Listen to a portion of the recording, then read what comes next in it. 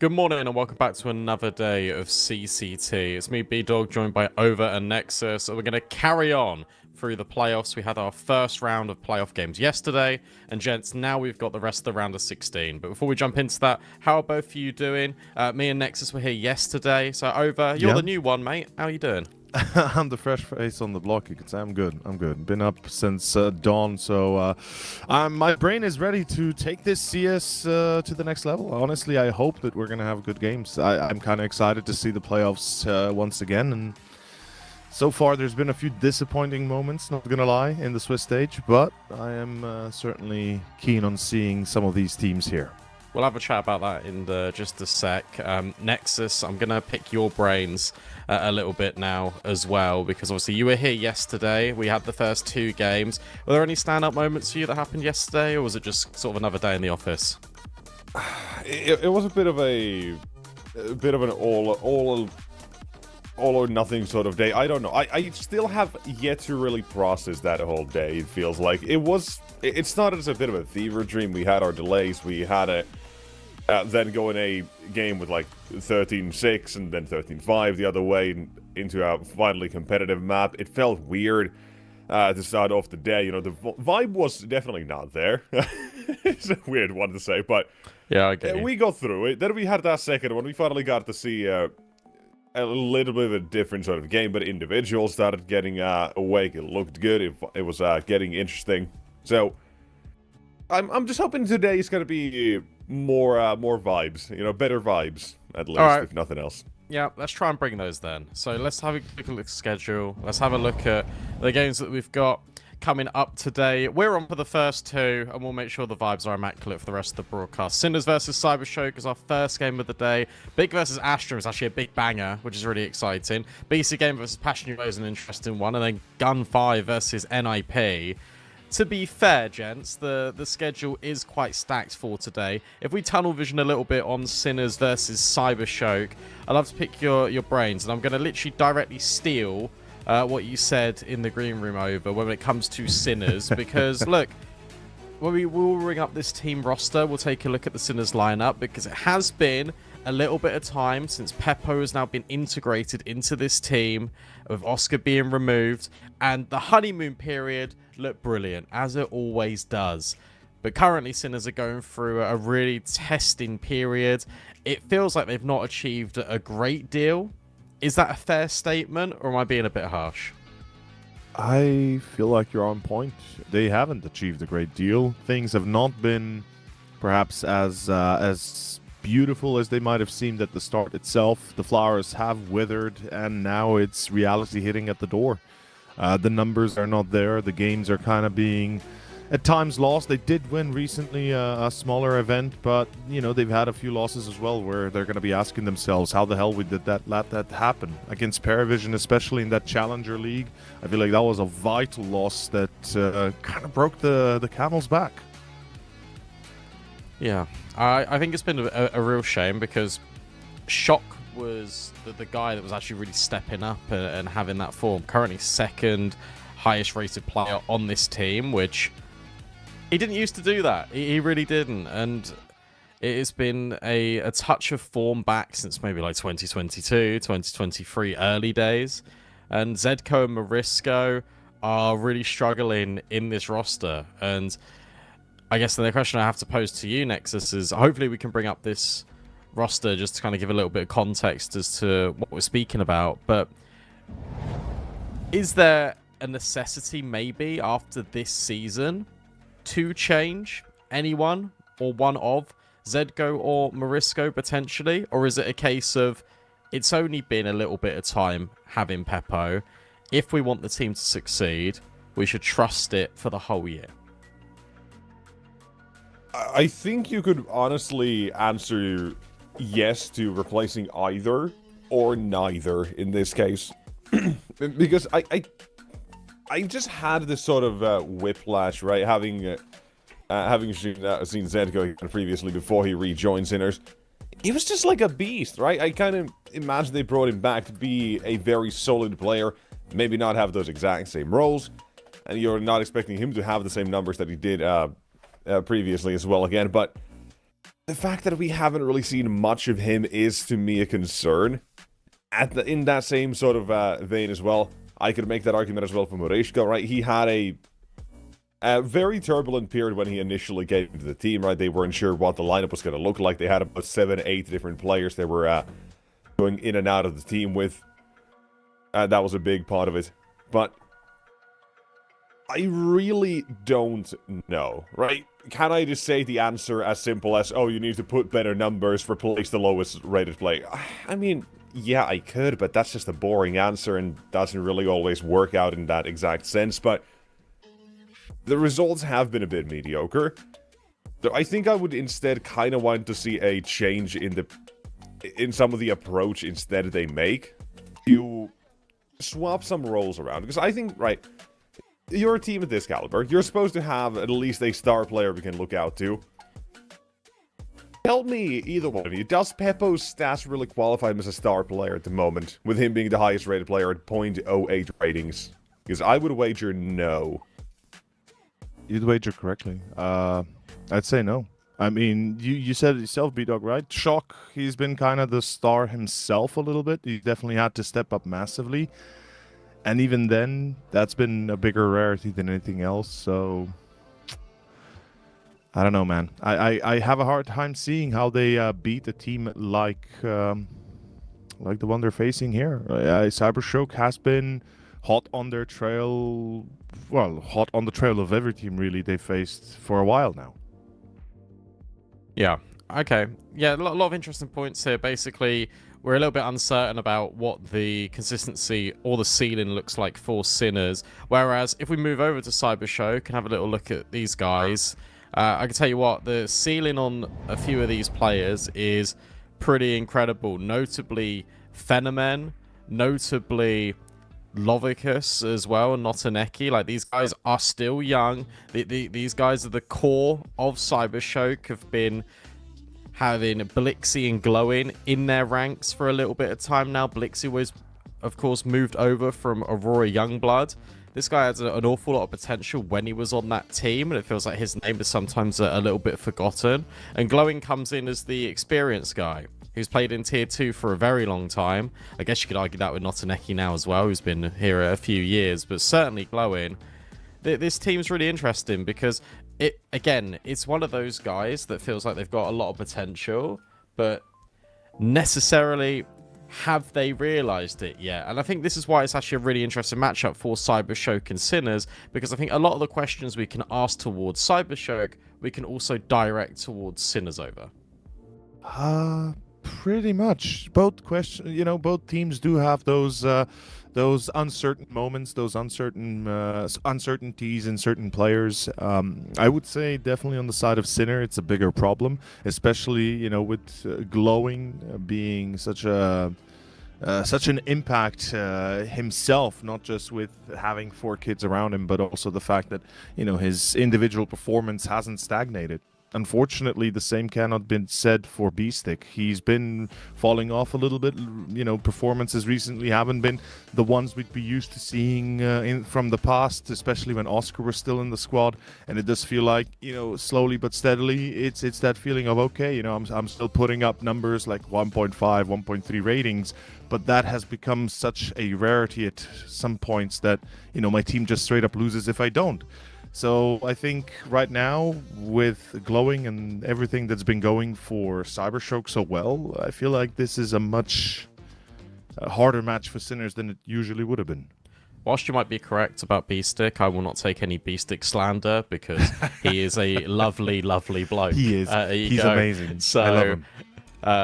From a biased point of view of I've spoken to him a few times, there will be no B-Stick slander on the broadcast today.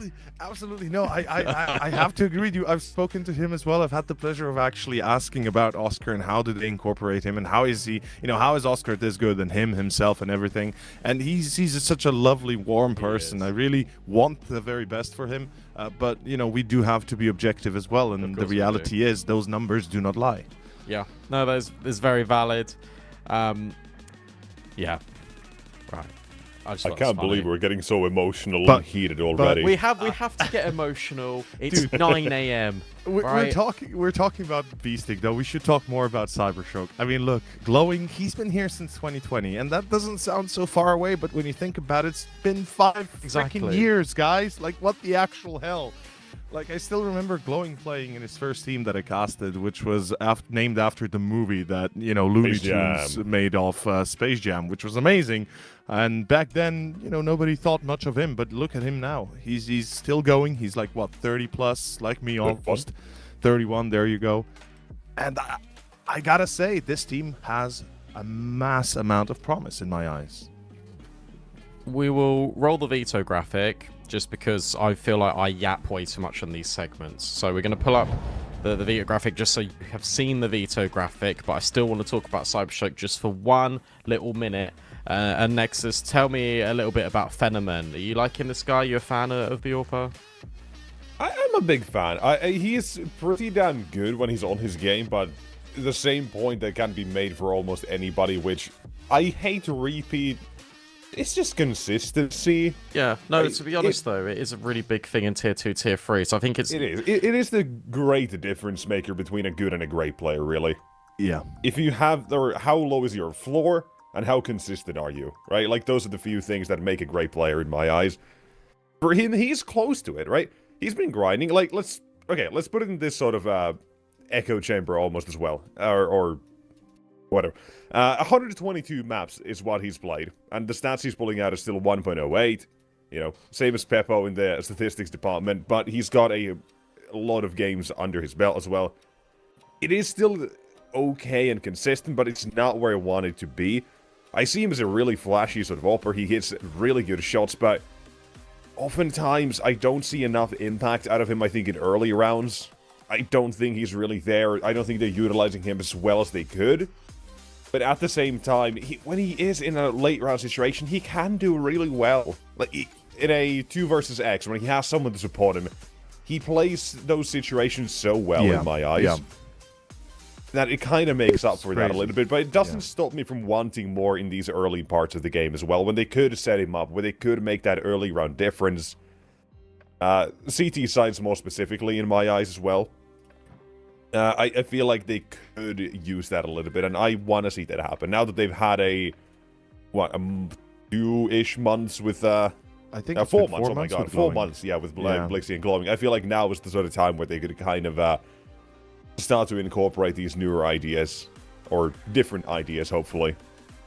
I mean, if I may just add Yeah, here, of course you can. it's I think enough time has passed for Glowing to fully kind of get everybody on board, and we're going to be seeing either a very steep rise for Cybershock or that classic, tier 2 kind of shenanigans, a little bit of up and down, and then kind of just the same thing for the next 6 months. I hope that's not the case, because like I said, I feel like there's a big potential in this team, and Glowing has the capabilities to bring it up to that potential in my eyes.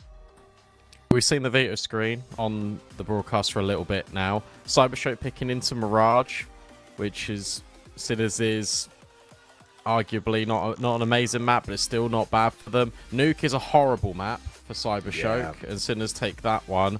And then we've got Anubis as a decider if we need it, which is a pretty good little middle ground for both of these teams. Have we got... I'm going to leave it as an open floor here. Are we saying with this veto, is there any world in which Sinners can 2-0 this? I'll let you have this one first, Nexus. Yes. And it's a weird one. It is one where I'm gonna go back to some of my favorite Sinners moments from my brain that I can rack up in history, where I feel like things change for them on Mirage specifically. And that is their CT sides, and I know this is a long time ago. This is, Oscar, maybe even pre-Oscar at some times. But Shock secondary AWPing. I feel like I've been wanting this for such a long time to come back again. Mirage is the map where I felt like that was one of the best things they had going on their CT sides.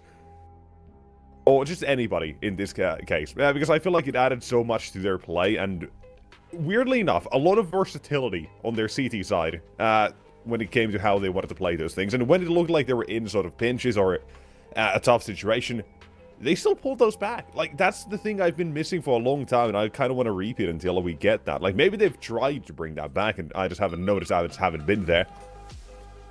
I kind of just want to see something like this. So, these sorts of Hail Mary gambits almost on this Mirage, just try something a little bit cheeky, or if they just have a really good game, of course that works as well, right? They haven't played this map all too much in the last, this month, right, 4 times.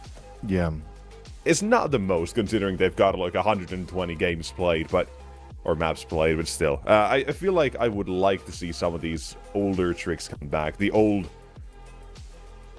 form, almost, right? That's, of course, then going back to what Sinners used to be when they were at their peak. Really it's different. Yeah, it's not the exact same thing. We can't really always compare teams to their past, but I would still like to see some of the identity from then come back.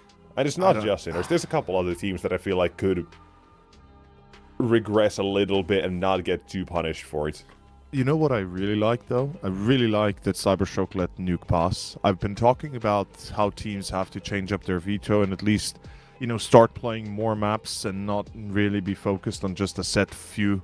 That you kind of have to have a very big map pool, or rather a maximum map pool of all 7 being played in a preferable condition. I think they let Nuke go, or they let Nuke on to the veto purposely here. I mean, they could have easily left Train in there. It isn't the worst map for them, but they actively go against it. AKA, all of a sudden, potentially Sinners could have had a chance to play on Train. I think it would have been better off for them. Nuke feels like there's a catch and release for Cybershock. There feels like they're going to be preparing a trap for Sinners, and that's the way I see it here. Intentionally bring them on Mirage first to kind of bring them down mentally, right? Beat them on a map that they feel comfortable on playing, even if it's not the best score-wise. And then absolutely destroy them on the map they choose and they think they're the superior team on. I feel like Cybershock are playing the long con, and it might be a 2-0 here for them in my eyes. I think that is Omega brain, Cope. if that's correct. I mean, Cope. think about it this way. It's been a strong point for Sinners for a while now. Well, I'm going to think about it this way. Cybershock have played Nuke 18 times in May alone and have won it 3 times. Yeah. I was going to say, how long of a con is this? I know. Yeah, but you know what? If you are right, fair. And to put words in the mouths of my lovely casters, Nexus is stuck in the past and romanticizing about his old ex as Sinners, and Correct. Over is hoping that Glowing and Blixie can be the truth to Cybershock. We'll have to see how it all plays out. You know the drill, guys. We've been here yapping for a very, very long time, so I'm going to give these guys a break before they jump into map 1. It should be a short one, but you never know. We'll go to a break, and when we come back, it'll be map 1 between Sinners and Cybershock. Don't go too far. We'll see you in a sec.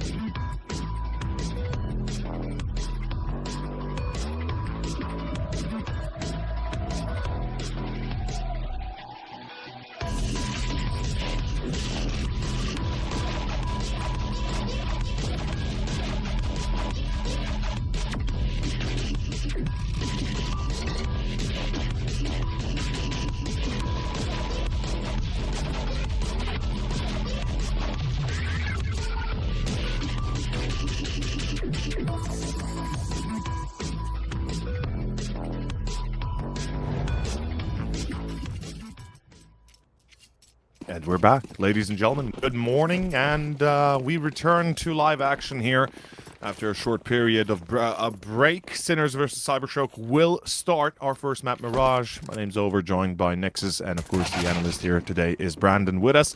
Blixie, though, the entry secured already. Morisco's had some tech issues before the game. Perhaps they persist as he loses his life. It's going to be Zetko trying to hold Nexus. It looks like it's going to have to be a full B retake. I'm not believing, are you? I want to believe, but it is not looking all that great at the moment, we'll say that much. And apparently it's looking bad enough to the point that Sinners decided to go for a save. I don't know how we get here. You save on the pistol round, that is crazy, but this only makes sense when you are forcing in that next and you already know it. This is crazy.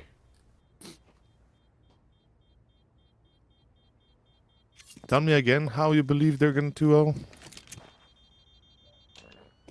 I don't know. In some world they can. No, I get it. I get it. No, obviously I'm just pulling your leg and Brandon's both because you were I believe he also said that he would you know, support Sinners going 2-0 here, right? I mean, I understand both of you, and I think definitely they're capable of it. That should be no doubt to anybody. Yet, my mentions of how Beastic is just not performing as good as Glowing is might come into play here. We'll see. Cybershock, full A execution, up against a Force Buy. They know they're up against a Force Buy because the save from the previous. The Sinners are about to face the music here with the utilities flying in. Or will they? There's actually no utility setup. They're just going to walk the smoke here after it dissipates. What in the world are we watching here? Surely this is not a dry challenge, right? It might be. Yeah, one flash, There's one the molly, and they push out, and they're gonna lose a player for sure. At least one.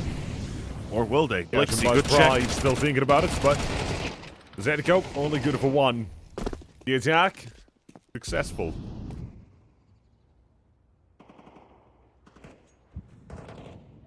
Previous save into this run's Force Buy hasn't really done all too much for Sinners here. They got damage, yeah, but that's not good enough here, let's be honest, so... This one done, moving on. 2-0 is the beginning here for Cybershock. And a wonderfully played second round here. It's a very normal round, there's nothing crazy about it. But it's executed cleanly enough. Alright, Zetko. He's the man who has a chance to take at least 2 down with him as well, but... Weapon betrays him. And move on. So there goes the pistol, there goes the Force Buy, and now full eco. Cybershock, a 3-0 start by all accounts should be the case. And genuinely, I believe in what I said. I wasn't joking that I think Cybershock set the trap here for Sinners. The train, yes, they've lost it plenty of times, but there's a reason they played it this much, because they have incorporated it into their game, into their strategy. And I'm sure that even though the losses, some of them quite severe, yes, they've learned plenty off of them. Knowing Sinners play this map is likely that, by all intentions, they left it in. Otherwise, they wouldn't have. Well, they didn't have a choice, I guess. They had to ban their insta-ban, but still. In any case, Glowing, Blixie, the entries, this eco falls. And that is going to be a 3-0 start. Yeah, last round, they lost one. Here, gets to lose a single one, and at the end, it will keep it clean. A wonderful beginning now. They've already net up that money as well. And for Sinners, a timeout. I still wanted to see some gimmicks, some tricks. Now, what do we get? A trick. Maybe? A timeout trick.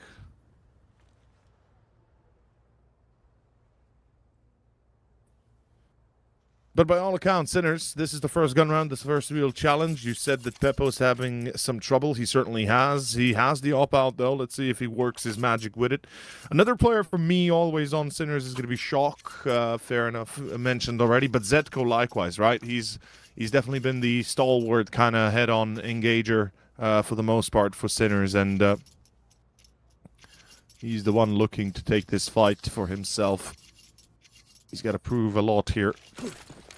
Especially when you go for that mid control. Zetko will be jumping... No, he's not going to be jumping under, never mind. He had a good spawn for it, though. Beppo and Khan and through short Morisco. Seems like they're going to be crunching some numbers, though. Surely you got to expect an execution here. Cybershock, they're about to walk into B. Again, they are just going to walk into this, or what?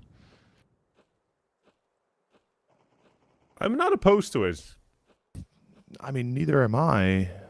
But surely not one by one, because they haven't so far, so they got to group up first. Set that short up.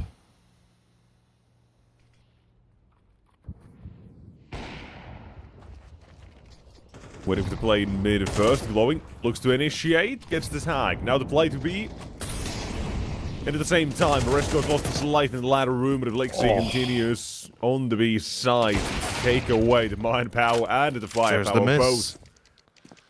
Big miss, orb lost and cannot be recovered. You don't have a Zedko or Shock in a position to do so, and so a very clean round. At this point, it looks like it's even going to turn out to be a hunt. That's a nice little bait as well. At least for the CT side to be happy about. They get one. But all of Cybershock's essentially on the move here. I am not happy with how they left the bomb site, but you know, it's their game, so they might as well do whatever they want. And finally they realize, hold up, we left the bomb site, guys. Maybe we shouldn't have, right?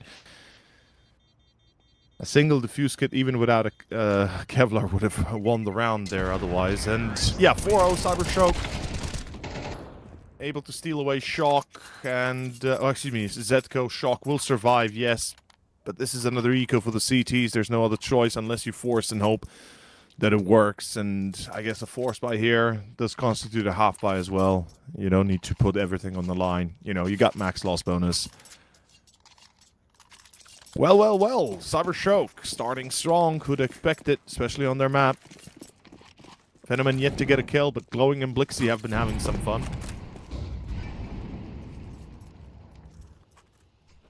There's a challenge towards the round coming up here, and Shock goes in dry, no support. Oh, Zetko's in trouble.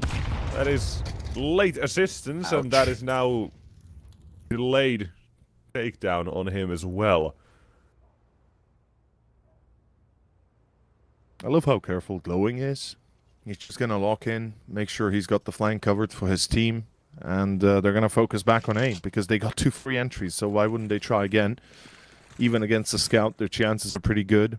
Deep flank coming out from, I believe, Morisco. He's going to be a pretty late man to that party. Beppo needs to hit the headshot, bouncing behind him, or rather under him, with the crouch. Misses the shot.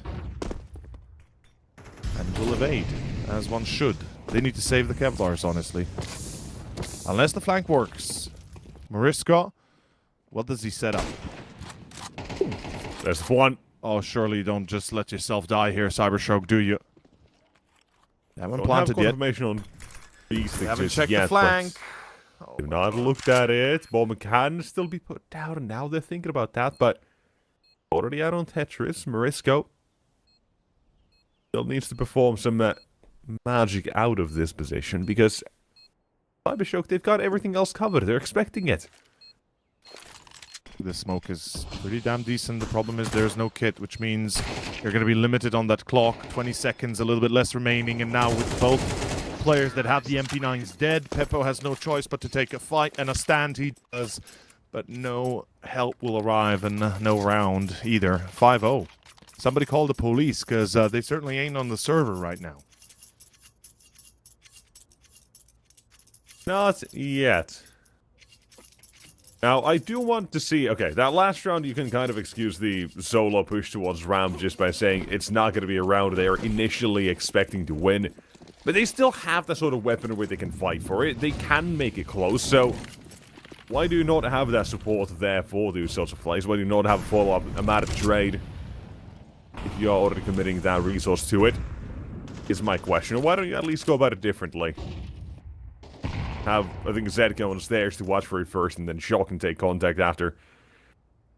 Wing into it. Anything else, a little bit different, but Didn't get to see that here. We're seeing a lone shock towards A, by the way. Just completely left vacant, and with Zedko down in mid now as well. Cuts off that rotation, slows it down a little bit because Moresco is the man closest to it, and he's not going to be all too quick about it while Beastic is coming over. I know what to seemingly get themselves out of mid. That is the support coming through as well. Here is a fake of a B site as well. The utility is good. It does draw Beastic into the lower tunnels. Ooh, into underpass, as it's more commonly known, and at the same time, Glowing just waits for his timing in mid. And look, they're going to hit A again. They're going to have Glowing retreat back through T-base most likely, or does he commit to con? I don't know, but regardless, somebody's going to be having to check that flank. Sure as hell you would... A. Ooh, this is a timing that Beastic hits perfectly. This could work a lot better than anticipated initially. Blixie through Palace. Peppo has the shot on Phenomen. This could be a nice hold if Shock had not failed. He does not get a kill. The AWP now has to do all the work as Beastic is too far away to prevent the bomb plant. And in a 4v2 scenario without a... well, with a kit even, you have to get multi-frags to hold this off. As Beastic will get his first in the game, or rather the round, but that's going to be his last as well. He is retreating. Surely he retreats here, right? You're saving what you have. You don't throw it away for nothing. Beastic deciding to keep himself in pit, looking for exits. The AWP on Peppo should be hunted by Glowing as far as we can tell. And Peppo's anticipating something like that. As Beastic is dead, they should know Peppo's in CT. Now, do they chase CT spawn? Yes, they do. Glowing. He's going to deny everything. Not even a save is going to be possible. Never mind. Peppo hits the shot. All is good. But nonetheless, we can safely say the school is in, the class in session, and sinners are unfortunately these students. This kind of goes back to my thoughts on why or how I feel like sinners could come out of a pickle like this. It is to throw in these Hail Marys, just to shake up their own CT side, because at the moment, it's not really worked out. You've already left Shock as well, alone on A last round. How much of a difference is it to just to have him with the AWP there, to let him play a bit of a different sort of game, right? Ooh. Things we haven't seen here. I love this. Not seen that one coming to Cyber Show. 2 up mid. 1 down is the price of the play only, and Cyber Show, now you've got to figure out what you want to do from this, but they at least have Blixie putting on the pressure on B. Chance he finds one more will at least cement the rotation, hold him here for a little while longer, but he is playing this one slow. Taking his sweet time. Already committed to the fight here. There's one. Second man on the side will be able to escape just about barely. 21 bullets. Oh, he sees the player. Oh, Moresco. Dead man. Not yet. They've lost A. Playing retake again. At least he's done his job. Oh, Hold the rotation, got one. Mad advantage. Go. Nothing they can't overcome. But as Zedko waits, sees the shoulder. Baited up with a shot, and now it's 2. In the totem pole waiting! Oh! And they'll mow them down from Naughty Necky. He'll take 3. Cyrus Show cleaned this one up as well, and it is a wonderful setup they all walk into. And it seems fortunate to and keep on unfortunate. Going round and round and round, and we can already see Notineki. He's got the Austin Major stickers already, or graffiti. Vandalizing the property. It's okay. It's gone in like 10 rounds, I think. I think it lasts for 10 rounds, right? Before it scratches off. Something like that, maybe less. I actually forgot that lore. Need to learn it again. Maybe Brandon knows. But it's going to be round 8, and we're kicking off with mid-control. Cybershock has effectively played every round almost to perfection to what they were capable of. Genuinely, they haven't made too many critical errors. Phenomen is having a tough time. Not sure why, but he's back on the AWP. He's not being given many opportunities, to be fair. Ooh. Oh, Zedko as well. Again, this is something that's already happened a few times. It's this Glowing and Lovica's push into mid where they keep on taking this control. Zedko's not gotten much done here. And they aren't even putting on the pressure fully. It's like they're half-assing this contact play, and Peppos just got baited. The worst way imaginable. And the round is done in just the span of about 2 seconds. Cybershock, they walk a clean round number 8 here. I don't know how they don't see that coming. Sorry. It's already happened, and this is why I want to see some drastic changes. Intrusive thoughts for me, by the way. Sorry. I want to brag how much I predicted this, and then I know I'm going to be wrong for some reason, and then come back for Sinners. That's what I'm afraid of right now. I'm still holding off on bragging, but Cybershock right now, they're certainly giving a beating to Sinners, and yeah, there's not much you can do about it. You're just straight up losing all those duels. It's simple as that. It's not so much even tactical errors. It's simply losing duels, losing fights. There's...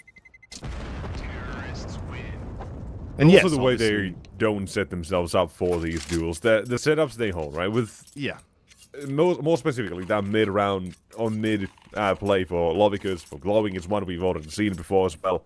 And we're barely seeing any change to it. It's all too clean here for Cybershock and a situation where they rarely or barely have to change anything themselves, which is making it very easy for them. And it's an issue.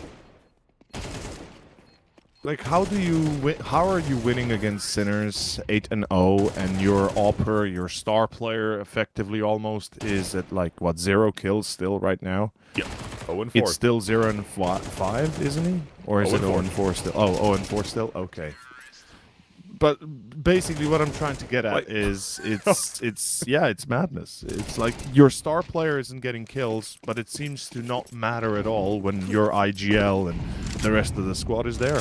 And look, another A execution. They're just going to straight up go for these defaults because they know they work. They know they're good enough to just brute force them. And that's what's happening. Hold on, this defense is actually really good here. With only 1 through Palace, if they manage to stop him Shock anyway, cannot die, though. this gives Peppo the chance to net more than 1 here. Multi-kill coming through. Never mind. Takes a step too far into the realms beyond, and that'll take him down. Oh, couldn't wait a second. Couldn't wait a couple seconds. And Cybershock, they'll clean this one up as well. And 9-0, it is too easy. I hated watching that so much. I have no words. And I guess all my words kind of resonate with what I said in the pregame, that Peppo's numbers have been, I don't want to say stagnant, because it had been but they've been up and down, right? They've been very much up and down. And whenever Peppo's underperforming, Sinners are not doing a great, they're not looking too hot. Shock likewise, when he's not bringing up 10+ kills per half, we can see what's happening right now. And again, Phenomen is yet to get a kill. Bro, like, my dude's got the op for the last, 5-6 rounds, and he's yet to get a kill. That's how quickly these rounds are falling apart. So, I don't know.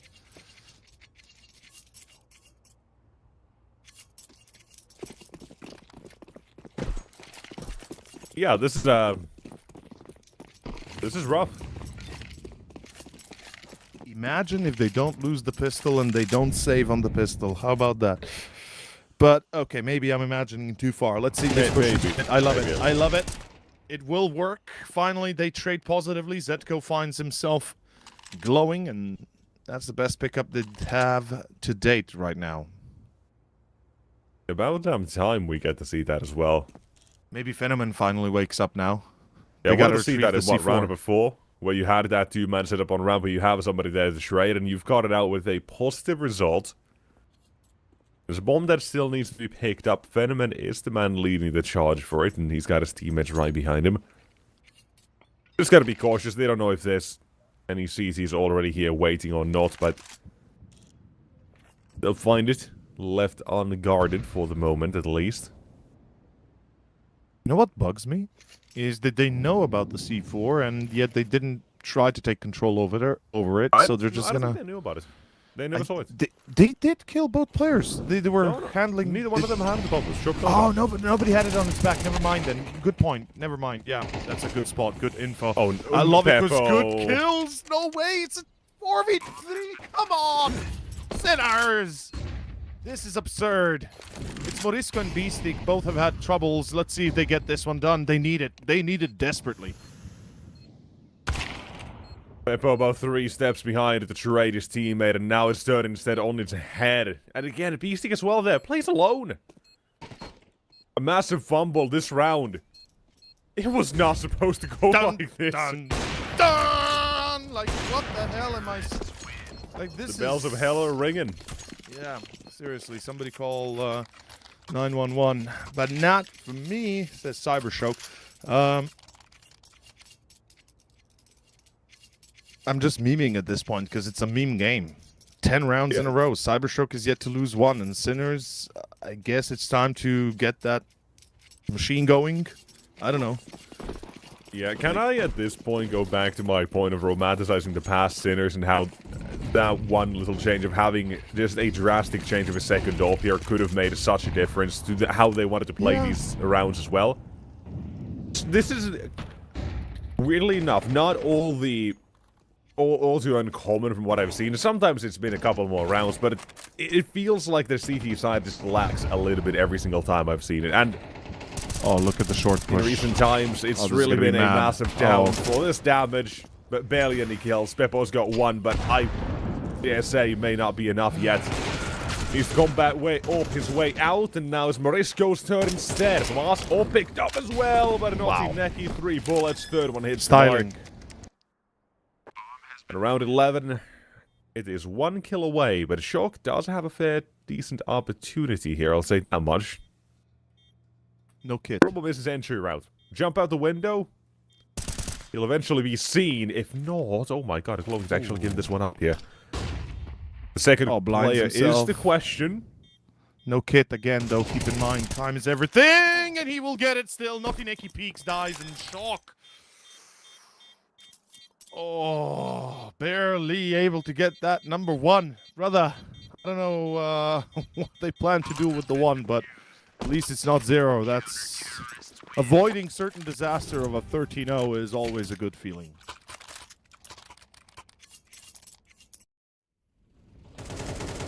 You got something here. But not even Shock was celebrating on his camera either. Doesn't feel good. He would, yeah.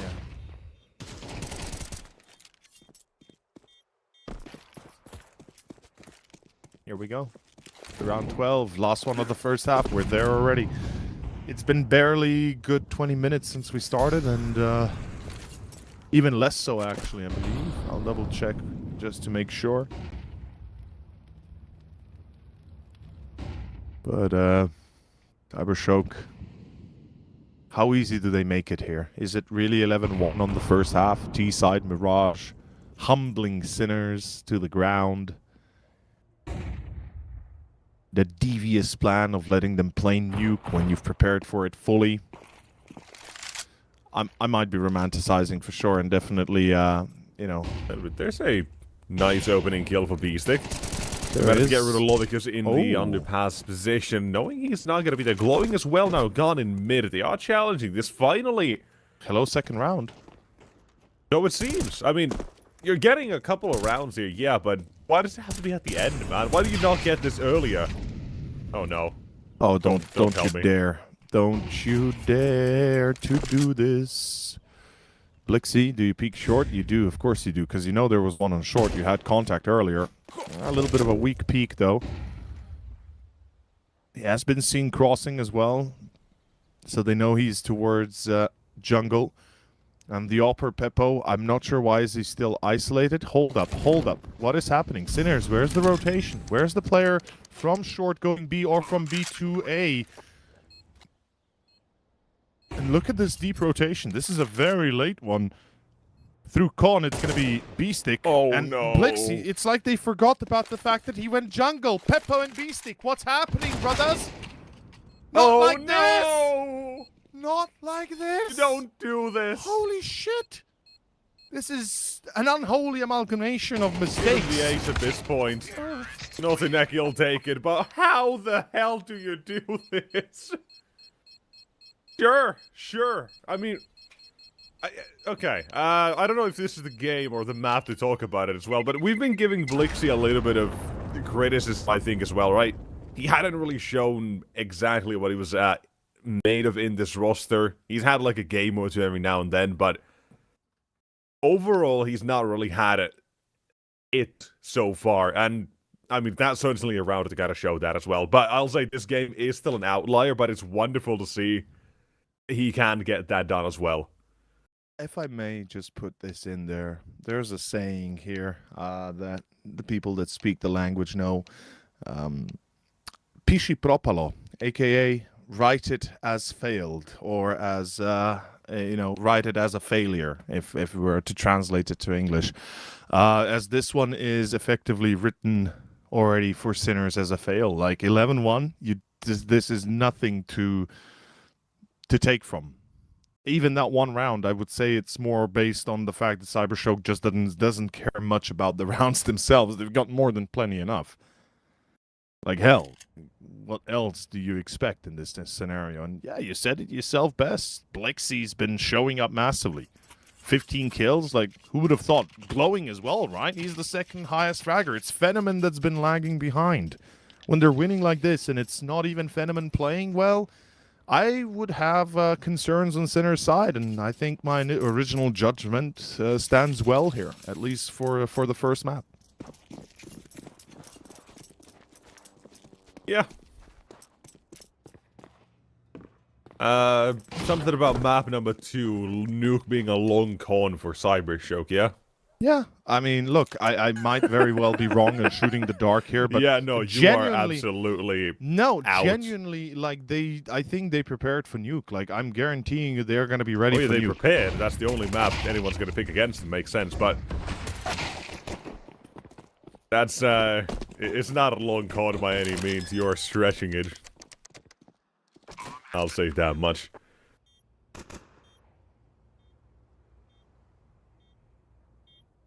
Come down. What do you got here?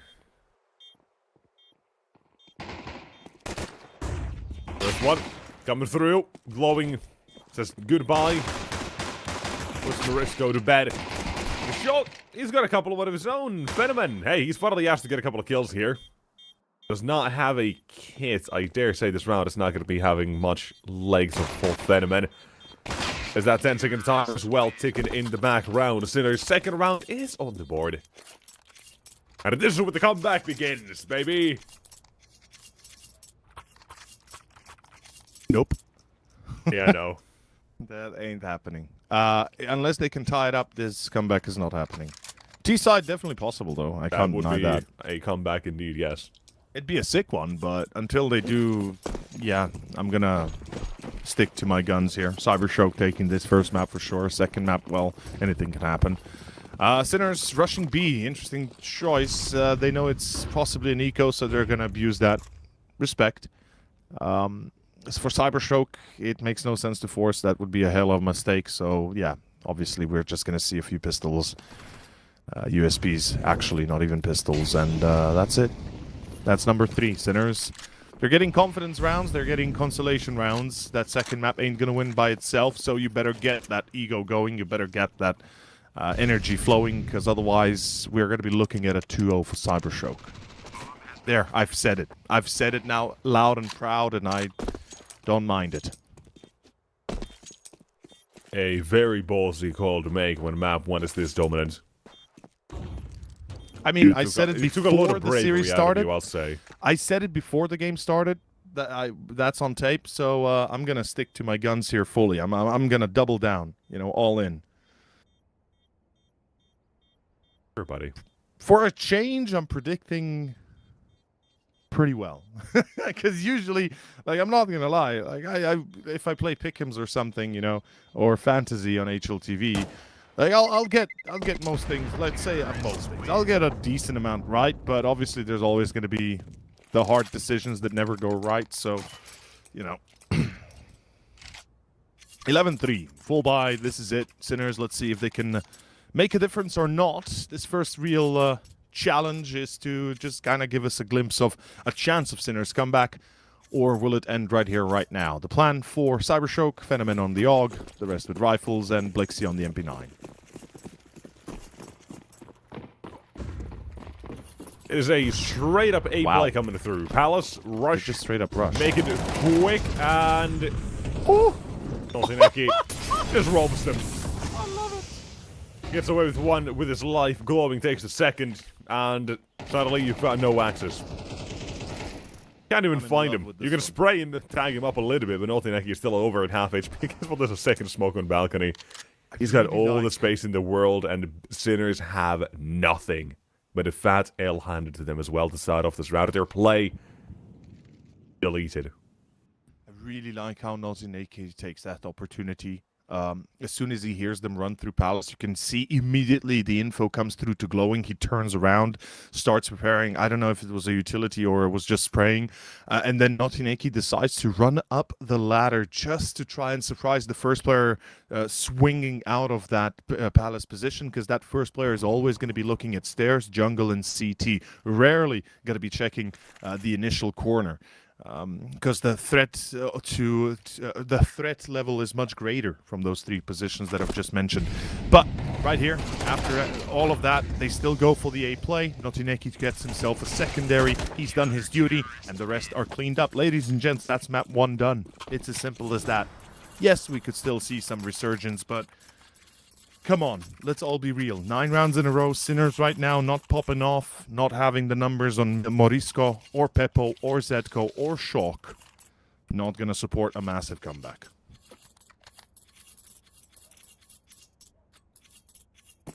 You know, it was nice while it lasted here to be on Mirage, but we're gonna have to head over towards Cedar Creek next.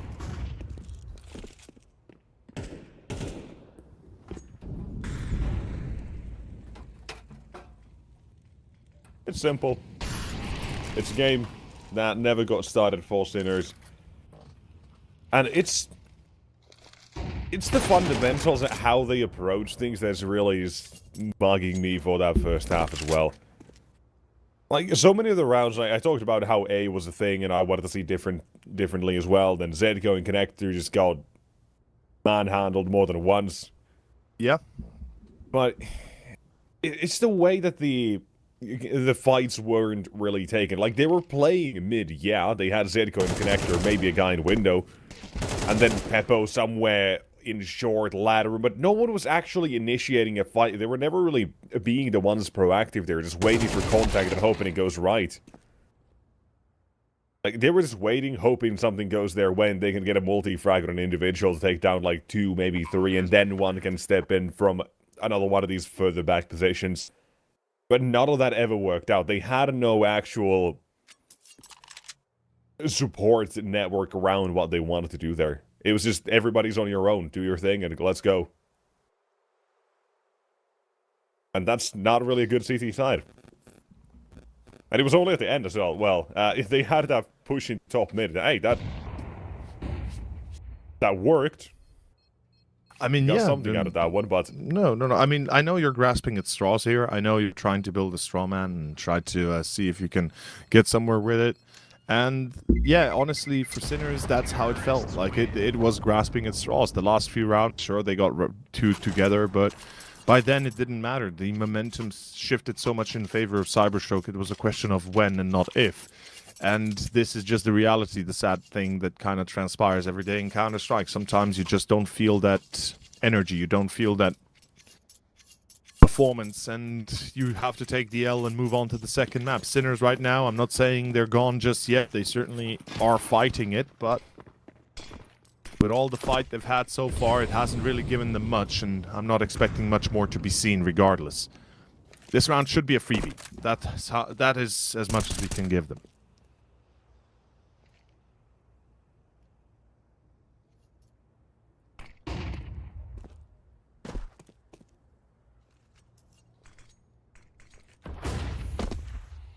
round number 5 being set up here. It's just about how long Sinners can really hold on.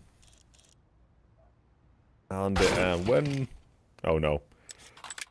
When they... when they'll run out of steam, and that's a humbling experience for Peppo. Beastie. A little bit of trouble heading his way. First one. There's the second. Doubles down. Important for him to turn the tide.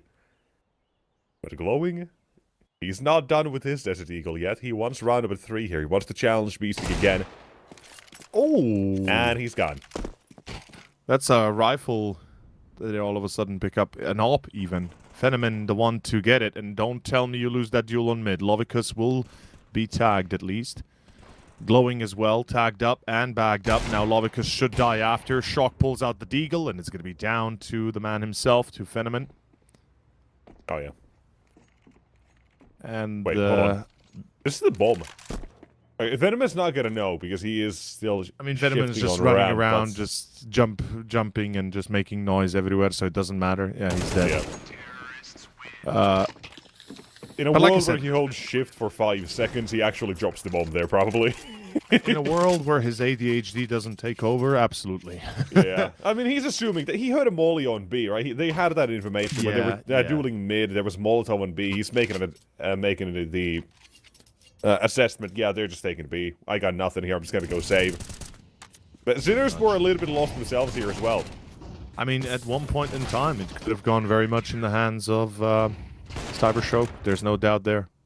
Sinners down to hitting a couple of shots top mid, making sure Beastic especially, yeah. Without him, making sure that nothing actually ended up getting too awry here. Despite their best efforts, this is a good hold for Beastic as well. Very important to keep it in a what gets me is this situation. Challenge. After Lovicus takes damage, I'm not sure why they don't let Fenomen take first contact. It would have guaranteed him a kill through con. It's just a little bit of an oversight from Cybershock, I guess. But here we go, back to a full buy. It's going to be a bit of mid-presence. Good nade, though. Sinner's going to be scared away. Not really. They're going to continue pressuring. They're looking for that con pick. The boost will give him a bit of an edge. That's Peppo, in fact. But we can see Fenomen waiting on short. He's patient. He's ready. Nexus, I got to be honest here. Sinners, they do have a good setup for that mid-control now. So, Cyberstroke, if they offer them any sort of freebies, they'll be taking them for sure.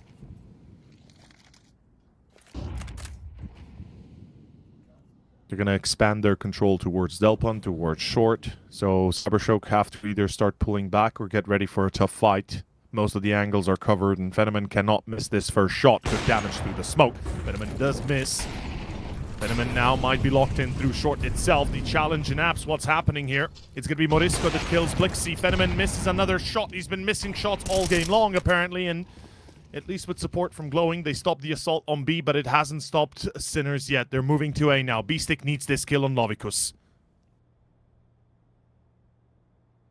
Not sure if the weapon actually clipped through at any point or not, but Lovicus is still looking for this very much so. Expecting it. 30 seconds remaining. It is the rotation as well coming in from Glowing. They've got a good hold on this. They can stop this mid plate. That's going to be the first part of the attack coming through. Divided attention for Lovicus. Oh, no! She still turns! Oh, man. And there's Glowing. Will be caught, but they don't check the corner in time. They don't. Lovicus and Tineki, they've done their duties. That's the C4. There's no time. Sinners, they waited too long. What were they waiting for? I don't know, but that's gonna be map done. It is Mirage over. Nexus, in the end, it still goes the way I said it would. Cybershock get the 13th, and only 5 for Sinners. With all of that out of the way, B-Dog, how do you feel about my prediction now? Yeah, look, it's still map 1, ultimately, is how I feel about it. And we know that the Sinners were going to come into this compared to Cybershock. Not amazing on Mirage. With that being said, they didn't lose to just Cybershock, they lost to themselves. And it's really unfortunate to watch because that first half was, by and large, not what we expect out of Sinners whatsoever. We got the highlights that we can roll on the screen here, which, to be honest, are going to be quite quick because basically all that's happened is that Cybershock are playing like a team, a very cohesive unit. They were consistently packing 4 players onto one bomb site. 1 player's either lurking in towards mid or vice versa. The point is that they were together. And Sinners, everything was done really individually. It felt like in a number of these situations, comms were such a big issue. And all you're seeing on these highlights here is fantastic entry work from Cybershock. The fact that this happens here for Notaneki is so egregious, but it is a really high in point case study of how bad the trades were. Just all throughout that CT side. The trades were so miserable for Sinners, and then there were communication breakdowns as to how do you even get things going in this half. The fact that you lose some of these rounds, like 2v4, 2v5, I think even in some cases, it's just not good enough. And it was a fact that Cyberstroke were playing well. Yes, they were. Their defaults were fantastic. The fact that they're going 4-1, that's very meta at the moment, and everyone is shooting back, is a really high testament to this is a good level of where Cyberstroke currently are. But this is a Sinners who's just come off beating Namiga 2-0. This is a Sinners that are looking for a consistent run of form. This was not consistent whatsoever. And yeah, you get a few rounds back in the end because you take the pistol, you win a gun round here or there. But that last round, that very, very last round where the game ends 13-5, that's because you get kills over at B and you think, they're going to be rotating. Maybe we can spin this back in towards A. And they go completely deathly silent and they stop applying any pressure. Of course they're going to rotate. Of course Glowing's naturally going to make that rotation. You felt no pressure in towards jungle if you're not an Eki, so he's just able to drop a smoke in at Palace, can keep it to 30 seconds left. And I really want to do praise Phenomen in particular for that last round, because he pushes back through the smoke, he gets all the advanced info at short, and he confirms, look, I see no one. And that means that, look, Cyberstroke immediately just move into their crossfires. That round is a clear exaggeration of what's been going on. The fact that Sinners can't do anything. The fact that Cyberstroke were playing some really good fundamental CS. And the fact that Sinners really need to pretend this map didn't happen and pretend like you're going from map 1 in Nuke. Needless to say, Nuke is their map pick. And yes, Cyberstroke have not been winning it much recently, so that should give you confidence. But that Mirage performance, you should forget it ever happened, because that will never give you any confidence whatsoever. And it's a shame that we get that out of Sinners, because we're screaming out for them to have a consistent run. We're screaming out for them just to be consistent in any tournament. And when you have maps like this, it really hinders all the progression you've been putting forward. I know they've been on boot camp recently. I know they won their local LAN. Like, all of these things should be moving you in the right direction. And then you play like that on Mirage. It's not good enough. Cleaner and straightforward. But for Nuke, you have to look for new beginnings. For Cyberstroke, you got to continue and use that momentum to your advantage. You'll be starting CT side on Nuke, and if Sinners can get a few rounds, that'd be brilliant, but they need to have a hot start. If they don't have a hot start, then Over will be right, and he'll be insufferable for the rest of the broadcast that he was right and 2-0, and he won't shut up about it. So for all of our sakes, Sinners need to bounce back on map 2. Can they do it? We'll find out after the break.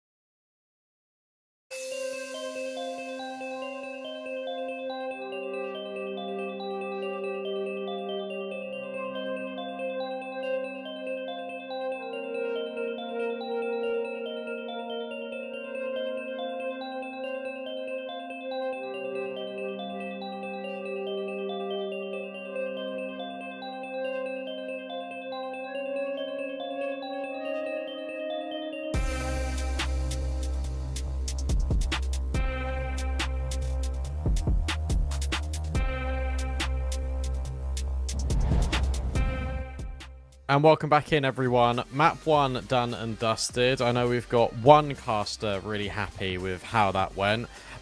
Look, let's be honest, gents and Over. That was not a good showing from Sinners, was it? No.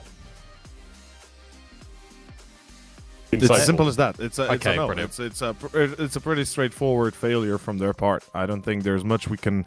I mean, even how you broke it down, it was pretty much on point. There was nothing that really went their way. They didn't get any good engagements going early. They got a few early entries at the second half, but never really made any of them.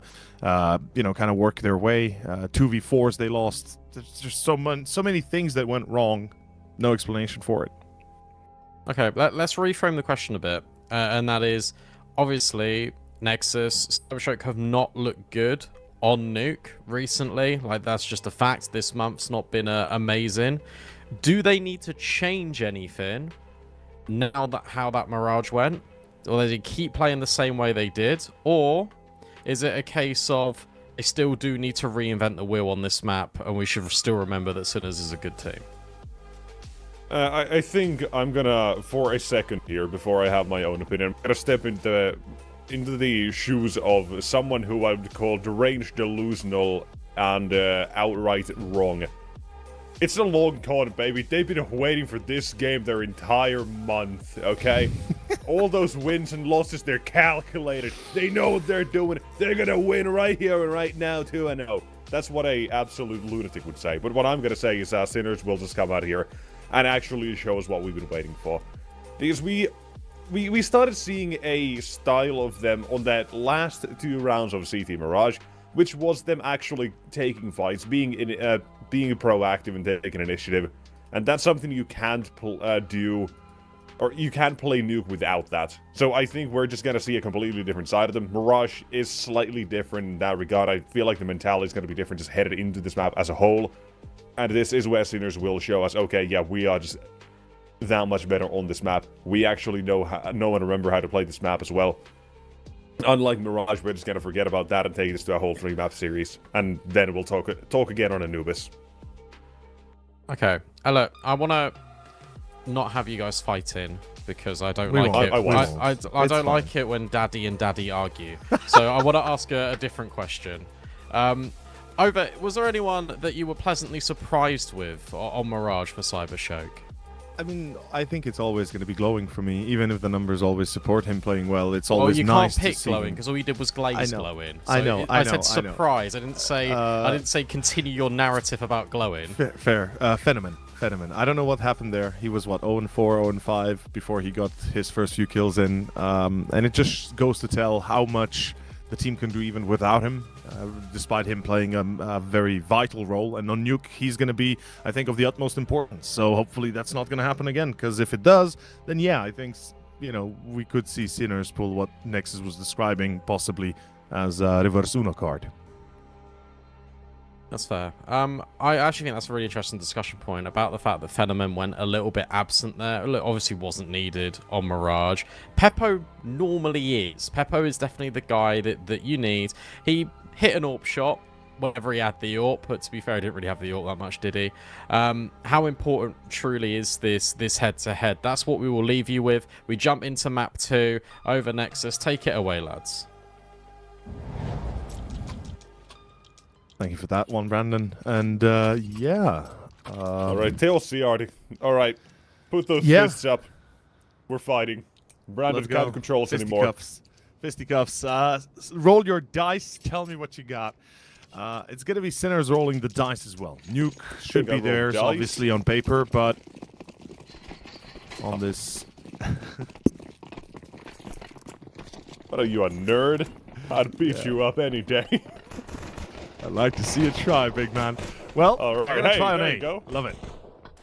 Fisticuffs have begun. Good entries. Knuckles bruised on the A side as Sinners will find themselves to the bomb plant, and suddenly a situation where Cybershock don't really have a way in. They gotta waste a little bit of time as well, waiting for Glowing to rotate in, but at this point, when you are waiting this long, does it really matter if you're holding shift? And look at Venom as well. This is not a round where they're even setting themselves up to win. So, weirdly enough, both CT pistol rounds we've seen to start off the game have this turned out to be essential saves. Yeah, this one they're actually fighting for it. They don't care as much about that armor. Beautiful. Not that they should, because Glowing's just taken down 3. He'll take down them all. He's got money. He's got the bag. And he can buy himself an M4 or drop one over next round if they want to. And that's what I'm assuming is going to happen. Yeah, there you go. You know what? I've been noticing the whole previous map, but Glowing's chair looks like a Terminator. Like if you just squint your eyes a little bit on quick occasions. Yeah, I could see that. Yeah, the liquid metal. Yeah, I can see it. Yeah. So it's giving that weird vibe off where, okay, this guy, he's really prepared here, isn't he? Yeah, it's a camera effect. Those actually just don't recognize that, but yeah. I could see it. Sinners, good start in pistol. They get the win, and a quick A push might actually give them the second for free here. I mean, yeah, sure, they lose Shock, though, a trade valuable for 3. And that should be all there is to it. Same 2 survivors yet again. Kind of makes sense, doesn't it? Yeah, it's going to be all important here as well to save at least one of these ones. And most likely that M4 will be prioritized. And there you go. Backing off the spawn. This is looking like Dust 2 to me. I don't know what's happening. We're saving immediately. 45 seconds of waiting.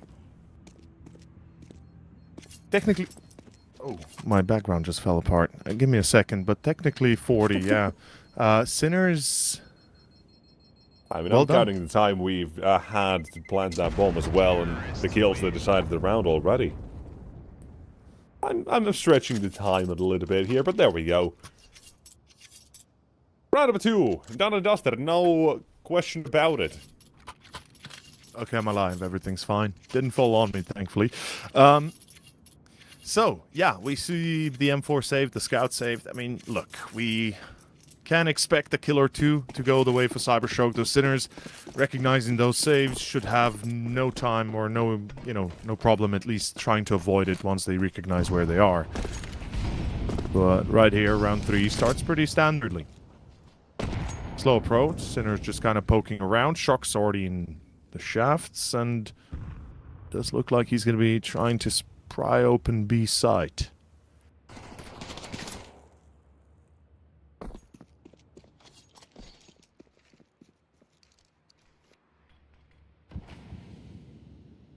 It's a methodical approach. Sinners are, after all, a very structured team. That's one of the great things about them. B-Stick leads this with a steady drumbeat. And right here, great execution outside, pretty standard. You're going to walk through that smoke, hope that nobody takes bot shots on you.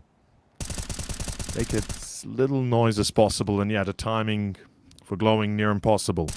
With Shock already down below, it's pretty much round over. You're looking at a 5-band save. Maybe they're looking for exits, sure. They could go for that.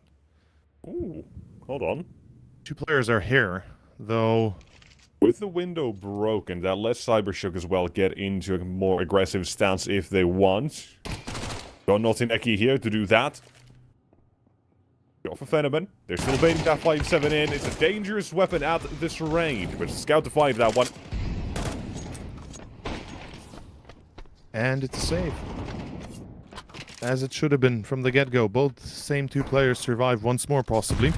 Phenomen decides to stick around, finds out.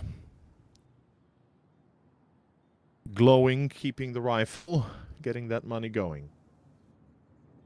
Okay, Sinners, this is an excellent start compared to that of Mirage. There's no denying. They keep it steady, they keep it clean. Do you want to play a little bit of a game for a second here? Just a game of pretend. Sure, what kind of a game?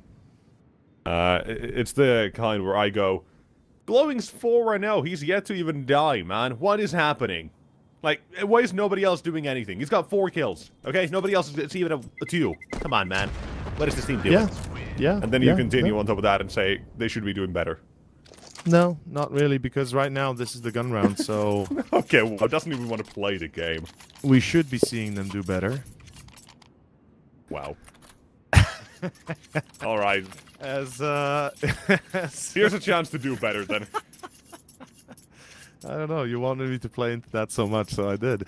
But Yeah, no AWP. I like that. Fenomen, like I said, you know, the first map wasn't his forte for sure, and it was Mirage. So I'm expecting here to be on better form for Fenomen.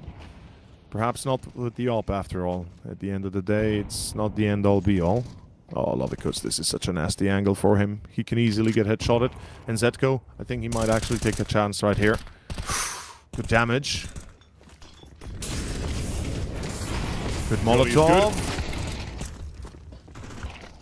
But trades are there, and it works. Going full burn though. A third molly as well. Lovikus continues the hold. He is isolated. Notineki from lobby. He's in time. And Peppo's running down. They heard him drop. They heard him move. But they will not be able to stop the bomb plant, unfortunately. There just is enough time for him as even a deagle shot to bring down Fenomen.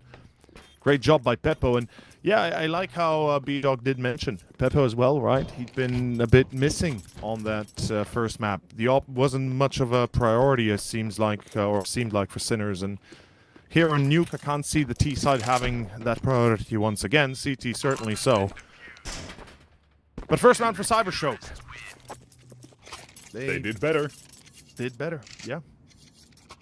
All you had to do was ask, and they'll start to deliver something here. I mean, it's a classic caster move, like chat says, right? Caster do something, caster does something, it happens, and that's everybody's happy. Except when people say start the game. Yeah, that's the one thing we can do. See, that's the trick about it. The casters can't start the game, but everything else we can do. You know, we're magicians like that. No. No? Oh yeah, Okay, no. fair. You're always denying your invite to Hogwarts, man. What the hell? I don't want to go there, man. That place is whack. There it go. He got whacked. Yeah. Nice shot by Fenomen. I was Again, getting ready for timing. him to start clearing out here. Just wide strafe and glowing full blind as well. Take that, but never got that chance, and apparently nobody else is going to either. Shock. He'll find the first one for Sinners in this round. Picked up the ult from Beppo. And with him and Beastick, the only two remaining players, and Shock is really committed to just checking Shock. that. Yeah. about to be a dead man. Wasn't really looking. Did turn around in time. Yeah, got a tag off. But the round itself, again, is going to be coming to a close here. Unless Beastick's got a little bit of magic. Doesn't look like it. At least hunting for the strays that are going to be rotating in. Smokes made that a little bit difficult for him in Glowing's initial duel. Molotov will force him out. One. That's two. Oh, hello. 30 seconds and one low. He can- Now there is a little bit of magic in their air, it seems. I mean, he can still win this round if he takes the bomb quick enough. It's a 1v2 challenge. Not impossible, but improbable. He needs to hit the first headshot immediately. Ooh, does not connect. Notineki's too quick, and we'd already seen him tap away on Mirage. Had a few beautiful moments, especially on that B side, I remember. But round 6, Sinners will be left empty-handed. Honestly, I mean, a half buy is still a very dangerous investment, and I think Cybershock should not poke too deep. They tend to get burned when they do that. It wouldn't be the first time they tango against Tech 9s. Good counter, though.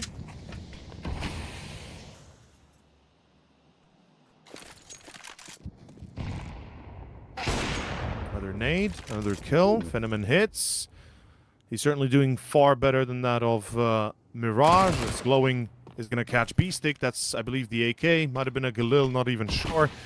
It matters not, it is an AK, but it's a round effectively over. As Glowing is chasing the weapon, he realizes now, wait a second. If I switch Somebody it to a got to it before me. Yeah, Beppo, as soon as he makes sound, he's dead. Glowing's going to come chasing, and even before that, yeah, Fenomen.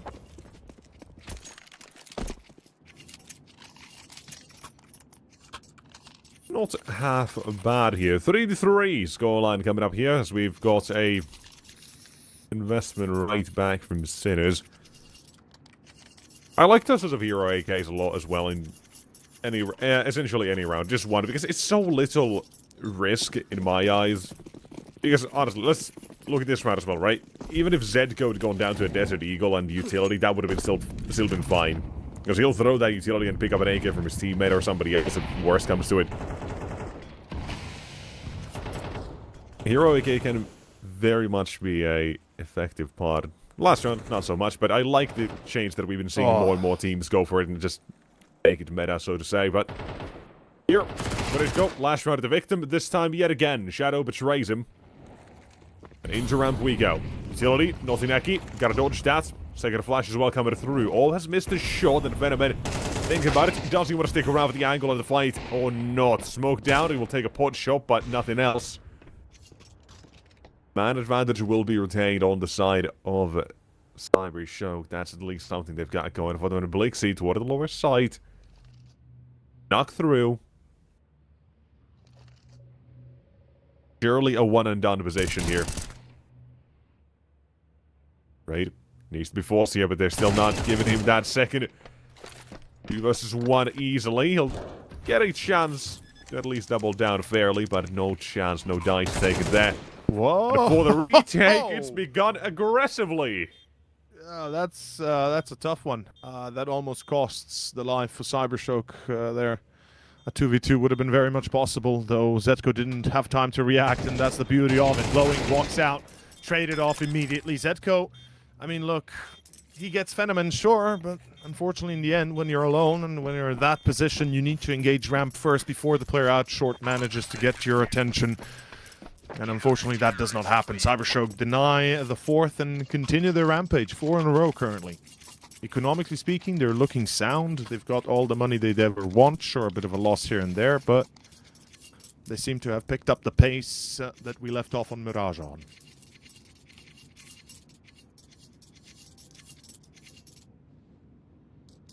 Let's begin the questioning here, right? Sinners, what's the game plan all of a sudden? Because you tried outside multiple times, didn't really work out. You've tried A, maybe you can try again. You've had fair success, I believe twice in a row they got A site. Yeah, the pistol and the follow-up. Not a whole lot to really write home about there. That's fair, that's fair. But Tech 9s could still be the same as the pistol, right? It's effectively Bounce. as strong, if not better, and oi, oi, oi. Opening's found. Second one as well. Forced their way through. Moresco, he's not done either. That's round. Not yet. There's a flash from Phenomen coming through. Nosineki can swing in. Find a kill here. 2 are low. There's 1. There's 2! Oh, There's the no round! way. Coming through. Forcing it into their own pockets. 1 flash is all it takes to do a little bit of magic. That was one of the better moves I've seen this year from Notineki, honestly. Cybershock, like I said, even before this game, they've had their ups and downs, but they've been consistent about one thing, and that's their certain individuals. Notineki, unfortunately, not amongst them, but when you need him most, what a beautiful play from heaven. Hard to imagine that succeeding. And the second player there that he hits, just great transfer of that momentum. 5-3 Sinners shook but not down. They've got a chance, AKs, and the op out for Peppo.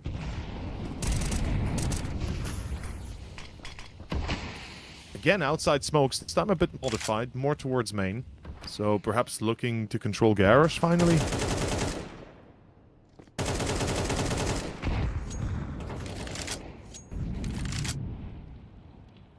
Not committing with them at just yet. They're still cautious about these aggressive plays that Cybershock have caught them out with more than once already. Can't really blame him either. Phenomen, fall back in Garage. This is just a tricky angle to play with, especially for an AWP. We used to see this back in 2018 and 19 in the AUG meta. People used to play here. But with an AWP, it's a little bit more rare. See that? It's definitely more risky as well. Pop flashes are common to be thrown in, checked with a fast moving weapon. Blixie as well tuck himself toward the side. It's essentially Phenomen needs to nail the shot or fight.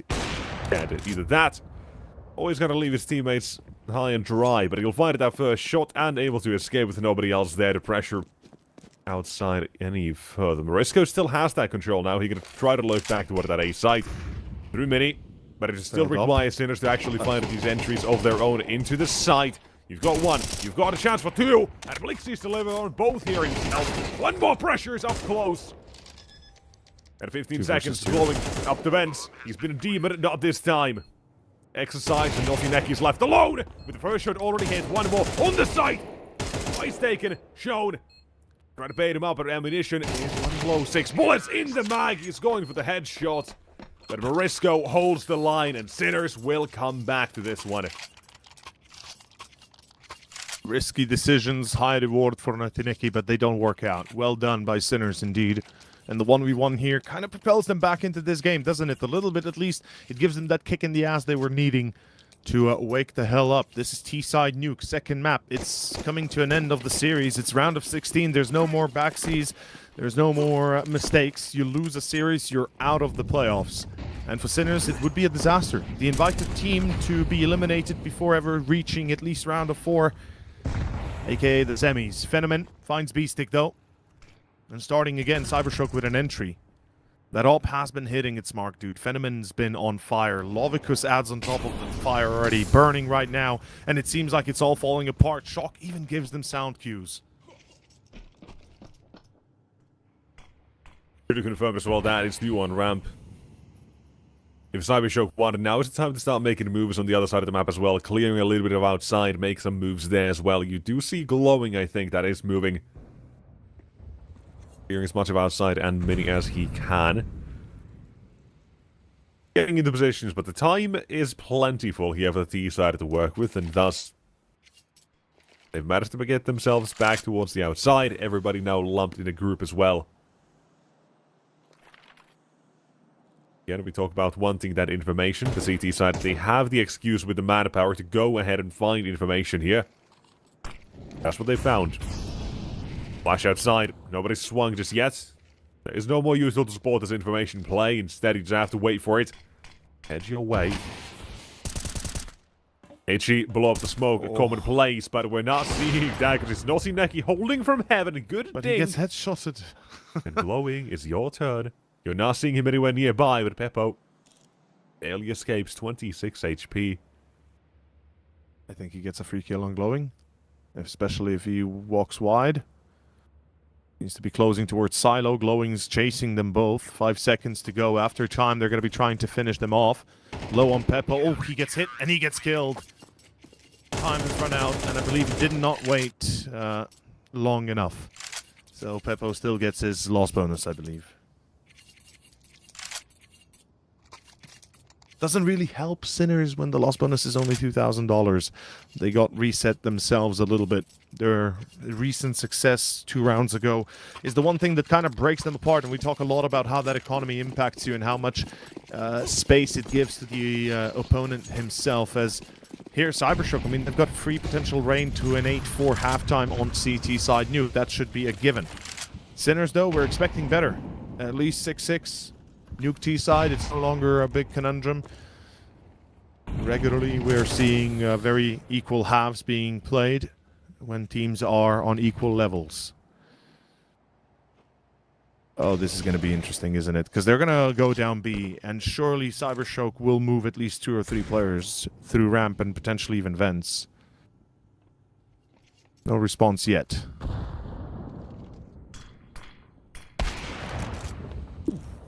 That confirms it, I think. Another player should go B. Rough peak as well for Shock there.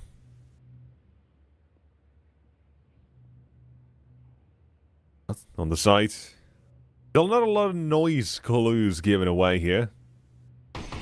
Notineki is just about to be peppered with a whole lot of attention his way.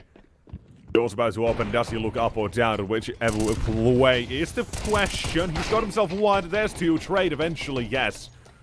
And there's a second up as well for Beastic. Hello, for a second. It seems like we've got something of a round of hands here. The rotations are extremely late here. I don't know why, but they are. Zetko 1v2. A chance to still win this, especially if he gets that first kill. They close the doors. He does have an incendiary, but it's Glowing that just lets loose through the doors. Glowing is on 12 kills again, Notineki on 13. Instead of Blixie, it is Notineki playing, and that is going to be That is going to be an insane stat once more going for Cybershock. Looking like an 8-4 halftime if Sinners don't get this. Oh man. It hurts to be Sinners right now. It's gotta.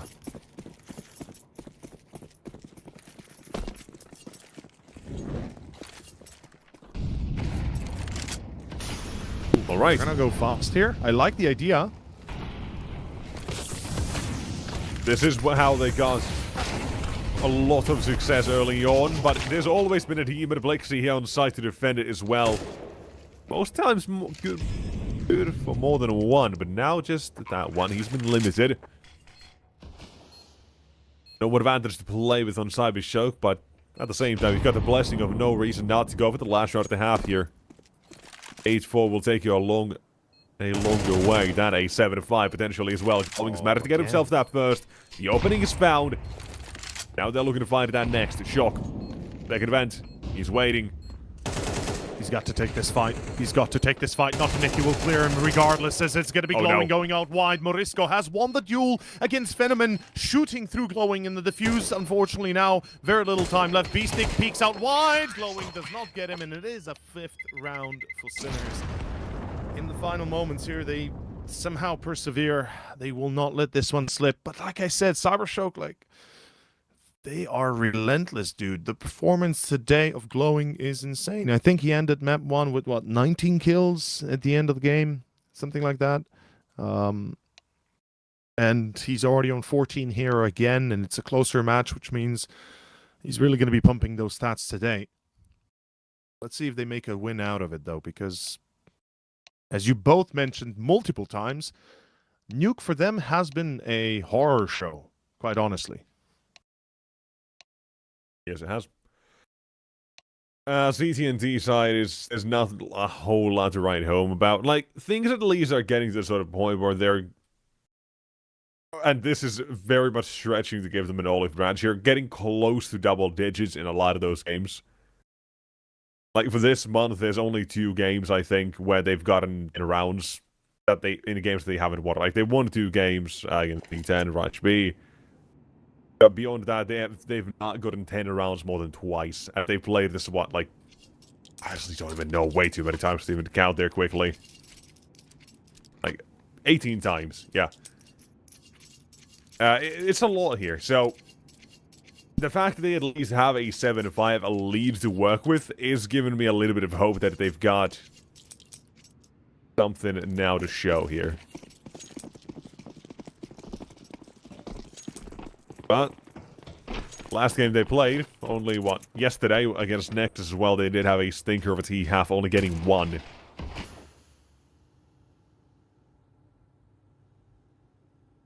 So it's not uncommon to have these poor T-sides, but let's see how this one then plays out. Because one thing we at least, I think, have today consistently from map 1 and 2 is the individuals to show. Glowing continued his form. Naughty Neki showed up as well, and now he's been shown the door in this round. You have these individuals to give you the sort of confidence that Cybershock have maybe what it takes, but Sinners, they also want to have a statement of their own here. They're a better team on Nuke. That's what they're trying to tell us. Perhaps they will. Lovico's last man alive, 1v3. And a near impossibility, honestly, with the way it's been going. Shock, an immensely good performance throughout both maps, really, so far. He's doing what he can to keep his team above water levels. Tying should be no issue. Cybershock, please don't force buy. I hate to see that.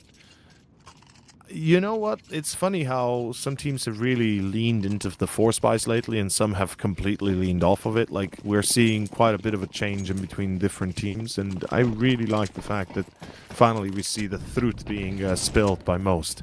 Don't force buy when you don't need to. You've got the advantage, play on that.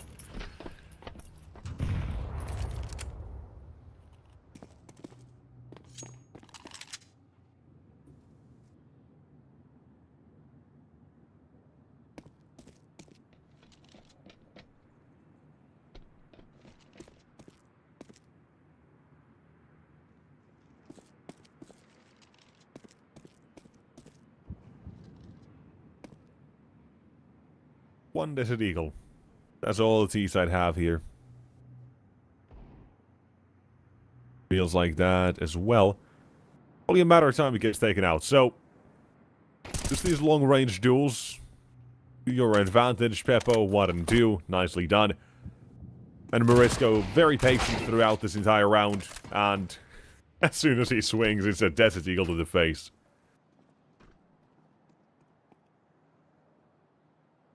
It's a slow one. Cybershock, they're draining down the clock. Utility at least has been wasted on the side of Sinners as well, so some sort of economical damage is not the greatest, but it'll do. If you get a kill or another kill as well on top of this one. If they can get like 2 together. Oh my god! Shit, holy, what the Now fuck? it's good. No. Dealt the blow. And suddenly you've got yourself legs to run toward the B side with that a lot of space to maneuver. This is Insane. This is We need to see illegal. that. Somebody call the police, because that shouldn't be happening. Notiniki does die, at least with low HP on Lovicus. This should be a no-brainer, but what the This is hell? surely. And Lovicus, does he ace this? Like, does he go that far? Is this Hand of God? Is They this need- Maradona Counter-Strike? Shock needs to check this.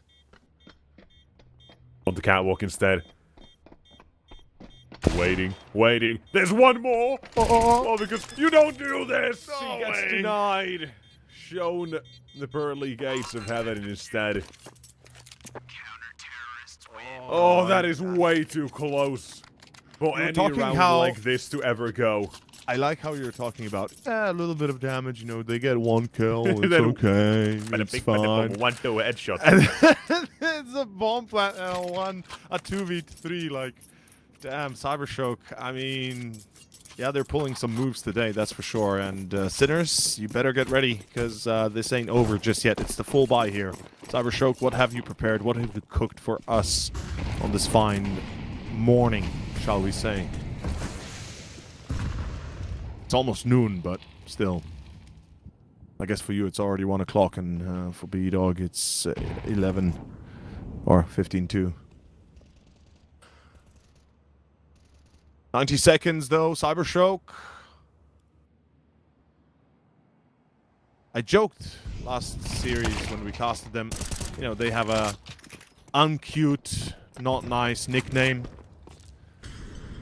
We'll mention it if we need to, but right now they've been doing very good towards the outside and A side itself. They catch the lurk into lobby, and with that, they've got A control. It's gotta be a save for Sinners. No money, brother. Joke's still trying to force a way into this one.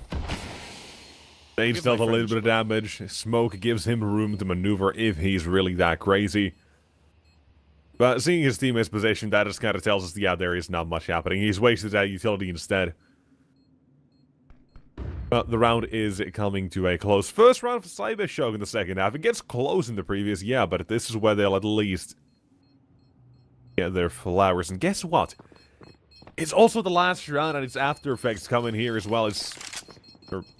After Quakes, Aftershocks coming through for the Sinners here. 4 players lost, just the 1 survivor. Their economy's kinda looking like crap.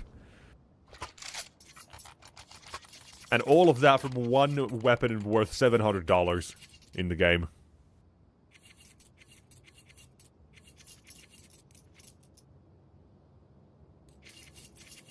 Cybershock, lead taken back. Force up right here as well by Sinners. This is the perfect chance for Cybershock to get things going here. You take this, Sinners' economy is completely ruined. Not gonna get a better chance than this, essentially. Full outside exec from Cybershock, by the way. Smokes are already flying. They're gonna set up across the secret again. Through... I am a bit worried. They missed that mini smoke last round as well, right? We know they played this map a lot, yeah, but some utility being missed every now and then is still a concern to me. Just because of that track record, which definitely adds to the bias. Ooh, good damage. Great for that. Good damage. Wonderfully done. Opens things up as Morisco as well.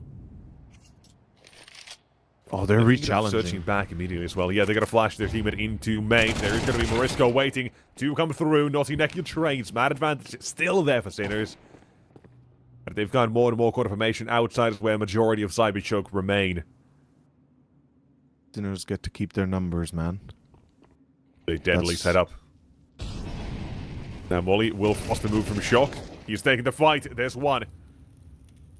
Good repositioning by Zetko. I like it. Bit less expected, but we can see already a return for Fenneman. He's going to play it casually. He might have to go back towards A, as his teammate is going to make the call-outs. That's the question. He does go back A. Crazy enough events? No, he's not. There's too many parameters to cover. It's safer to just go through outside and not Ineki if he's... Oh, Beppo's seen the it. shadow. He's seen it. Yeah. Yep. He knows it. It's done. Don't peek. Just wait. This This one is a feast to be given. Good molly into Hut. Venom finds Beastic. That's a problem. Peppa's burning. Oh, No, no! no! Today? Oh! Beppo dies! Beppo makes himself! Oh, no! Oh, Zetko 1v2 and Cyberstroke. They don't spot him, so Fenneman's about dead right now. Zetko. No kit. No HP. And no life. Holy, what is this round? Peppo, what happened? He second-guessed himself. He had the name primed and ready. He didn't throw it. He tried to reset it, get into a better position for the bomb. And never got to throw it out. Instead, it just burns, consumed by the flames, and this one brought back from the brink of defeat when Cybershock had no reason, no horse in this race anymore. This one brought it up. The Molotov towards Hut. It wasn't even gonna get him at first, and Peppo had the chance, tagged him up as well, softened him up his prey. But Cybershock have now gotten themselves the best opportunity to start fighting in this series again, to close it out here. Economy's reset. Oh, And Sinners, no way. that is a round you lose. That goes back to Mirage, the theme of it. They didn't win rounds. They didn't outplay Cybershock. They lost to themselves. Individuals were better. And as you said, yeah, they kind of lost track of some of those moments. All of a sudden, Cybershock, they lose a player. They do lose a fair bit of HP on a few, so this is a problem. Beastic, no way. Oh, he misses a few crucial ones, unfortunately. He could have gotten a kill on Lobby, because that opportunity might cost him the round now, after all. An eco that was expected to fail gets a great start. We always keep our hopes up, but the small details are what matters always. We cannot get overhyped for these ones. Cybershock, they know how to calm down, and right here we see them walk their path. Oh, Plexi spotted the player in heaven.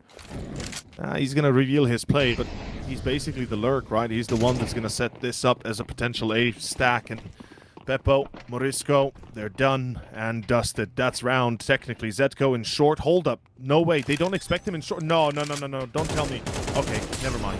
They'll take that opportunity to clear him fully. Oh! That's a lot of damage.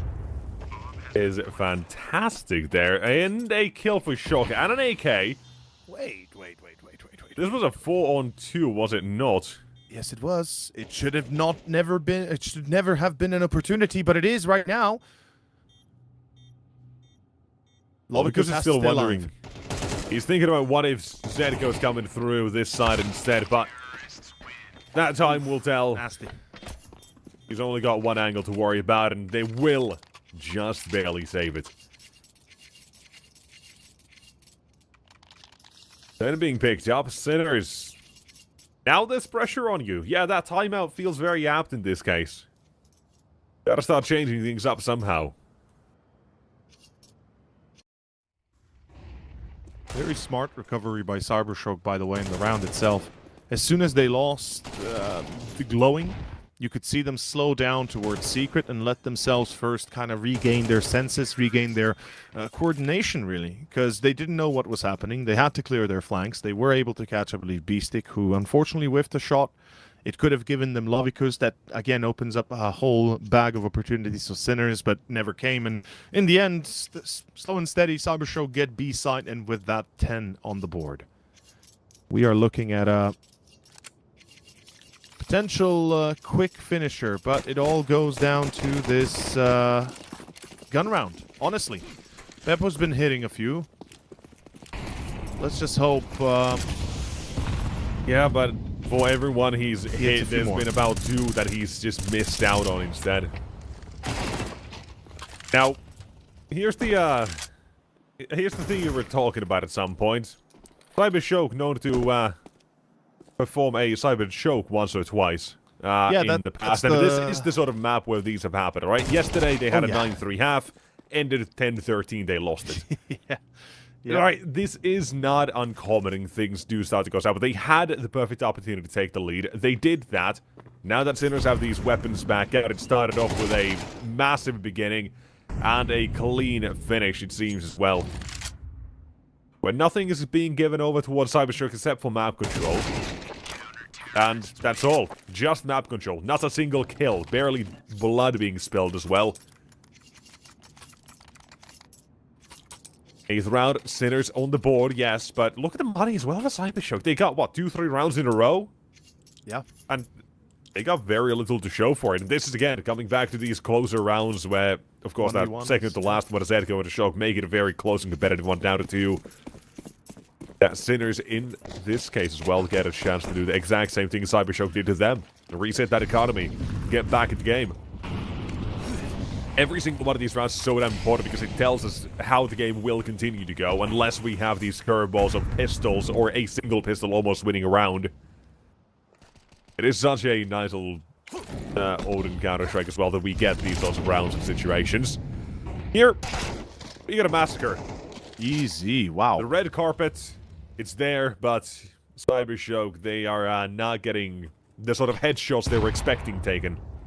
Yeah, red carpet definitely laid out bare, but by Cybershock's own blood, unfortunately. So, Sinners, looking for 9, looking for 10, because the next one is an eco. Cybershock have effectively burned through all their reserves, finding themselves on the brink of financial collapse, in fact. This is perfect opportunity for Sinners and a comeback. Phenomen, I mean, what can you hope to do? This is the 3rd round in a row, I think, or the second round in a row where Cybershock split themselves 1 by 1. You know, kind of lose entries all across the map, and then once again repeat the same process of just kind of looking at angles alone and hoping something sticks. And that stick, unfortunately, is a very long one that Sinners are in fact poking with. So, Phenomen, good night. Number 9 and 10. Just because I'm feeling like it. Let me ask you this. How are you still feeling about this long cone of Cybershock when it comes to this map? I mean, obviously I was a little bit sarcastic, you're the one saying map 1 before the game. Oh, it's gonna be a 2-0. You doubled down on it as well when it came to Mirage, when it was 10-1. Yes, and I still retain my same sane opinion. Yeah, sure. Yes, though the obvious fact is that Cybershock have clearly not done much to fix their T-side in a greater aspect. But, you know, it's never over till it's over. 10-10. Some of these rounds have definitely been unfortunate, to say the least. And I'm sure there's possibly 1 or 2 more coming. But a good time out here before the bye round. Yeah, I just need as well to know here how clean the round Sinners are winning are. Like, we had a similar thing yesterday. It was BetClick versus Fireflux. There was like it went double overtime on Ancient.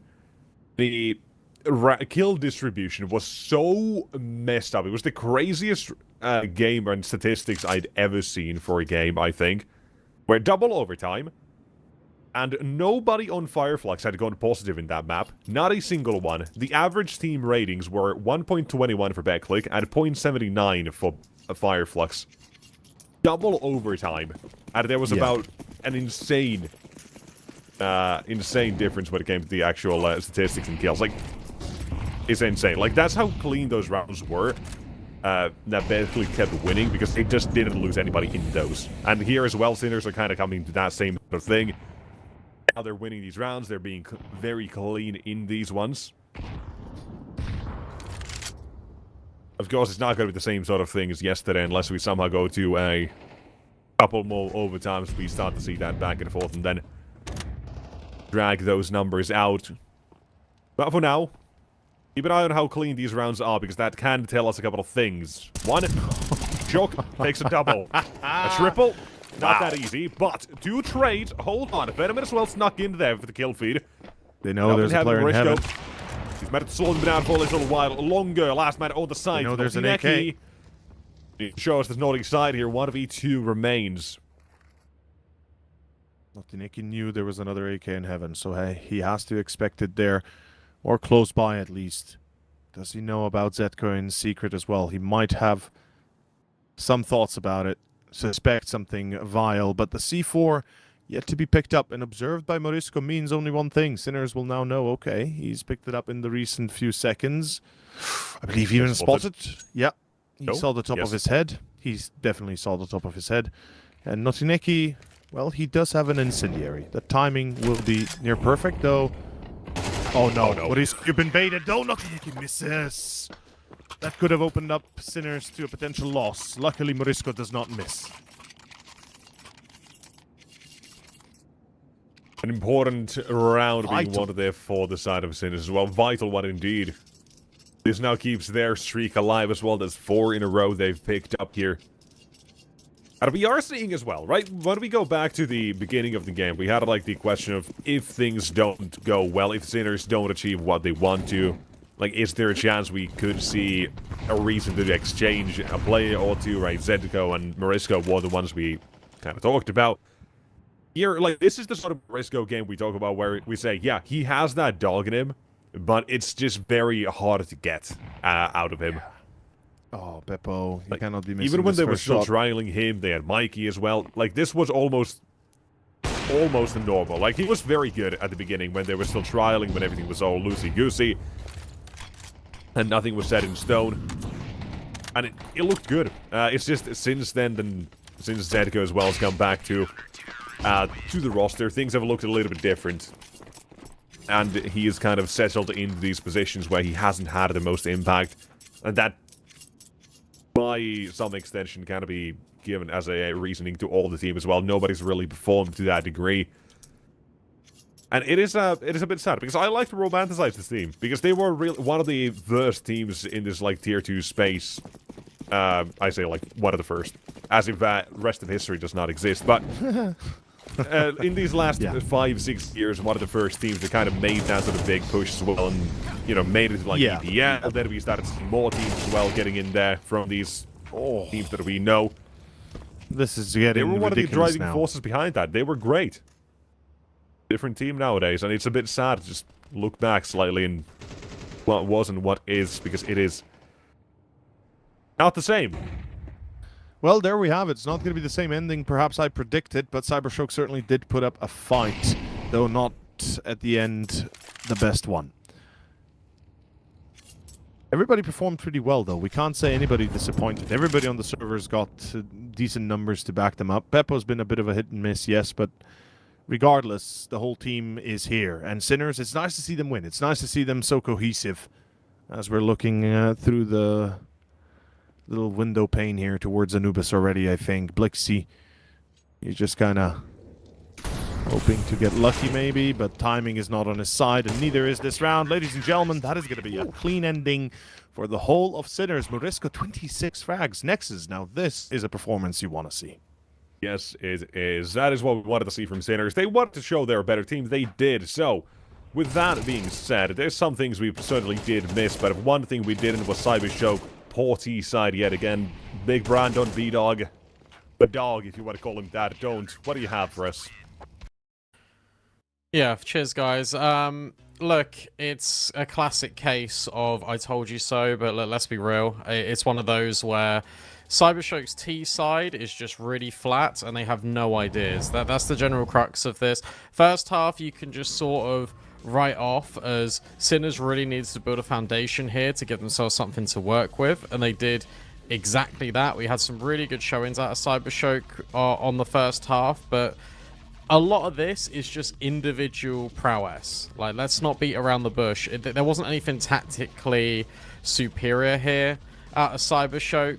It was some good double-ins in the mid-round that did enable them to sort of gain a lot of responsibility in this first half, but they did have to build back into it, and then it looked really good. It felt like there was a world in which they could run away with it, to be honest, because Sinners was still making the same mistakes that did plague them on Mirage, which was poor development in mid-rounds. Trading wasn't good enough. But then this breakthrough here, where Morisco is able to find these shots, you think, okay, well, maybe we can build back in. And then here's an example of an individual popping off. Notaneki, yet again, in back-to-back maps, having really significant impact and being really strong when it comes to the firepower. But this CT side was mainly predicated by a lot of individual plays being made by Cybershock and the guys having multi-kills when it mattered most. Okay, cool. That was the first half. Then we move on to the second, where Cybershock have given themselves something to work with, a little bit of a lifeline. Feels like they need to really start to build into things. They lose the pistol. Then they lose the eco that follows up.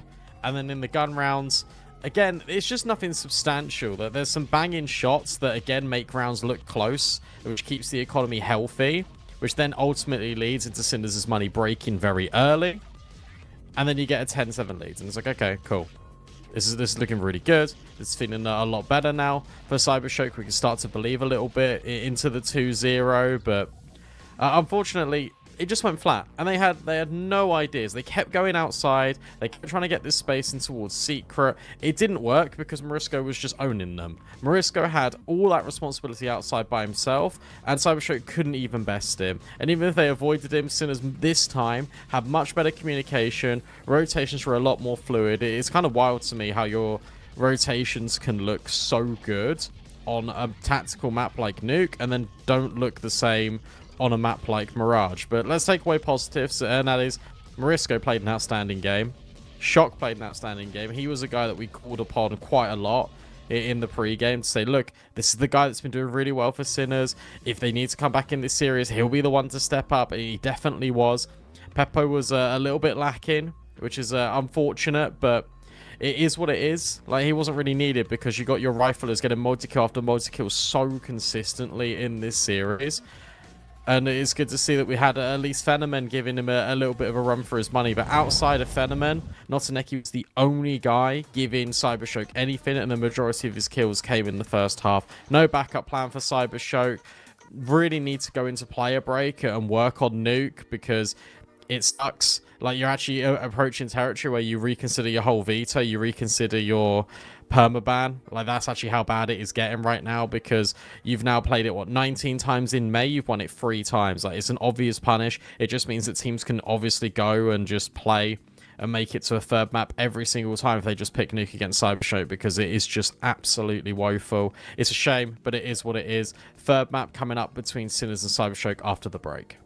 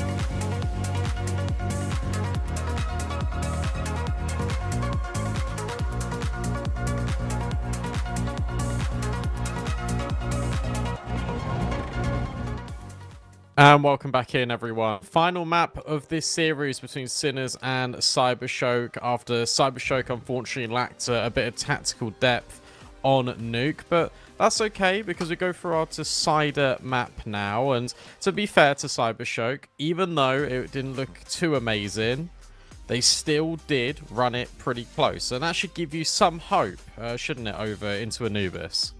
I mean, it should give us hope, but you weren't wrong when you said that I think they'll need the player break in order to really consider Nuke potentially being their permaban and switching it up, right? I think you mentioned in the after game, after Nuke, that this is definitely the reality that they live in. It simply doesn't work. No idea what to do T-side, and I'm afraid that Anubis, when it is so T-sided, not that it's going to go the same way, I'm not saying that, but certainly it might be another challenge here to overcome. Sinners seem far better and far more collected. Yeah, this is a map for Sinners where Peppo normally comes alive, but also Morisco, a anchor sometimes, just floats in there, is really good, having some high impact moments. Hopefully it should give him some confidence at how well Nuke went, right, Nexus? Yeah, I think so. Like, on Nuke, you have the wonderful performances being thrown down by both Mirage and Shock. It definitely does propel you forward in this series as well. You make a little bit of a comeback, that never hurts the mental either, so they gotta be happy about it to have made it here. And kind of like I said, I do assume this was gonna go to a third map here. And I do like as well, you do point out Peppo. This is a map where he's really damn influential on, and same with essentially Mariska, considering as well the sort of situation positions he plays. There is a lot that he can do here, and essentially what is the best part of this team as well, in my eyes, in this map specifically, is the A-hole that he can put out, because it's not easy. And it kind of plays into that systematic way of Sinners, more normally is more structured, almost to a degree. They have their reactions ready, and then they have their individual who does know what he's doing, holding down sights as well. And then with the guidance of Peppo as well, I do see this one being a very good game coming out of Sinners specifically. But Cybershock, I'm not sure, because I feel like I've seen it all here for them. I've seen their ups and downs, so I'm kind of in between which way I'm going to actually expect this to go here.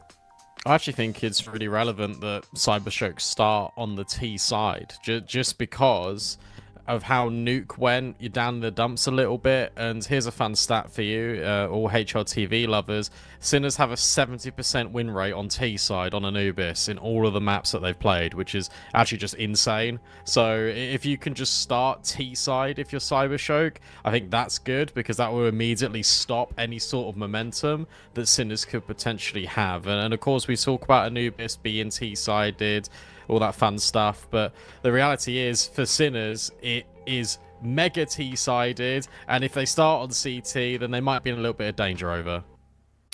Yeah, that's a fair point to make. Anubis, we know it to be extremely T-sided in general, so it's no surprise that teams are going to be doing very well. And yeah, we talk a lot about comebacks on T-side, and here it's going to be more of an important start, won't it, for Cybershock? To deny a CT side for Sinners is their goal. Otherwise, they know they're going to be in trouble and potentially already, eliminated by the end of it. Because if you give Sinners 5-6 round CT side, I think we can talk about a potential 2-1 for Sinners at the end. Nexus, who does your cat think is going to win? I'm not sure. He sometimes has his opinions. He sometimes does start talking about when we do have these games. Kind of lets us know who he's cheering for, but I haven't heard him actually talk too much today. Okay, well, we're going to go in the green room and just see what he says. He's a bit camera shy. But when we come back, it will be that third map. It'll be Cybershock versus Sinners on Anubis. Don't go too far. We'll see you in a sec.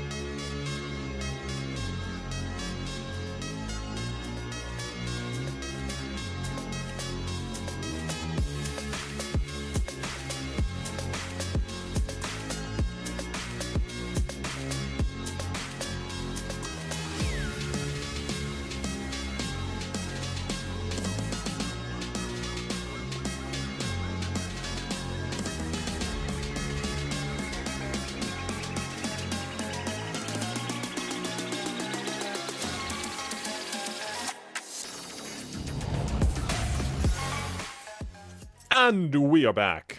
Ready for our next game of the day here. Next map. Final map with this one, actually. Getting somewhat close to our next game, but not just yet. Joined with me. It's still over. Hello, hello. And somewhere a bit further away is B-Dog watching over as this Anubis has begun here. So, let's get it on. Let's get it on, shall we? Let's indeed. The pistol is live. Fenneman will open up things. It's an A attempt that doesn't work out too well for Sinners, but they're able to catch the flank. Zetko gets Lovico's problems arise. Blix is about to die. B is empty. This is disastrous for Cyberstroke. They've completely fallen apart. It's done. That's round. It's gonna be Sinners taking the pistol for their own. Damn. And it started so well. It started with an entry for Cyberstroke. Yeah, now it's left with nothing but a little bit of pain afterwards. It's glowing. Can't even do much. Gotta save dual Berettas. That is not the sort of situation you want to be in, but it's all you got available for you, so gotta work with what you got. Do what you This can. situation? Yeah. Maybe an exit. Right, he's got very little to lose in reality, right? The dual Berettas, no armor. Just walk away from this one.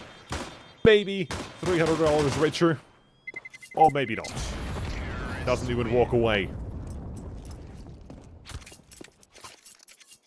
A little bit of an uninspiring start, shall we say, for Cybershock. The way they lose these pistols, it's been a bit wonky. We've seen Sinners actually perform pretty well on them, which is kind of on their standard. And something that we talked about with Brandon before the game started was how, you know, Cyberstroke starting T-side. Well, apparently they don't. They lost the knife, so it's Sinners starting T-side. Unless Cyberstroke won the knife and chose CT, which would be a bit of an insanity. But Sinners do get to start on their comfortable position, and that momentum could potentially kind of transfer over here into Anubis. They kicked off Nuke pretty well, and they're sure to kick off Anubis even better. Especially after they clear this anti-eco. Notineki is as good as dead as the smoke blooms. It is lights out for this round. Ooh, it's a bloodbath here. Oh, 2 kills. That's not bad, to be fair. I'm gonna disagree. Should have been 3 or just 1. 2 is the boring answer every single time. Doesn't matter how you get there. Full eco, you get 2 kills. I'm gonna downvote you on that one. Let me ask you. Yeah. 1 million or 2 million? Dollars, euros, Swami money, whatever you had before euros. We had marks. Oh, you had way Finnish back then. marks? Okay, interesting. Yeah. A lot of... Then it a lot of collapsed, countries had marks. and Yeah. nothing went right. The economy was not feeling great, and we were like, please, Euro, save us. Were you like Greece or what? Hopefully not. You know, we were but- the prototype for Greece. Yeah, you decided were to like take the it startup. a whole... Yeah, they decided to take it a whole lot further away. You know, we had a whole thing with that, you know, political such, as to why it didn't go well. Well, right now, this gun round, if we can talk about going well, right? It Yeah. starts pretty decently for both sides. No major losses, no minimal casualties and all that good jazz. Everybody kind of vying for control. I'd say Sinners in a better spot overall, but yet to be determined after this A pressure.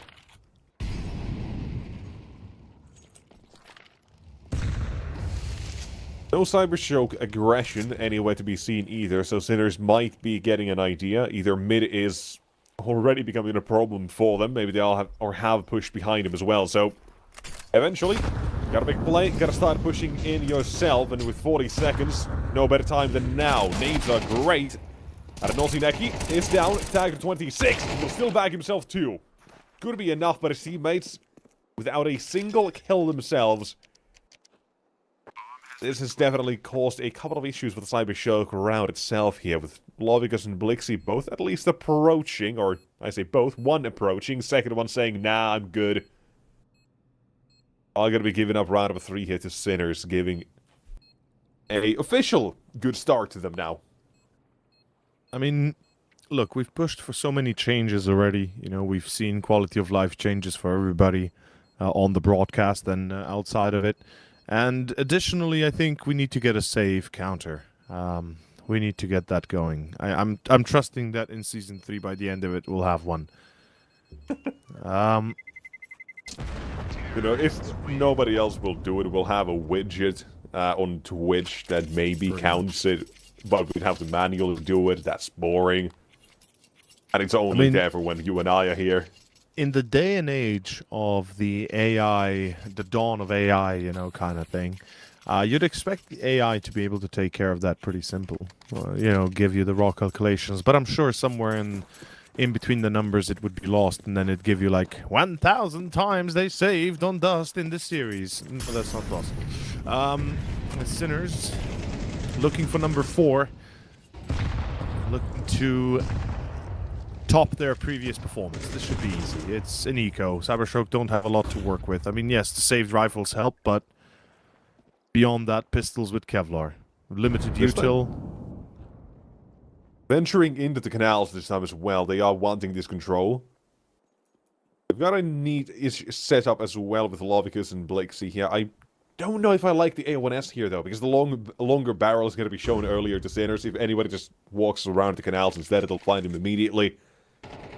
Although, we still found out. Looks away, wrong time. Right place, but, you know, 50% in this case, not passing marks. Let's go. And it's gone. Great. Want to see more of him as well. We talked about him on the CT side here. He's going to be one hell of an anchor when it comes to the A side, but that'll be coming up a little bit later. For now, we're just getting the prelude of how's his aim going to continue after Nuke. How's his game going to be like here as well? I mean, 26 kills on Nuke is amazing, so any more than that, and you're looking at a brilliant series.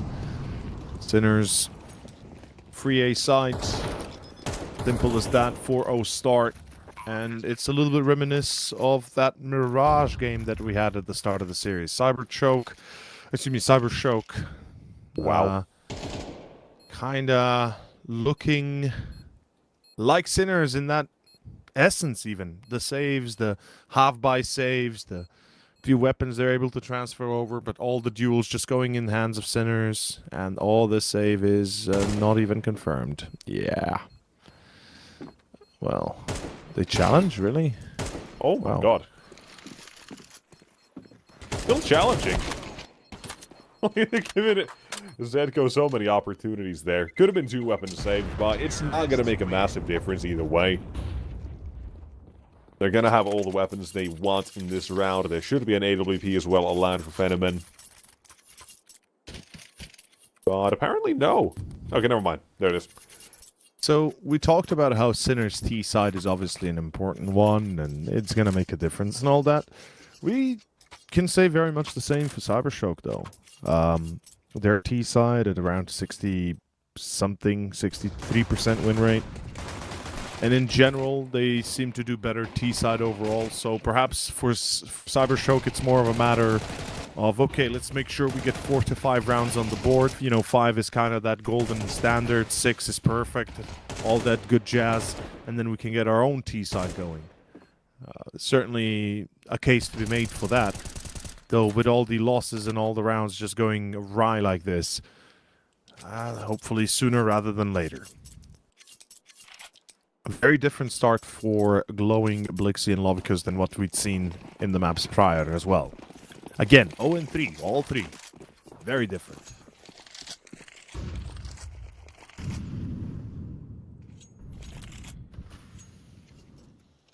Straight B execution. Sinners walk into this. No flash, no nothing. No. Oh, no problems, apparently. None. What is happening with Venom? He's missed every single shot, but his teammates have not. That was the prime opportunity to walk in, but not expecting the follow-up there. Everybody on Cybershock was ready for it. Am I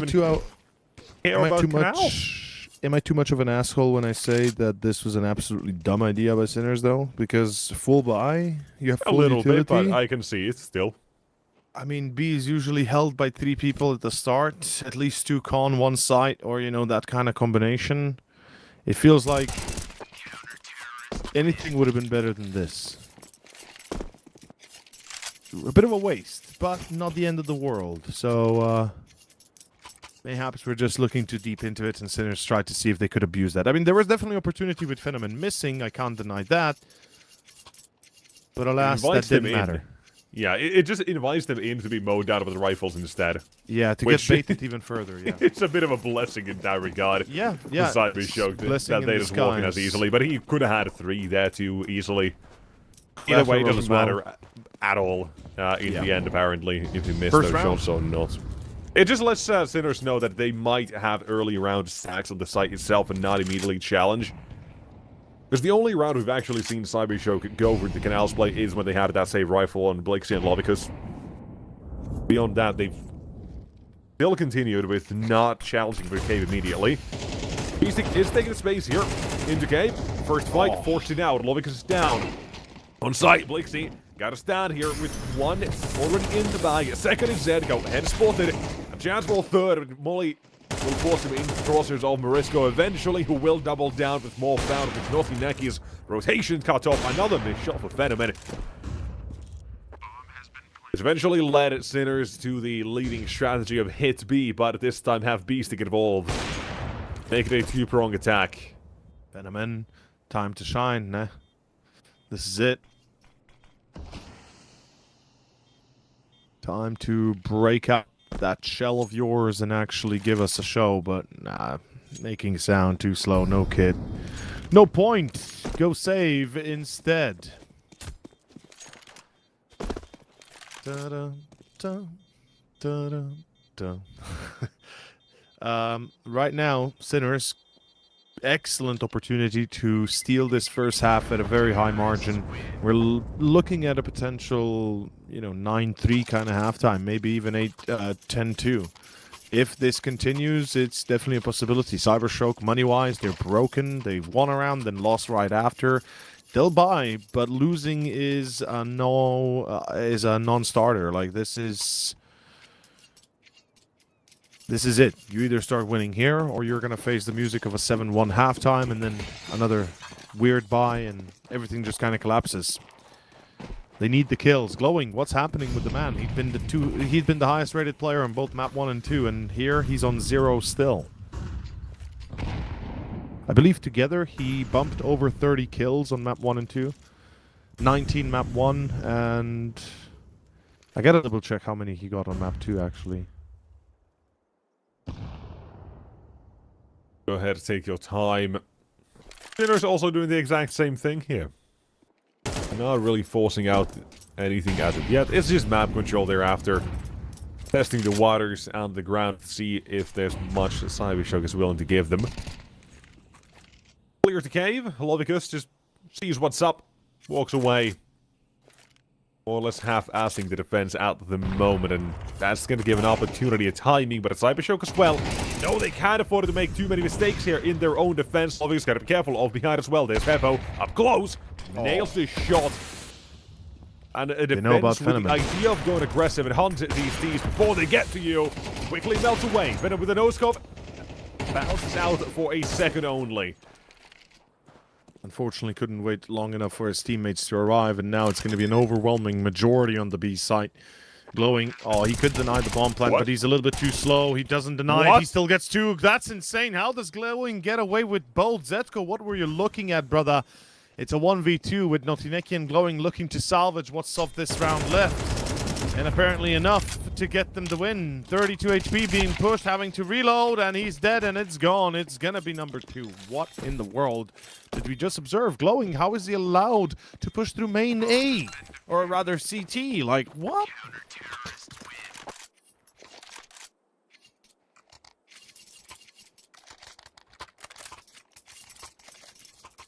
And this is the Glowing that we needed to see. 0-4, now 2-4.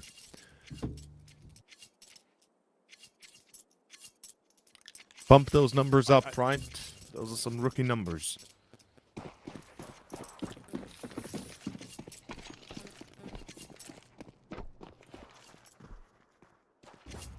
Yeah, I got nothing there for real to add except whoops.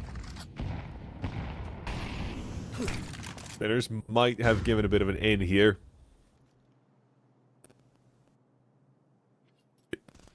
Not sure what that flash was, just the missed flashbang from Venom. Supposed to go over the wall, I imagine, but doesn't go. Now he waits.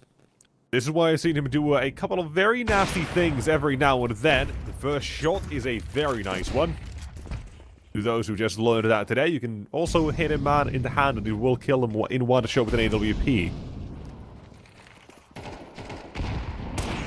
Can't shoot back, you have no arms or hands in this case. Nosy Neki blows up the smoke, lets his teammate get a chance at a fight as well, but glowing down next, they know Venom is still somewhere around and Marisko's gotten rid of the rotation of Blixie.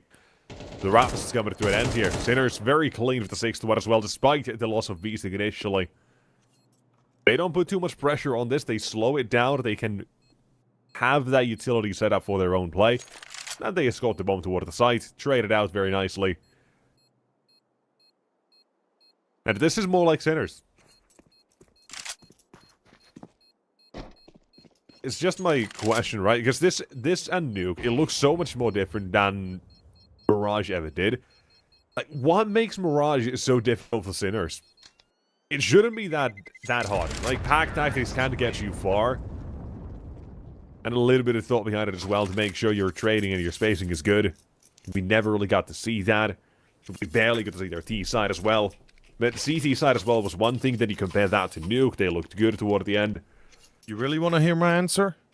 No, I'm just speaking to the void here. You don't have to. Okay, cool. Like, I just want to open that door for a little bit. Because, I mean, I don't have to say it's the way the maps...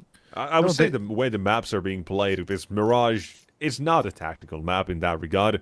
It has tactics, yeah, but it's just like a secondary thing. That feels like a gross simplification of the map. Yes, it's more like they don't have B-Stick. B-Stick used to control mid. You probably recall how many times you'd see him in window, you'd see him in short on connector, you'd see him top mid. He would play that mid like it was his own home. And they had constant control over it because of it. And now when you face off against different teams and you don't have that kind of presence on mid, you tend to lose it more, you tend to fight for it more, and things just don't go your way. They have to adjust, I think, and that's the only thing. It's not like it's something special. But back to specialty, it's going to be Blixie. Nade on Marisko, gets him the entry. Cyber choke. Well, they won't choke just yet, but they're certainly losing players again, and it's going to be back to a 4v3. Let's see if they can sustain this. Pepos has been tagged. Sinners do have to make a decision, and I think it will be made momentarily. They go B here.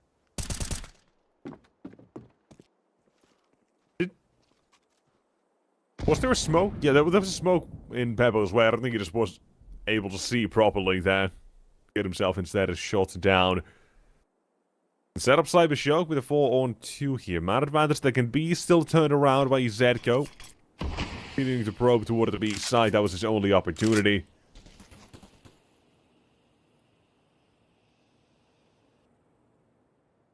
With the bomb, B-Stick.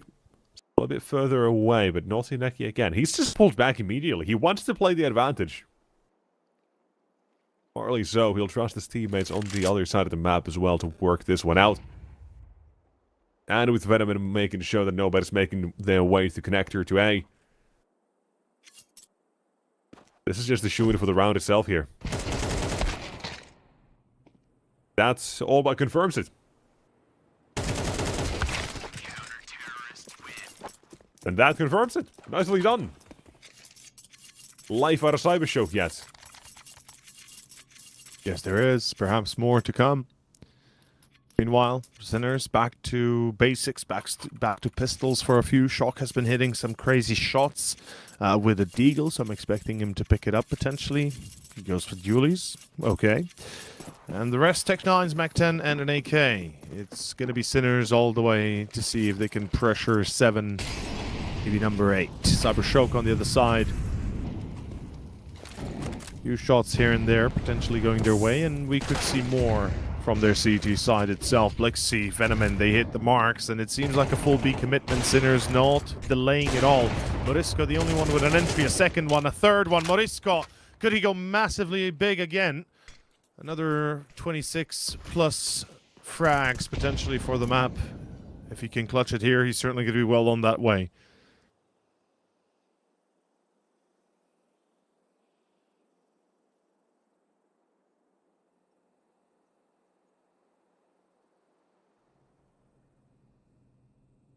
Race toward the B side and one A side, and one of which Glowing does not have much to say. It's just his teammate having to step up here for the defense, and Naughty Nekis is waiting for the confirmation. Steps here is least, and will know.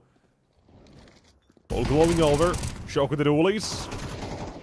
A warning shot or two given. That's not just from the dualies, but also that AK from Morisco joins in on the hunt. It seems like they actually want to go aggressive on this as well. I mean, also not anymore. Shots pulled back. Morisco, ace required now. We talked about big game about this man here. A defensive sorts of the bomb site, yes, but they're going to grasp where he's going to be at as well. Only takes one swing and Naughty Neki clears it, and that is for the border. Now, you said like 4 or 5 for Cybershock CT side, maybe 5 or 6, I can't remember, and they should be all golden as well here. Yeah. Getting close to it, but not over yet. That bomb plant as well has a little bit of a asterisk attached to it. That Sinners can go for a hero rifle, but not supporting a full buy here. So, seeing how the map is, and seeing how Sinners already have played as well here with a couple of rounds, but they have to go very quick at these. Wouldn't surprise me if they try to just force their way in. But apparently they decide not to.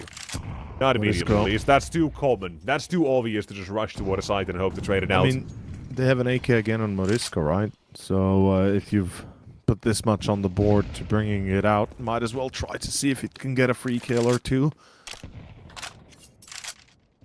It's funny how much they're playing on Morisco, though, by the way. Well, funny in a way that he's the one you put all your trust in instead of even Shock, maybe Zetko, who both have been playing pretty well. But Cybershock, kind of expecting something crazy. 2 players B, 1 middle. That's going to be Mr. Glowing, just holding that door towards A or B. And very defensive, just postured for a fight. Some utility still in reserve, but a lot already basically thrown. So right now, 2 smokes remain for the CTs. On the other side, no utility for Sinners. And a dry challenge towards B. Here we go. Through connector, 4 players going to walk in. And it's going to be Zetko trying to get in through main. All depends on that first contact. If they get rid of any of the 2 defenders, that site is theirs. Lovikos finds 2. Never mind when multi-frags are happening, though. Blixie with 2 more. And the timing for Glowing was perfect. If they had gotten rid of Blixie potentially or Lovikos before they were able to pull that off, sure, maybe bomb plant. But even then, likely around. Cybershock on 5, and I think they've reached their minimal goal. Number 6 is now possible.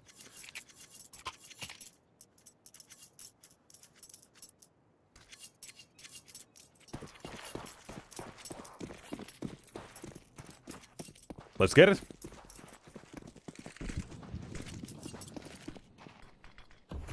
Ooh, hold on. Is this a change for Cybershock? Finally.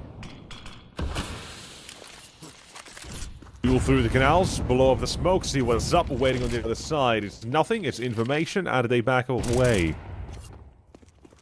This is something that's kind of been happening throughout the half, is where they just have only 3 on the site, barely touch the canals. As well, they go for information, but Sinners have taken mid with such force that they've been forced to react to it.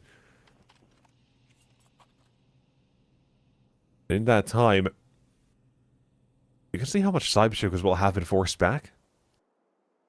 Now they started to react, they want to re-control mid, they want to find out what's happening on the other side.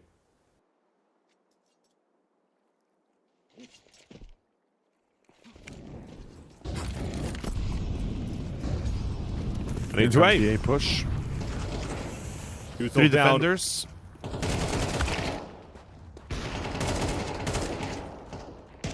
Okay, it's not going to work out as well as we thought. Perhaps the defenders immediately rattled to only 1 left. What is happening? Why would Cybershock leave their own players this stranded? I mean, yes, they're waiting for reinforcements, but they kind of mess it up even doubly so. Oh, Morisco adds on top of it.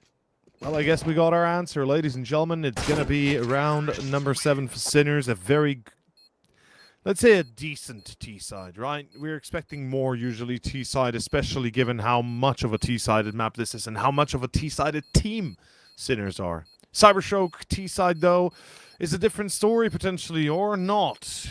Whatever the case may be, they got 5. They should be happy. That's better than what you'd usually be given.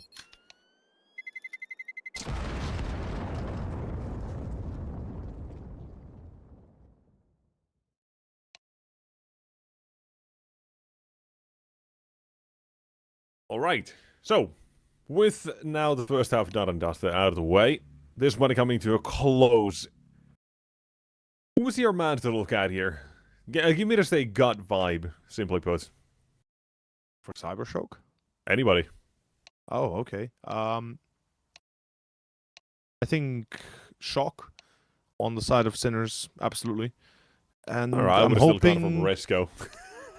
I know you're always going to go for Mariska because you're the boring one, but I think on the other side, Fenneman. I think Fenneman is going to give us our give it his all here. This is his chance to shine. He'd been quiet both maps 1 and 2, and I think there could be an argument made that the second map, or excuse me, the first map, if he had played better, that, you know, maybe they would have won sooner. Maybe Sinners don't get any confidence at all. Again, this is just I'm reaching. I'm obviously reaching, but second half, it's here. Second pistol. Sinners have been winning most of them. If I'm not wrong, I believe they won 5 pistols out of the 6 played, or rather 5 of potentially 6. No, wait. What am I saying here? They won 4 pistols, right? Total. They lost 1.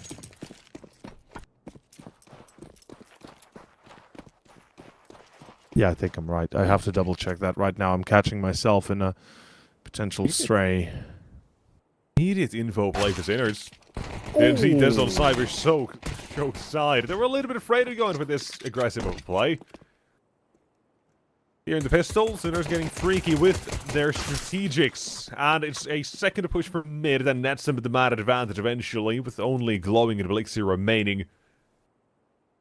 And if I'm not all too wrong, the bomb has well been spotted. Beastie pulled back for a second and he's going back for round 3 now. Watch out. Headshots given. Yes, another one and one remains. Glowing. Oh. P2 Fiddy in a dream. What's Beastie? Knows he's there. And if anybody's going to step up, it's the captain here for Cybershock. Up against Peppo on the other side. He waits to figure this one out. Thankfully, with the pace that Sinners came at this round, he's got so much time to play with. And guess what? An extra smoke. And he's got a much better pistol as well. Peppo, unless he hits the headshot, he's in trouble. Oh, he spots him. Oh, look, he's going to take this fight. Is Glowing hungry or not? Looking for a potential bomb plant. Likewise, Peppo's going to have to make a run for it. I believe hurt in water for sure. That's smoke. Does he expect him to push through it? Oh, he stops. Peppo. You should have just gone. Now the timing is lost. Oh, but the missed shots. Glowing, you got to be kidding me. A 1v1, the captain of the team. Up against the Opera of Sinners. This has been a bit of a fumble here and there, but in the end, Glowing, a hat trick and a glowing performance. Finally, we see him come alive and on the pistol nonetheless, which gives them number 6.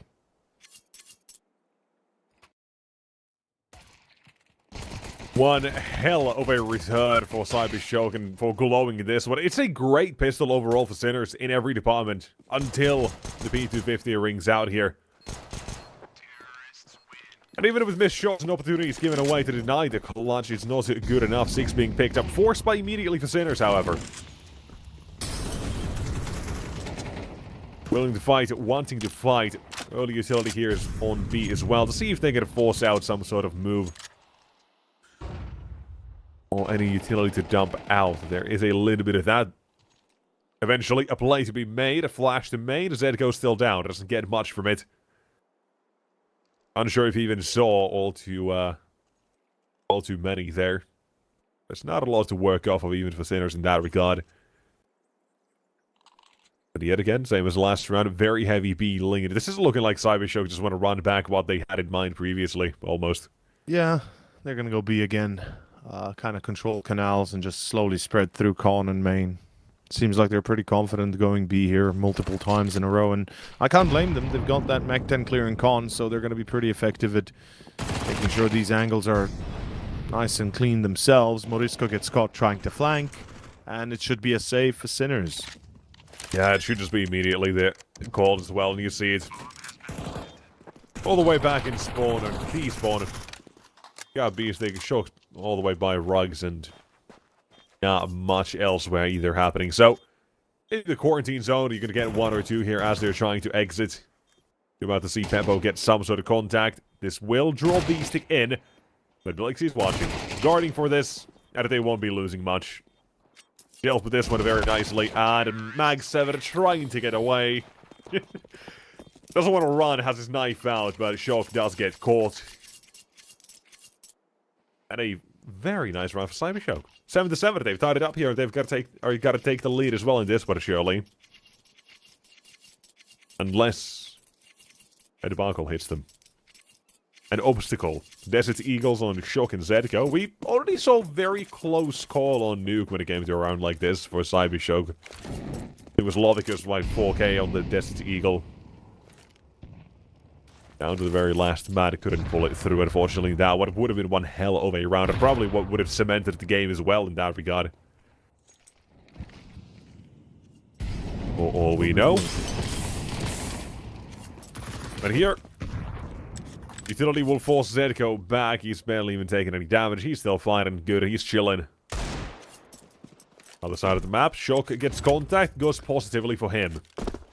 Zedko, he's lost his Destiny Eagle. That won't be collected by anyone anytime soon either. Peppo's taking a challenge to the removed Lovicus doubles down. He's farming cash. MP9. Making the most out of it. Well, I guess that settles it. Number 8. Secured. Not much else needed to be said, I believe. Number 8 for Cybershock. Number 9, not looking like it's going to happen just yet. We'll have a bye beforehand. Sinners, as far as I can calculate, a loss bonus will not give them a chance at a AWP, so Beppo is going to have to be called on that.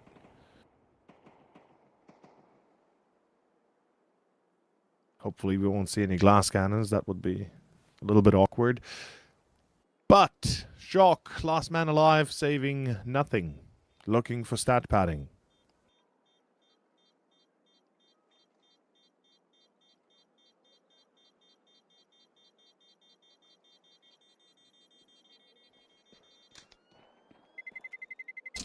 Terrorists win.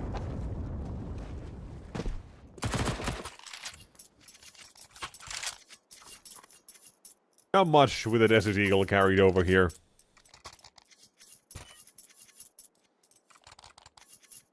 Would have made sense to just try to hunt at least one more there, but in the end, oh well. Decision made, and Cybershock lead also taken. Just quickly as well, I want to point out the economy that Cybershock is going to have here. Or do still have. Everything is A-okay. Losing this round won't be the end of anything, so Sinners got to get at least a couple in a row, and that's when they're going to start to run away with this potentially, but got to get to that position here first. B-stick. Molotov deployed.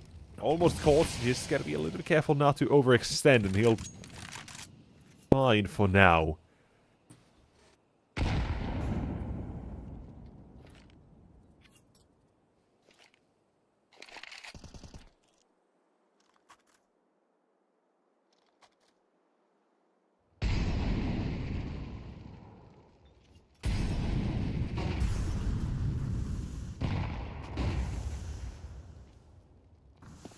Seconds. Morisco. He's going to take this time to peek, and he should be catching Glowing potentially for free. So his teammates as well to draw the attention. They just run away for as long as they can. Thing is, they pull all towards B. In. Yeah, Yes, and they have. It's Zedko. Beastic, they need a massive performance, and there's Zedko to start it. Third man is going to join him. Zedko didn't hear the drop, didn't have time to react. Bomb does get planted as well. There's utility to make sure that Sinners are going to be out of position completely. Thrown out of this round, and Zedko, despite his best tries, Blixie one-ups him. Takes over the site. Next spotted in the CT. Shock is trying to force this one as well around the pillar. Chainsaw 2. Morisco joins the battle now as well. both hiding behind pillars. Blixie's made it to Temple as well, so he's going to be in a much better spot. Hit through the wall. They heard that tag, that's for sure. And he's going to be running away to a better corner. Glowing going to take that fight beat to 50 in hand. And no time for Morisco. He's got no kit, which means no defuse is possible.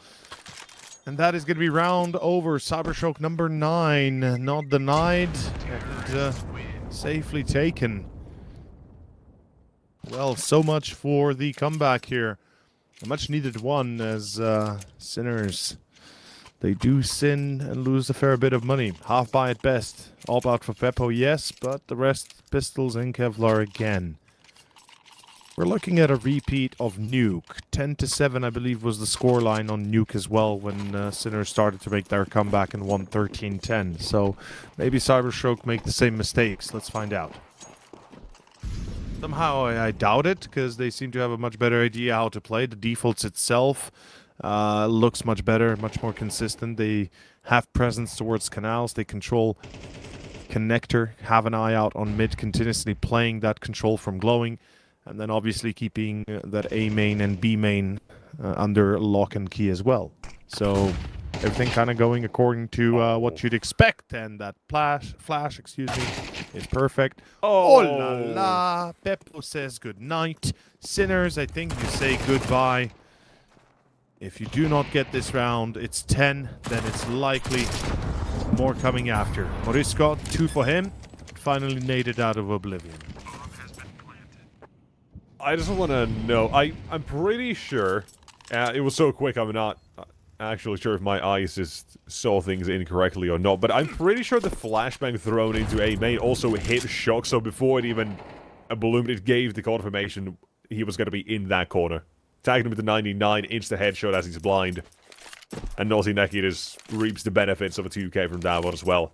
Very nicely done. And we're seeing these rounds go the way for Cybershock, even after Sinners are able to put a bit of a hold on them, a bit of a stoppage. The previous one, a great example, right? The double entry for Zedko should have been, would have been enough in most normal cases, but it seems like Cybershock weren't really shook by it, and they simply continued plowing on B. And once again here towards A this time, 10-7, like we said, full buy is here, tactical timeout. The first one for Sinners, better late than never, but hopefully they have a decent plan. B main control hasn't really worked out. Mid control hasn't really existed. Canals control hasn't really been tried. I feel like they've got a few venues they can go for. What they choose to do, though, is on them. And honestly, any venue they choose, there's going to be somebody from Cybershock to kind of greet them. So I'm not seeing that being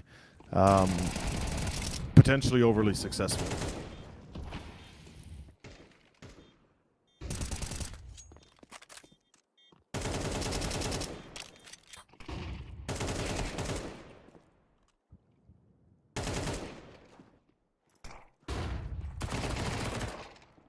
Is it too late to keep giving, or too early or too late, or is that overboard to again give Glowing credit for how well he's played this entire series? I mean, he had a slow start on the third map, sure, but yeah, no, I think it's not too late. I think it's perfectly fine, because he has been playing a great game the whole series. And Blixie as well, Mirage, he was a pretty damn important part to close out that map as well. Yeah. If it was still very much a one-sided show, he made it even more so. Oh, he's had these really important kills in situations where he just keeps bailing out his team almost. Where it looks like it's a kill that can sway the odds of a round. Blixie's there. And now for Cybershock, a team game at the end of the day here. A couple of kills and Sinners off the same. A clean exec.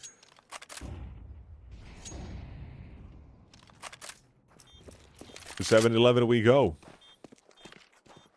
Cybershock, they are getting themselves one game win. you're hunting if you're Cybershock. 100% you're hunting. You want to get rid of those weapons. You got money for days. You don't give a damn. They just try and take away that weapon, that 1 or 2 weapons that they might really want to keep. We can see they're being hunted towards A. Nobody else actually giving chase, which is fun enough. But stealing 1, hey, better than nothing. That's still gonna hurt. Yeah, it's gonna leave a little bit of a mark for sure. One effect of the mind this round, but keep an eye on that potential next one, because again, if this is a round where Cybershock just get themselves an entry or double or maybe even 3 for the price of very little, having been paid for it, that's just gonna be the game done. Or round done, and you're just looking at a 12 here. And if they are moving as a group, I love this call to be made here, then make use of the mana power, try to trade it out effectively, play off of that momentum you've now had for these last 2 rounds and force your way through toward the A site. Damage is taken. The site also falls. CT's, you spotted a Morisco. And he's far away. This one can be decided just by a kill or 2 here. Utility, more of it toward heaven, smoked off yet again. That just removes Sinners or options of actually retaking this another 8 seconds short of the clock. And that is a valuable asset they do not have here on Sinners. You gotta move quickly. And Blake, got a few of their own utils. Expected position, but it's still harder to clear, especially if you've got more plays to support for this one. Morisco with the first and the second one coming through. Up next, it's Venom and Glowing's left alone. Trying to seal this one, he can't do it. They've got the There's kit. no room for error, no time to be wasted, and Sinners barely get it done. Powering through. We talked about Morisco, a big game about his CT side. And he's shown up with a massive 3K for the retake. Important timing, Sid, and well coordinated there by Sinners. The calls go through perfectly. Cybershock stopped from reaching 12, but not stopped from winning just yet. They've got the cash, they've got the time, they've got the moment here. A tactical timeout to talk this one through, and Sinners still 3 rounds to just tie it up and still 5 rounds to win. So there's a lot on the line. This is the best of 3 that you cannot lose. If you're Sinners, you've been invited to the playoffs. Surely we're expecting... No, everybody's expecting. You yourself is expecting to go into, the very least, the semis. Round of 8 and then the semis, to be exact. But Cybershock giving them a proper run for their money.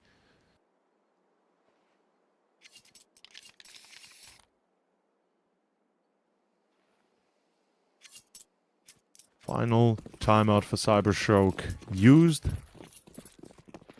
And it is time to wake the hell up. By the way, Naughty Nicky has blades, Samo Blade. So, Samurai Blade maybe, or just Blade, depending what that would translate to exactly in Ukrainian. But basically, just Blade is what he has written on his knife, or named. I like it.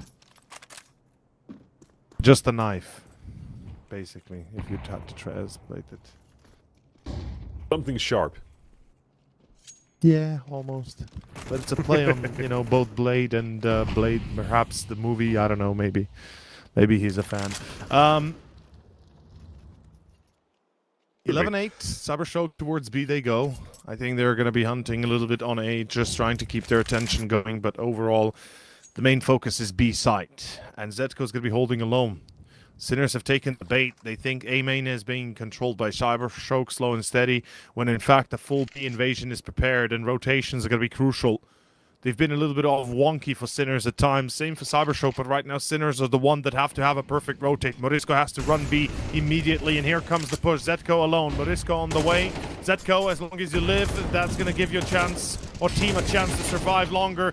In the downtime, Zetko finds 2. It's 3 as well. Zetko, massive hero here. 2 versus 4. Sure. No, don't tell me. Not like this. Certainly, this should suffice now. Yes. Venom still anticipating it.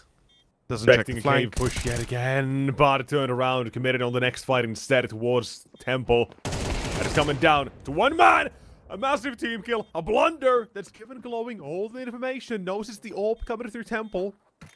He's on 4 HP, keep that in mind. He's waiting for Beasting instead. He's trying to adjust to this in time. Which duel to take first? Peppo swings in with an M4 in hand. No missed shots will matter there. Whew. Number 9. They're keeping this one intense. entertaining. Yeah, keeping it intense, keeping it close, keeping both sides pumped on adrenaline. And Cybershock, they have plenty of money to buy again. So let's see what exactly they throw on the board this time. I'm surprised they forgot about Con so quickly. They didn't even clear it. But yes, in the end, in retrospect, not much you can do. You can never truly predict everybody. And here we go. Round 21. It begins anew. Cybershock bought anew. Surprised that Peppo has been missing this much, though. He's only on 7 kills from in the 21st round here of the game, and 7 kills only deep into the series or into the map. A bit worrisome, I'll say. Your primary opera has to be better. Or has to do better, shall I say.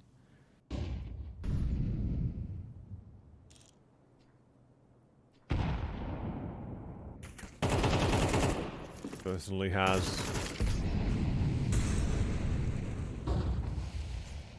to, but when you're not getting it, you've at least been given these rounds and powered through by individuals. You got Morisco, 3k, and then last round is Edgo. Going back to back, getting these things on the board and getting them done. All needed. Who's the next one to step up to the plate? Morisco looks like he kind of wants this a little bit. There might be a play to be made, but Neki, he's denied that before it even gets legs. And again, B, again, Zetko, again, it's going to be the one-man army. Zetko has to stay alive for so long here. There's no chance of rotations to save him. And the round is gone. That's a save for Sinners. It's a 3 versus 5 B retake. You're not even trying that in your dreams almost.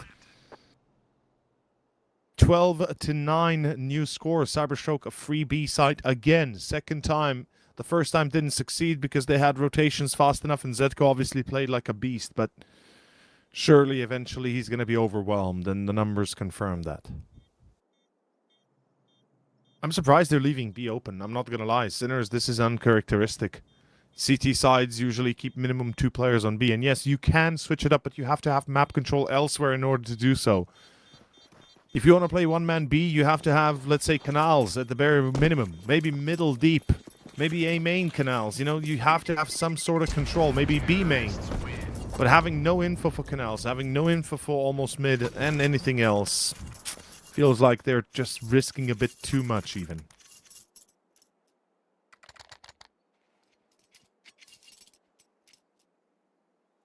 Certainly, but now, Cybershock, I want to see this close out the game. It's here and now to do so.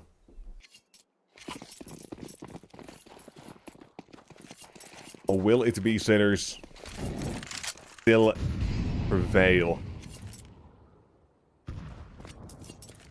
This as well. This could have been a whole different sort of show. Had Glowing not picked up a one of it during that pistol. It's a couple of rounds, a couple of situations like this. Yeah, no, you're right. But at the same time, you've been given a lucky streak as well. You had Sinners, right? That retake with like 15-20 seconds on the clock to make it on A. Some individual moments that have brought them as well into the same as Cybershock, so we've had these go both ways, but at the end of it, you've had a more solid game from Cybershock for the most part.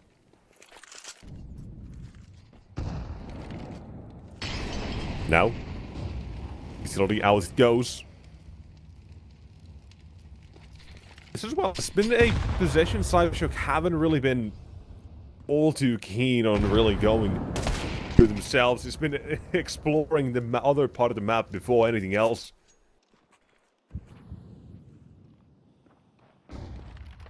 Then maybe later, coming back to A. The Shock, with timing, will find Glowing. Third around, despite your senses tingling, wanting to make that rotation, and Sinners, they'll send the Cybershock spinning into place instead.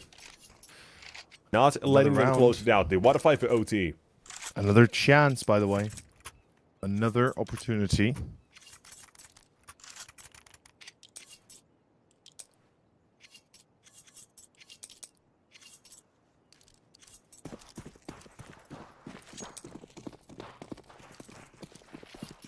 Let's see if they get it. Cybershock, you got yourself AKs, you've got yourself a Mac 10. 5 kills or 2 rounds is what you have opportunity in. Oh, Shock Oh, caught no. on mid. Shock, what's happening, buddy? Peppo, he's gonna not miss the first shot, but he takes the AK. Peppo, this is a wild push. That's a turkey. Oh no, what is happening, Peppo? What was that madness? That's round. I think that might be game.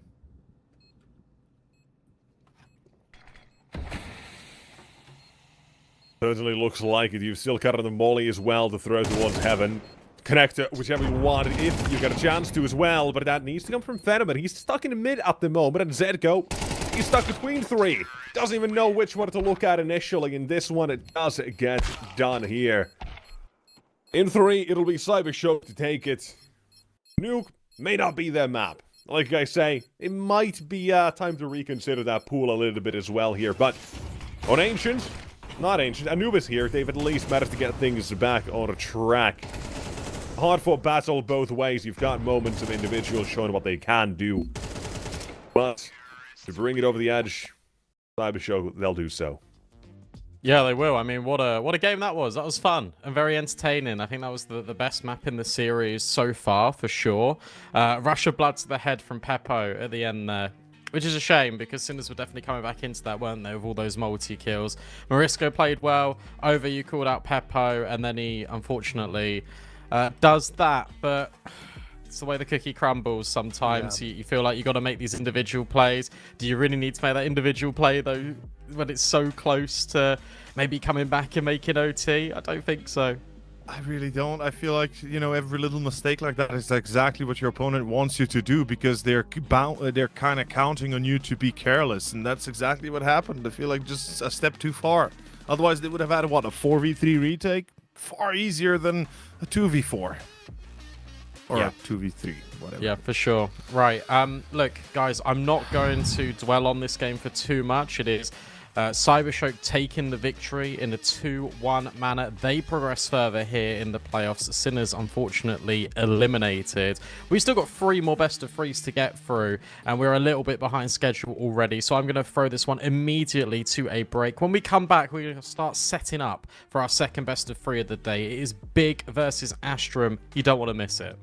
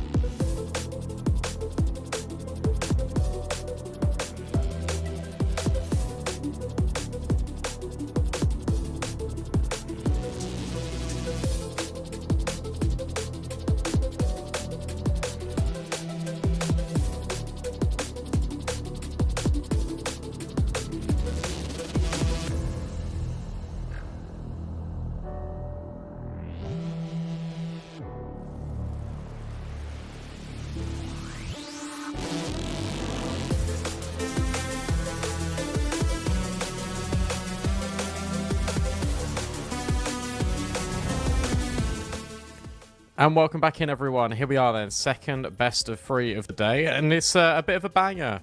Big versus Astrum, with Astrum have just recently won Yellow Compass online. They're on a 6-match best of winning streak, looking really good after being dropped by Aurora, who obviously then went and picked up the Eternal Fire roster.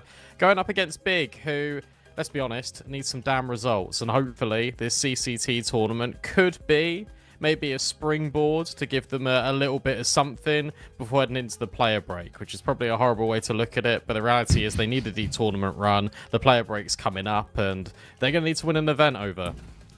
VRS points are not going to be getting themselves by themselves. So, yeah, absolutely. They need a win. They need a big win before the player break to kind of solidify themselves, right? And get ready for the next part of the season, because it's going to be a big one. A lot of tournaments coming up till the end of the year, and both of these two teams that we have right now on our schedule are going to be chasing potential results in those tournaments. Yeah, for sure. And Nexus, we'll have a little look at the Astrum roster. These guys are really impressive. There was some fun community rumors on Twitter that you should never trust that were saying about the potential of Grix maybe moving to a tier 1 team in the future. I'm not going to speculate on rumors. What I am going to say is, are rumors generated about Grix making a step up to the next level of competition valid? I think so. I'm on that sort of I think so, just slightly leaning over it instead of from a no. Because I have like these premonitions of one of these moves to a tier 1 team from like these people that we look at as a very good up-and-coming talent is going to go wrong very soon. And my big premonition at the moment, I'm going to go to slight tangent here, is Kyosuke. That, for whatever reason, is giving me alarm bells that I hope are not right. But for Grix, I think I'm leaning towards it's gonna be okay. I think he's had enough time to cook with this team as well. There was also another rumor as well that he declined Furia, or I say rumor, apparently he almost confirmed that on his stream as well at some point as well, that he declined him.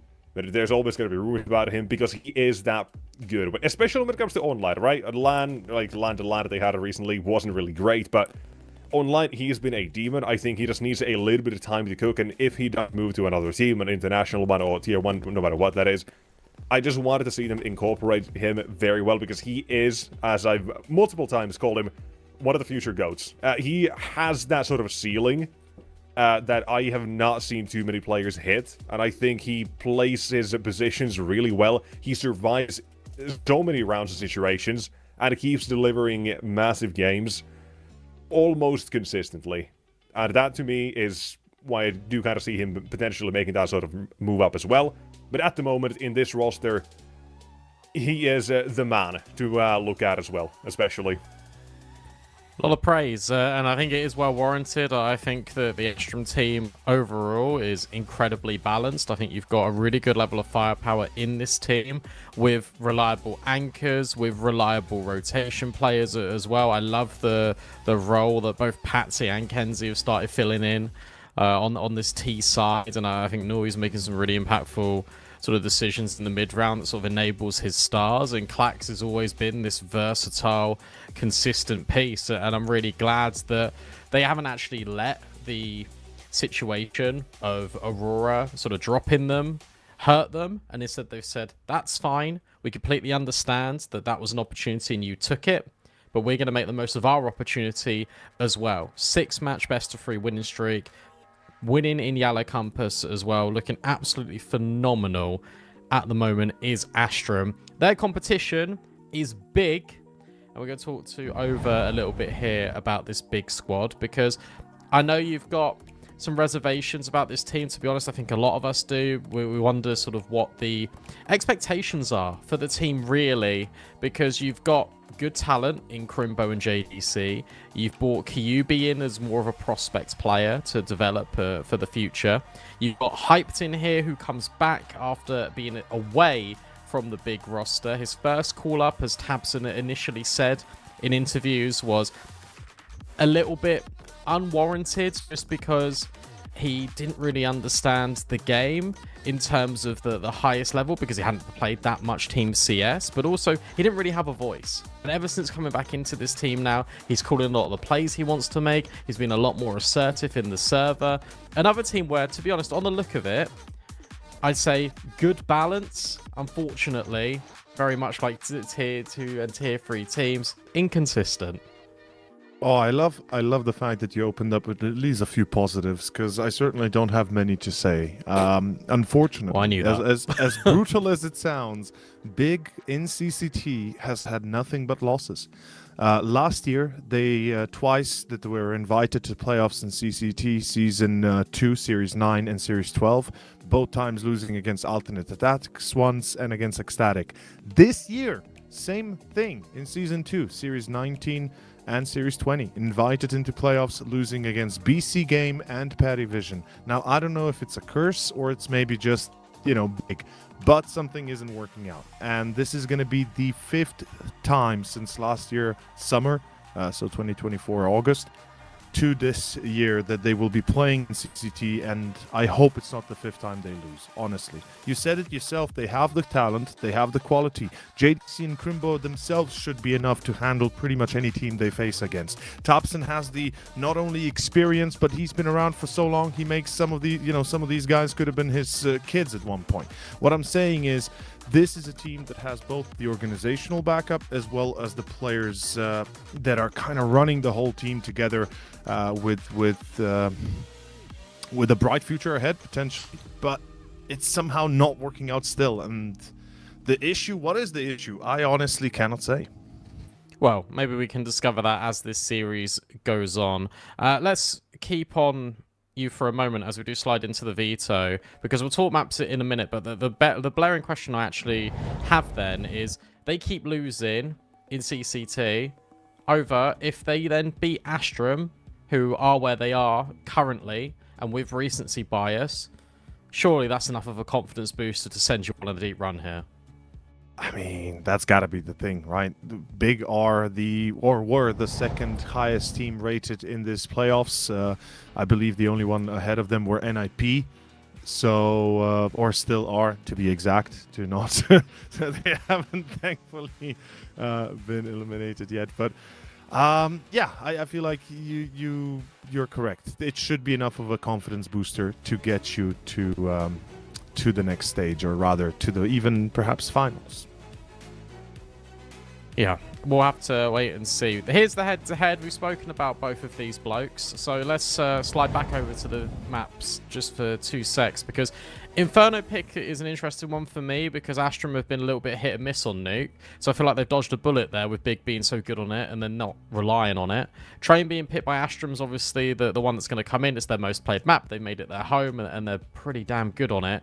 Mirage is the decider. Anything screaming out at you here, Nexus? No, not entirely. I've got a different sort of topic in mind, almost, if you don't mind me derailing for a second. Yeah, derail. Yeah, sure. Now, this was a topic pointed out on Twitter a day or two ago, maybe even 3. I don't know how long internet days really are. I don't remember them. But you know about these little things called invites that teams get to events? Correct. This Big is almost at that sort of cusp. So for them, I think this event is about that. If they don't get invited, because how close, keep in mind this as well, is to the next major already. Those events, or those invites, are going to be coming in about, what, 3 months or so. If Big don't get this one, they may not get invited to those events that they would otherwise need. So whatever you got coming up, whatever IEM's last and such, things coming up. If they don't get invited to those, they may not get points from those to be invited to the major. That is a massive thing, because they have not been playing as much. They need a win like this. They need to boost their VRS, because they are at that cusp. If things go well for them, great. If things go south here for them, I feel like they're not even gonna get invited. Like, it is that close Cologne to them is in the this problem. situation. That's the thing. Cologne is the issue. Like, are they going to qualify for Cologne or not? That would be a devastating thing for, a big to not go to. Yeah, for them, it's all about those VRS points and keeping them alive right now. So it's a good point. So look, VRS matters, which means this matters a lot too big. This also means a lot for Astrum as well, who are on the way to earning VRS points and are in a similar situation as this organization. They all want invites, they all want points, they all want to prove that they don't deserve to be in tier 2. They want a shot at the big dogs.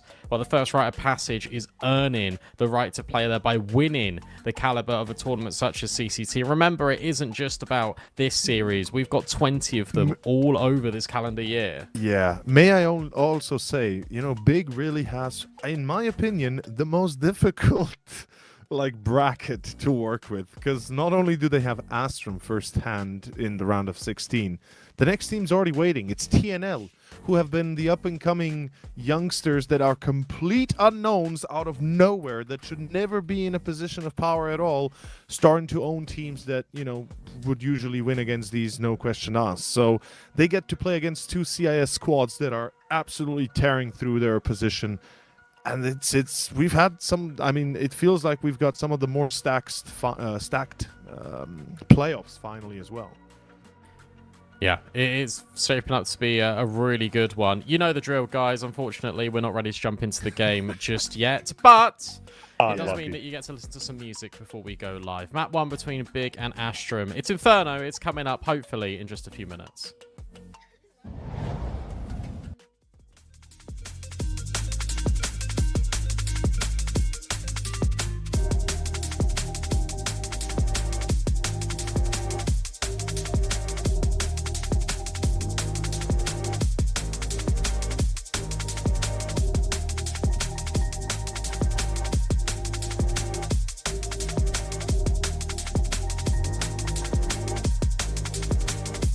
Back in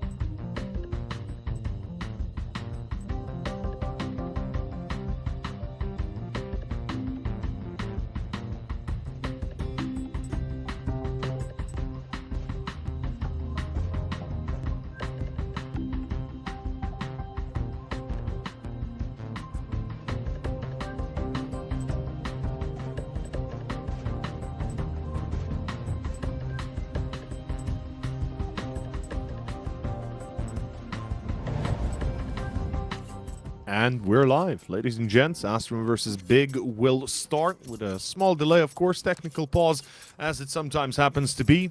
My name's Over, joined by Nexus. This is Inferno, our first map. We're going to be jumping into it now. Live on the pistol, Clax with dualies, the rest with, well, whatever little util, and those USPs. On the side of Big, though, it's more interesting to see Thompson on full util as well as QB. Double smoke and Molotov. Looking to go for a bit of a waterfall action, setting up a fake B execution. But the problem is, you're about to be found out. That fake B doesn't work when you lose the C4 and a player. Make it 2 already. Grix and Clax with a great hold. Big vying for control of mid, looking to recuperate the losses. The problem is, rotations will be happening momentarily. Astrum, they've still got 2 on A.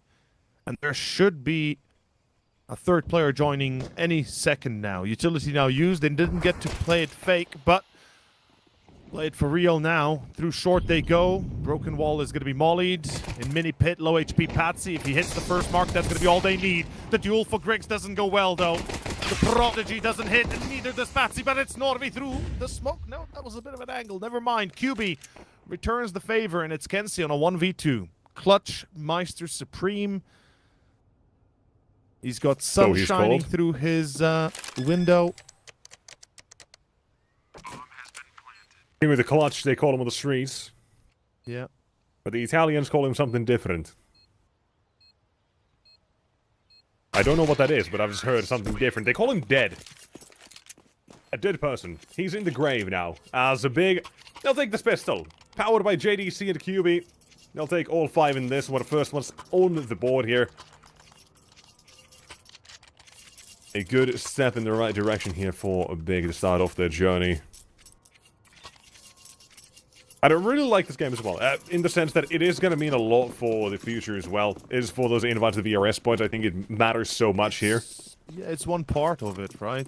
It's not only that, it's everything else that they haven't really been able to succeed in. A few exemptions here and there. A recent, I believe, local league that they got to the finals of, and they're playing in Salzburg in Austria. LAN finals, but beyond that, Big has really been a bit of a big letdown, unfortunately. Last year especially, haven't seen much of him, and maybe with QB now, the replacements and the reinforcements make that difference. The 4 months are up, the honey period, I believe, honeymoon period, believe I gone. But I don't know, man. I'm missing out on Big a bit, for sure. But they haven't really been showing much to believe in. So how much have I really missed, have I? And they go back B. This is... Oh, they're going to go back B. Oh, boy. Are they going to go back B? No, just pull to safety, to second mid for a moment. Wait for the rotations. Returning to A itself, in fact. Thankfully. Should be a simple second.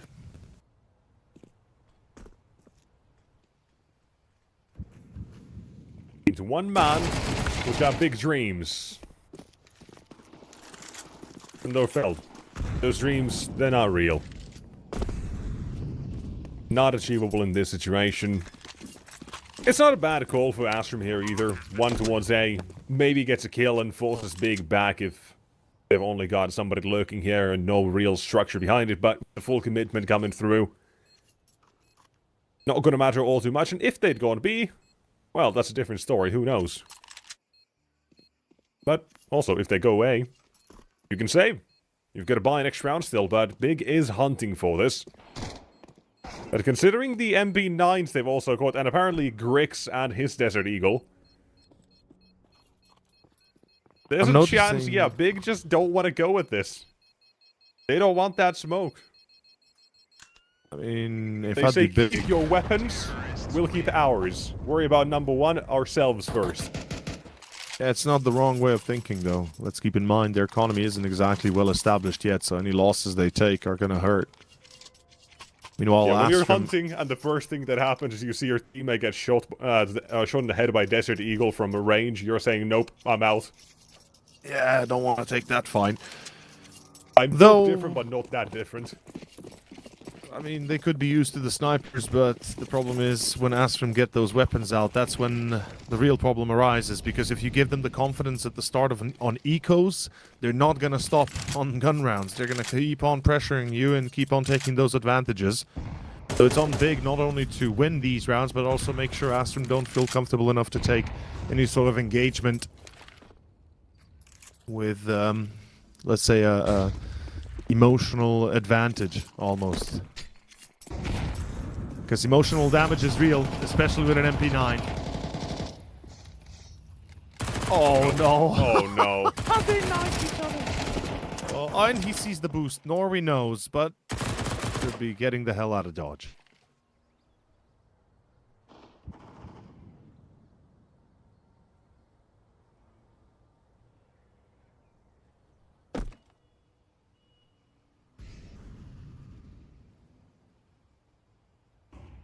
Proactive on the side of Astrum here to clear out mid. Norway, however, he's not going to have a whole lot to do here in B.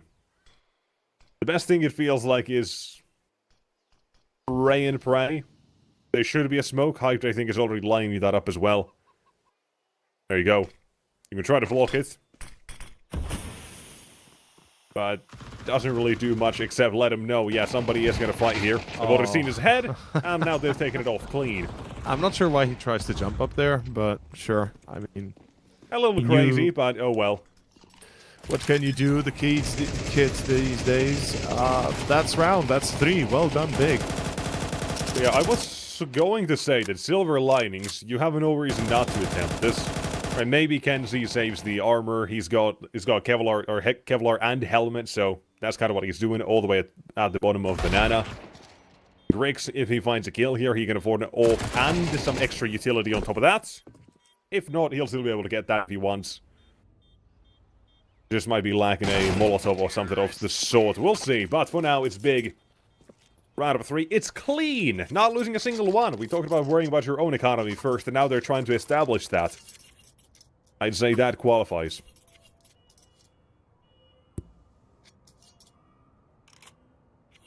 Grix, there you go. Missing a flash and a Molotov, that's about it. MP9 would have been real nice to get a kill there. We'll get the HUD fixed momentarily, folks. Yeah, Big on the T side, of course. Yeah. Berlin International Gaming has not actually gone international here, don't worry about it. The irony. Staying very national. BNG. Berlin National Gaming. No, they're very proud of their German lineup. I think it's a important thing, especially for the local scene as well. I know how much they play at home. Now, I forgot. 99 Liga is gone, right? Yes, So, no, I think that was got a year or so ago, maybe. Year and a half, yeah, give or take. JDC, hello! He's interrupting us. Yeah. Nasty double entry. That's Jumping a for the save. second. Still gets him out. That is round 4 in the bag. Just like that. When you have no defense that stands for any results, you gotta save. It's Inferno. So, as I was saying, right,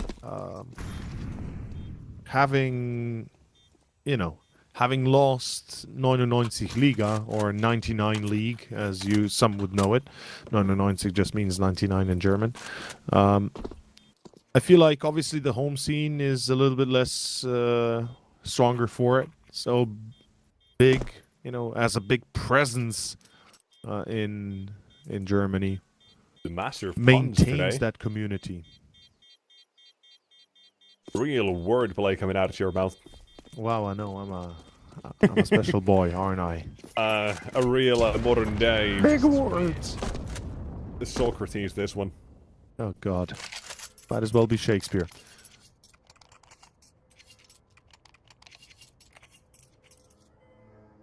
Anything else in your philosopher's mind you got here you want to share for this one? I'm kind of happy to see JDC play this good. It's been a while that's since nice. I had the pleasure of seeing him, 7-1 start. Feeling happy, just like the picture, because I'm sure the camera wouldn't show that same smile on him. Speaking of which, I'd love to see their faces as well. We're getting to see Astrum. Not so much Big.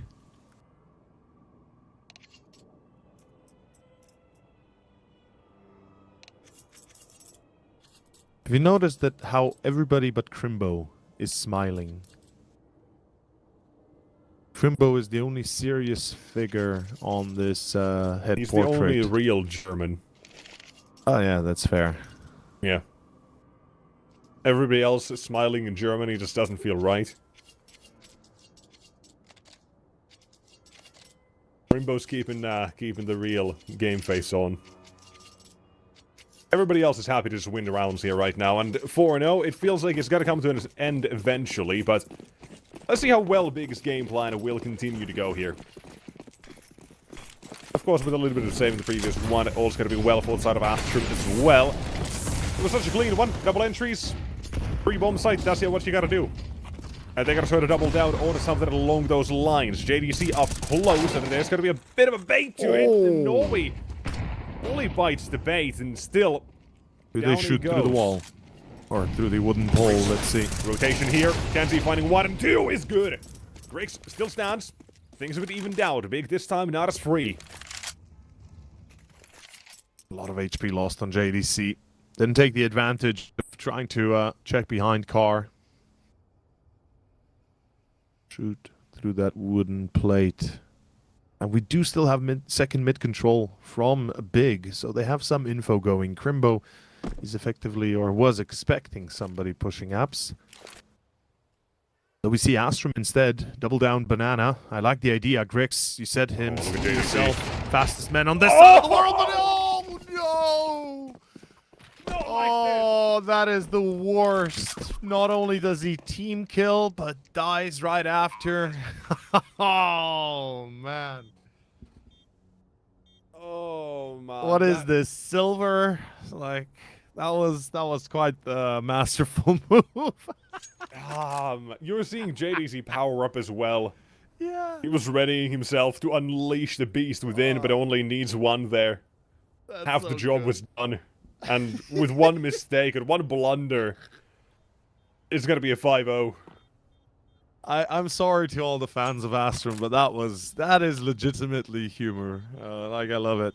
I love it. Oh, There's a bit of a karma. whoopsie, as people in the professional scene like to call it. That was a 3-way F-up right there. Luckily, the third one hit the shot, but Big. Almost, you could almost call that slapstick comedy. As old as walk on a rake get hit in the head. Yeah. It's like, you know, and it happened as well in a nice little cycle as well, right? You know, team kill first and a second later, you know, a split second later the kill. It's like happened perfectly timed.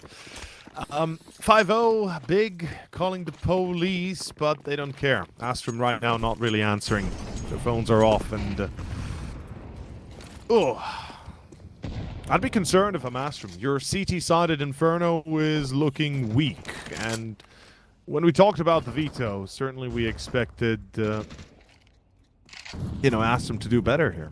I think I speak for you and Brandon both when I say this is nothing new to Astrum. They might have a low-quality CT side compared to the T side, or low quality rather, lower quality. Oh my god! Yeah, they've like, not gone A more than twice, and that was the first 2 rounds. Yeah, there's no point. It's the rounds that don't. Every gun round and everything since the pistol and the follow-up has just been BBB. You know, it's not to be or not to be, but it's to be or to be. For Big right now, they're asking the right questions here, and it's welcome mats on B. It doesn't matter in what form it comes. Yet again, they'll find 2. The actual defense on Banana gets them nothing. And Astrum, this is rough. I know you said it right, it's not insane to imagine a poor CT side for them here on Inferno, maybe, but I mean, not like this. Yeah, not like the this greatest. but the fact that you're losing 6-0 and, you know, Batsy's on 0 kills, Klax is on 1, Kenzie and Norby both on 2, and Grix on 3. This is deeper than just CT-sided issues, my dude. It's like you're not warmed up for the game. This is either the classic maneuver of, okay, we just need, like, either a map to lose or a few rounds to lose to wake up, or they are really cooked. I don't know. I haven't decided yet. I'll let you know once we get a little bit deeper here on Inferno. Because I love the fact we have Train second map. I'm really in love with Train, and Big, they should have no issues playing it. Yeah, kind of derailed the conversation when we were talking about those maps, but yeah, that is one of the Big have barely touched, and Astrum instead have taken by storm. They've got like 30 games played on it. Yep. And Big, they've got a whopping 2. Yeah, don't let that fool you. We'll see how it goes. For now, Banana's going to be a bit more respected by Astrum and Big for both parts, both sides. Wondering if there's going to be a change-up on that Banana hold when it comes to Big. Now, still, back to it. Old ways. They are going to try to force this one wide open. It is as simple as it could be. All 5 ready to go. Oh no, Norby, don't reload. That's the cue. JDC, in he goes. Swing of the first. Flashbang takes him down, and with that, Tabson, he'll trade out, sure, yes, but more still needed here for the CT side, because they are going to be losing control over the side. You're playing a retake. Looking at that util. This one comes down to getting the opening here and working off that, while for Big, they're taking the time off that clock. Valuable than Astrum, otherwise barely have available to them, even tagging them up. Only one kit, and that's on Patsy. If that goes down, that's an issue for the moment. There's Clax, nearly a collat as well coming through. The tag is still there in the Grix, but that smoke towards ruins, that's all it's taken here. Look at the time remaining, and with that kit, it's only on Patsy. He needs to fight this one quickly, but holding the crossfire is not an easy one to get past. And Dabson delivers 1 and 2, a masterclass with Hype not moving, trusting his teammate. They'll take all 5 with him. Fantastic afterplant coming out from Big.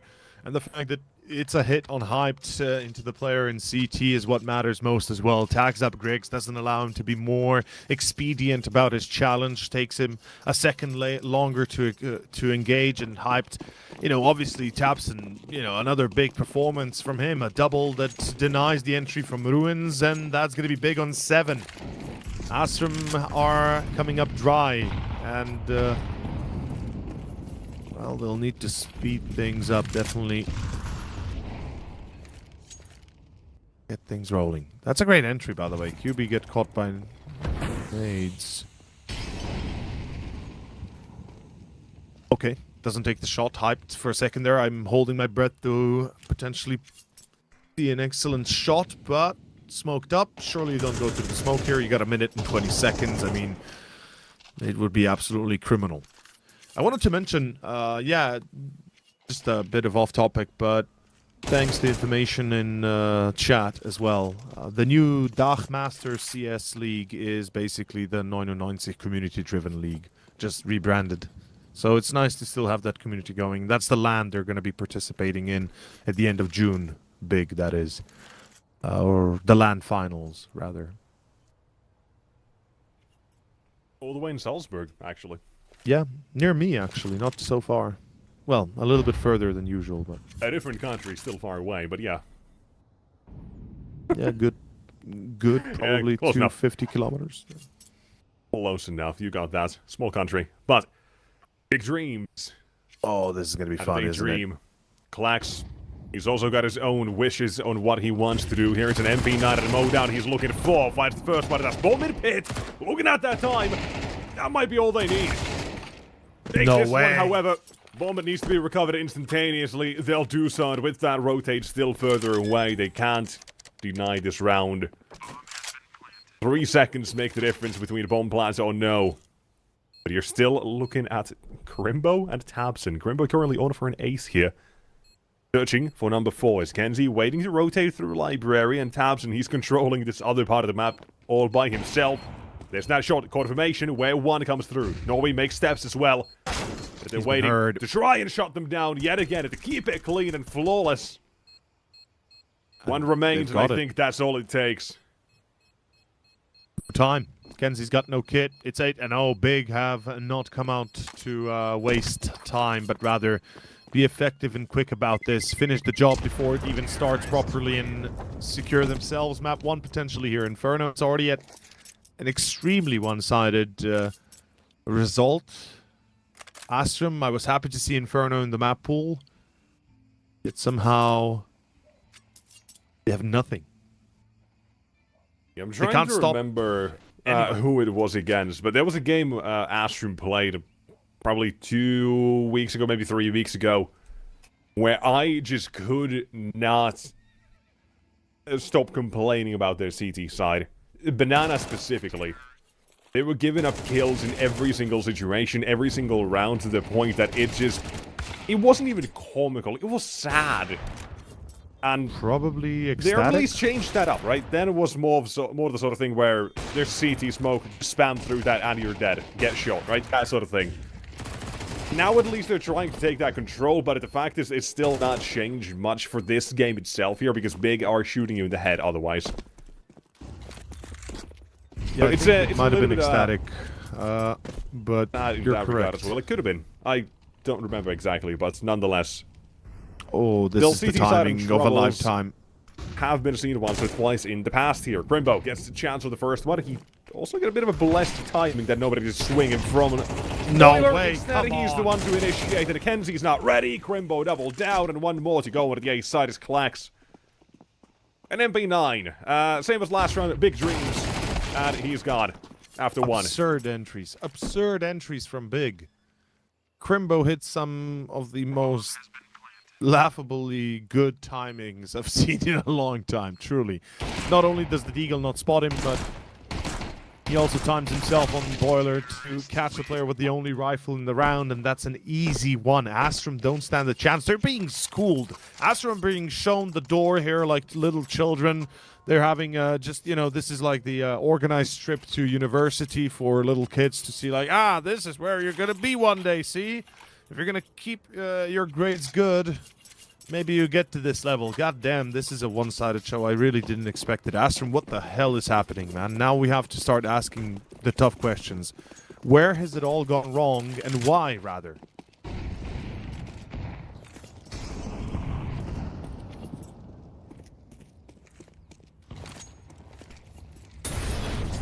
Banana, how many times have they lost control of Banana and fight for it and still lost it? Like, at least 5-6 times at this point.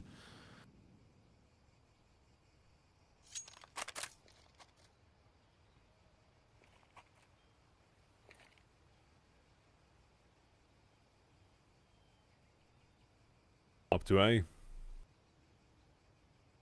Already seen this. They've got a different setup, however, this time on Astrum for this.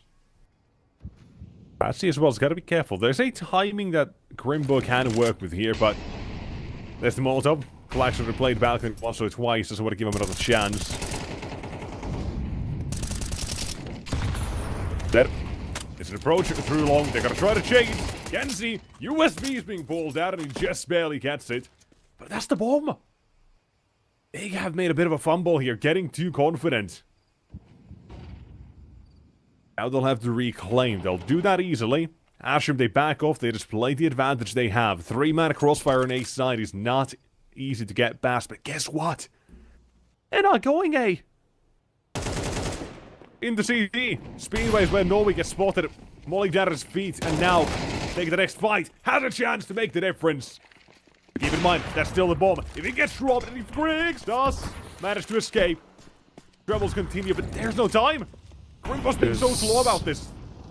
This is a round loss for Big. They don't have this one. Surely not. Surely no chance. They're giving them opportunities, but there's one still surviving far away. Klax will win the round just by not being present. That's like being shamed into, here, have a round. We're going to be that grateful to you. We're just going to offer to you on a plate, you know. Not that that was the intention. I'm sure he wanted a juicy 13-0 here on Inferno. Now they can get as close as they can with a 11-1 and then potentially 13-1. Let's see, Big certainly hoping to finish it in that kind of manner, because the intention is clear. We've come to win. No questions asked. We've lost 5 times in CCT playoffs. Every single time they've been invited, every single time they've lost in the round of 16, and every single time it was just a disaster against teams they never should have lost in the first place. Bar one, perhaps. Bar Party Vision, potentially. 2 weeks ago, or when was it? 3 weeks, 4 weeks ago, a month, something like that. Series 20, that was like more. That was like 2 months ago. But yeah. Time flies, man. Yeah, it does. And Especially big flies with it. JDC, counter utility. not going to take flight, no. Take flight, potentially.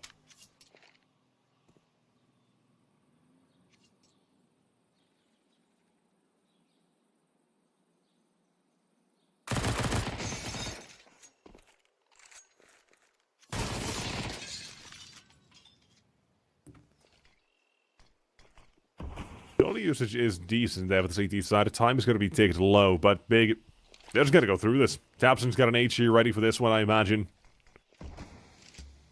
Primed, ready to go, just waiting. Still being slow about this, and there it is. The go sign.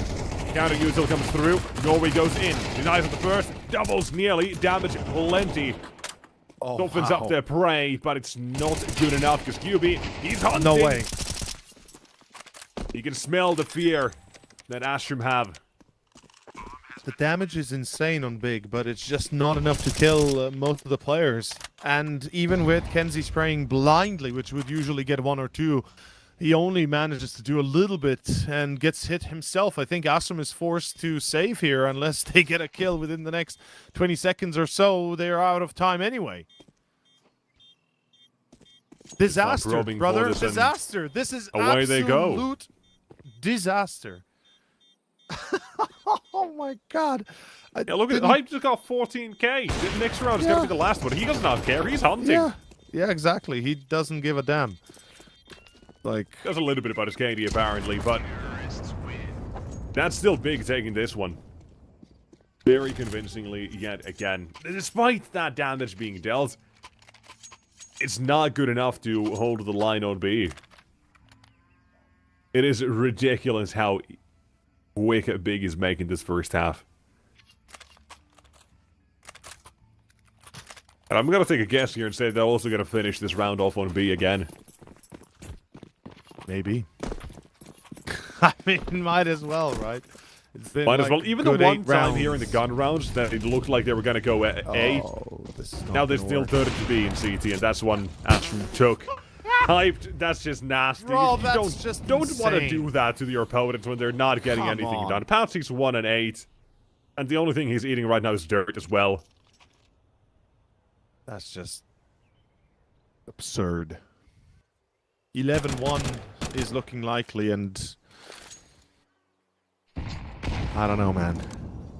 My hopes are effectively gone. Astrum, I hoped for a good game. We're getting nothing.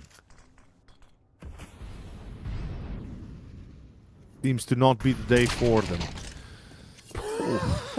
Wow. QB's crouch peeking, walking backwards, duck walking like... dude, Why don't not? care. Why I mean, not? that at least lets Grix... Oh, no. Come around for it Does again, let Grix but... die again? Yeah. Alright, I mean, you're still headed to B, despite getting 3 kills towards A, essentially, yeah? I guess makes sense. They just feel at home. This insane. is their home. They built this brick by brick. Oh, you were saying they abandoned it. They're squatters. They're squatters. They don't want to First sign fight of this. issue. Like, screw this shit. I'm out. Rather Squatters' have rights, 11. you know, they've been there for a while longer as well now. They've been there for past few rounds. Despite getting evicted, they keep coming back. Might as well take their own home. They've got a claim to the land on B, but towards A, so far the answer has been nay. This is insanity. But I'm gonna no-scope almost as well. You can tell how much fun they're having here right now. They really seem to be smiling like on the pictures. Shame we don't get to see them fully, but very easy game for Big. It's very simple. We're just enjoying this one with Big because unfortunately Astrum's the how to call it, the black swan in the pond. What? The black sheep. Let's put it like that.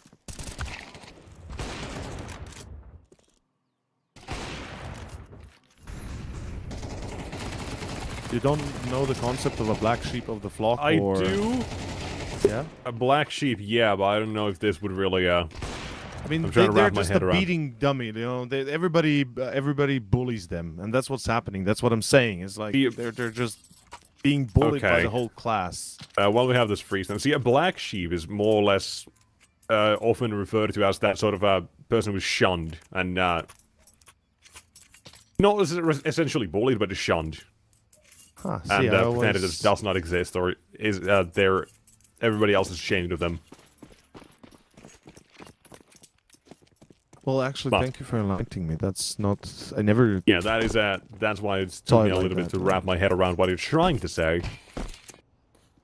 But beating a dead horse is one thing you could Beating a go dead for horse, there. Is yes, what that's a better one. would Yeah, fit there your we go. vocabulary, I'm pretty sure. It's something that you Yeah, already that's- have as well there. In your brain God, you're somewhere. I've brutal heard you today, say I that. see. Yes, I have. I have probably said that before, yeah. Alright, well, guess what Astrum's doing?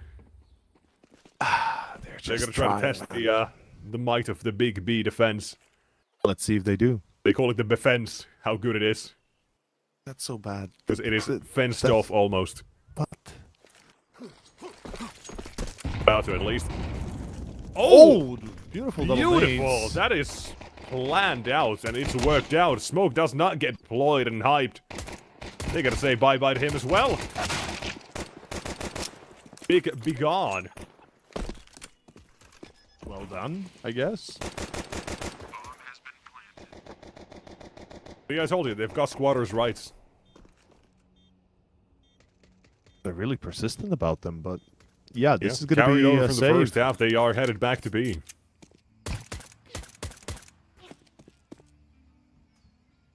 I'm still shocked we get to see a save. Another save today on a pistol. I mean, Don't I know. guess in this situation was already done, and especially when you're playing Inferno, I can see it, but this is also leading Big to immediately just try to force around this. When you have a lead like this, I guess fine, you could try once. No. No. But Why? I would also indeed prefer Like, just why? to save around these and just have those weapons out. But that also depends how you want to play. If you want to have an AWP in that first gun round or not, you force here and then save that next one if you lose. I mean, Hype's been hitting some amazing shots. Obviously, we want Yeah, the so AWP I'm out gonna for him, assume I the think. force spike comes out, they save afterward.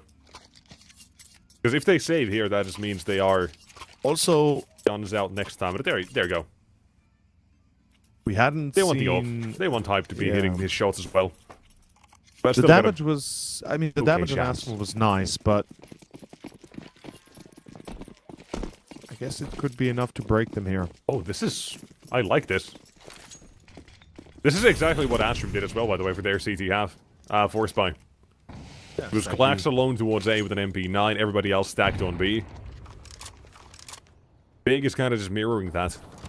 I feel like it's pretty standard to do this. It's a Seems shame like that Astrum's Trimbo... also taking a page out of Big's playbook in the same same vein, headed towards A instead. But a smoke from Crimbo I was about to is say... actually going to deter them. That's good utility usage, especially if he had a second one already deployed. I'm not sure if there was one. But this has funneled Astrum to hit B. If not hit, at least explore Banana. Invited them in when they spot nobody here. But it's a trap waiting for them. QB does not want to feel the wrath of the HEs again, and away he walks just slightly further. You'd really want to see that second smoke right about now from Crimbo, because otherwise this ace This lost. is something that I've not seen enough. This is something that I'm gonna just hijack a little bit. I used to do a lot when I was playing as well. Is to just have somebody come drop a smoke here and play alone, eh? Just smoke mid again. Of course, I'm not playing against same or these sorts of people.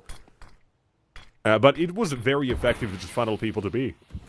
I mean, yeah, that's the thing. It works super well when you're trying to stack B and try to, you know, Yeah, just convince make the other them think side. that there's more than there's actually Yeah. on A side. Yeah. But we But- haven't seen that, and Astrum they just forced their way The through. thing There was is, no you supporting need- utility for Crimbo either. No flash, HE, anything of that sort. He was just Exactly. a facade of a defense. And it breaks as soon as they try to test it. That's going to be a clean round for Astrum. That's going to be a save round for Big. It's pretty clear. It's going to be 11-3, maybe. Make it 11-4, actually, because the next one is another eco. Just Yeah, please we don't. really are just going about the first half script all over again here, apparently. Same thing. Big saving this time instead of Astrum. It's an 8-take. Yeah. I don't know who's writing these, but... probably worth a Razzie, maybe. A what? So that's the thing Transformers Revenge of the Fallen won. In 2011? 12? I don't remember when that came out. A Razzie. You want to read out what that is? I have no idea. No clue. Didn't even Google it. Wow, okay. No, I couldn't care less.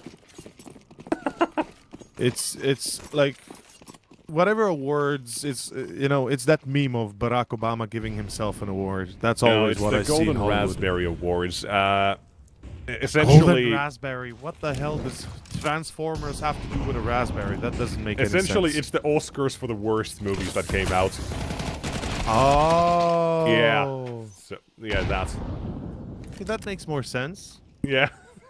That makes much more sense now. Yeah, I think they deserve, but I'd give them a big gold dildo instead. Just for the fun of it. In any case, this is round 15. Game continues. Game continues. Tapson alone. I mean, 5.7 Candy Apple is beautiful. I can't lie. I have the Glock one. This one. I think I had an M4 one. Was it an M4 one or was it? Doesn't know. I'm not sure about an M4. I think a UMP. Could have been a UMP. I forgot. Caramel Apple is one, but not. I don't know. Yeah. Either way, in any case, we are headed back to B. Abson, one flash, 5.7. He's at least got that much. a dream and low Norvi. It's not a dream. Oh my god, it might be a dream. Oh, big dick energy. Tapson. Living a dream. Ooh. Close Gets call. woken up, but he's given a chance to Hyped and Crimbo here, because guess where they're rotating from? It's Banana. The bomb's not going to be planted immediately here either, so they can have time to collect those weapons that Tabson did drop at that smoke. There's one for Crimbo, a Galil to work with. Both players have armor. Aim punch is not a thing here. Pick up weapons. Hyped could also get another one as well. There's got to be one. There's the tags coming through. Both spotted. Tags going. Check triple. Oh, Up the next. nade. Oh, We good can connection. short at the second one. That's what they still got to guess here. Just do not line up. And Clax, he's playing time. Assuming there is going to be no kit available, he's going to try to play around it. The noise Hype makes, it only leads him to Crimbo. The saved weapons, and at 5.7, the eco is what does it here for Big to get to 12. Bro, Topson's the hero of this round, honestly. The fact that he gets 2 is insane. Norvi first, has low HP, and then the second, I believe, being Kenzie, if I'm not mistaken. Yeah. It's a masterclass nonetheless here. 5.7. It shows how good it can be. Oh, damn. Worth its weight in gold is the 5.7.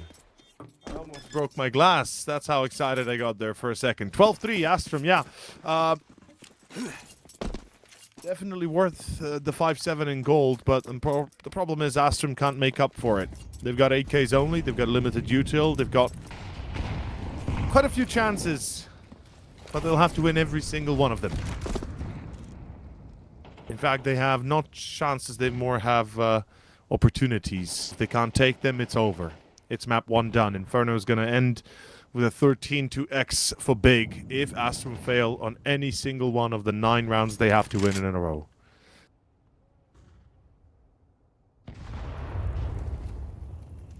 Alright, what do you got here? Tabson, with an entry already secured. Are they gonna... They have 3 here towards B, so it surely is gonna lead them to eventually explore Banana again, but they feel very confident to actually just hold here.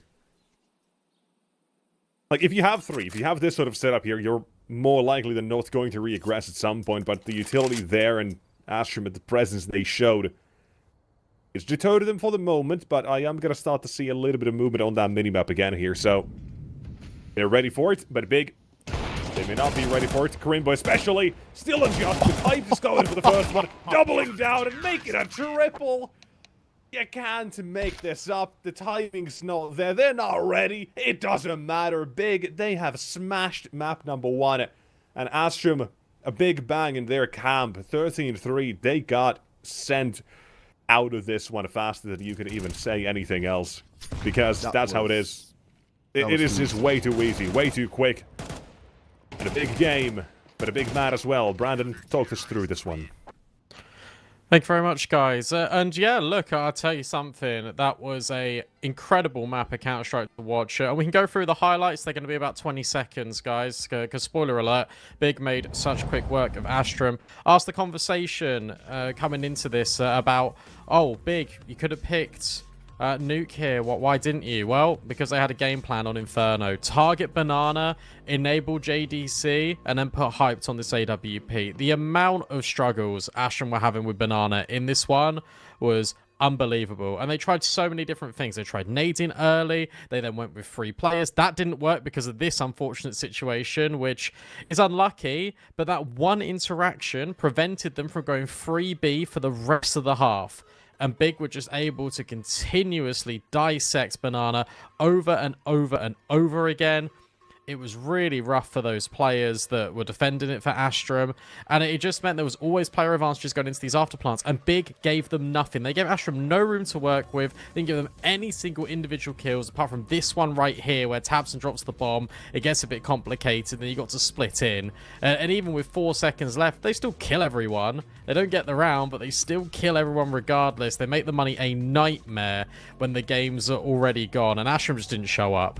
And is very much a reflection of what happened in our first series of the day, where a team doesn't chip up to a map. You got to just pretend it doesn't exist. You're going on to train. You're going onto your map that you play the most, that you've refined the most, and that you win the most. And as the casters said, right, Big do not play train. They played it twice.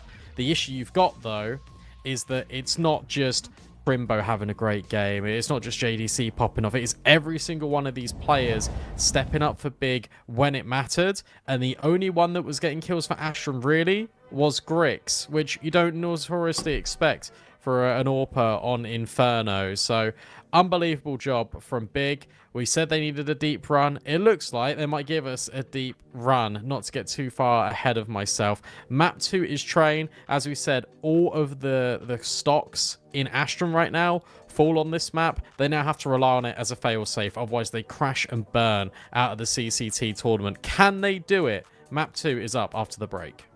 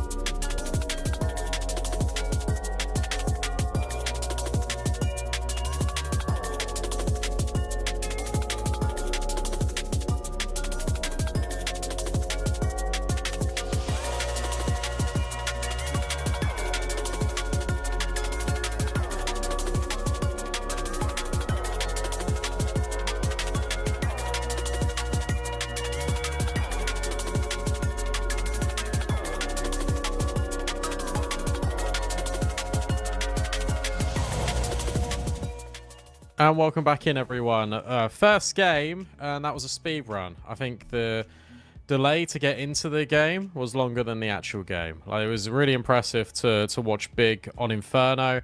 Astro like a shell of their former selves, which is upsetting considering what's happened recently. Just the fact that they've been winning tournaments, they've been on a 6 best-of-3 win streak, and they come into that looking like they are the worst team and they shouldn't even be in this playoff bracket. Now we go to Train, a map that they should be comfortable on. Nexus, this is very similar to what we had in our first best-of-3, right? Yeah, it was a bit of a dumpster there, but for this one, it looked more convincing, if that makes sense, for me, at least when I look at this, but it looks way more convincing than what we had with the first series of the day. So, for that, or due to that alone, I kind of feel like Big can actually continue this and get a very good game. What's the thoughts and feelings over? You with him? You against him? I think Big is gonna blow him out of the water. My prediction stands as before. I'm gonna go for the easy 2-0 here for Big because we're gonna go on Train. They let it go through the veto. I don't think there's much you can do about that when you think about it, right? I mean, Big, they want to play Train. They clearly want to play. They let Train through. I know they might not have an option in retrospect, but then again, yeah, I mean, they banned Anubis as their perma. The thing is, Anubis is their perma, but they could have easily, they could have easily tried and maybe went for Anubis if they prepared for it. I'm expecting they are ready for Train. No. Thompson used to play Train. You've been making crazy calls all of today, okay? Sometimes you gotta stop, I'm just playing with you. But look, honestly, I feel like they have to have prepared for Train. There's no way they didn't, right? And yes, they might not have played a lot, but surely they are like practicing Train every day. If not, they have. I can't believe you just said they should have played their perma ban. That's No, I'm messing about. Obviously, they shouldn't have played Anubis at all, but because it would have been crazy. Yes, I agree. Yeah, it's just an old man, not sure what's happening. Brain's deteriorating. He's saying things. Oh yeah. Blame me. He's giving now. hot takes to be controversial, but exactly, that's more. In reality, he just doesn't know what reality is anymore. But the one thing we can at least all agree on is there's no way Big didn't prepare for this, considering this is the map that Astrum really like to play alongside a Mirage. And this being one that Big don't know, well, it just makes sense. good news, gents, and for all of the people watching on, the game is live, so let's see how good Big really are on Train. Crazy or not, they are ready for Train. Like I said, they let it go through the veto regardless, and they don't have a choice, so they have to have prepared for it. That's my logic. Big, what have they prepared, though, is a better question. Starting CT side, they'll have a bit of an advantage. Dualies ready on QB and Crimbo. And we do have a little bit of util on Norvi and Patsy and Klax. Surprisingly, a tech pause. Are we surprised, actually? I guess not, right? No. We gotta make up for time we didn't get to have on map 1 some way. Even if we caught up to schedule a little bit with that one. In the end, a classic debate. We know about these ones. Unsure exactly what we are waiting for, but nonetheless. Rain, you like this map? Yes. Or do you like the current version of it? The current version brings about fresh changes that are much needed, I think, for the new style that CS has kind of developed into, in terms of just it's pure aggression these days, pure challenges, peaking, you have to win duels, etc. So much more than ever before. And the adjustments make it much more possible for the CTs, or rather the Ts, to fight continuously for Pop Dog and Upper Halls B. I've said this before, I've been calling it since the start. That's going to be the new kind of main position you go for. And it should be no different here. Double dualies. Either they're going to go aggressive into Pop and Upper Halls, or push main. One of the two things that Big will try most likely. Alright, well, we'll see what we do end up getting at the end of the day here. For now, to start off today, instant flashbangs towards A. Molly joins it, and Patsy He's going to be sent out as a sacrificial lamb almost. The rest of the team, it's the Crimbo. Dual Berettas, they wait, and he's dead. They can keep waiting the next life. For now, it's double entry being found out at the patch. He's still on A as well as a potential lurk they have to be careful of at a big. I feel like they're just, it feels like they're just giving this one up already. They'll take this one, yeah, but it's just like Inferno. You're saving instead here toward the, to afford a bit better weaponry for that next run, or to have that armor ready. Same situation. And I don't know if I really like that. I know it's smart. It's a smart choice when the round is already lost. But not really that big a fan of it, I'll say. I'm more shook that they decided to play a default with 4 on A. That's, like, what I'm kind of more concerned about than anything else. QB, whether he lives or not, doesn't matter. Astrum, great start. Pistol is there. It's pretty easy towards B. I mean, Crimbo stood no chance. He was out in the open, caught on the crossfire, then hyped, couldn't help. Immediately tagged and bagged, and it brings about a great start for the side of Astrum. Oh, we just got some breaking news. Zero Tenacity. They've added Modern to their roster. Dimke benched. About time. Love it. Yeah, that is a nice change. For a team that feels like it's stagnated as well a little bit. For sure. Felt like I mean, there was going to be a change at some point. And the that's last one. series against Artisan that you and I casted, it kind of you said showcased. game of the tournament right there, ladies and I gents. was obviously having a little bit of fun. Come on, you can't blame me for No, it. you I were was... saying that 100% serious.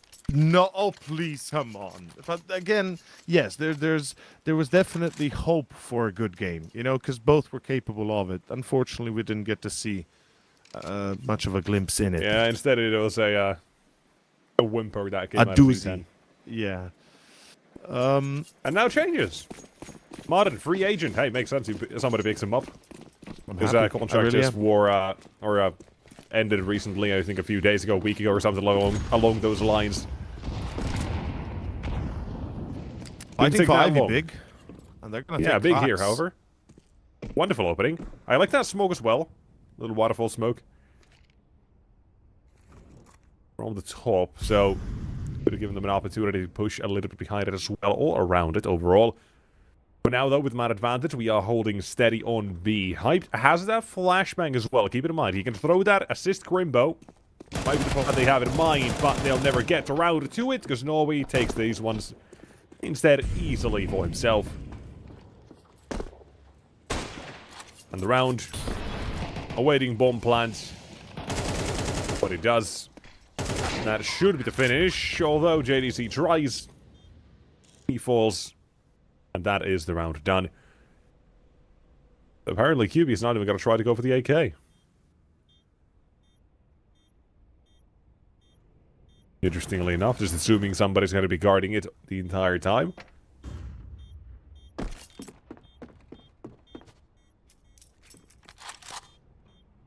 So are we gonna start seeing control towards pop and upper, or are Big continuously gonna play these That defaults? is the 1B, question, because we'll 1 con. see what Big really look like on this map now in these Yeah. kind of rounds, and this first one as well. It could give us a very good idea of what they're capable of, like what their game plan is going to look like. We kind of talked about it, I mentioned during the break a little bit, is maybe this is the sort of time when Tabson decides to roll back the gears and just channel his inner train veteran. Although it's a different map on one node slightly, but you know, fundamentals are still going to be there. You never know, you could just make that up and it could sound correct. But for now, The Big, timings the for the plan? most part are still there. what is Like, it? Early usual, that's the basics. Building control toward the outside, and it's just, again, one matter toward the B sides early on. Pop Dog is not going to be challenged either. Expecting neither is Astrum upper. to be more aggressive at yard instead. If that doesn't work, what's the second part of this plan here? Same as well is for Astrum to unravel this. There's little information to go around on Big and Train. The last time they played, 4th of this month. It's been a while. Like I said, they have to have prepared for this. Otherwise, I'm going to be greatly disappointed, genuinely.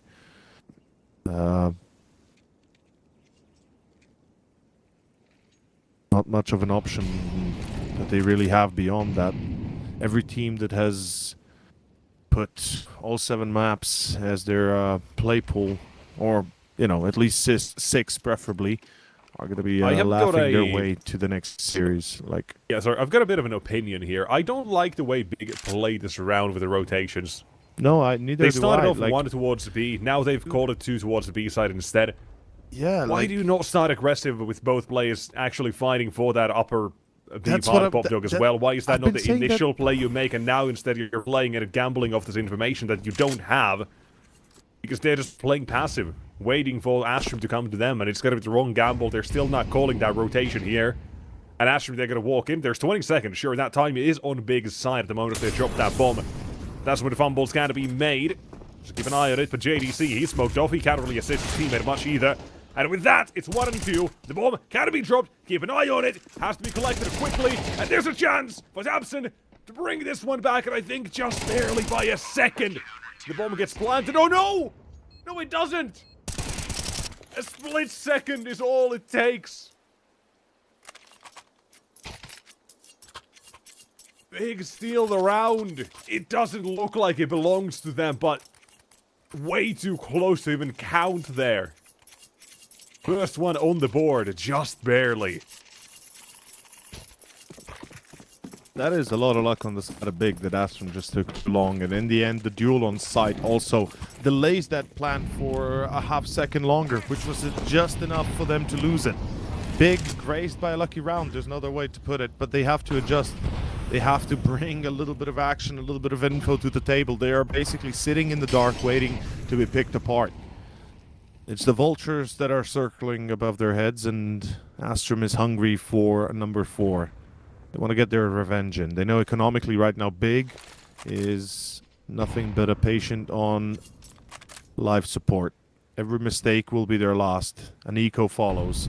So Astrum entering B here. Early QB is going to be able to help Krimbo. Krimbo has a Molotov. Or an incendiary, rather, which is a far worse version of a Molotov, unfortunately, these days. Said my piece.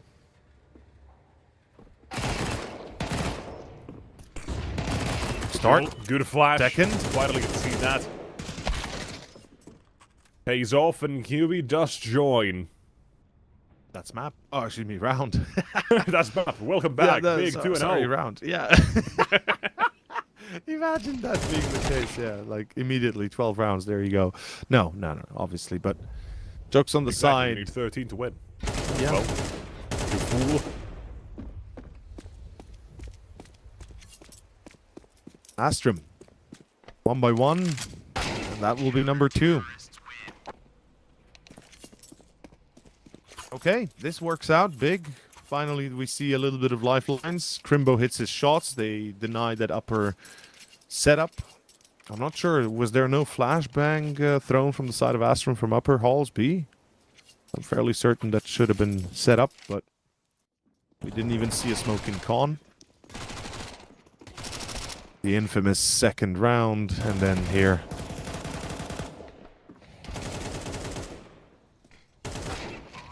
Great clearance, JDC needlessly dying. Right, yeah. Effectively, just as the timer ran out, the bomb was planted. And the final round, of course. So, Big, instead of being down 5-0, they now have a chance to tie it up. Not only that, but start inserting a little bit of their own power over this first half. Like, again, we want to see more aggression, right? We want to see them adapt to the new map. And look at how much space they are still leaving to Astrum. Every single round, much the same way. Krimbo will be playing solo in upper halls. It's dangerous once more. He's probably not going to peek because he's got no support. No, he just pulls back. He doesn't even play. He went far, but halfway through decided to pull back. Perhaps realizing it's against pistols they're playing. JDC, the fact that he's at Electro is crazy, though. What is this setup? This is going to be nasty. If he dies, the whole A side is going to be under attack. JDC doesn't get clapped. Should be enough. Oh, Beautiful. that is wonderful crosshair placement. Give him the ace. Steal it away instead. Yeah, I wasn't as worried as you were there. Big had the support from range. They were able to adjust to either main or pop dog from Ivy and from side, wherever they were playing there. They were all good. It was only for a moment there if JDC somehow gets instantly double dinged, triple dinged, whatever he takes for the Glock there. That's pretty much the only way that goes wrong. Beyond that, all was good. And even better, JDC gets 4 there. Well, very strong when it came to Inferno here as well. Now 4K pans his stats a little bit, makes it look nice. And with that as well, you've got a 3-3 scoreline to tie it up here. And it's about now that I would really love to see Big make these changes that I mentioned earlier, is to start challenging for top of B. Actually, Pop Dog as well, as you mentioned at the same time.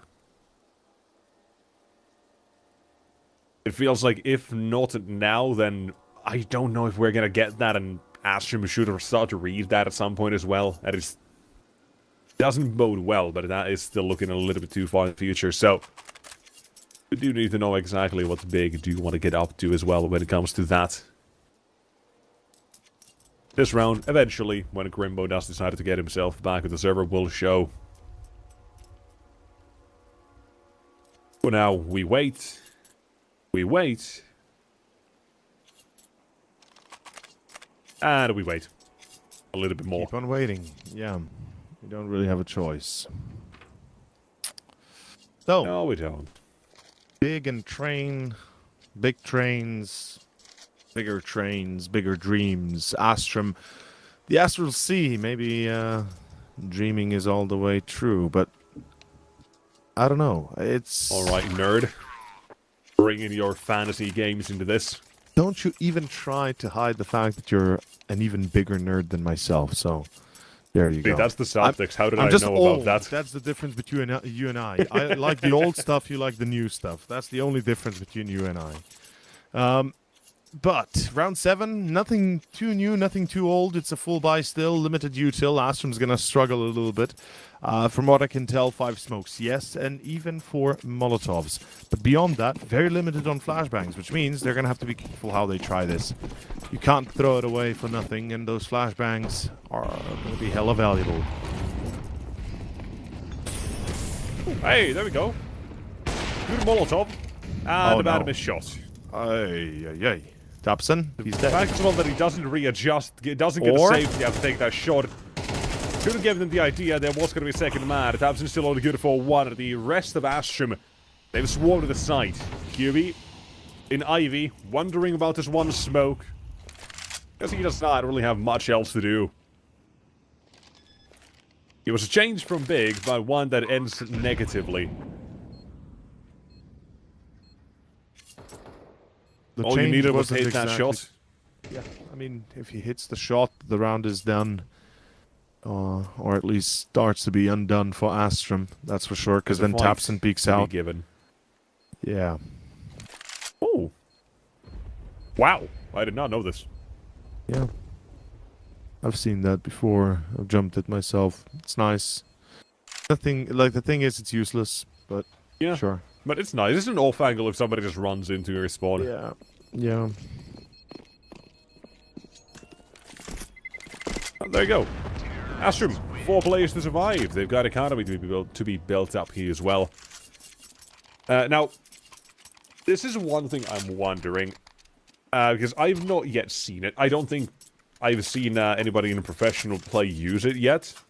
But you know you have a... I don't know if you know, but there's a couple of out-of-bounds nades you can throw on this map. Like, one people have seen is the one in Ivy you can throw at the...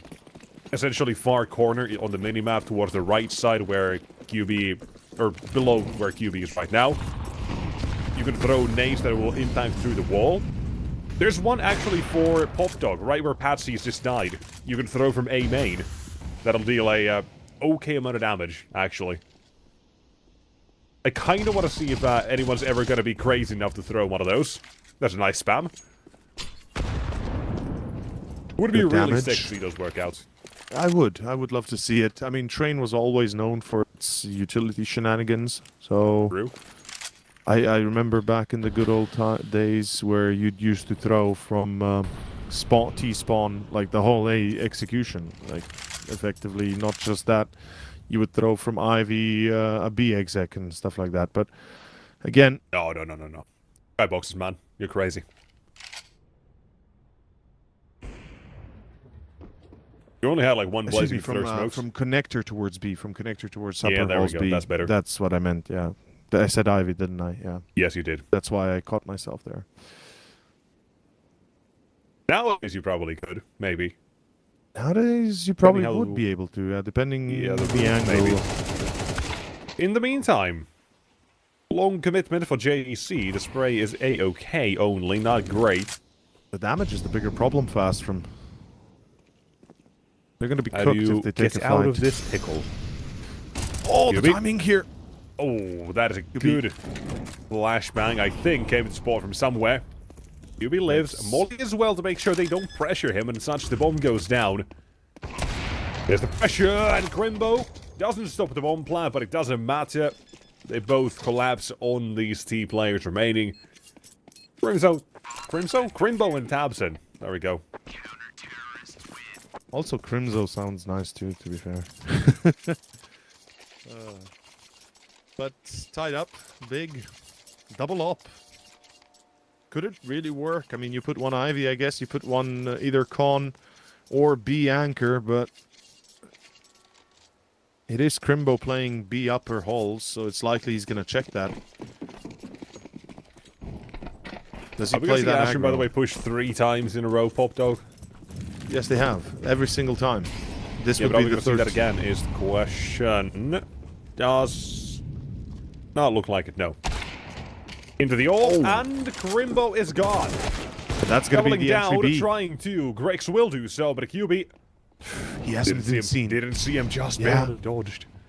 QB has He to can stop the bomb find a plan. multi-frag. Has a chance for a 2K. Take that burst from afar. Off the ball. Eyes the Not bomb plant. quick. As Utah making it life difficult for QB now, but he's made it even also difficult for Astrum. He has the power position of the site. They can't clear him in any easy way, and Kenzie, he's taking a Oh, massive where's the- nade. There's the bullets to the head. Greg's lets them know he's here. The AWP scope should have been heard. QB's looking It for is. it. There's a flash. The swing! Doesn't matter. Nails it. Grix is better. That shot is insanely hard to hit, and now it's going to be hyped, having to be aimed and scoped in. Clax from the flank has had enough time to buy him simple way into this round. Oh. It's JDC in a 1v1. The position for the bomb plant is horrible for JDC. He has to take a fight, and oh, JDC, no time. Unfortunately, no time in the end. Even with the kill, Astrum have delayed it long enough, and all thanks to Grix. That's literally why they win the round. Grix hits an insane shot, blinded, ready for it, a headshot, and round number 5 is theirs. It's not just that, but it's the opening as well he gets. Total of 3 for Of the round course, itself. of course. But in the end, Fantastic though, stuff. in What was the it end for? of the day, Makes very little difference. Grix opens it. Less time survives. And they will make sure that they get that lead back. Total of 3 there for the last round, and Grix has had to double check, but round 5 are looking like 6 is coming right up here as well, with Big not having a whole lot they can do. Eco. Well, a few. One extras. MP9 Yeah. And and a P250. P250. That's concerning. I mean, it's okay. They can get a Yeah, kill this or is two. better though. Oh, never mind. USB should have known. Oh, 1 by 1, lads. Farming. It's a shame they all die 1 by 1 instead of all running in together. Overwhelming. Yeah. Given they have the P250 and the MP9, they could have certainly done that. Use the USBs as meat shields. A little bit of missed opportunity, but hey, it's an eco, who cares? Let's get back to reality round at 11, Astrum. I mean, hell, this is a great T-side. There's no denying it. It's trained. T-side is difficult to play. And 6 rounds right now is looking amazing. Yeah, this round as well, it kind of lets Astrum, or Big, know that Astrum do remember there is an Ivy on this map. Because that's the first time they've actually gone to it.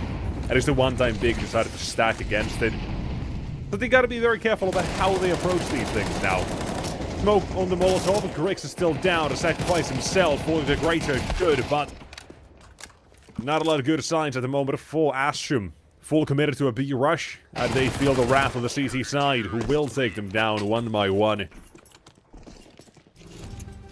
Sometimes B rush works, sometimes it looks like this. And a big round 5 chance to tie it up here at the end of the half. Now, we went into this one with not a lot of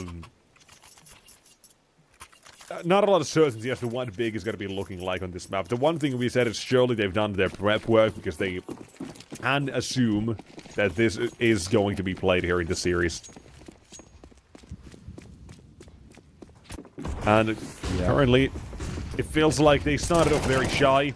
Now they're picking up pace. I'm loving this aggression. Finally, we're seeing this. It's like I think the first time, but it's at the end of the half we do get to see them fight for it, and the control is theirs. They tried it exactly 3 times. Once, the first time they failed. The second time they succeeded in holding on with Hyped and Pop Dog. And now the third time they push upper halls with JDC and actually take 2 free kills out of it. Well, they do lose Crimbo, sure, but you traded off so well already in main that it looks like a 6th is guaranteed almost. Yeah, what I love to see is exactly that 2 players up B round instead of just normal Pop Dog to just stop them. We haven't seen a lot of the utility that a lot of teams as well have been throwing that is sort of meta, the beast, or the stair smoke underneath that Pop Dog, or Pop Dog window, whatever you want to call it up there as well. A lot of things haven't been there, but here, JDC is. Even the QB, they'll take everybody in this round. It's a very nice and clean, wonderful Big in the end. They'll retain that advantage. Only clawed back by 1. And 6-6 at the end of the half. It's not the best. For certain for Big. And if you imagine as well that they don't win that round by about 100 milliseconds to get themselves even started here, this could have gone a whole lot worse. Work to be done on the CT side, but they did shape up as we went along. That's at least nice to see.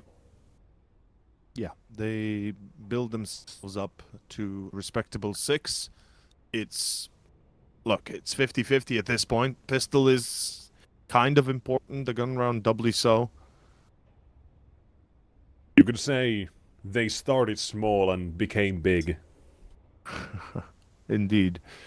And if they win from 0 to hero, then they shall be.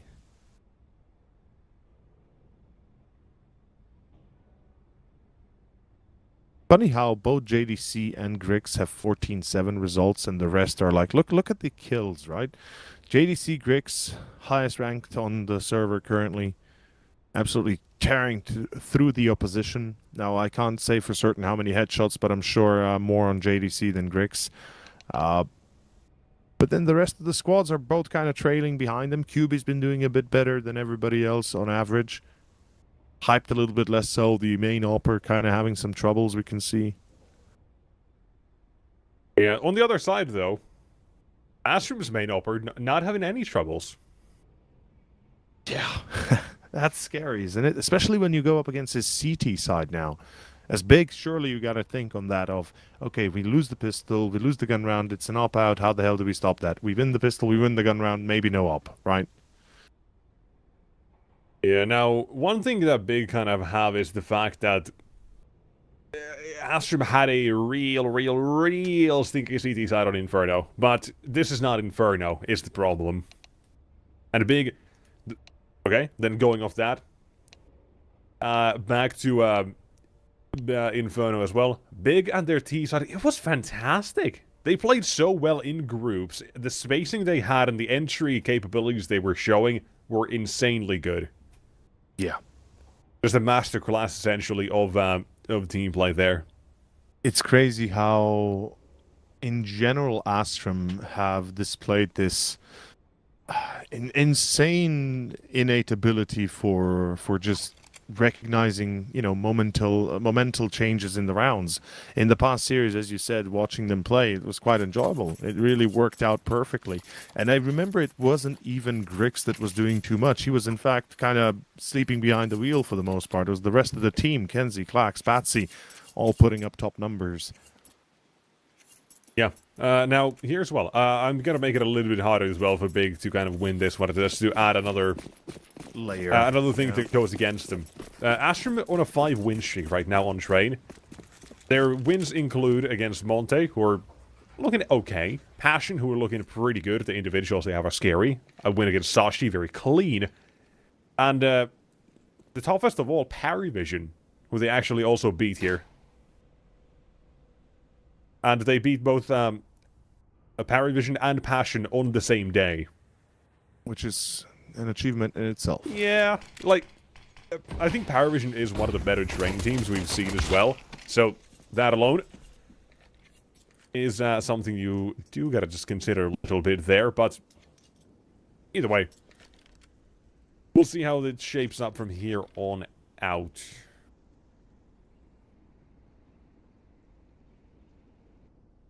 No counter aggression. Astrum, just with a player in main.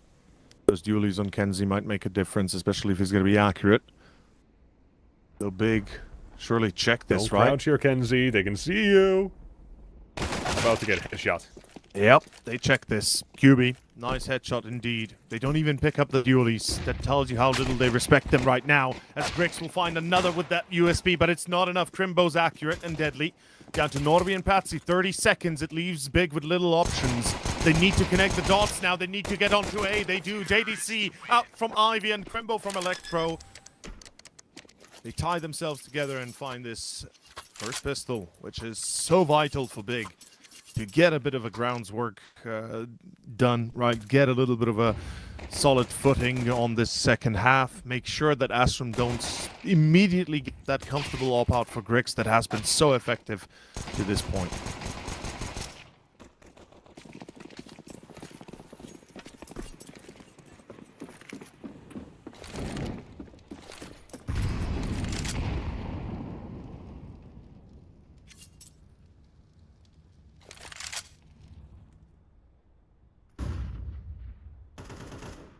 USBs only, and a P250, oh, dual radar, sorry, P250, I don't know what we got here, but...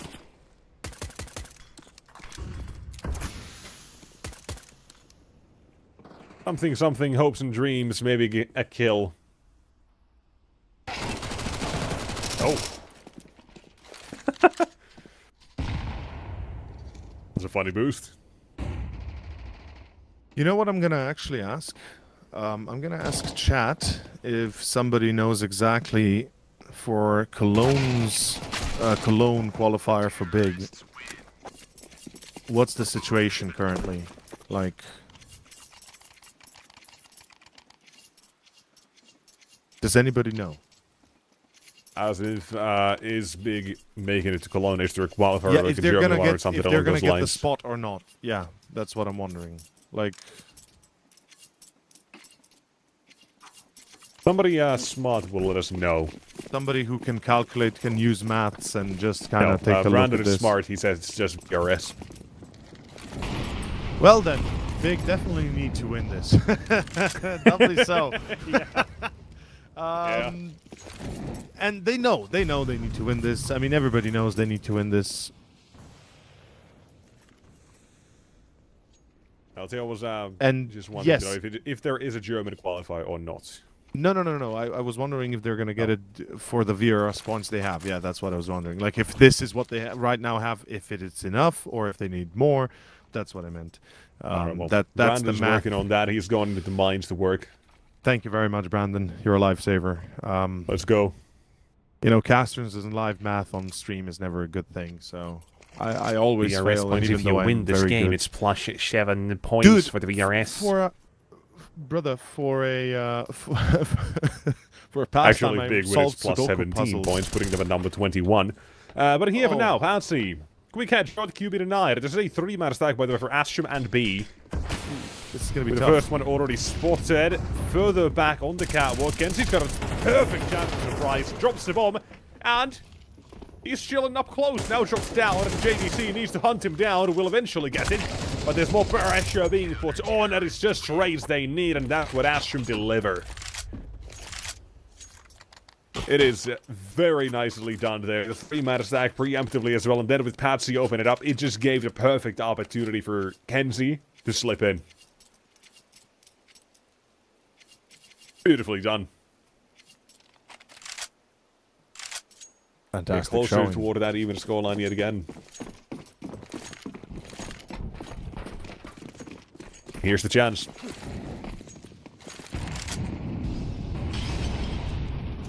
Here we go. Big. Do they get to 9? Do they start closing things out? Or does Astrum respond in kind? Alright, so we got a probably will be invited to play-ins for Cologne. But this is regarding their current amount of points, which can Yes. be surpassed or can be lost, right? Because if they lose, they will lose points.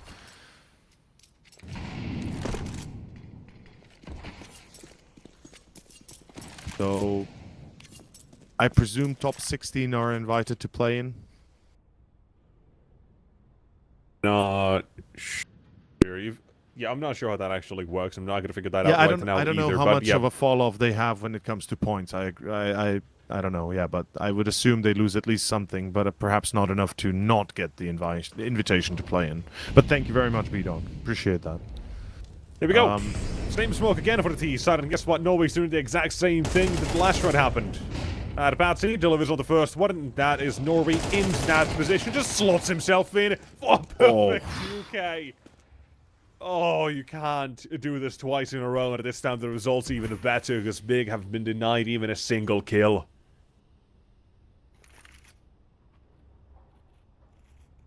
Oh, that is just nasty. Fantastic. That's enough. Jobson and Hype don't have a choice. They have to save. I mean, they're out of time. Not only that, they might be out of weapons. And Dobson might steal an op here. Oh, sees the second player.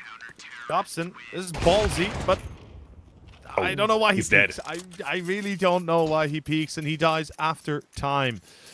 Ay, ay, ay. Big oops, as number 9 should be easy for Astrum now. And, starting to look... Yeah, I gotta say, Big gotta start reconsidering that smoke on B. Especially if they aren't putting enough pressure elsewhere on the map, because Astrum now twice in a row they've had that set up ready on B to make sure that they will stop them. They had no question. The defense stood. They were ready. There was no complicating it really for Big there. Just let him have an easy defense. That's going to be a problem. Yeah. This is an interesting position for Sheriff Kenzie as well. So far ahead. No one to trade either, by the way. Keep that in mind. Essentially in a 1 versus 1. There's a smoke coming up again, apparently in main, so he won't be at least giving up a weapon that easily, that early on. Wait, but look how they're positioned in pop as well. This is a nice Could angle. easily revert to A, man. Like, this is still very much open for discussion, and I think Big are interested in A more than B, actually. Oh! He sees the elbow of Hype, tags him, and all of a sudden he's down to 41. Big, the plan has been revealed. Running A might be a suicide now, but they don't care. They're still gonna try it. Very little util for Astrum to stop anything like this. 45 seconds and counting, a little bit less, and here we go. Kenzie is going to be watching main. Nobody crosses just yet, and the rest of Big is now making a move. They have to start going soon, please? What are they waiting for? 30 seconds? No. They're burning so much time. There's one smoke down, but they're still not going. They're waiting for the counter util first, but there's none of it coming. It's just straight up execution. 19 Patsy seconds? will Hello? still hold this. 15 seconds. They gotta try to swarm. There's the first one. Taken down with the AK. Standing at the back of the site. The Clax is holding for the cross. And it is on a cross that Big gets put here. Crucified. They try to go in and not allowed. That was a bit of a was is lost moment right there. Get nailed. That was a very poor plan overall. I don't even know what the plan was, in fact. Running out pop, and then that was kind of all there was to it.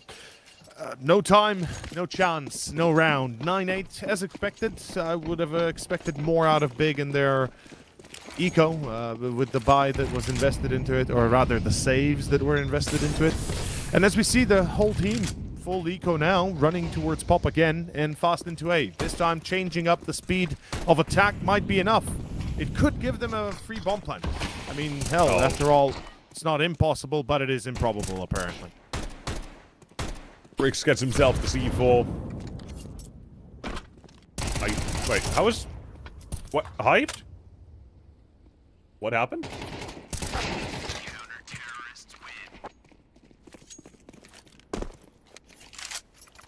We need to see a replay of that. What the hell happened? It felt like he had so much time to just walk out of the smoke and never took that shot, so I don't know if he just waited and sat in it for even longer. But either way, I mean, that's how the round goes. How it's played out. Astrum, they've got themselves... That's the previous, and... Yet another one, and Big in trouble, because this one so far is not looking great. Like... Yeah. Hype took a step, and did Grix just turned?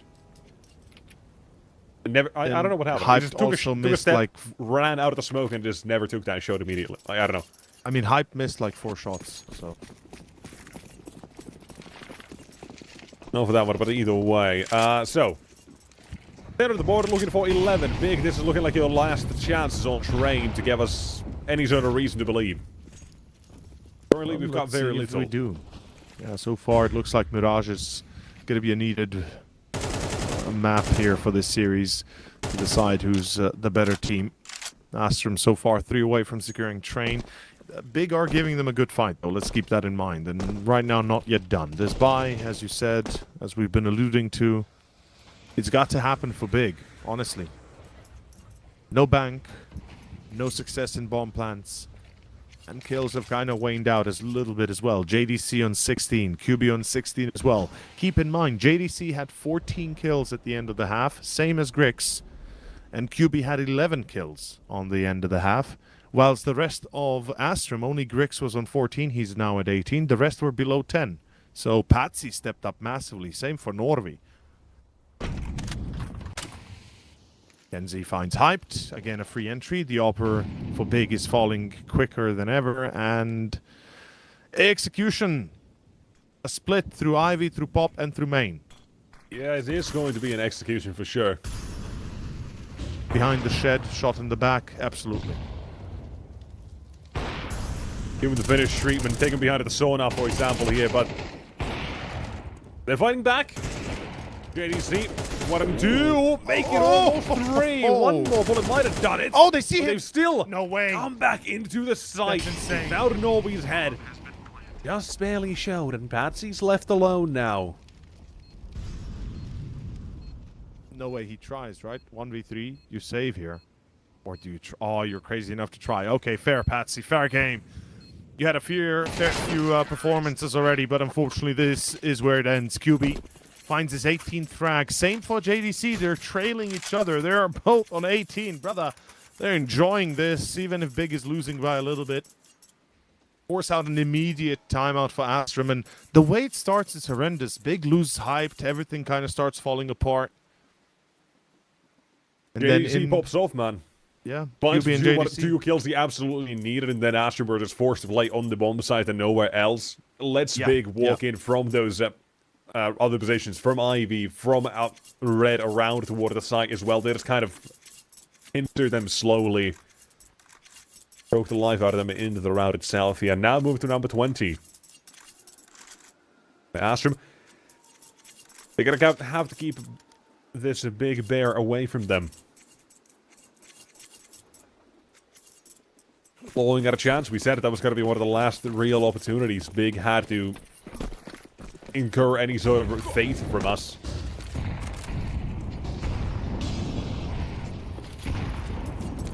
Individually, I think we can trust them.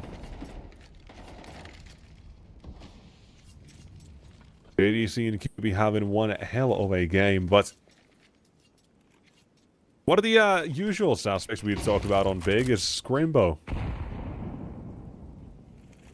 Currently quiet. Haven't seen him. Haven't seen him. Exactly. CT side was Missing very bad posters. for him.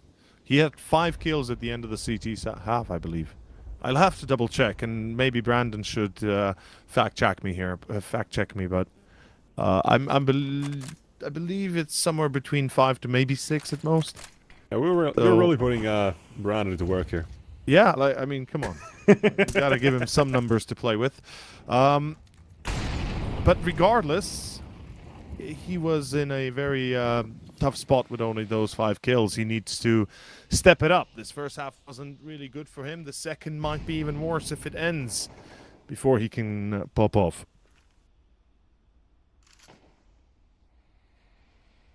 Here we go, Klax. 3 plays, other side of smoke. That fades. There's going to be a bloodbath waiting for him. Molotov, however, might have been just perfect. How did that take as well? He's heard it happen. He knows at least one is going to be there. But he'll have to respect it, to wait it out, and look at that time. Big. Not afraid to run down the clock, but you're going to be afraid of Klax for the future. He'll be the one who steals this round. You run the clock too low, and you don't have enough for JDC. Work with any magic. Astrum. They keep this Grizzly away from them for now. 11 on the board and throw back to a 2-round lead. Dude, I don't know what the hell Big is thinking, but they're leaving themselves basically no time to play, so they're forced under pressure to make mistakes. I don't understand why they play it so slow. It makes my brain hurt right now. It's a little bit too slow. Final timeout. Yeah, it almost looks like that first half to a degree, where we had Big starting off slow, afraid, very passive, and just reactionary instead of wanting to go for those plays initially. Here as well, it just looks the same. It's been like 4 or 5 rounds almost where they've drawn down the clock to like sub 30 seconds, maybe even more. And then the only changes that I can immediately recall would be, excluding the pistol and such, would be twice they tried to go out to B and they got clapped by Kenzie and Norrie at the upper B as well. I think those are the only other changes we've really had. Now, I might be wrong, just misremembering a round or two there, but Big really have not been the ones to fight for this map control, and when they have, right, Pop Dog essentially there as well, we've seen it once or twice. Astrum just haven't given them that opportunity to take advantages. They haven't been anything there, or haven't been any players there to receive them. Well, also I was right about Crimbo. He had 5 kills on the halftime. 2 of which here on the second he got now on the pistol and 1 of them in the gun round. So Crimbo's definitely been missing whole half and the first one included. Nice. And JDC, perfect entry. It's the one of the 2 AKs they have. They have to make more work with them. Definitely gonna have we to talk about not being proactive, look at them go. JDC, in for the fight. Oh, he gets a Second one as second. well. Wide swing for Grix, a little bit too much to handle. And this is finally the sort of round we want to see. Look at as well, QB and Crimbo, they're in connector. They walk through B. They've got another freebie waiting for them here. Just gotta get around to it, but if not, they'll rotate. They'll be caught here. Somebody's going to. QB's seen CT. Now they'll know the jig is up. And Chasing Crimbo, ghosts. he's got Patsy. The decision A or B has still to be made. But they're coming it back to A. Oh, look at the deep end here, Crimbo. He's watching that deep corner towards Ivy, that towards... It's gonna draw Klax back to A. To the duel. Hyped had moved for one now. Loses the advantage, loses the element of surprise. Crimbo and Tabson already won one of these rounds, one of these clutches they had before, and now they'll have to do it again. And Klax was already alerted to their position. That's absolutely criminal repositioning by Crimbo, by the way. No way you're going to be predicting that. So immediately we see Astrum pull away. Number 10 for Big. They deny 12. They deny any chance of immediate ending here for Astrum just yet. Money-wise as well, we got to keep in mind Astrum had their fair share of losses. They've got barely any bank. We see Grix immediately getting for the AWP while his teammate on $1,500. Kenzie on a FAMAS and Patsy on the MP9. Limited utility. Shout out Is to that the glass Sanji cannon? lifestyle. Holy hell, look at that. Grix on glass cannon. Ooh, this is the Sanji lifestyle the CT side are playing right now. Almost. Yeah, actually. Yeah. You know, you just gotta give a one-time shout out to the GOAT himself. Ooh, that is a missed smoke on A. I would imagine that was not meant to be landed on actual Olaf or whatever that is nowadays called, but elsewhere instead, Astrum, they've got aggressive. Into Pop Dog is Drix leading this. One QB still nails him. Yeah, that's what no Kevlar does to a muffler. It's going to be hyped, finding the second, but this time he's looking a little bit too far. And it's going to be Klax and Norby still hitting it off. Norby seconds, and Tapson tries to go wide, just gets caught by Patsy in the air. Unexpected position for the IGL. I don't know how the hell Tapson got caught there, but that is going to be round number 12 immediately. What just happened? Clack somehow gets himself 2 on A, while the rest of Big are fighting at upper. That is insane. They have everything. I'm trying to They have the conceptualize advantage. what They've just got Pop happened, Dog but Molly. They slowed down and they tried to go back A. I assume that was what happened here. right here, look. They find Drix. Klax got JDC to begin. And then we see Klax just popping off through the smoke on high. This is crazy. It's criminal. But this right here, Norby, the fact that he gets QB should never have happened in the first place. That's the problem. Somehow he catches a second player there, and that's enough for Big to just collapse and keel over. Number 12, just like that, and money's gone as well. That is crazy. One of the bigger mistakes we've seen, by the way, not gonna lie. Big, gotta tighten that gap. It's gonna be, again, Hype just dying. Hype keeps on dying. Dude is with 7 kills. My dude, I don't think he got more than 1 kill in the second half, maybe 2.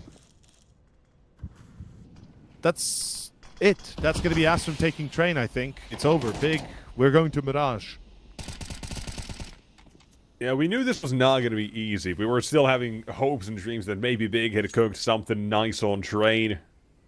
They had the preparations, but it was slow starts here for both halves. And then you lose that round, and that is a massive issue.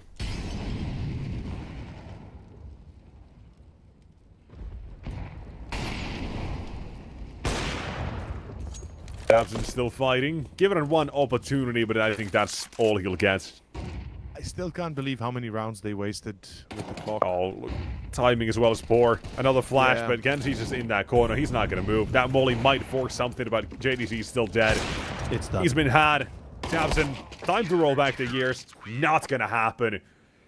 Map number 2, it's Astrum to take their pick. Gets a little bit closer, a little bit hairy. But there are mistakes here for Big. But also maybe something to look at for the future and improve upon. Because it wasn't all that bad. No, it was not. With that being said, Brandon, take it away and bring us about the details. Yeah, thank you. What an interesting map of Counter-Strike, because what you've got there is, as the caster says, as we let the highlights roll, slow starts from Big in both of these halves, and they're not able to pick up either pistol. It feels like they're always on the back foot, but the gun rounds were really strong. I loved the way that they approached the CT side. They were continuously challenging Astrum, and they were just not really respecting them a lot, which I thought was really cool to see, because Astrum come into this as the clear favorites on train, just because they've made it their home for so long. And you can take a look at that and think, wow, we're going into their into our opponent's map pick. They got such a high win rate on it, and they just took the fight to them. It was really impressive watching this. Here's that big fumble where they weren't able to put the bomb down, and from there, you're able to generate a little bit of momentum. It does go back and forth. Astrum have some really nice calls where they consistently change up the pace, but Big were countering it. Big were feeling confident. They were able to take these risks, and JDC was insane. JDC and QB were the shining stars here for Big all throughout this map, and it's a really shame the rest of the squad didn't pitch up the same way they did on Inferno. The casters were referencing Hyped quite a lot. I really feel like Hyped wasn't being put in positions all that often to be able to get opening kills, and that's where we normally expect him to flourish. And on that final round of play that we'll see in a minute or so, he does have to go for it because he feels like he needs something, because Big have put themselves in really uncomfortable positions. let's address the elephant in the room. Let's talk about this T side for Big and what they were trying to achieve. And I actually understand that I think the theory behind this out of Tabson. And basically what you're doing is you're conditioning really late that you're going to go for these slow burns of a round. You need to hold all utility Astrum. You can't let us just kind of take this space because we'll execute with 35 seconds left. And instead what Astrum do is they take contacts, they start pushing in towards Ivy, they push in towards A main, and it's exactly what Big want because they then go and hard clear them, only to then crunch upon the site in an instant. As soon as they get this opening kill, they burst, and it was really working. They then threw some new utility that gave them 1 round back on the lower weaponry that allowed this play to come through. Just by shifting up this conditioning, just by dropping these smokes a little bit earlier, that gave the space for QB and Crimbo to walk through B, and you feel like at this moment, 11-10, this is such an important breakthrough round for Big, because if they're able to get this over the line, they're able to win this round, there'll be no money for Astrum. Big will go up to 12. The pressure's now being applied. This is your map pick that you're supposed to win, and they just get undone by 2 kills through the smoke from Klax, which you can argue is a bit unfortunate. But the 2 kills from Norway, you argue that that should never have happened, and a really good mid-round from Astrum to identify that they've lost space, and this is the first time they've had pop basically all half. So what they do instead is they just take the space back off Brown Halls. They push B because we know Big have been playing passive the entire time. They use what little resources they have and make it work. It was a fantastic mid-round call from Astrum. Big get completely surprised, and that's how you drop the ball. It's unfortunate, but as the boys said, the fact that Big haven't played this all that much, and the fact that it did look pretty good against a team that you would argue should be winning that 9 times out of 10 just based on the recent results. It was a good showing, but it's unfortunate because if Crimbo and Hyped were maybe like 10-15% better in the server, then that is absolutely a 2-0 for Big. Regardless, Astrum have now got themselves a fighting chance back into this series. We go to Mirage. We are going to need that as our 3rd map, but first we're going to need a break.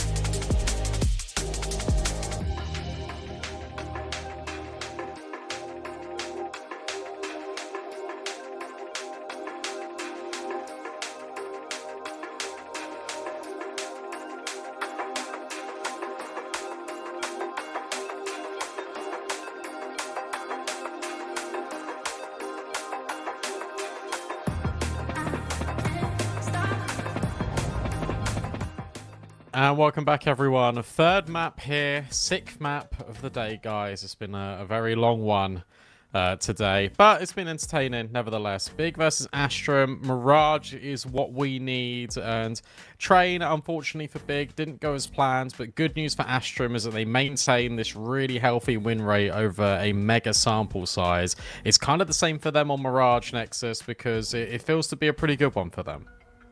Yeah, it really fits. It fits the playstyle and the individuals, I think, to a very good level and to a degree that it's hard to kind of have arguments that go against them almost when it comes to Mirage. Like, the one thing you could always say is that they have an off day, someone is not showing up enough or whatever. But I just don't really see that kind of happening. But at the same time, I did kind of say that I felt Astrum or Big could have had that 2-0, and they almost could have. Just didn't happen there, right? It just came down to the individual and just starting off slow when it comes to Train. But here for Mirage, for me, I'm looking at Astrum and the individuals. I just think that overall, they do kind of outclass Big's individuals when it comes to consistently performing. So JDC is the outlier in this series at the moment, who is just lights out. Yeah, fair enough. Are you in agreement with your buddy over, or are you saying that Astrum, now that they've got it over the line on Train, Mirage, their firepower, the fact that Big haven't really won it against, I'd say, decent opposition in a very long time, all the signs kind of point to Astrum, to be honest, taking this one? You're both kind of right in that sense, I think. Especially that you even mentioned Brandon Crimbo not showing up, right? We were missing him throughout the whole of Train. 5 kills on the first half, and I believe 4 kills on the second. Yeah. Maybe one more at most. Vital factors that for Big are always going to be a part of the or a part of the win. Without them, they just cannot win. And Astrum, they've proven that individually they seem to have that upper hand quite consistently, or rather, right here at least, well enough consistently. Mirage, I dare not say it's going to be that easy, though. I feel like we're going to see Big fighting tooth and nail, and it could very well still go their way. I can't just, let go the fact that they won that first map so convincingly. Yeah, it's true. And I feel like when you think about the way Big played Inferno, a lot of it was predicated on finding vulnerability in Astrum and then exploiting it. It was very evident on Banana. On Train, they tried to do that by really waiting, dying down the seconds to catch Astrum in a position where as soon as they get this kill, they're just exploding on the site. And whilst it did work sometimes, it was also pretty risky, wasn't it? If I may, this is something you brought up even after, right? Exactly. That their slow approach should have conditioned them. But if you do that, you do need to win those rounds, because otherwise they'll not really change their approach if they keep on just defending against it, right? And it feels like Big just got caught, or Tapson rather got caught in that ideology of, okay, I need to keep pressuring this and maybe we'll make something out of it in the end, and unfortunately one too many rounds were just wasted. How important is this AWP head-to-head, Nexus? Because Grix was, even though Inferno didn't go their way, he was still performing well. Train, he was unbelievable and hyped. Good on Inferno, absent on Train. I think this is just a map that will kind of play into that a little bit as well, but head-to-head wise, I don't really see this one being that important when it comes to, is there going to be 1 versus 1 between the two of them? No. I think this is just going to come down to, in my eyes, weirdly enough, a big out of the tactical side of how well they want to try to target maybe Grex, who did have a really good Train, right, to limit what he's going to do if they have a good grasp on how he plays, where he plays, the rotations and such, that will be coming through for Astrum and whichever side they want to start on and such. To me, that's kind of where this one will be brought down, is anti-shredding and AWPer, because Big feels like that sort of team that will put in a little bit of practice and a little bit of time to make sure the other opposing side, some of the better individuals, don't get that sort of chance. Yeah, I mean, that's a pretty reasonable take to try and approach this. The danger, it's rare. The danger you've got for Big, however, is that Grix is very flexible where he goes. Like, he's not just in one position all the time. We even saw that on train. He's just here, there, and everywhere. Seems always in the right place at the right time. So I actually would love Big to deviate back to what was working on Inferno, which was quicker plays just into an area of the map, force this Astrum team to respond, and then maybe you can even blend in what you were doing on train, just a slow burner around. You know that Kenzie and Norway, they're eventually going to push you. Grix is a little bit temperamental sometimes, will often re-peak angles quite a lot. There is definitely room for punishments. They need hyped.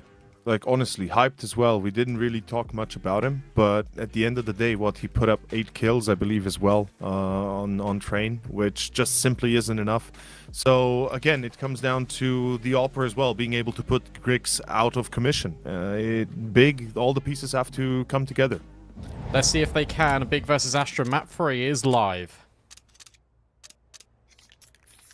I don't know, Theo, if you know this, but, Brandon actually called us buddies. I didn't know that. I didn't know you and I were friends. Hey! Of course we are. I mean, I feel like I've drawn so. the line at co-workers quite a few times.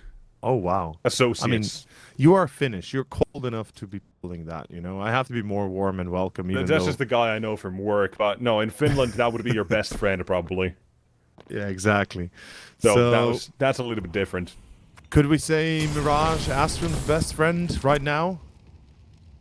I mean, we'll see. We will see on this. But one thing at least we have for Big is the fact that this is one where they've at least got a lot more practice than trained to go their way to assist in that department. And to assist us even further, the kills they're getting. Hyped. Looking like a little bit of a lost cause, buddy. 3 kills needed. Yeah. If nothing else, get some stats on the board. He'll give his best. Norby will give his best. And send him to the grave. 3 collected for him as well. And as boss you talk about as well, getting hyped on in the game and active. Yeah, that feels like it's got to be a big part of it. I wanted to more or less focus on the big anti-shredding side of things. Because that is just... It just makes sense. Like, the identity of the team and how tactical Big have been in historically as well. In historical eyes, yeah. Yeah, it's just something that they would kind of do. So I will be interested to see second half how that is going to look. For now, we focus on their defense and Astrum. They're forced by. Sorry, not forced by. They're by. Big's forced by. I mean, Hyped is on the scout. We've seen this weapon perform miracles before. And with an A stack, with Astrum fast approaching, I could see it working again. Can see if he gets caught in the transition, if there's no flank for Astrum, this could very well be a quick lock-in for Big. Here's the deep smoke into window. It will prong Big to chase further, to search towards connector. And the full execution about to begin, and Big are going to stay in position. This is the final call. They're going to hold this till the very end. Here we go. There are no mollies besides Patsy and Klaxon 2. It can potentially clear under Palace and Sandwich. Both have been dispensed with. Here we go. It's an A push. Ooh. Nice shots for Norby. Anything else? Keeping his KD clean at the moment. QB looks to put a hole in that. Apparently, oh, it's JDC. Actually, who will make sure that KD's not going to flawless for Norby anymore. But 2 kills. That's where their story will end in that second round. As for Astrum, that was straightforward. There's nothing crazy about it. They go away, a couple of smokes. They're a little bit cautious about it, which I do appreciate. That you're just not running in immediately and walking into essentially what would be CT sides counter utility, flashing themselves through smokes or whatnot. They were nice and patient with that attack. They knew how long those smokes will last. Yeah. Hiccup on 1, or Hiccup on 2, but they still had everybody in a position to make sure that nothing really gets out of hand. I want to see how many times Astrum decide to just default it through middle here. Because it feels like this is going to be their go-to strategy every single time almost. We're going to see some set pieces, sure, but overall this is just going to be probably just straight up dueling you on mid, trying to fight you for control. And Big, like we said, right, they'll have to adjust. They'll have to change up their gameplay. Train was a bit stiff, I think, on CT side, especially when it comes to counter-aggression, especially when it comes to info gathering. There just seemed to be not enough of it. And Astrum losing no time through con to A. That pretty much signifies the third round here for the CIS squad.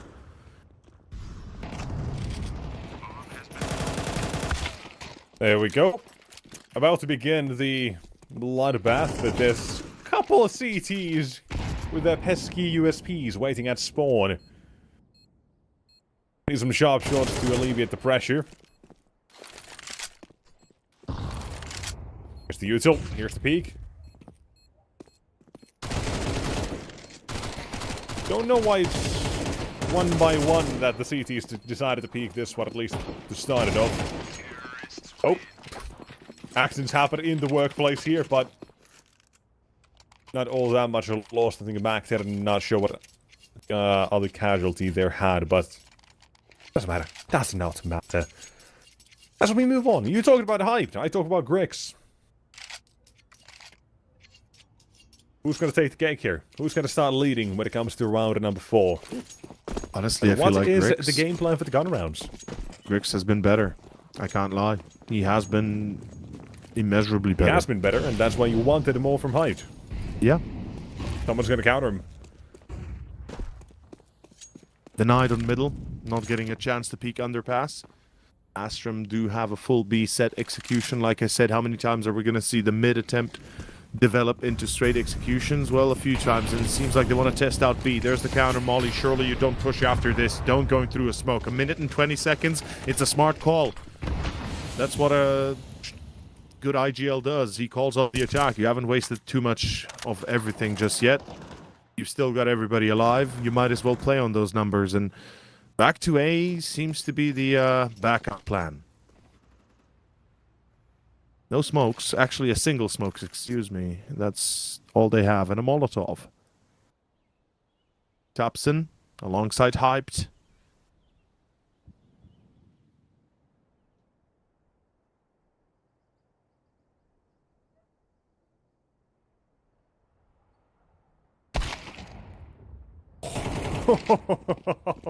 They know about Tapson. They know now. Grix, too deadly. Clax caught by JDC, jump spots. You're peeking into an op. This is a dangerous endeavor, but all three are peeking at the same time. Grix is left alone, 20 seconds. That nade is wide. Oh la la, a lot of damage dished out. 18 seconds, time is everything. Grix has to reload, both at a ticket, which means they're both basically headshot angles, and Grix cannot hit either. As Big is going to be able to steal away one. Damn. We're cutting the, cutting through the edge here. Big certainly surfing the surface, but it's Astrum that are unable to rebuy. Look at the amount of money they have. Nothing on Norway, nothing on Kenzie. Sure, Grix are back on the op, but yeah.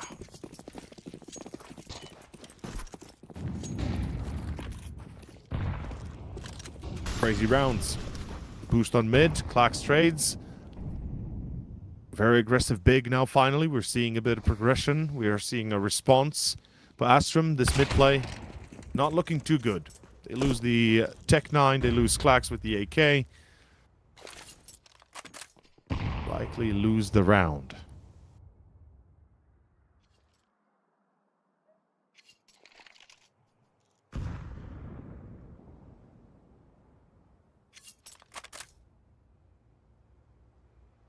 Now, the man headed to A. You've got a man at underpass as well. That's going to be Patsy eventually joining through mid.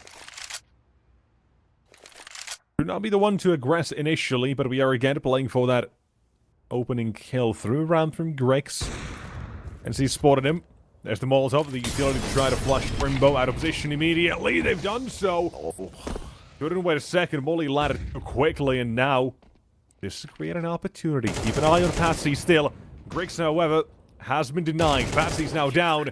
And as JDC, the line will be held. He has just been sharp this entire game. Crosshair placement of this man has been nearly immaculate.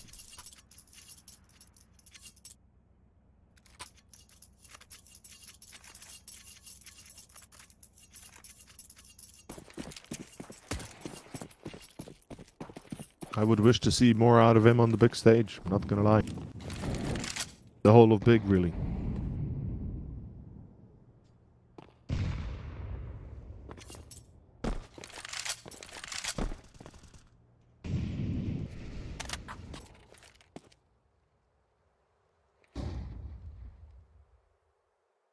Another B attempt by Astrum, this time on a full eco. Just stacking to hope to get lucky. The timing on the Molotov, can you imagine? Ay, ay, ay.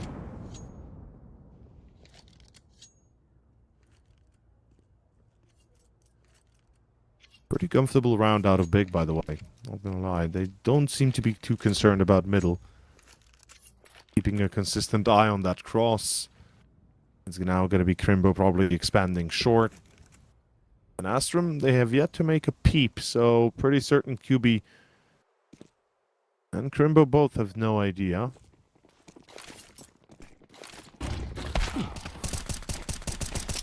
Defense is wonderful for Crimbo. Pretty And simple. hey, look at that. Beautiful jumping shot. Takes a lot of skill, though, that one. Only get about 7 bullets to shoot in the air there. QB nails one of them. Good job. I mean, minimum losses, that's what you're after. Tied up, Astrum forced to face the reality of things, which is either win or forced another eco out of you. And start picking up the slack. For big, exactly what the doctor ordered. Need to get out of this little slow start you've had. Hobson lets himself be traded as well.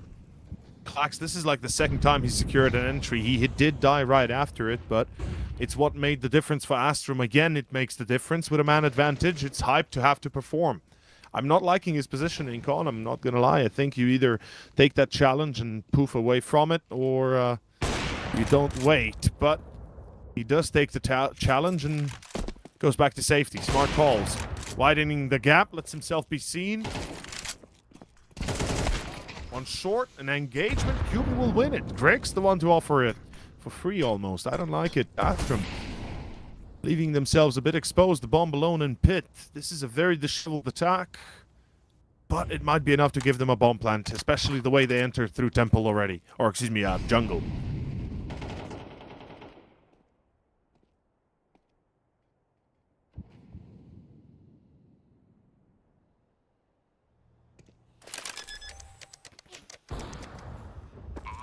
Don't look down. All let's do is buy, and Norway's managed to get the first. You see, has been removed. Let's hyped. Get close from CT now as well. They're doubling down on a ramp here, Norway. Faces the first contact as well. That bomb is not easy to defuse in this situation. They know they gotta get in this one before they're gonna get a chance to defuse, and they try, but they will only try. It fails at the challenge of Patsy. He'll take them both down. Astrum walk away with round of 4, barely. Barely winning, bringing it back 2-on-3 for this one. But this is what I wanted to see. A little bit back and forth. Nice rounds. Not every single one of them clean, but we're seeing good enough in competitive situations here. The ones that are supposed to be kept easy enough, like this one right here, number 6, it's kept easy. Yeah. The ones that we're supposed to have a little bit of fun in, exactly like this one, it gets clutched up by Norway and Patsy. We're getting good Counter-Strike here from Mirage. For a difference, we are. Yeah, big. They're going to have to fight tooth and nail, like I said, and that's what I expect them to do as Astrum. They themselves not exactly in a rosy scenario. Economically, again, on the brink. So both sides effectively fighting off a certain defeat. This is going to decide the end of this first half, really. This round is vital. Whoever takes the charge will make the difference. Grix gets caught again. This is like the second time in a row now Grix dies to that challenge, and it's not even hype that's giving him the opportunity. It's Crimbo. So it's the secondary opper that's getting you caught, and I think if you're Grix, you're going to start having some second thoughts, perhaps. JDC caught. How the hell did JDC die in window? I'm trying to figure that one out. Did he peek through? Did his gun peek through the smoke? I didn't even catch it fully. If you don't notice, the best option you've got is a skill issue, and just be corrected at a later date. For now, though, anything but a skill issue for QB. Never mind, I lied. He's dead. He's gone. Hyped takes position into connector as well. Wants the challenge for this. Drops the bomb. And leaves Patsy alone. Figure out a 1 versus 2. Has to go back to back into these ones. And they're giving him the option already. Jiggle from connector. He was trying to figure out where Crimbo to guide, but in window, he'll swing for glory, for victory. You find us a 4-on-4 scoreline. Back to back, we keep trading these rounds, and I am loving this little pace we get from both teams. This is where we are seeing Big awake from the beginning. We're seeing Astrum fight as well, keeping these rounds entertaining and close. We're seeing the best of both teams almost.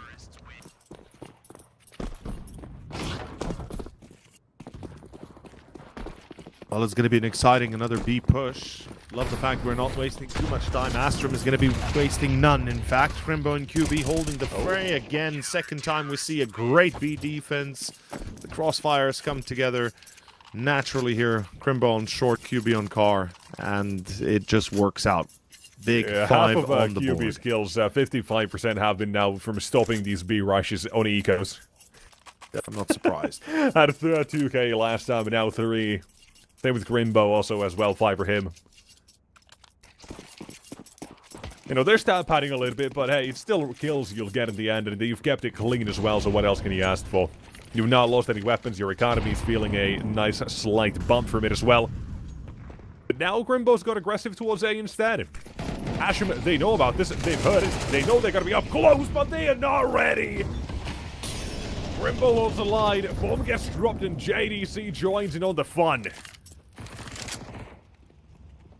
Well, I guess that's one way to make a statement. Approach and Astrum, they will be denied. What do you do about this one? Cry yourself to sleep, I guess, at night. That's one. That's going to be a sad sight for sure. Grix and Kenzie, I mean, they've got a Herculean task ahead of them. I have a hard time seeing how they make anything out of this one. I mean, Grix, first of all, I think he should peek Palace and try and see if he can get a kill. That way you bring the attention to yourself, and Kenzie, in the meanwhile, takes that opportunity to potentially trade another player in pit. But that's, you know, for us to know, because we see through the walls. They don't. They don't know where the players are. They don't know how many are anywhere. So at this stage, the only thing they can do is hope that somebody walks in their crosshairs. They're locked in, no way out. Drums in the deep have been sounded. And the fools. This as well, by the way, with Big having that last round being flawless as it was, right, it's not great economy that they have, but currently the fact is that everybody for Astrum is locked in here. You've got Hyped all the way in the back of the line as well, making sure that they don't manage to escape. As soon as this time runs out, I imagine Big will send out at least 2 of these players in. I think JDC, he's got a flash ready. Goes right before time runs out, however. So, you'll get a couple more dollars in the bank account. But still, they will find one of them. Greg survives. That's the op brought over. And Big will come out victorious. 6 on the board now. And this is a wonderful little game that Big is playing. And finally as well, man, Crimbo's getting up there. We asked about him on train, right? B-Dog said if there was only 10-15% more from him and Hype, that would have been a 2-0 probably. We didn't get to see it. Now it seems like we are. He's already beat his kill record on train by about 3 kills. And, well, we're 10 rounds in. Let's see if you can step up even further. QB again jump spotting on B. Actually, yesterday, do you remember? It was the exact scenario here on Mirage. I believe it was the first best of 3 that we had in the day.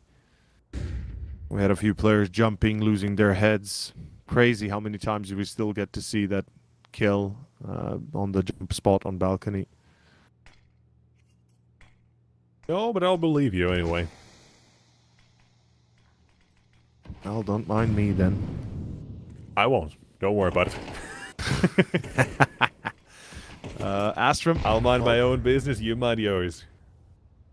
Astrum, This do is well, mind. big. They started off, by the way, with nobody in mid. They wanted towards window, but I think nobody's actually challenging, and now they've started to move towards mid, towards window, and challenging. It has led Crimbo to yet another 2 kills here. Big have got a read on the rotations here.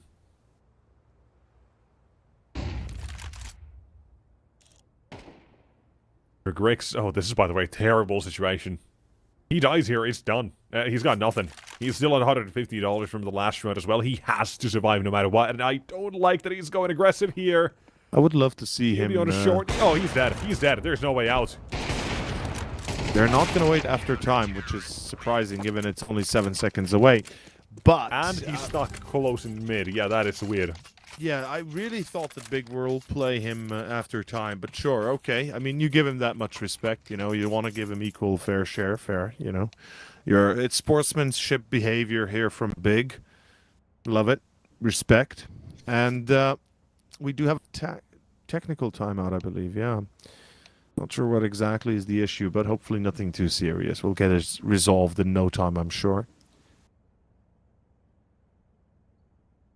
I am genuinely a little bit surprised. Astrum are doing far more poorly than I expected. Their T side is questionable. I thought we were going to see more mid presence, more focus on the defaults and trying to break the, let's say, the routine for Big, right? You gotta get them off their routine. You gotta get them off their beaten path. But so far, they've consistently been super aggressive in a very linear way, aka, okay, we go B, yeah, we go B, okay, it doesn't work, let's go back, let's go A. You know, it's been pretty straightforward. So they're letting themselves be easily read and shut down. Big so far,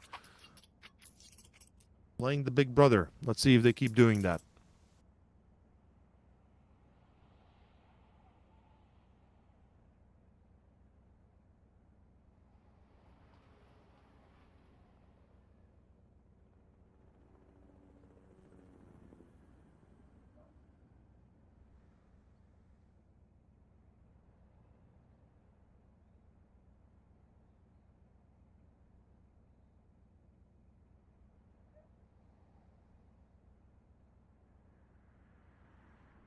So I want to give a quick shout out to QB. Been having a pretty damn good game himself here as well. From Drain to now as well. He has been a present part throughout this best of 3. And he's had a bit of a tough career. He was part of Fnatic, right? Part of Fnatic for a bit. That was where the tough times began, right? Before that, on Zangal, he was really good. I was hyped as well for him to join Fnatic. But recent times as well, since Fnatic and since Evionda and now in Big as well, he's not really had fantastic statistics. He's had some issues, and that's something I would like to kind of see resolved. you're being very diplomatic. I am. Like, he was really good in Sangal. Then Fnatic was just the whole thing where nothing was going on right for a long time. Now in Big, I don't know what's happening. I really don't. Like, you and me, I'll pull back the curtain a little bit here. I'm so sorry to expose you. We had kind of low expectations for Big. Like, we don't know what they're really up to these days. Like, I haven't had a match that I've tuned into and be like, oh, it's Big playing. I want to watch this one because I know they're going to be really good. It's been so many roster changes, so much shuffling around, that it's really hard to keep that sort of interest there as well. Like, they don't have a massive superstar in their team. Like, maybe JDC could beat one, right? If he That's continues so this. real. Yeah, that is But so there are real. so many situations that I feel like Big has just kind of been a bit of a letdown Dude, when I've watched him, and I I'm a mean, bit sad about it let's because not- there has been so many good players that have gone through here. Like when they added Sin for the first time, I was so hyped about it because he was great. He proved to be a great IGL as well on M80. And now, of course, that team struggled a little bit as well. But yeah, sure, nowadays. Yeah. But they've let him go. They removed Mantu when he was pretty much the best player they had on that team as well. They made so many questionable changes that I just Dude, don't really have a but lot come of... keep in mind, they lost 4 playoffs invitations. Yeah, Like, actually 4 5, times but in yeah, round. 4... Excuse me, 5. Like 5 playoff invitations in CCT. They lost 5 of them. Like all of them. Like they had in 5 one of them, they actually opportunities. wone a game. But they still finished They, 9-6. they won a map, but they didn't win Yeah. the series. No, they won. No, it was one they won. Back in, well, way back when, but... Yeah, but I'm talking CCT from last history, year's nonetheless. summer, They've let's won say, one map here. 2024 August Or one till game. today. In any case, it's disaster, and Big might not be long for this world if they lose this, but right now, good replies. What is happening? Fast A that stops Big from having an advantage, with Griggs getting the final kill here. A little bit of a lifeline. This is going to be an awkward moment.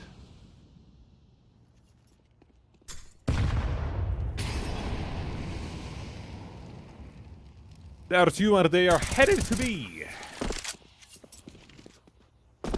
That was a chance to equalize, but straight through smoke is not something you're going to be relying on. Big.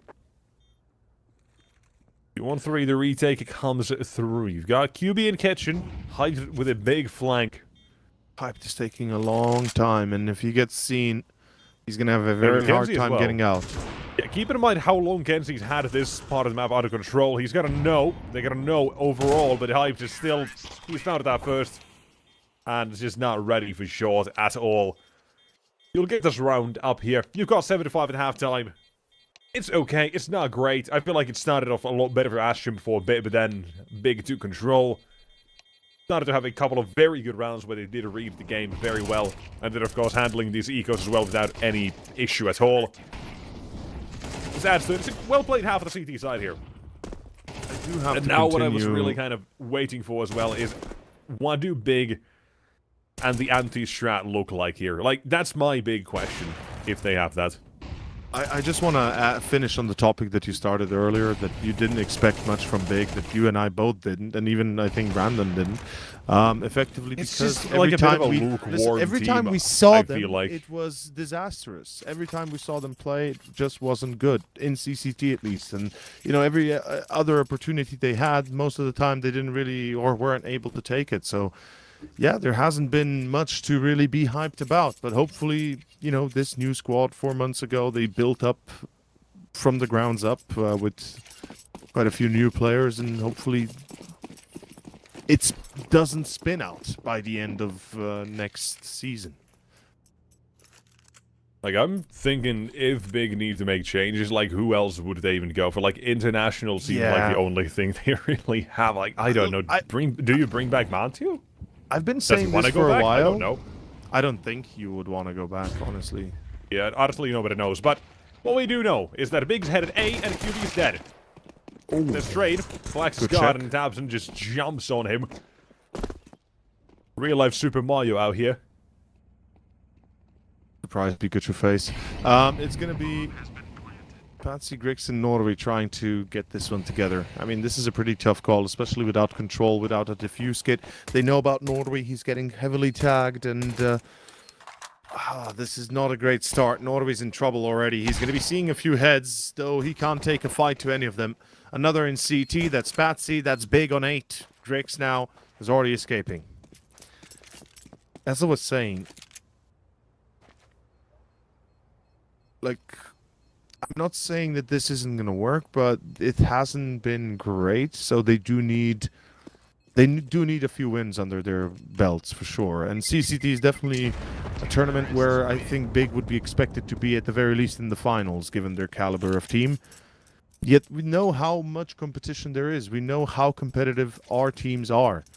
Like, dude, let's not joke around. Most of the teams that play in CCTs at one point or another, you know, they play against very good teams on a consistent basis. And this is a very stacked overall environment. It's hard to sustain yourself here, and you really have to be on the top of your game.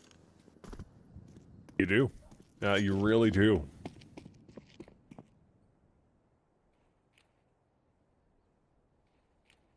Today might be the day that big break their curse. Maybe they do. Maybe they do have a cleric with a level 3 remove curse to cast right, on nerd, them. calm down. And maybe they're gonna be You always fine. want to bring your fantasy games into this. I love it. I love it. It's, you know, a curse. Always gotta bring it in. But bringing it in against a site, Big might have it in Big. Look at this. It's a free site. Perfect. Same day delivery. Number 9.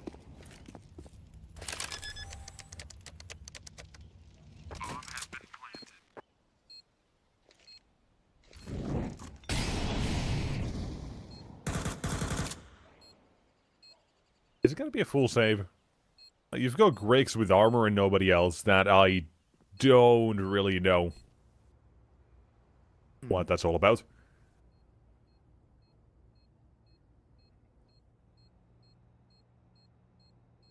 Those USB saves are kind of sus.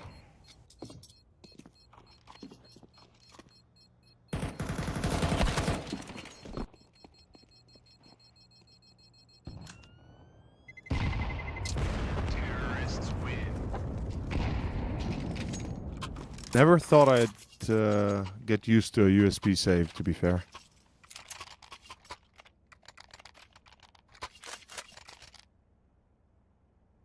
And I think my co-caster just got disconnected. Nexus. Just blue screened again. That's going to be fun for him.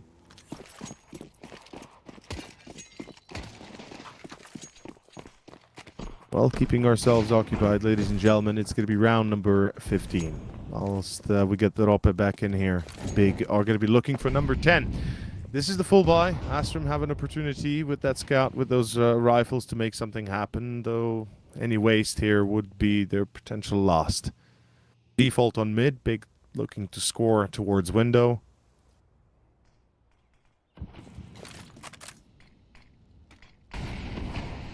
So far, so good. Can see. Oh, the timing. If he had Lucis Spray, usually players tend to do that. Kenzie could be in trouble.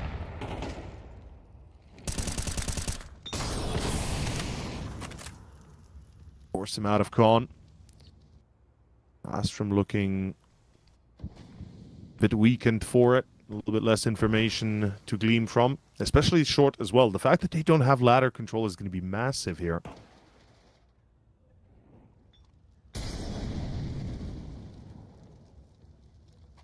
Patsy's going to have to take a very tough fight ahead of him. We do have Kennedy still in window. Not anymore, actually. Never mind. JDC jumps up, gets the headshot. Information gained for Big. They're playing the long con again, but it might work. Crimpo's walking out of Palace. Spotted the player inside. That's Flax. Does not know about Griggs, but sure to check him. Griggs gets taps, and meanwhile, a wall bang. QB back-to-back trades on Norvi, but it's Mr. Patsy in Edward that holds the line. And that's the C4. That's not enough time. Holy shit, Big. What the hell are you doing? Why do you have two players on the other side of the map? Oh my god, that's so bad right now. Oh, I just realized they had one in Palace and one deep in jungle, not doing much, and they lost the C4 short. Oh, that is gonna suck if you're Big, as Astrum are given a free round. Just like that. Snap your fingers and it's gone. 6-9. Big classic mistake. Your lurks end up useless and you lose the round because of it. Don't get me wrong, but there's really one doctor to listen to when it comes to lurking, and that's Get Right. I feel like too many people forgot that. As, yeah, it's round 16 and We're gonna go towards A. Big, what have you prepared for us? We've got smokes, we got utils, we got everything they need. Meanwhile, Astrum seem to be... One of my favorite doctors is one called Dr. Beatdown. Welcome back, buddy. They shit on us in chat, and then, you know... your PC decided to crash. Yeah, it happens. And I'm really upset. I tried like 6 things to fix, and none of it has worked. But either way, Big. Will this work? That's the question. Looking to walk on in toward the A side. You've got your util going out. Sandwich Molotov stairs smoked and all of that. Klax anticipates the Molotov is ready for it and now adjusts it. Onto default, it gets shot by Crimbo from above.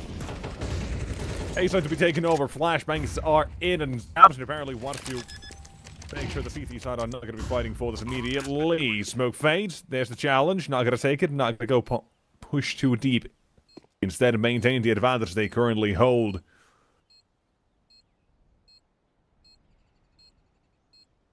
Out of this one. The number 10, Big. They've got a good situation going on here. They do. They do.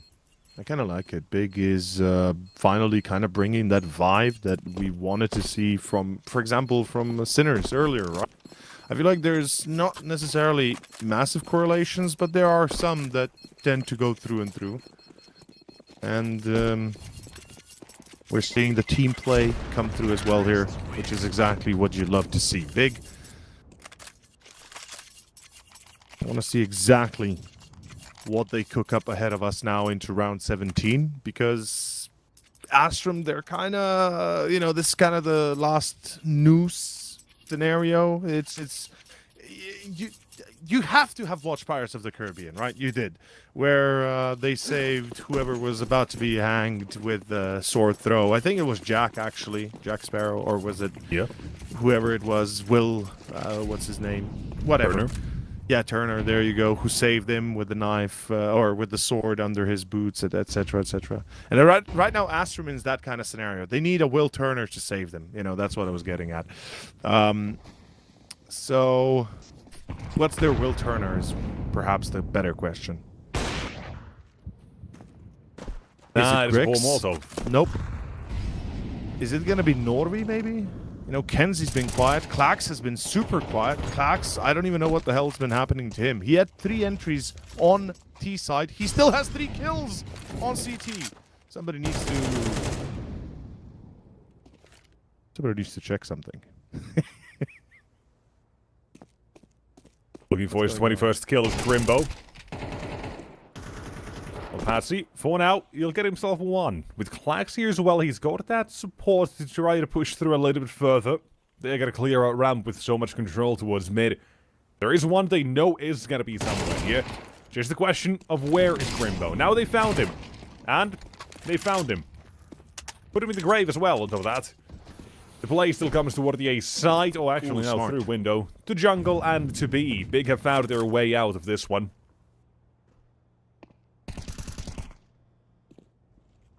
No way. They have maneuvered their way out of a pickle.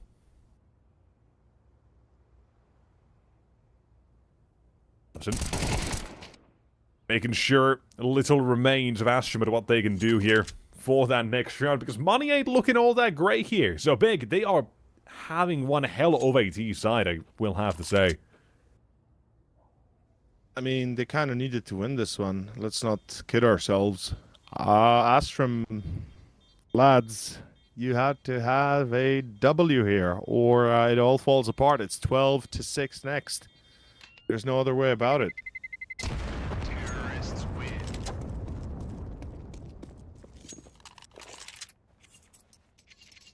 Well done, Big. Well, I can say this.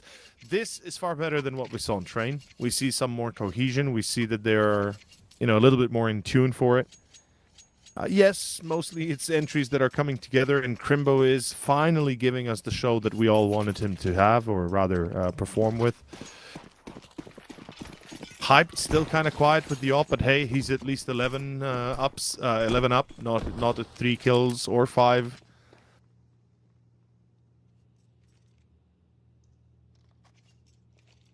QB make some noise is my question. I think he did.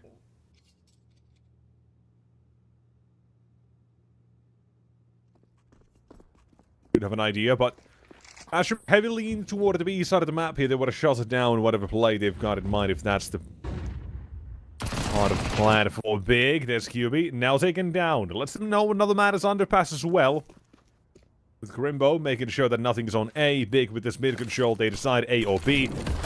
It is an A play eventually, of course, with QB taken down at the B apartment. You don't really have a leverage that side of the map. Rotates for Astrum. Nothing to lose, everything to gain here. Deny Big 12 with the pistols. 1 and 4 in play on Clax as well. Bomb goes down. Retake. Still slowed down from connector a little bit. The second smoke has been put down. Slowly but surely we should begin. But the problem here for Astrum is no kit. There's not a whole lot to work with in that regard. No utility either. 1 Molotov. Now Split entering the site. Doesn't do them any favors. Grex, he might do 1. JDC, power position still held, and they're gonna go right past him. That Molly's a problem. Oh, wait, never mind. JDC gets caught. What? He peeked over the Molly, gets killed. Crimbo is going to find one himself, and there's no defuse. There's no time. 12 is gained. That is going to be Big on 12. Big numbers.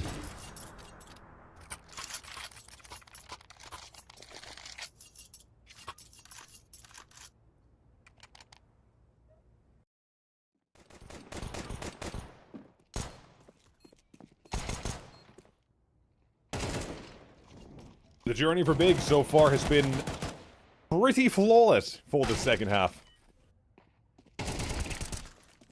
Lost 1 in the middle of all this, but beyond it, it has been nothing short of fantastic. I mean... A Crimbo masterclass. Yeah, no, this third map, yes. The second map was something else entirely. Let's leave that out, shall we? Oh yeah, I'm talking map 3 more specifically, but yes. Yeah. Would not call Train fantastic by any means. Even though it is a fantastic map, and Big did give them a good fight on it. Hyped, well, hello there. Finally an entry that works. Griggs gets caught in towards stairs, which means now Mr. Clax gets absolutely shredded. JDC with the entry. Kenzie is about to die as he's exposed and flashed. It's down to Norby and Patsy, and it's over. It's done. I think Big might have done it right here, right now. Norby gets JDC, yes, but it's such a tough position to hold on to. Near impossible. There goes Norby, and Patsy, if he wasn't behind that wall, he'd already be dead. Well, he's no longer behind the wall. And he's dead. Big. They'll take this series in 3 maps. One wonderful little resurgence out of them on the second half. Didn't give Astrum much of a chance. And goddamn, my question is, where did Astrum go? Big, they played a wonderful little game here. CT started to see glimpses of it. And now for the second half, it just looked all too easy. Yeah, it did. It was fantastic from Big. And I'll tell you what's really good. The fact that they give Astrum a competitive run on Train when that's easily the weakest map in their pool. And Inferno, Mirage, they're staples of this Big veto. And it's really good to see how dominant they are against the other Tier 2 competition. Because that's always been that question mark. That brings us right back to this initial storyline of the expectation. You guys pointed it out as... Because we want Big to be doing better than this, because we know they've got the tools to be able to. So it's really good on Inferno, on Mirage, the maps that they play, 13-3, 13-6, a complete blowout onto a team that is in a purple patch of form, a team that has recently just won another online tournament. This speaks volumes to how good Big look in this tournament. And they've still got a difficult bracket, as you guys said, don't get me wrong, but I still think they're in a really good position to maybe go out to play a break on a high. Dude, I hope so. I really hope so. They deserve some sort of, you know, some warm embrace of a victory at one point, because it's been so long since we see them have a win, especially in CCT. It would be their first after a very long while, and honestly, against TNL, I don't want to touch the subject. I think it's going to be a tough one again. But yes, if they win it, I think they confirm that they are going to the finals. Bold claim. Yeah, we'll have to see how that transpires. I think a very hard set of games wherever you are in this bracket. And in the round of 16, there are still 2 more best of 3s to go. Coming up next is BC Game versus Passion UA. And then a little bit later, it is GUN5 taking on NIP. CCT, it's the place to be. And we're going to go to a break now. When we come back, 2 more best of 3s. See you later.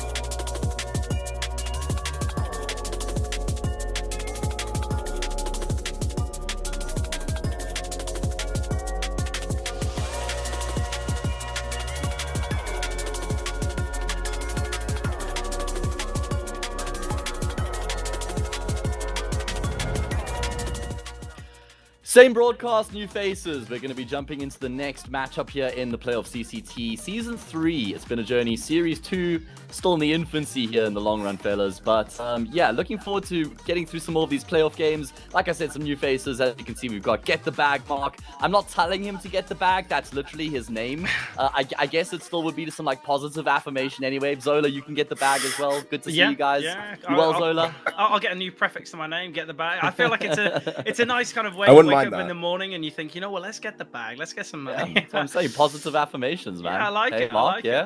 it. It's got to be a motto. It's got to be a motto. Lifts your spirits every day, Hayes. But it's great to be here with you guys. I was on for the round of 16 games yesterday, and dude, watching along, we have like 2-3 mappers this morning? Are we, kicking up to a great day of games altogether? Yeah, it's looked entertaining, and I think that entertainment is just going to continue here because we've got a pretty 50-50 matchup coming up, I reckon, BC Game and Passion UA, at least on paper, as far as the bookies are concerned. I'm kind of leaning in the direction of Passion UA, maybe a bit more than what the odds suggest, and there's quite a lot to break down here as far as the teams are concerned. Of course, the last game of the day will be Guns against NIP in some fantastic form at the moment, and I saw Guns don't have Casello playing for them anymore, so that's definitely going to suck for them, and certainly a big disparity between the two teams in the last game of the day. But let's focus up on this particular matchup. Let's have a look at some rosters. Let's go through BC Game first, I reckon, just because obviously there's a lot to talk about with this team. So production, if we can throw that BC Game roster up. Oh, I didn't hear you. I was talking. I think you've just got. I think it's Passion UA first. Passion UA first, no problem. We can go with them first. But these guys, I mean, this team's come together pretty recently, Mark, and they've hit the ground running. I'm really impressed by how well they've been playing. It hasn't seemed like there's been any teething issues. It's such an incredible group of players. I mean, to have your previous roster burnt down and then to still come up with a team that's arguably even better than that previous team is very impressive GMing and players that they've brought in. Jacasmo was actually, for me, alongside Jambo, the most exciting player in that previous team. And now he's surrounded by these really experienced players in Waro and Demko, just going to allow for him to continue to grow as a player who's already looking really good. Yeah, absolutely. And, you're talking about these players they've brought in as well. I'll give a mention to a couple of guys that are coming, into the coaching slots from their last North American games. We're all familiar with TC, but just this morning they picked up Munster, an analyst role, if I am correct, last with FlyQuest Red over in Impact. So that's pretty fun to see, especially with the squad that, with so much restructuring that happened all the way from Shanghai. It's cool to see them really get off to a nice tempo. Got to see them over in... It was Thunderpick Series 1, and that was excellent to see exactly how Toppa was setting the tone with these guys. Well, I was very impressed. Look, I'm gonna break the fourth wall here. Hayes, you said in the green room that maybe you're thinking Passion UA. Is it just because of TC? Is it just the South African affiliation?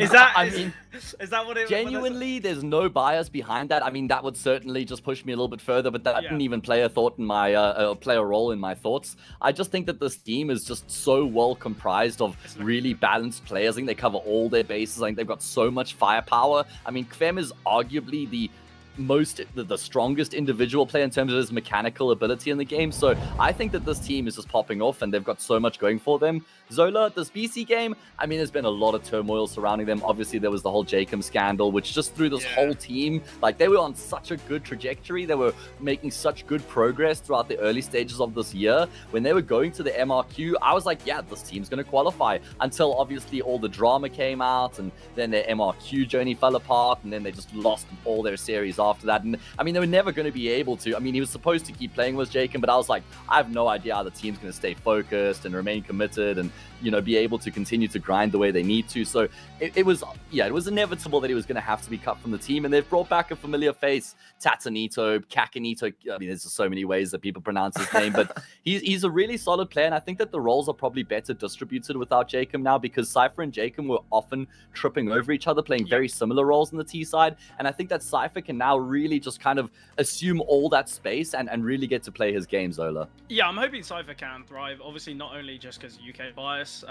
There's not many UK players out there, so I feel like whenever there is one, you always have to hype them up. But yeah, I'm right with you there. I feel like we are going to be seeing a little bit more freedom from Cypher, which is always nice to see. But obviously, you look at their performance in Dallas, right? They're facing off against FaZe and Mouse. Are we really going to expect BC Game to upset them? Not especially massively. not with the standard. I mean, they're supposed to yeah. Perfecto, remember? But yeah, exactly. And even when you look at some of those results, that Mirage game against FaZe got close. You look at the games against Mouse, 9 rounds in both those, and they're the 2 maps that feature. It's Dust 2 and Mirage here in the beta. So actually, you look at their win rate on that map across, the last couple months. Not only do you have to take into account that they're now playing with a stand-in, and there's something a little bit different about it, but even with that, you just have to see that in that performance against Mouse, one of the best teams in the world right now, they still pushed it, pretty close. So I think maybe this game isn't maybe as, I guess, I don't want to say one-sided, but isn't as clear-cut. I think a lot of people will be thinking Passion UA because they've got synergy on their side. They've got kind of a really strong, set of individuals when you I guess, put people in isolation. But I think we do forget that this BC game roster as well is pretty stacked.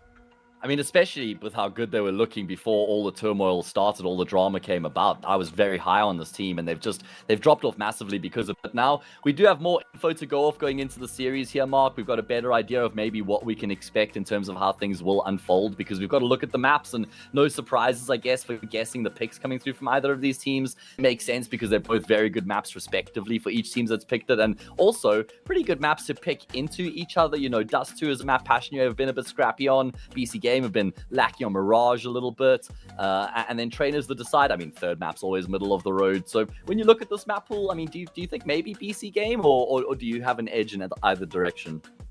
I mean, riffing off of what Zola was referring to in that Mouse series, I was really impressed with that Dust 2 specifically. I remember watching along, and I know that they definitely got a tough hand with that, but that was one of the better performances that they had through Dallas. I was down there, man. I was hoping to, see those guys trickle along and see them later in the week, but I mean, this is a roster that still has some time to go, and it's been a little bit of time since they've actually, I think before Dallas, it was like CCT World Finals that they were last playing in. Like in the last couple of months, these guys have, not had a whole lot of reps. So, I mean, getting back into it, Navi Jr. yesterday, we saw in the round of 16, hadn't played in 3 weeks either. But if you can get off on a solid foot, I think this Dust 2 is a great place for BC Game to get back online with Sausalito for the first time, if I am recalling correctly. I think I'm going to be very excited about the front end of this series because it's painted pretty well. I know that we were talking in the green room and hoping that for the price of admission, this could go for 3 maps, and I'm thinking it will.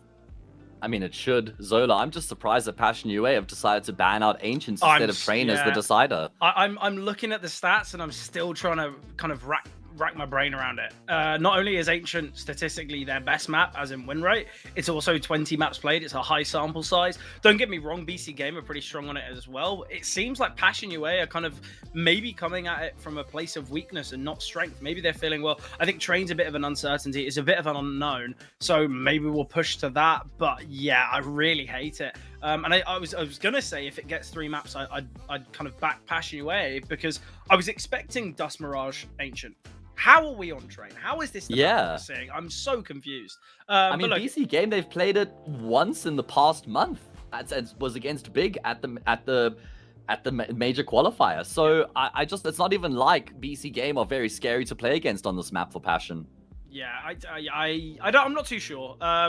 Look, I think when it comes to BC Game, I think their best chances are obviously to take it in 2. We know that Dust 2 and Mirage, although the stats haven't been perfect, we do have to say, look at the opponents they've been facing. Not to say that they're kind of leaps and bounds out of the realms of where Passion UA, the opponents they've faced, but it's still kind of, you look at your FaZe, you look at your Mouse. These are some strong teams, and the fact that Mirage was competitive for BC Game, I'm thinking they're going to be quite confident. And look, I think BC Game, are they a stronger team on paper? I don't know. It's tough to say.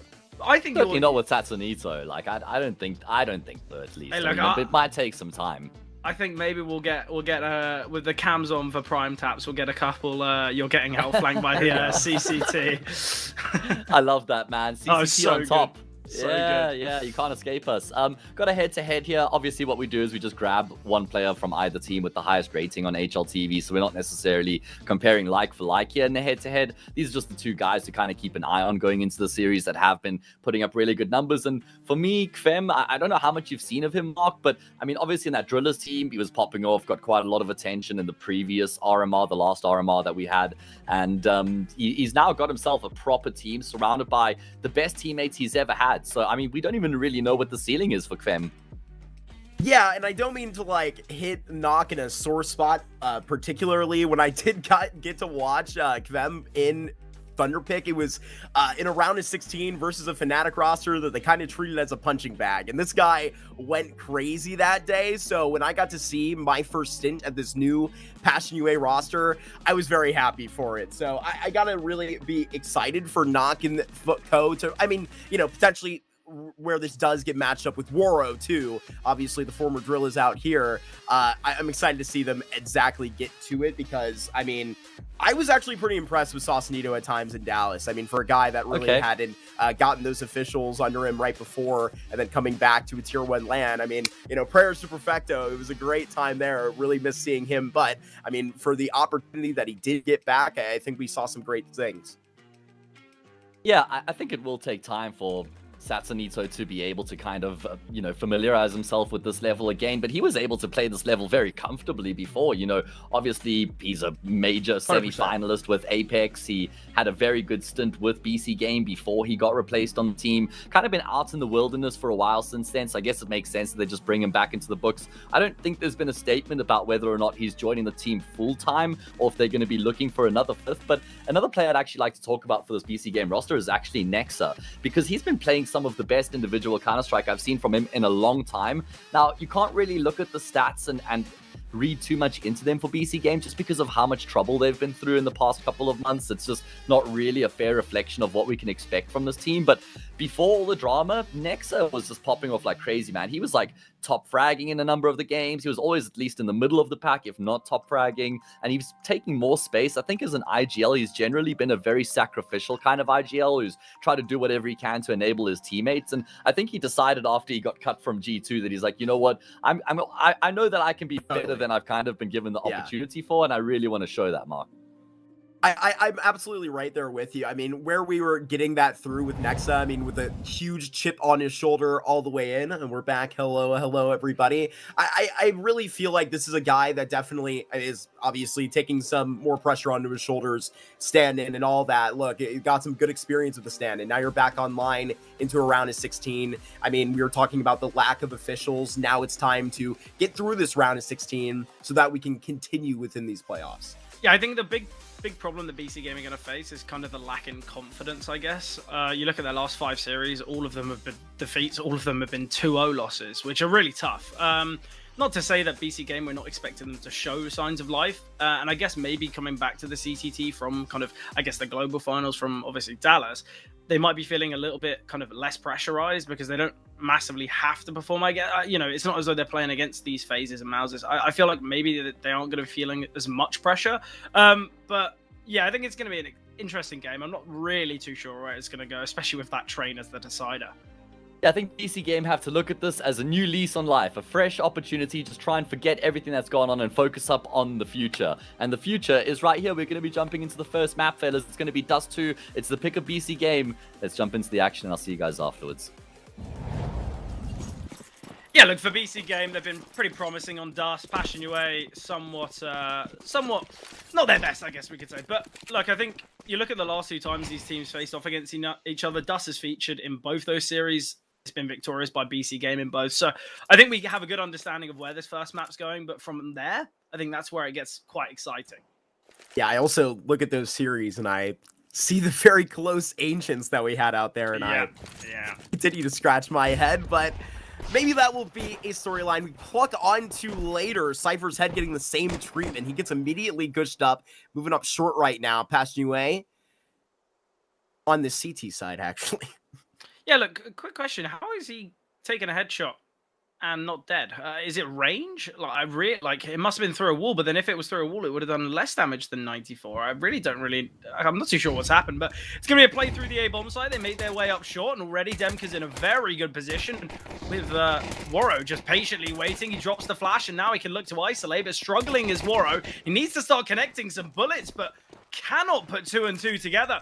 Falling back to CT, Primetaz is in an excellent position as well to deal with this flank from Topper. And Passion UA, they've been shut out of this round, but it's the missed shots from Waro that are so tough. That's it. And it comes down straight to the hammer on Cat. Sausalito gonna pick up those last couple of frags, and Gonna be BC game on this T side to start. This is their map pick. They start it properly.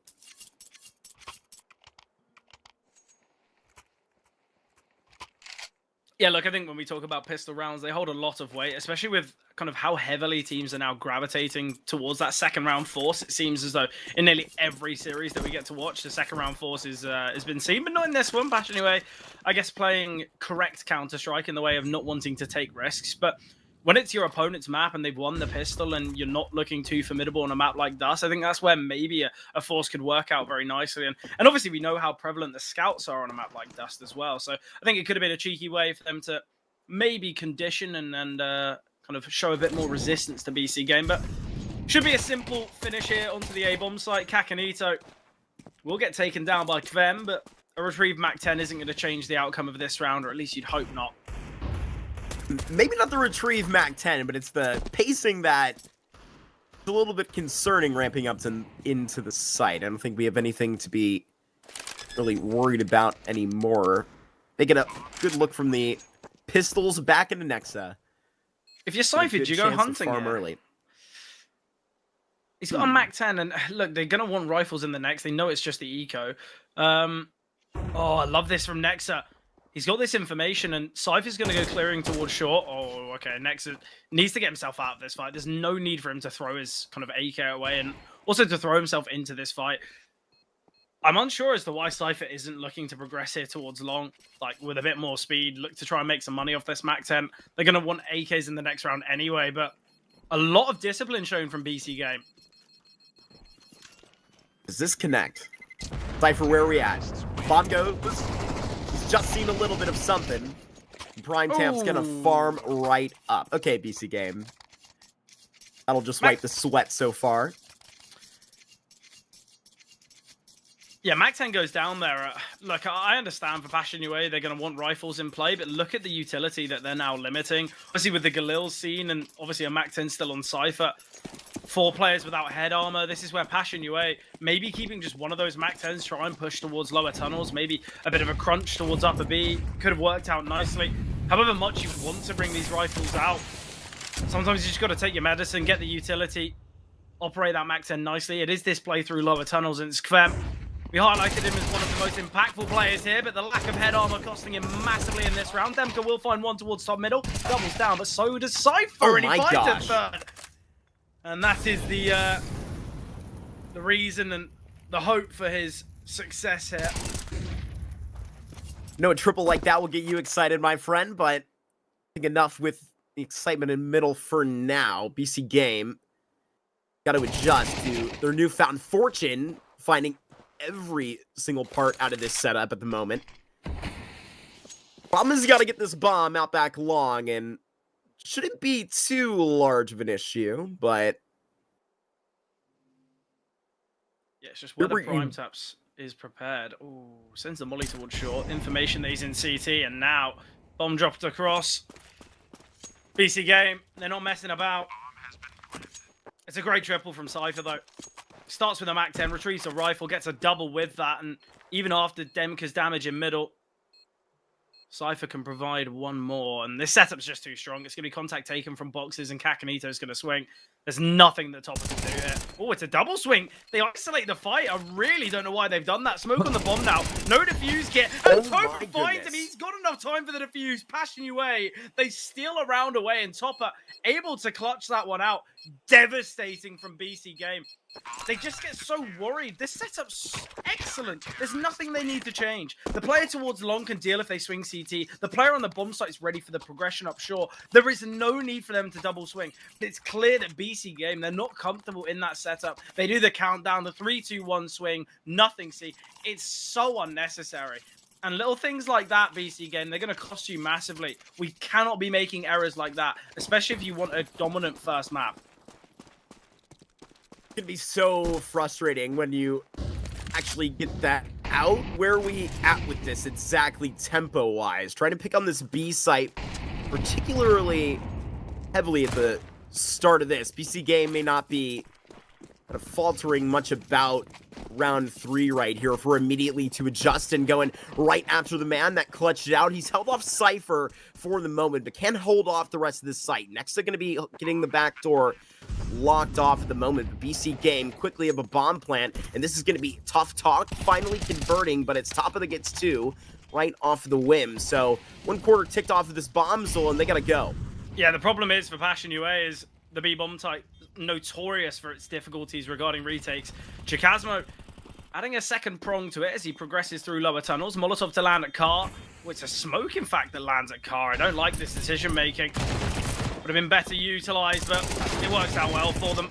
Nexa needing a huge clutch. Oh, is there enough time for the defuse? They don't think so. Oh, players scurrying away from the bomb. Maybe just barely. Oh my wow. Goodness.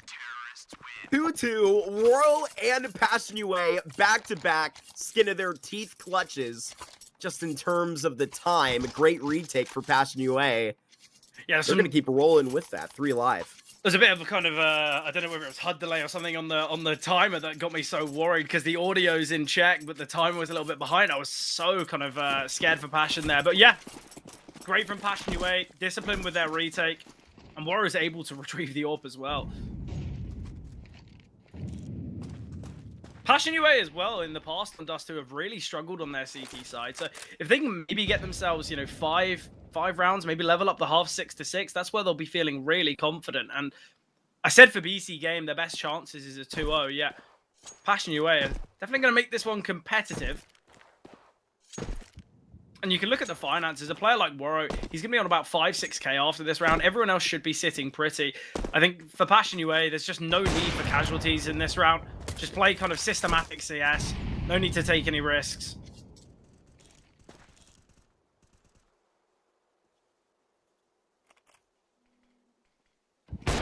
Have a man right at the hip in case things do get complicated. Nade to finish the job on the Cypher. Yeah. I think the rest of BC Game will try and rally back up on this. They still do have the bomb around middle, but at what cost? Woro gets at least a second upon this. And you can push it up, Cat.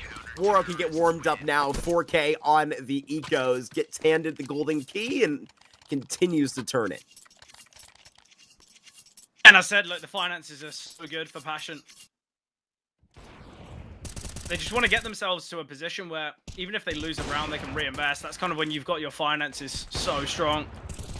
But yeah, nice shots from Woro. He sort of missed a couple initially, but gaining confidence on your AWP early on in the CT side is something so valuable, and you can see it. He's going to go for, I think he wanted to push towards lower tunnels, but spotted a player on the boost. So that should give some information to Passion now to maybe try and take some space, whether it be towards long, whether it be towards lower tunnels. Look to try and push the extremities, because with a player boosting up, there's probably one towards top middle as well. That's 3/5 of your opponents already kind of accounted for. Drew the curtain on those mid doors. You can take this next step. And Cypher bested for the second time on these short peaks. Goes down for it. Do you have a response right away? The super sub is on fire. Got to get out of there. BC Game being turned away at every look.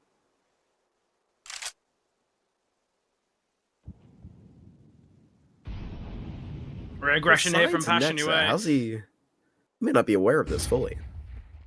No, CT's completely unaware. Nexa, okay, the flash comes through and he quite quick on the trigger. He doesn't have to, but brilliant from Nexa. Absolutely excellent. And it puts Demka in a very difficult scenario. Now he's got to deal a fight on 2 fronts. No utility to help him out either. Woro realizing he's got to drop this Molotov to contain the T's progression up short, but they drop the smoke on it. Demka, so much work to do, and he doubles. Can he get the third? He's dealt so much damage to North. What? Nexa now needs to accelerate, but there's minimal time here for BC Game. A molly onto the bomb site might force Demka out, but still, he can just back away to Goose. Shoulder spotted. Nexa unable to find initially, but what a round here from Demka. Although he's got 2 kills, he dealt the damage onto Nork, and he's contained Nexa. Look, Hayes brought up the new signings, the new introductions from Passion UA and how they've kind of slotted in so perfectly. And a moment like that just solidifies Passion UA's decision to bring Demka in.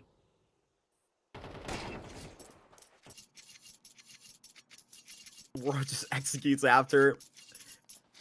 Great work, even stays alive in the entire ordeal. Impressive work to keep Passion Yue at a point where this T side is even having trouble, feels like getting started. Out towards long again, they at least place Sausalito, and the rest of kind of what it feels like has been their attention to the short side pretty particularly. It's got to crack at some point. Trying to do the same to the smoke. Woro with an angle just through, but the pane closes. Right now, they're just going to rope this down. It's obvious they have to just speed it up. Now they have to take the fights. Not going to be ready for it. How do you duck around this corner and actually have the chance to fight? Jacosmo going to have this one on the Tech 9, but they just wait a patience game, and Cypher pulls the trigger, and they are just right around the corner for this, but do Passion Yue even think about it? No, I don't think they can. The fact that the 2A defenders get absolutely nothing. Not only do they spot Prime Tap's out-throwing his flash, I don't know why they're so kind of stagnant to swing. Passion Yue, where's your confidence? Where's your kind of, you know, the fear that they kind of instill in every opponent? You know, I can imagine playing against Passion Yue, the first thing you're thinking is, when are they going to swing me? At what moment am I going to get some CT right in the open and delete me?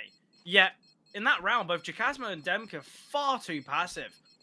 They just allow Prime Taps to not only isolate that fight, but stay alive long enough for Cypher to rotate in. And look, BC game on a half light, not only converting the round, keeping 5 survivors. That's a moment, that's a round that I think not only will we be pinpointing, but I'm sure throughout the kind of analysis, Hayes is going to talk about how that round's going to be a turning point, because not only does it give BC game a third, but it also gives them a bit more financial stability. Obviously dismantles Passion Yue's finances from players like Jacosmo, like Demka, like Kavem as well. He's had to drop one over. And Passion Yue, the kind of foundation that they built on their CT side could crumble so shortly.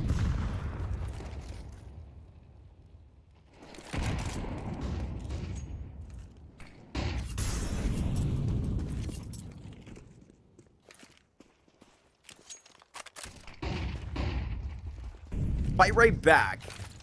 These immediate reassessment of middle. At least top can push BC game. I mean, these have been the antics that they've been really just presenting all half. Spotting onto Knock. Prime Taps better be careful trying to make that jump to Xbox. But now Demka is going to be under pressure again. Let's see if he can lift as tall. And right now on the ramp, this is where BC game just previously slipped up. Now they're being put down from it. Another double from Demka on the ramp, but now Nox time to strike. In coordination with Nexa, and he can just feel top is so close. It's Passion Yue with the man advantage. They're trying not to let it slip. Knock with another quick frag. Yeah, they should know there's a player in the back lines as well. There was a flank from long quite a while ago, and that's why they're playing kind of, well, safe from long, but he goes for the fight. Nork searching for something. Missed shots from both Woro and Nork. But Nexa finding them. How has this round gone so wrong now? BC game. Nexa can just take his time. Woro might have to fire through the box. That might be his only outlet in a round like this. Diving through his Woro. And I think he's got enough time for the defuse. Excellent from Woro. That's just insane. A great attempt from both Nork and Nexa, but sadly, Passion Yue somehow make it possible. It's just ridiculous.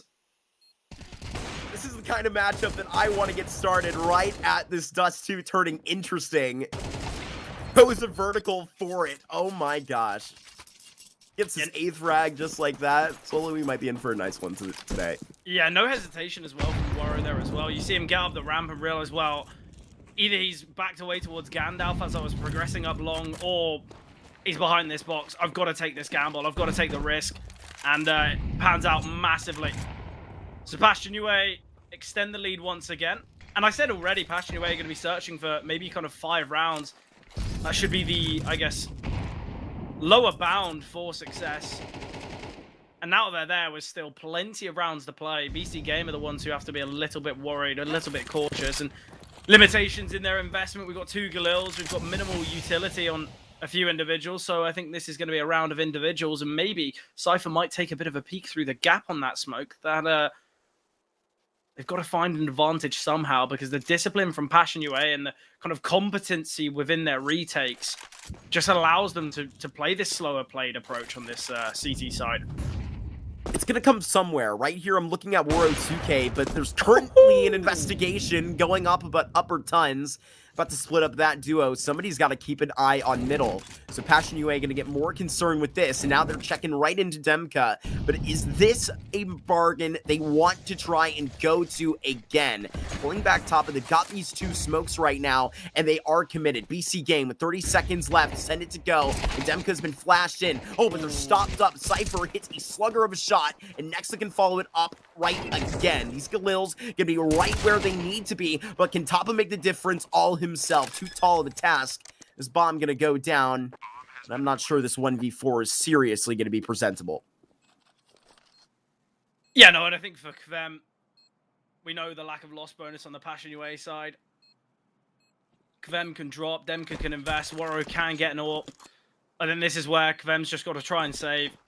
But it might be difficult. It seems like Nexus somewhat got an idea. Cypher's still just jiggling towards CT. Ooh. Has he just spotted him, or he's assuming there was a dead body? Either way, Cypher will find. He's holding for that. It's a great opener from Cypher to find Demka. Demka's had a lot of praise here towards ramp, towards this A bomb site, when it comes to kind of holding his nerve and delaying for his teammates yet, and that one just absolutely ripped apart.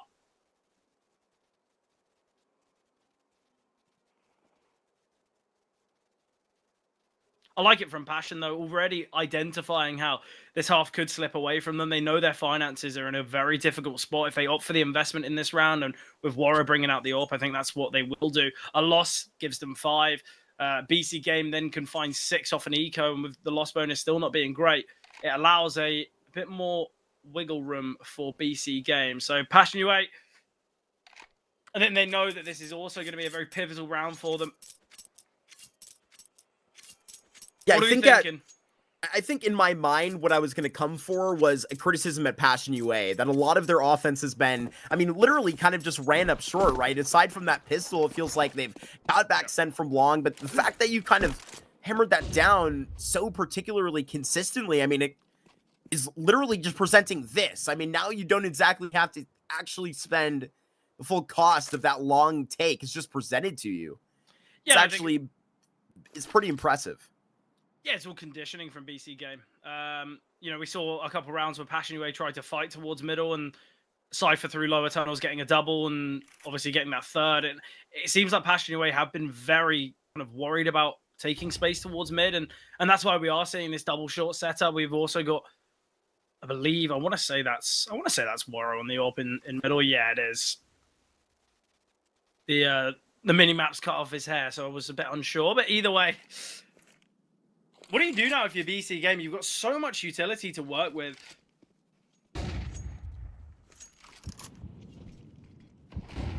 Look at the rotations already. It's clear that Passion UA, not only do they not have the util, they don't have the kit. They don't really have the weaponry either with a couple of these FAMASs. So they're so heavy on this bomb site, realizing their only way for victory is to deny BC game entrance. Setting up top, Cosmo. He's got one dive down. He's safe on the FAMAS. Keep this going. Passion UA, they have to move one step at a time, working with the time here. Because with 30 seconds left, BC game, there's no way they are going to be able to check every nook and cranny. Haven't even crossed the line of scrimmage onto the bomb site, but Waro 2K with a crucial miss. Demka and Jacosmo, they are going crazy. Now just got to hunt down Knock, and with 12 seconds left, he is tucking tail. Might as well get a couple more while on that lamb. Got a quick scope onto Toppa, but he's down in the dust. And Passion UA come up out of that with 4 players alive. I tip my hat. That's a great round for the defense. Yeah, look, they go into it with five rifles and an AWP. They come out of it with 3 AKs and an AWP. But yeah, it's great setup from Passion.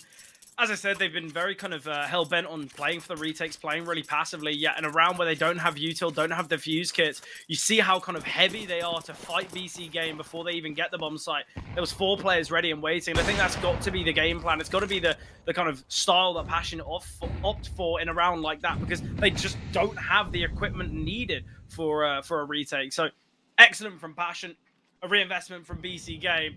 But as I said, the fact that Passion UA have got themselves 6, they're in such a good position here. I'd be very worried if I were BC game. This is where maybe a tactical pause needs to be sent by them, but Kakanito can find one. Takes down Kvem.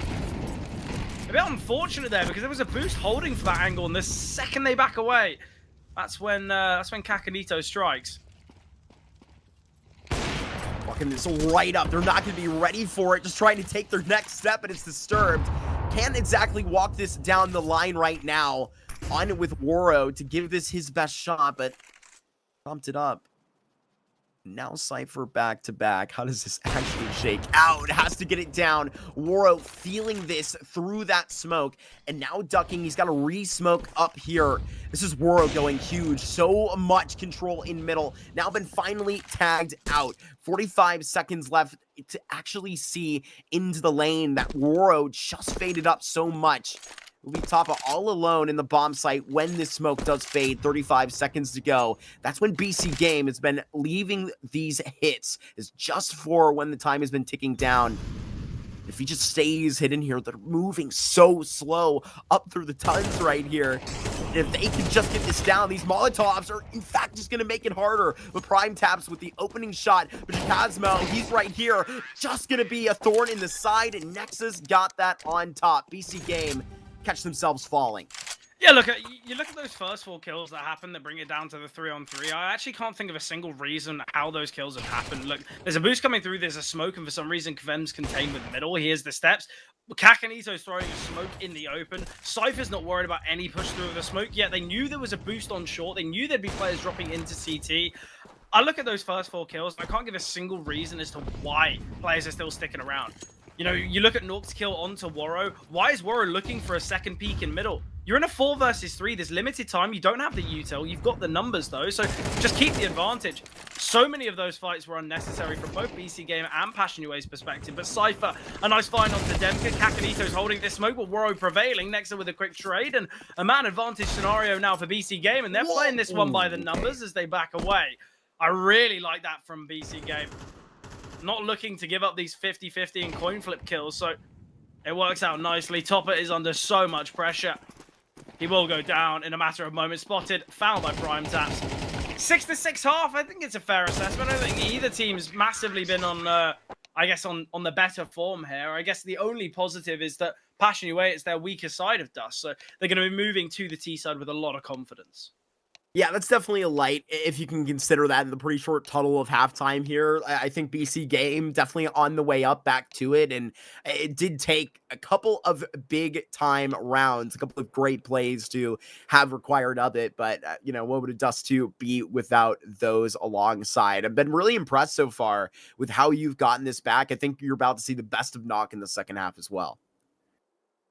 Yeah, hopefully so, obviously, on that CT side.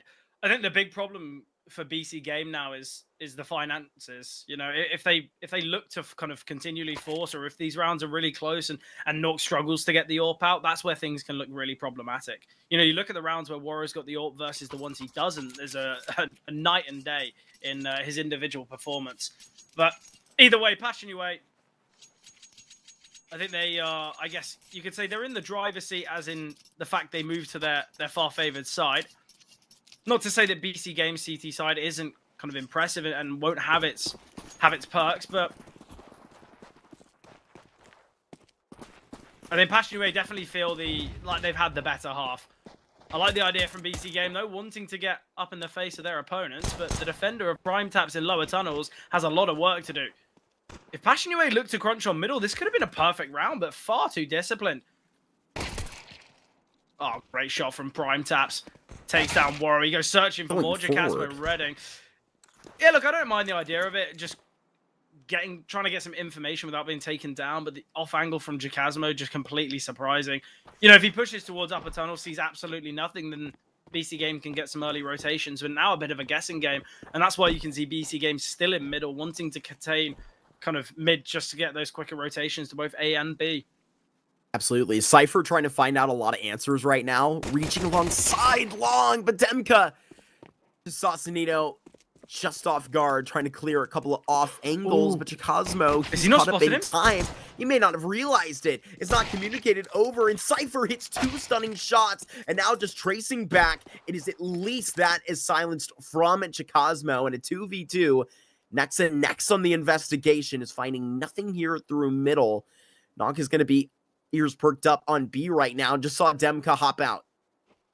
Yeah, look, I think Jakazma's just played 12 rounds of the CT side and spots a CT and thinks it's a teammate. Nuke, he does have the drop on Demka, but doesn't hit the instant headshot. A little too quick there. Oh, this fight in tunnels. Jakazma, if you go down the round, becomes near impossible. They're going to get suffocated into the bomb site. It's just whether Passion UA can look to kind of isolate these fights, take them as 2v1s. Demka, I like the defense there, but with Nexa progressing, great pistol there from Nexa as he rotates in. But the communication not there for Passion UA as Cypher slips through long. Obviously, Jakazma has that information, but I guess maybe he's just unsure as to where, like, what he's just seen. I don't really know. I don't really want to give him an out in that one. I think maybe it's just poor comms. Maybe you just missed him, man. It happened so fast. It's just a back scene around the corner. Tough scenes. It'll cost you. It'll cost you 100% of your pistols here in Dust 2. BC Game got that much for him, and since Passion UA did get down, they got a whole lot of respect from that. I know you mentioned the scouts in the first half. I believe we're seeing it for the first time. Woro, show us what you got, and he has tagged him up. Demka's bagged him up, straight up, in the middle. They're going to be trying to get more of a punishment on this, because so much damage. Yeah, unable to retrieve his rifle as well. That's what becomes so tough. Next, they're going for a bit of a solo play.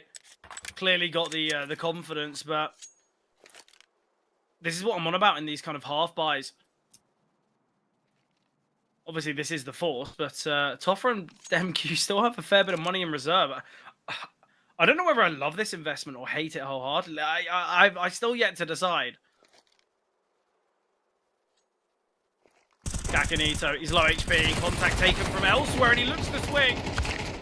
Nuke trying to back away, but Kvem with a triple spray down. It's all on Cypher. He's on the bomb site. He'll be unaccounted for. And Cypher can get two, and now it's on the low HP of Woro. He's still up here towards short. He's going to set the molly. He's going to land. Cypher's gained that information now. What a round from Cypher. Bomb's been dropped towards short. It's just whether Cypher can put 2 and 2 together that Woro's gone towards CT. He's going to be worried about long. In this all this time, though, Cypher could have gone anywhere. Warrior's got to be worried about short. He's got to be worried about long. Obviously, ramp still. Hand. Timing looks perfect, and Woro finds it. Cypher's going to feel cheated in that round. He was holding the angle for so long, and the second he turned away, timing excellent for Woro. You'll feel that one alongside. Oh, man. I mean, great stuff here. The decision to stay hidden. Get that down. There's just nothing more you can say about that. Woro pulls the luckier draw. You get a 7-7, and hey, we're talking about 100% shooting in those pistols. Here goes Passion UA back at him again.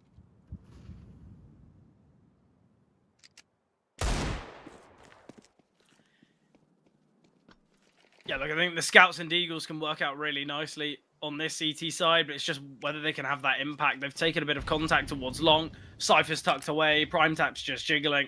I quite like the idea of this setup. Is that P2000 on Nexa? Maybe, I think that's Julie's. I thought Julie showed 2 weapons. That? Maybe I'm tripping. I don't know. You may be correct. Or Nexa. Or maybe I've just made it up. Prod, if we can go to Nexa, please. Is it a quirky looking P250?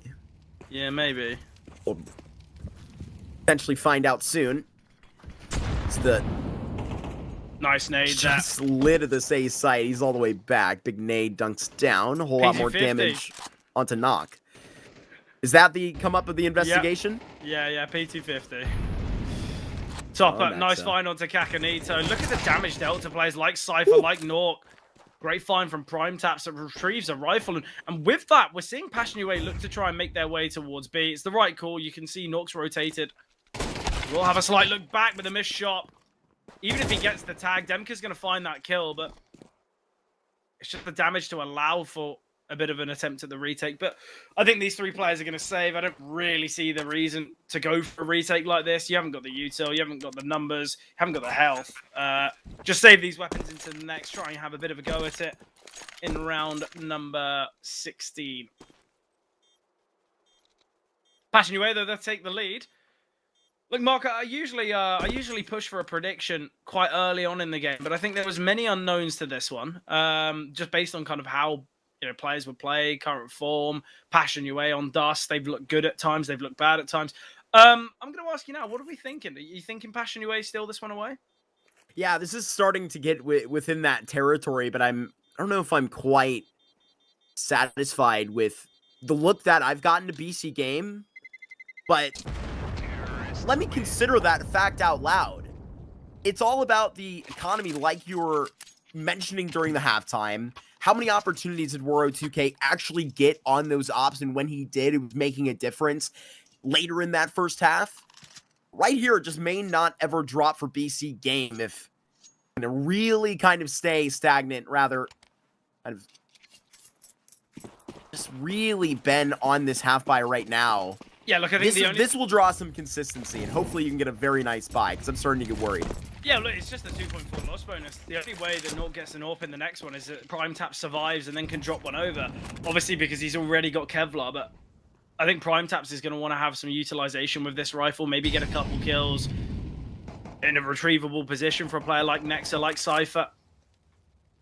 It's a heavy stack towards the A bomb site. Sadly, it's the rifle to take the first contact. I don't know why it's not one of the unarmored pistols, but let's see what it can do. Prime Taps. Sounds like someone's stuck in a corner. It's a great flashbang. If there's a second, though, it would have been perfect. Prime Taps goes 1 for 1, but again, my biggest issue is the positioning of that dropped rifle. There's no kind of chance for retrieval. Kvem finding Nexa. And now it's the 2 unarmored pistols. It seems like BC Game have kind of took the opposite approach to how you'd expect this round to go.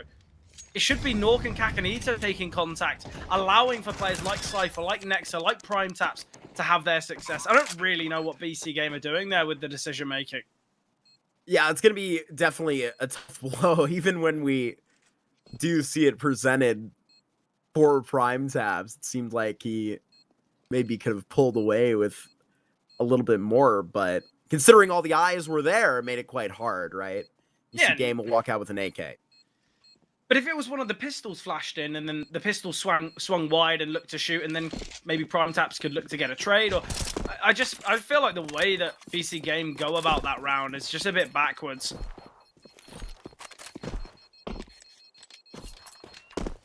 But it's going to be tough, the CT side of Dust without an AWP. I don't really know what you do here.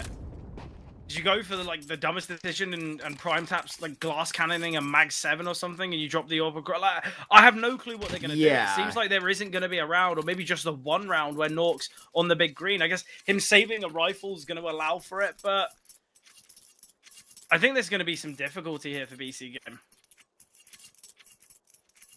And look, Passion UA now, not only have they got kind of a 2-round buffer, they're on their favored side. If I was BC Game, I'd be utilizing my pauses a little more often, because it seems like they've forgotten they even exist.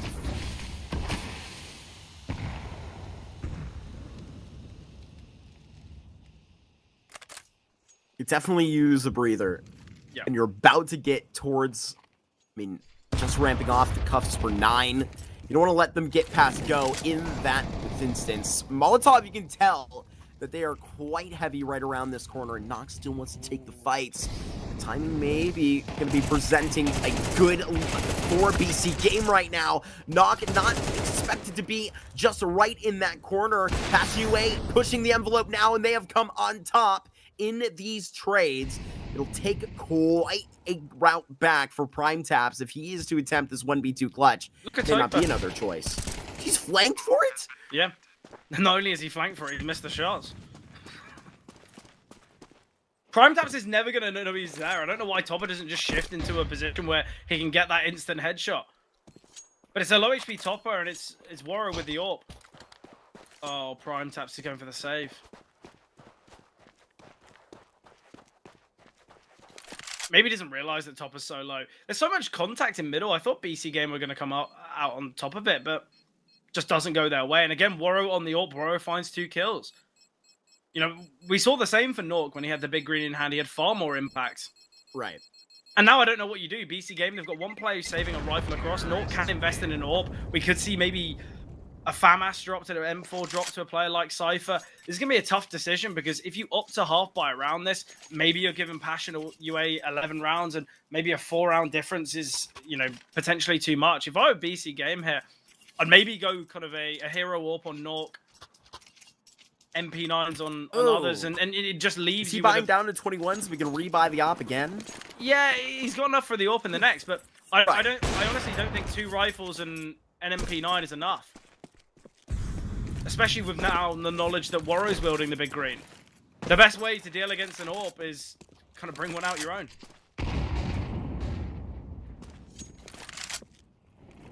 Tex takes a very nice look. Doesn't actually get eyes on to Demka getting back over. Passion UA, they're going to be quite solace with the allotted space back without particularly any pressure coming back at them. Next is going to be the bait here, and that's where we did have the criticism right back to go. Rather, it was Nox just facing forward with the rifle. Need that contact to come from these pistols where you can have that opportunity.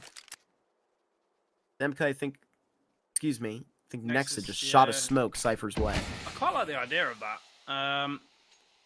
That was going to have much impact. Cypher's just going to drop the smoke now. Topper, jump spotting. Information gathered. The problem in a round like this is it feels like Passion UA, they've got far too many options because VC Game haven't shown anything. And it's a question of, look, are they going to be gambling towards B? Are they going to be gambling here in middle? Where actually are BC Game? But what a call here from Passion UA. They're going to go for a bit of a mid-split. Cypher on his own here. The rifle's spamming through. Nexa could push through this smoke and find Warrow. Oh, but for some reason, it's the rifle taking contact first. How many times am I going to be discrediting this decision-making? If Nexa goes through that smoke first, Prime Taps gets that kill every day of the week.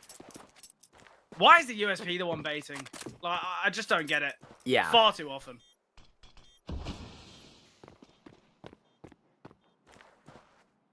We'll be pushed to 11. That's where we can at least see this thing sliding back. Hey, free AWP. We're saving up the money for it, but I guess you can side that elsewhere. It'll have to be at least pushed up to that 11 for BC Game to bite back. But this is their map pick. Obviously, Mirage, no stranger, but sort of really who gets hot in this round is 16. And at the moment, in this playoff, it's Passion UA. Yeah, I guess the positive thing is 3 rifles being saved in a round like this and kind of a no need for reinvestment in Kevlar for Kakanito and Nork. It means that even if BC Game do lose this round, you're going to have 3 players who can easily invest in the next. But look, this is it for BC Game. They're now 4 rounds down on their map pick. You know, we spoke about the percentages and how this map massively favored BC Game.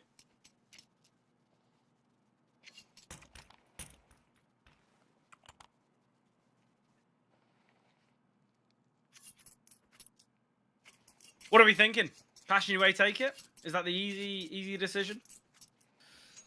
I don't want to leave this dust too without getting Knock a good look once, man. He's got the ult now. But you slip up, it's at 12, dude.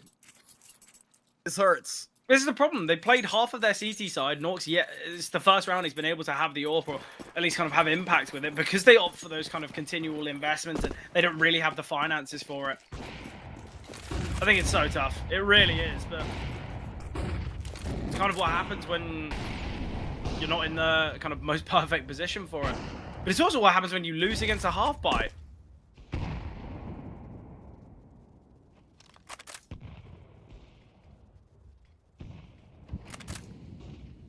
I think it's safe to say Passion UA definitely have been the better team here on Dust, especially when you take into account that both pistol rounds have been won by BC Game. But it's 5 rounds in a row since the rifles have been in play for Passion UA. It's just a laser straight up. Takes that fight. Nobody else going to be exactly right around. We're a 2K. The rest of his crew have just battered off. And to Knock can finally get this going. They do have enough to open this up. Nexa's under He's a going to lot of Knock, but pressure. they're going to see into Nexa first. How much is Nexa going to hear on this, Ola? Just right back down. That's audible. Yeah, he's got so much information here. He's got a teammate to drop a flash. Well, he goes for a smoke instead. Ooh. Worried about going through this is Nuke. I don't think he needs to extinguish that Molotov. It's definitely not going to spread. You can see the tension, though, for BC Game. Nice from That's such a good Kakanito. push. Yeah, he's taken all this space towards long. The remaining 3 are all here towards short. A big kill there from Topper, though. That opens things up towards B. The biggest issue is Warrow's got the bomb. There's a flanking Kakanito. Passionate forgot who's the bomb carrier? Well, clearly. And this is where, if you're BC Game, just wait out the time. There's no need for you to swing him yet. Cypher wants the kill. He's hungry for it. They could have just waited out 7 seconds, and it would have affected Passionue's finances slightly, but... Speaking of finances, Passionue got a fair bit of money to work with. That's why Topper can drop over an AWP. He can invest in an AK himself. Will be Chikazmo dropping. It's still quite a way back in here for BC Game. Not only do they've got to get these 3 rounds, but a loss on Dust 2 spells disaster for the remaining maps of the series. Yeah, I'm not really sure you're going to be able to find that brief status of uncomfortability on that cat call that was seeding them either back into the funnel of middle. Yeah. Not gets a stunning headshot, but just caught up in the communication we can kind of point to is the lacking of there.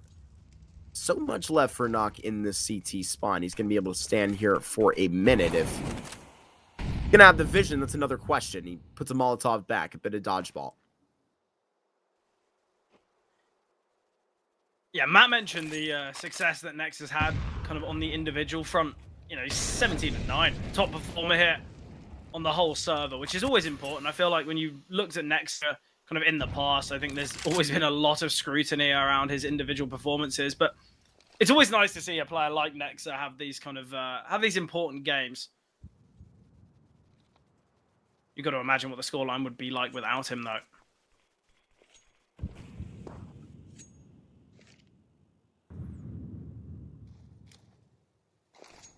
A lot of work now for Kakanito and Nuke. The 2 defenders, Kakanito going to be under a lot of pressure, being held by the AWP. Nuke will get one, though, sending the flash as well. Kakanito still yet to have this first confrontation, but Chikazmo will find Demka already out. Will find Nuke. Nexa now. Pop praised him massively, but taken down from Topper. Give Cypher a chance. He's been just added out every single time. He's been in B, just a witness to the slaughtering on A, just close enough to actually give his 2 cents. It's the rest of BC Game pushed out, and now we're facing down reality. It is exactly the truth at the beginning of the series, a slip-up on their map pick. Gonna have to bring their best on Mirage, most likely. 4 to separate from overtime, but I don't think we've seen that level of play this afternoon yet. No, and I think for BC Game, having to get 4 in a row, you know, the most rounds they've strung in a row so far on Dust has been 3. And then Passionue moved to Mirage with a lot of confidence. But you look at the kill disparity, Chikazmo on the least with 10, Warrow on the most with 16. A real team effort here.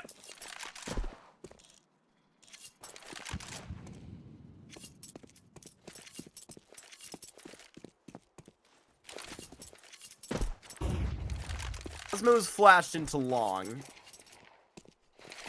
Man, maybe not donning exactly at the top of the catalog with Warrow 2K, but it's, as you mentioned, there isn't immediately facing to be a crack at the beginning of this, though. Here it starts to maybe form. Get that right down into Passionue, BC Game, through Nexa, continue to stab. That gets 2 out through middle. Gotta turn somewhere, and the bomb's up top at Cat. You have somebody stashed in upper tons. Passionue are scattered.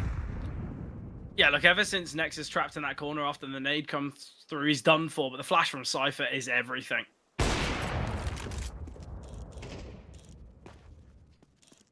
I just assumed that Nuke hit that shot. But Warrow lives to fight another day. Minimal time here. Warrow taking a big risk, the jumping Glock to find Nexa. But that is the bomb deep behind enemy lines. And Demka in a 1v4 will find his first. I think Demka saving is actually quite important. No need to throw this equipment out. First foul now for BC Game. 3 more to get to overtime. Counter-terrorists win. I don't think we're having that conversation about OT until BC Game find 11. Every single round has always been a bit of a nail-biter for them. That one having a little bit more competency, but I don't think many BC Game fans at home are going to be feeling quite comfortable right now. I agree. Yeah, this is going to be each round tougher than the next. I mean, essentially you have a discussion here for Passion UA. I mean, measuring a couple of those concerns, see how this does crack up to what they want to put forward right now. It's a eagle that I see at the end of the line for Passion UA. I don't know if we should see upon that. If Passion UA are to just work this out, get as much behind the rifles as possible, you do see Galil picked up on that back end. Take an eco, man. Take it at 10. I don't think that would be too much of a falter from Passion UA if this goes south. But I wonder where their heads are at with this. Bomb is going to be right behind Toppa. They're trying to take this opening pick. Picking on Prime Taps. I want to see Prime Taps and Cypher get active, and that's exactly what you're going to see beginning of this round. Cypher going to be up to bat. This is where it was so hot in the first half at a triple. And now they're going to swing, and he comes up with nothing off the bat. It might be the knockout punch right on the chin. Yeah, Waro, he's holding for the refrag from Nuke, and now 2-man advantage for Passion UA. 3 pieces of utility. 3 players. Re-aggression seen from Kakanito is being held by Demka currently. Demka will find Prime Tap, so although Kakanito takes down Waro on the A-bomb side, that's the B defender found.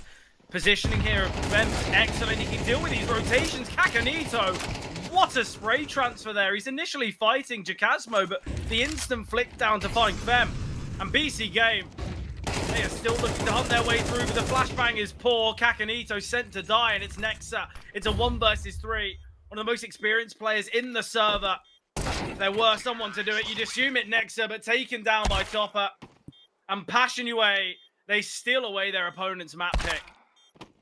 Bested on one of their best. It's that Dust 2 that was immediately roped over. Great work that you get down there, especially pushing their way forward at the end of that first half. Passion UA had that all the way down. I mean, they can go 0 for 2 on pistols. Just got it best on that force, and they started off in a great half of that second half. We could break it down all on our end, but I got one man I know who's waiting to get in here. We're going to be throwing it over to Hayes to break it down. Yeah, cheers, mate. Just make sure. Yeah, mic's unmuted. There we go. Always got to double check. Anyway, what a game coming through from Passion UA. As Mark says, they lost both pistol rounds and they still managed to win the map 13-9. That's a very impressive display from a team that kind of required, it felt like one of those old motorcycles that you find in the warehouse. It's all dusty and it hasn't been used for years and needs a really good old kickstart to get things going. I felt like Passion UA just kind of had that here on the map with just individuals kickstarting their campaign. It started off with the Toppa 1 versus 2 clutch where he's got nothing going for him at all in that 1v2. He's got no good foothold to kick off the retake. He's got no good like health advantage or util. He's got to try and, bombs ticking away. And somehow he isolates the first duel, gets the second frag. Then we have the round where Demka, right here, we're not going to see it properly on the highlights, but you've got Demka on the A-bomb site who's, if he goes down, basically round over for Passion UA. But he holds his ground. He gets to kill the first player who comes through the smoke immediately. And then he just dinks the second guy and frags the third guy. And it's like, in the space of a second, the round went from being really touch and go for Passion UA to actually just being a pretty elementary round for them. And then you have that third moment of individual brilliance, which is Waro's clutch. I mean, I can't believe that he gets that frag on Nexa in time. I was a little bit surprised that Nexa doesn't actually try and take the fight to Waro. I'm not saying he should have swung him initially, but once the bomb's so far ticked and you can hear Waro's jumping up, you have to try and take the fights on your terms. Like, he was almost just like corralling in the corner, hoping that maybe Waro couldn't get an angle, but it's Waro 2K for God's sake. I mean, he's probably the most mechanically gifted player on the server, maybe alongside Kvem.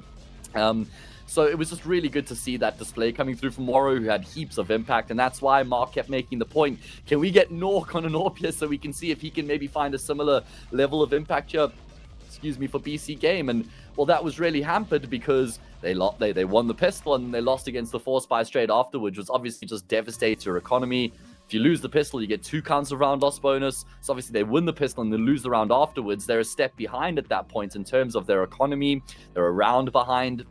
And this is the 4-spy that they lost to, where it was actually looking really good with Cypher nearly clutching out 1 versus 3, and then Waro. I couldn't believe it, man. That's worse timing than a broken stop clock there for was it Cypher, right? The fact that Waro rounds the corner just as he looks away after he's holding that angle for like 20 seconds. So that was very unfortunate. Then we just see Passion UA level up, man. Like, they just become such a deadly unit across the map, in a contrasting style from what we got from BC Game in the first half, where BC Game are playing like 4-1s. It's just a numbers-based approach. They're either just grouping up short and hitting cat. It's a group up of players late, long take from them, a group up through mid doors, where Passion UA are playing far more default-esque Counter-Strike. They're covering all their bases. They've got control of tunnels. They've got players making sure there's no pushes long. They're containing catwalk as well. And then they just like slowly, methodically grind their way forward. You know, they get a kill. They work the map. They force the rotations. They're never immediately activating as soon as they're getting frags. Instead, what they're doing is they're recognizing, okay, we've gotten a kill here. How's that going to affect the setup? How can we punish that next move?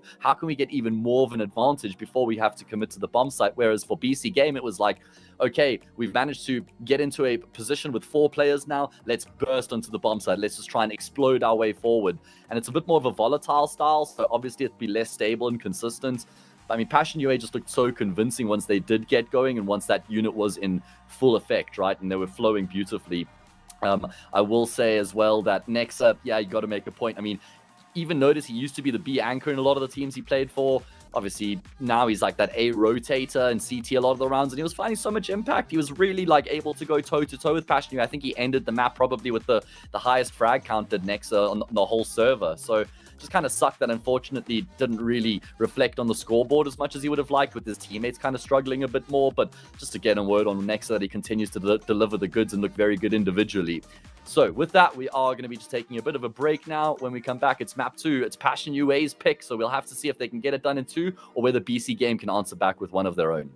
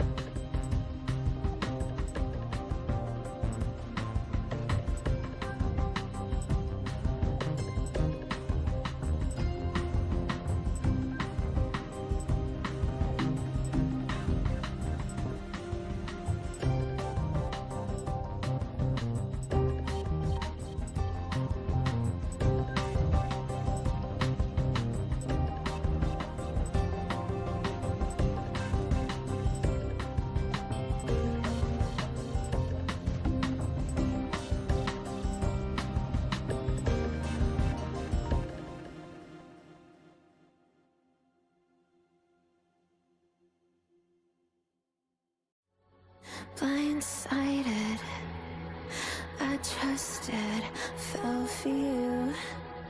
What a stupid thing to do. Blindsided, high hopes, but they fell away the moment you lied to me.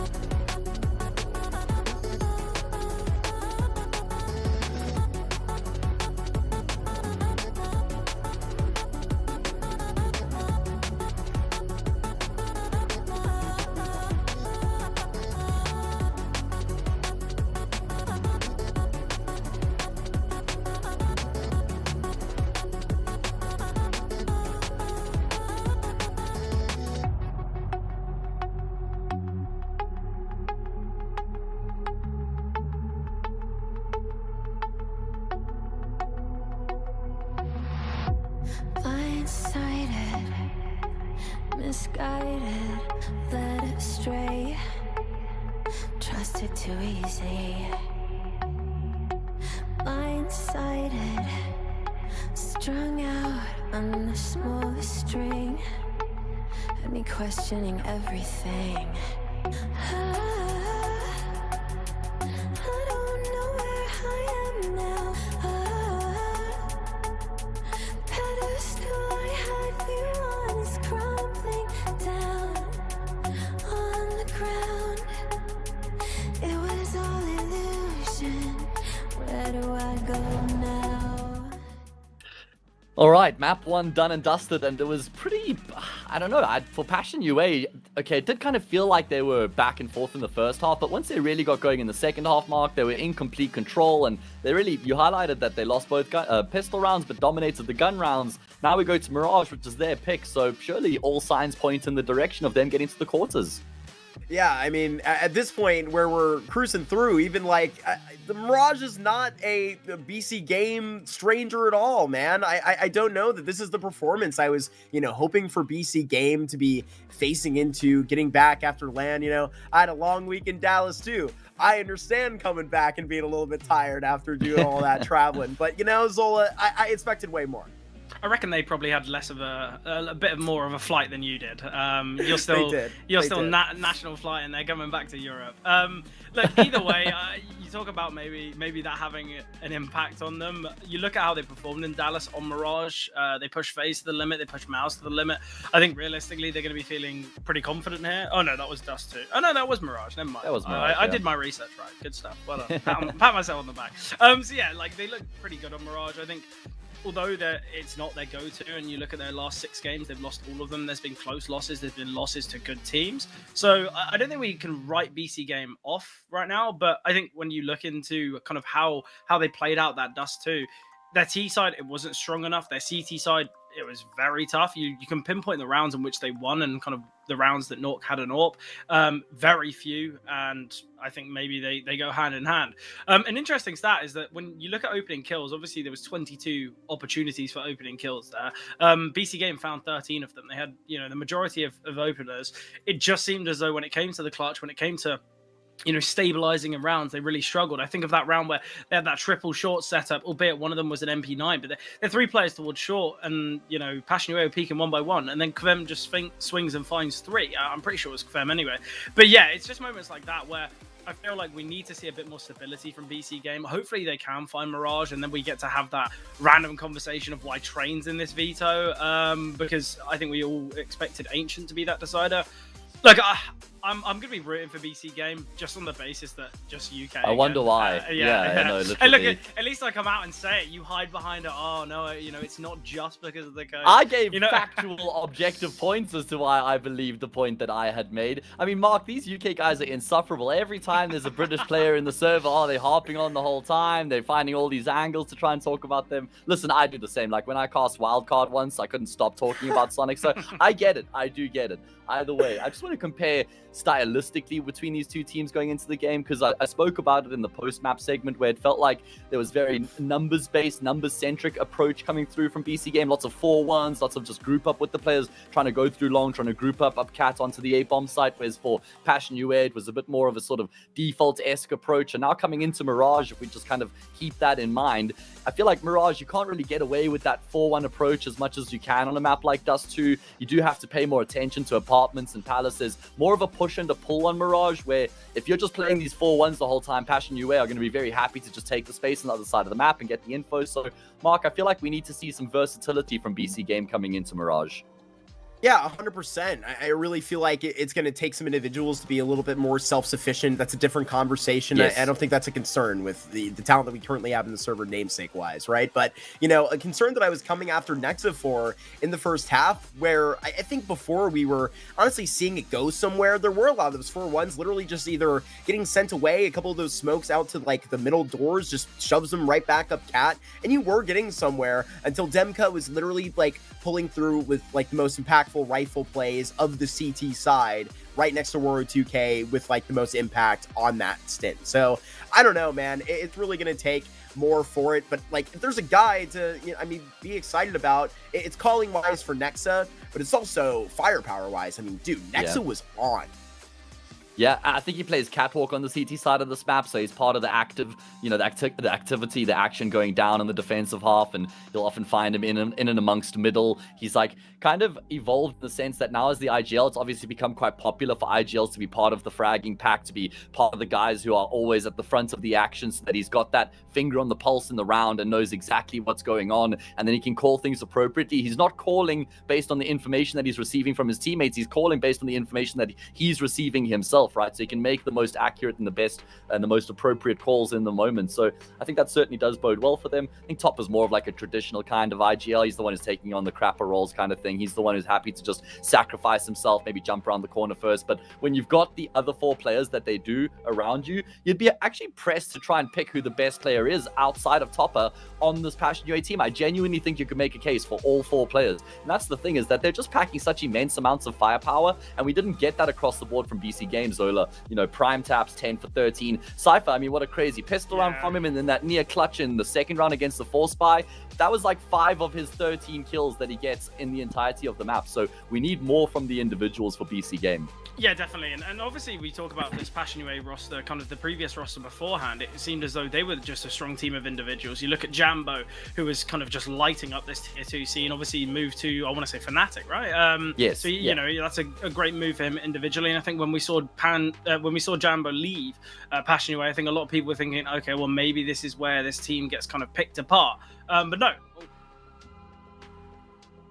Oh. Hello. Okay. Welcome back. Oh, He's back. No, Yes. we missed it. It was the Snapped out perfect reality. screenshot opportunity. Oh. Do apologise. No, it's okay. You saved yourself. Yeah, I don't really know what happened there. I think maybe my internet dropped for half a second. But I was talking about the individuals. It's clear that someone wants to stop me talking. Mark, you carry on. Look, man, I will mention that in that series that I got to watch, Passion UA versus Fnatic, there was a train that popped off in that, and Jambo, dude, I remember that. I can't, he had like 36 kills coming out like of that. 25 and a half or something on the CT side. Like, he got so many kills on the CT side.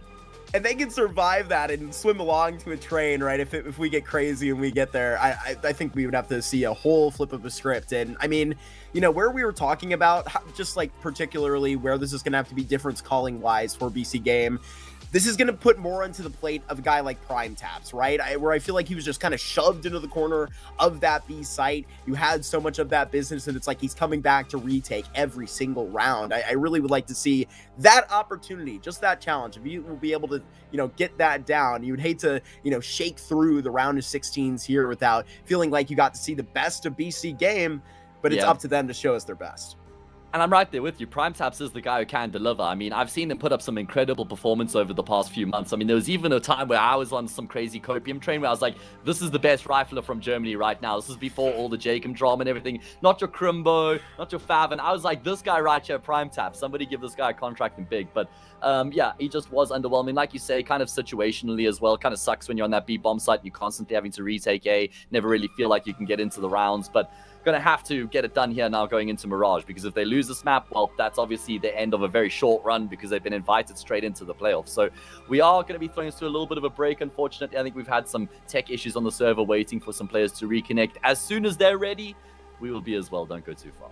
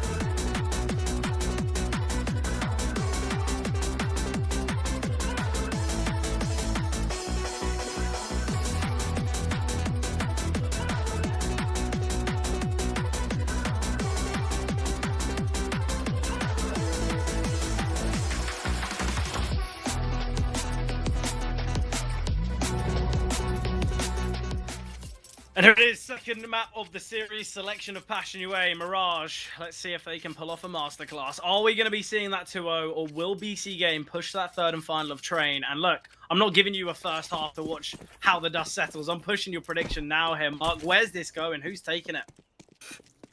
You got me going 2-0 with Passion UA. I know we had a good couple of 3-mappers this morning, but how about we get right back on schedule? Yeah, look, I'd love to call you boring, but I think I'll be right there with you. I think it's too difficult to kind of, I guess, go against them, especially on a map like this. Great damage there onto Kakanito. Been forced back and repositioned, but still holding Palace. Bit of a risk, actually. There's a fairly similar angle for the T's to deal with, but Prime Taps will get one. Cypher spamming through the smoke in an attempt to secure something.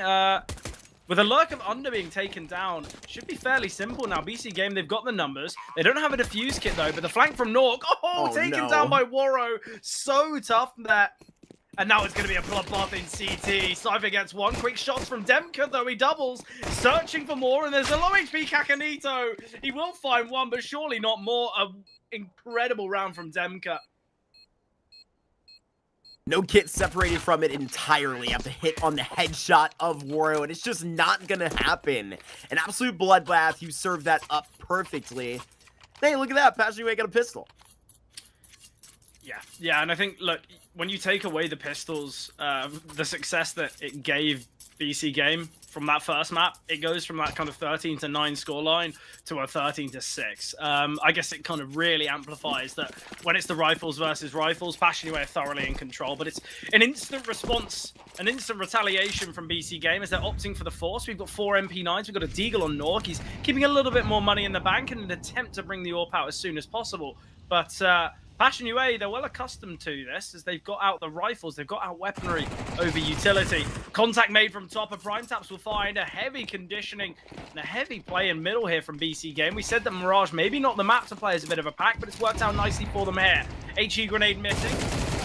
Next are found, and Kvem dealing with Cypher makes this round a near impossibility. And these remaining 3 players surely just to save. Kakanito might not have that fortune, but in fact finding, what the hell? Great shot there. May not make the difference. Man, they just absolutely push them back like they're on the USPs. And, you know, what did this Force actually muster? Maybe 1 and 2.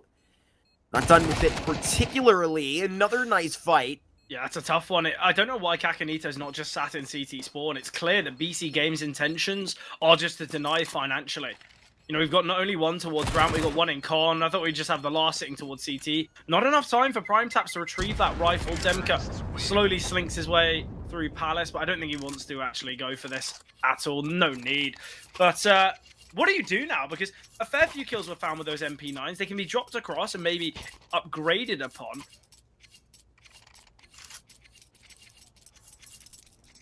It is just going to be this half buy. Okay, BC Game, you're not trying anything fancy. But the loss with that Force buy gives Passion away 3. I'd be very worried right now if I were BC Game. Oh, yeah. You had that flank that did, like, what? Bring back 1 rifle would have been a little bit too tall of a task. The decision has to let that Palace player away. It's just these MP9s. It'll be all good. I don't know if I'm so much more concerned about that, but it's like, unfortunately, BC Game are on a bit of a riskier ground. Standing downhill, Prime Taps will go immediately in this, and have decided to do so, risking kind of the financial hell that they felt so strongly at the end of Dust 2. Yeah, I just gotta say, I don't know why Nuke's invested in Kevlar in this one. He wants to get the AWP out. He will be able to bring it out, but it will just be at the cost of kind of any strong utility. And as a window player, or if he's playing towards window or con, I feel like 90% of the rounds you're smoked off, you need an HE grenade, and he won't be able to afford it unless a kill's seen. Missed shots from Kakanito. He does a lot of damage to Topper, but Nex is now in a formidable position. Oh, Molly spreading. Nexa can't spot them, and he will just find the 1. All on Cypher, but found by Waro. Plenty of players surviving here. How have they lost an AK? How have Passion UA lost a weapon? They had 4 AKs, and randomly Jacasmo's just brought a Glock into this next round. Lost it along the way. Not sure. Did it? What? Is it fun? Is it gone from time? What are you gonna do? From battle scarred to battle broken or something? Like, what's happened? How is it? How has it disappeared? You have Cypher post up in middle, and he does have a belt to kind of play around within this, give a little bit of space for Nuke to go ahead and find this opening kill, picking on Waro already. Not sure you're going to see into any actually sufficed moment to this B site.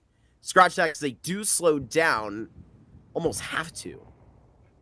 Yeah, look, the utility they've thrown is just a smoke and a flashbang. It has drawn a rotation out from Cypher, but now realizing it's a bit of a ruse, we've seen Kakanito move his way back towards shore. I don't love the fact that Passion UA are going to look to refight through middle late here. They're going to have to use their remaining smokes and mollies to deal with the players in window, to deal with the players who could be in con. And this is going to be the biggest issue of everything. It seems like Topper's going to be sending the top con smoke, or maybe jungle smoke. Really need to learn my Mirage utility. It is that top gun smoke, as expected. Kakanito looking for a bit of a timing. Spots out Demka. Not the greatest of shots, but not can find Topa through the smoke. And this round becomes an impossibility now for Passion UA. They've lost so much ground, lost so many players. Don't have the util to head here towards A. Then we'll get one. Chikasmo gets another. Oh, come on, BC game. BC game. What are we doing here? That's the bomb dropped. The bomb. Yeah. Now you can get a little bit more hopeful for it. Like Kavam was about to exactly get this standed out. Demka with 20 seconds, also the concern. Getting in stance to save, clearly. Passion UA, they can push back. Yeah, Demka can drop to Chikasmo, Topper and Warrior can buy. It can be an AWP for Warrior as well. You know, I don't see an issue with this at all. And with only 3 players remaining for BC game, there's no real need for them to hunt these two down. Can the AWP be saved? Where's body at? Yeah. We get the shot right back. there. Okay, Nexus got it. Okay, yeah, that's good. I like this from Nuke, though. I think sometimes when you don't have the util to sit behind a smoke for the, 90% of the round, you've got to go finding, got to go searching for kills. I really like it. And I think a lot of the time, when you're kind of your first round with the AWP, a lot of the time you'll see AWPers play quite disciplined, quite passive. They kind of want to make sure, let me warm into the game. But Nuke, quite happy to go for a bit of a risky peek. And as you said, it's the fact that Cypher's there in window, just with a full belt of utilities, being able to kind of provide those defensive measures. But Cypher has been tagged quite early on. And I wonder if we'll be seeing a weapon switch here between Nuke and Cypher. I'm sure Nuke will won't want to. As I think we all know, AWPers are, the second they get their hands on the weapon, they very, very difficult to relinquish it from their hands. And the only way you can do it is a team kill. Especially Knock this afternoon. Yeah. Let him have the most of that comfort. I don't know. Cypher's a guy. Do you feel like an AWPer? Shots. He might be on the do not AWPer list. I don't know. Right next to me. Right next to me. On the do not AWPer list? Yes. Oh, I thought you might just assume he can AWP. Friends with Smooya. Who am I to who am I to doubt Cypher at this point? Hey, look, I think we can all make our past judgments. I think we'd love to have, any portion of Cypher's ability. I'll take a small slice of the pie. Take it down. That size onto him was 1 health within it. Is this A side afloat where not to kind of be the head of this ship if it's completely being washed away? Passion UA are locked onto this bomb site. Time ticking, looking at their watch. Shasanito gonna have to hurry up, man. And I mean, he's practically canceled the flank. Yeah, look, there's nothing they can do. They have no control in middle. So either he flanks all the way through ramp, and obviously Topper's holding because of the fact they have mid. There's no one needs to hold con. But it's great from Passion UA. Absolutely excellent. So effective. T-side calling. Save now seen, in fact, for BC game. Will allow for investment again. But look, I think we spoke about the bare minimum rounds that BC game, the Passion UA, needed to find on Dust. And I said it was that kind of 5-6 to be confident. I think here for BC game, I think they've actually got to win the half, however scary that might seem. Next, is he going to have enough time to find Warro? Oh, not only does he not find him, nearly gets taken down himself.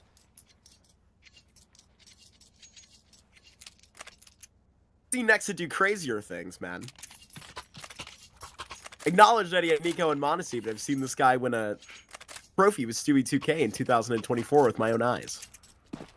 You were there. Nothing too big for this guy. I was front row, man. Front row? What a time to be alive. What a time to be alive. What, last year?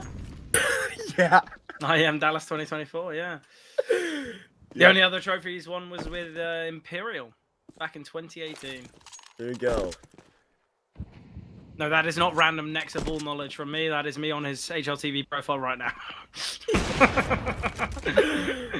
Sorry, Nexa, I'm not your biggest fan. I don't have all your knowledge. If only. Either way, a nice start to this round for Passion UA. Kvem, nice find there towards ramp. I think this is something that we kind of yet to see from Kvem. Not to say he didn't have kind of strengths on Dust, but it was just the fact that he didn't need to be that kind of flashy player that we know him to be. He kind of just had a fairly simplistic task on Dust 2.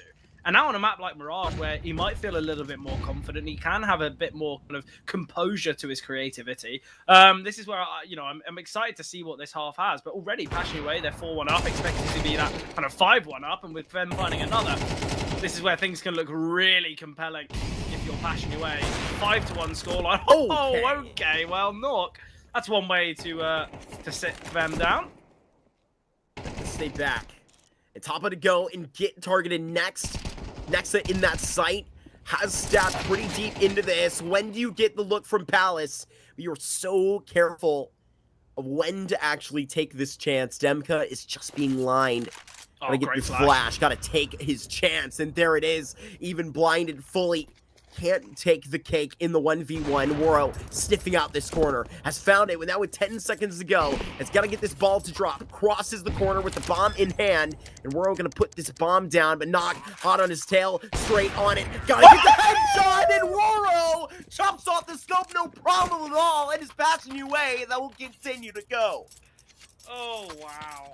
Well, look, it's another Woro 1v1 with a no-scope. Oh, God. I'm lost. I'm lost for words. Well done, Woro. You've made me speechless. Had to go on top of the double box today, chopping off the scope right there. Both of them were no scopes, in fact. Disgusting. Owen gets a couple more style points for me. I don't know what you've got on your card. I wasn't on the bingo card. Not back-to-back Woro. Or not back-to-back. It's like the diver people, you know? You get a solid number from that. You ever watch the Olympics, Zola? Yeah, well, is that a 10? Is that a 10 out of 10 all across the board? I'm hard to please. If anything, he plays the clutch poorly. It allows Nuke to creep up on him. If anything, it's a 0 out of 10. No, ridiculous from Woro. I think he's such an effective player. I think a lot of people kind of came to understand his ability when on that Monty team.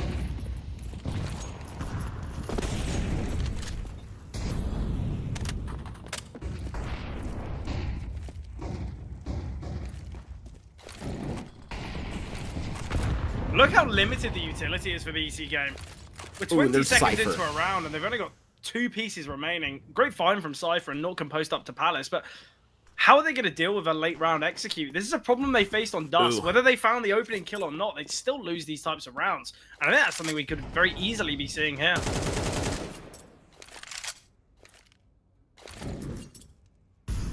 Whole lot of business back to B. Put it in Nexus straight up. This is a guy that was literally playing one of the more key rotator spots on Dust 2. I mean, this time he's honed in on the anchor position. A bit of a different rhythm for Nexa. That's why you got to see some of these rifles taking that next step up. Woro is separated from that pack. BC game have them right where they want them, but without the help into this B site. It's been so good for them, but Chikazma was an instant trade.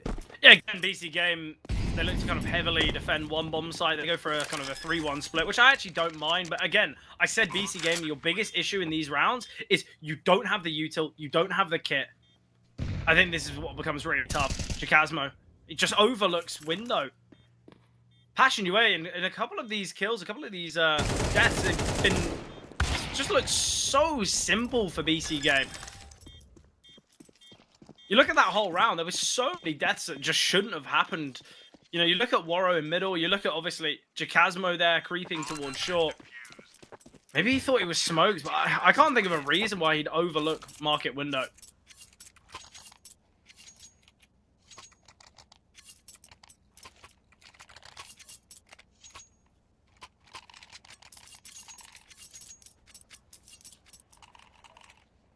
Didn't feel that that's the way the wind was blowing, but they got a second. You can hold on to this. Those first 6, brutal. Mentioned that. Crossed it already. Big save out here for Passion UA too. They'll be rocking with Woro. The gang on the pistols. Look, even if this half ends kind of dominantly from Trying to catch these nades. Yeah. Like, even if this half ends dominantly from BC game, I think even if Passion UA get one more round, I'd be very scared if I was BC game. Not only are the individuals looking so key, you know, you look at moments from Waro, Demka, them. I think BC Game are going to have a lot to do on this second half.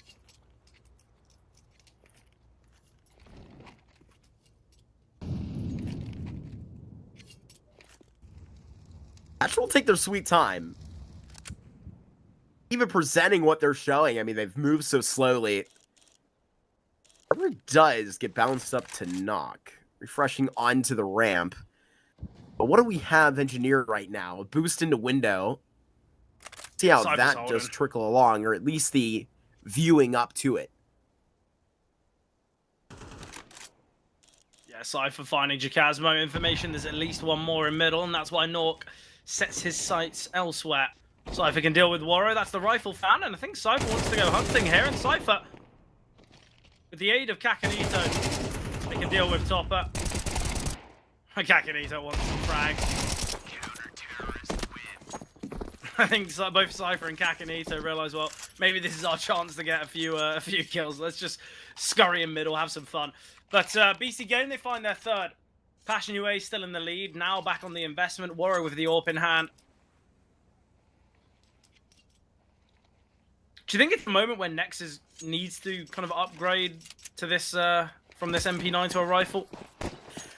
Not here at the anchor spot, and I was about to bring that up again, right? You just had Sausalito taking the most up catwalk. I know that we were potentially seeing Nexus to be in right now, but if you're to do a little bit more than just see into exactly this anchor plague, man, he's got so much more behind him if he wants to, I guess, stagnate along. But Nexus views this thing long term. Passion UA, enough space to really get this set up, and they're ready for anything. This could be quite the call back from a cat aggression. Nothing drawn up right now here for BC Game. Contact up in the apartments. That's just with this scope. So SMP9 will hold close. Just the bouncer of apartments at the moment. And Sausalito finds Waro in mid. Yeah, I like what they do there. Get the all posted up. Nexus can creep on in. Cypher's still holding and trying to deal with the aggression scene from Passion UA in middle. Kakanito repositioning now towards stairs. It's a strong setup. You look at BC Game, they've got a lot of control here. Oh, Kvem. Alright, Kvem. I think we know what work needs to be done. Bit of KZ. You see what happens when you remove the community servers? No KZ, no serve for the people. He can't even land the jump. Lands the shots, though. Has that immediately in the trade, but we're getting that pressure right down, and it's going to be targeted onto the CT anchor. Thankfully, you have a little bit more utility in the belt. It's going to be timed up for them to go ahead and get this done. Top of two bodies right on top of each other, keeping Knock out. But how long is that actually going to be endowed? 15 seconds, and when does he stab? It's going to be right around here, a triple, and Knock with a crucial miss. He's being chased to his grave, but put down upon it. It's going to have to be one more shot on the Opper, and Nexa punishes. This MP9, it's got to show his range right now. Sword is top, but got to get out with the 4K, and they're both going to potentially line up for him. Now, he's going to get down with Knock on the wall bang. Nexa 1v1. Seen it all the way from Beazle and now right onto the bomb site. No kit going to be the long 10 seconds. And now Toppa can just play right down on top. IGL versus IGL, right to stare on it on this second map. And he goes for the swing, but there's just simply no time to get back down. Nexa does have the kit, found it in the chaos, but it is not enough for 6. Yeah, nice round from Topper. Look, very rarely lent upon to have those moments, but we saw a great clutch from him on Dust, and provided a great one here on Mirage. That spray down from Tetris, though, was excellent. I was quite worried, in fact, for Passion UA when Cypher was able to kind of maneuver through that smoke, not sighted by the player in con, but still, Passion UA prevailing. They've secured 6. And BC Game, this is where things can really start to fall away.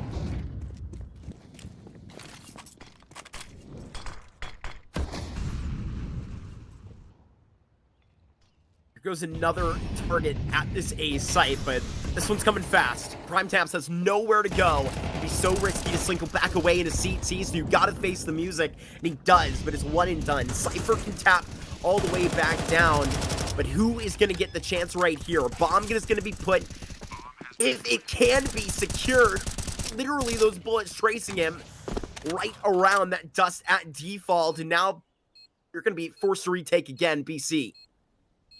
Yeah, they got to smoke for Kakanito. I think that's got to go straight on the bomb.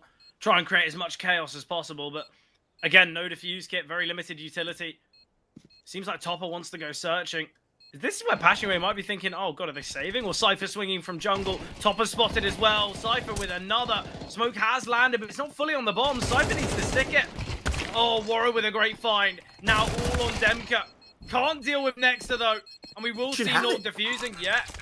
Does have enough time. Retrieve the kit there from, I want to say Prime Taps his body.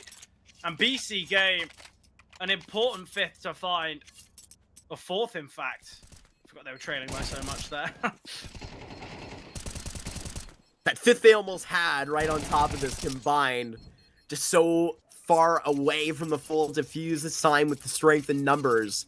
I mean, honestly, dude, I think you nailed it. Passionway may consider that in the comms. They're just standing so still, wondering where BC Game are at. Yep. And seen them save so many times, I couldn't really blame them. Up with the Tech 9s now. You know, for how this half is going, if BC Game is to actually put the envelope down and close it in this 6-6, that would be really impressive.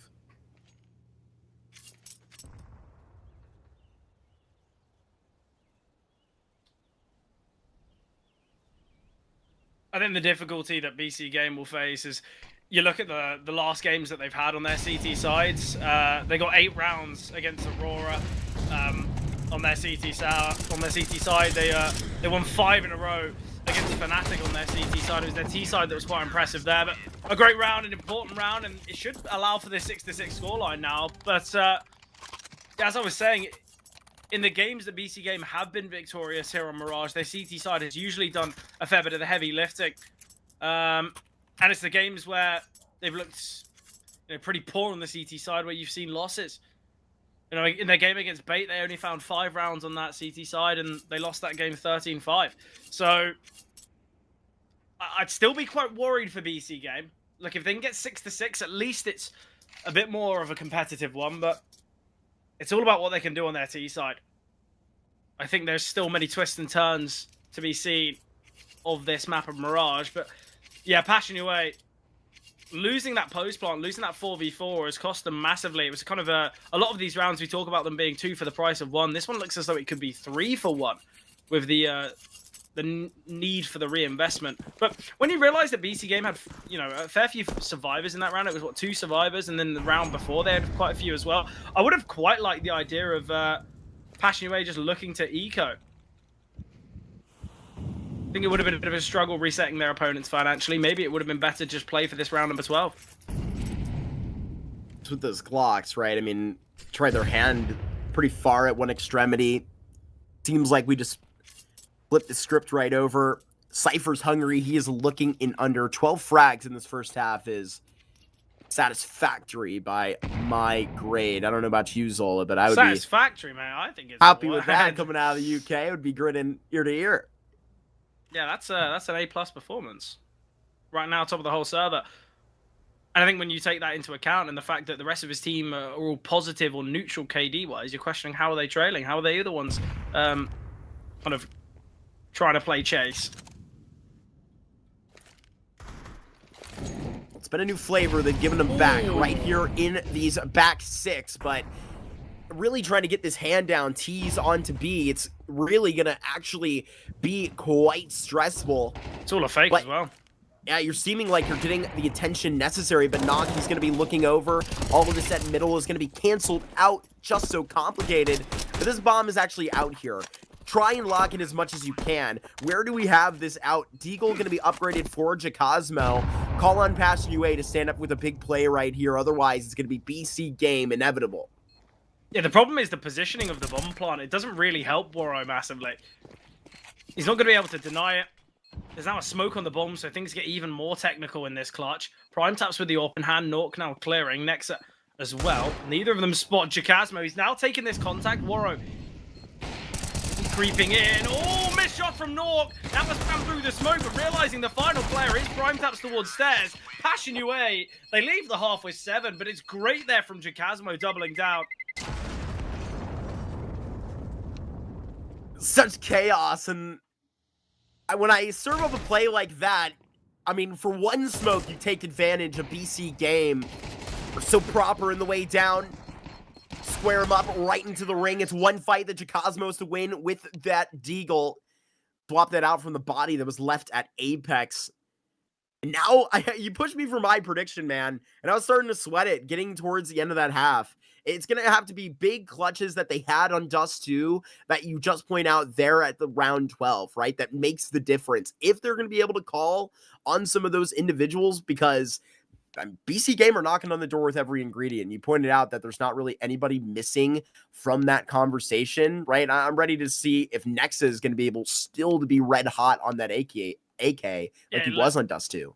You say they might have the ingredients, but it's whether they've got that recipe on the CT side or on the T side. Sorry, I think Passion UA, the fact they've taken the half, the fact they've kind of done it in that final round with weaker weapons, we can kind of look at that round overall. It's a 3v2 retake. Obviously, there's a low HP prime taps there.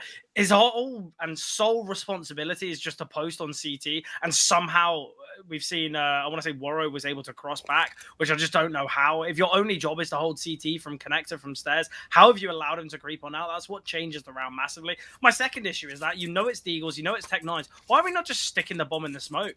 I think sometimes just go down to the basics of it. You've dropped a smoke on the bomb to defuse it. You have the man advantage. Just look to get the stick off. It's only a 5-second diffuser. You can get that so easily. I think BC Game have been kind of missed the trick in that last round. I think a 6-6 would have been, I guess, a possibility. But it all begins now for BC Game because, you know, we could be in a scenario when in the next 6 rounds, they could be eliminated from the whole tournament.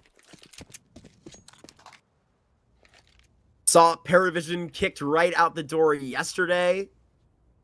That was quite a result versus Partisan. Obviously, our runners-up, BC Game, one of our teams that, you know, we get back into the mix after the World Final.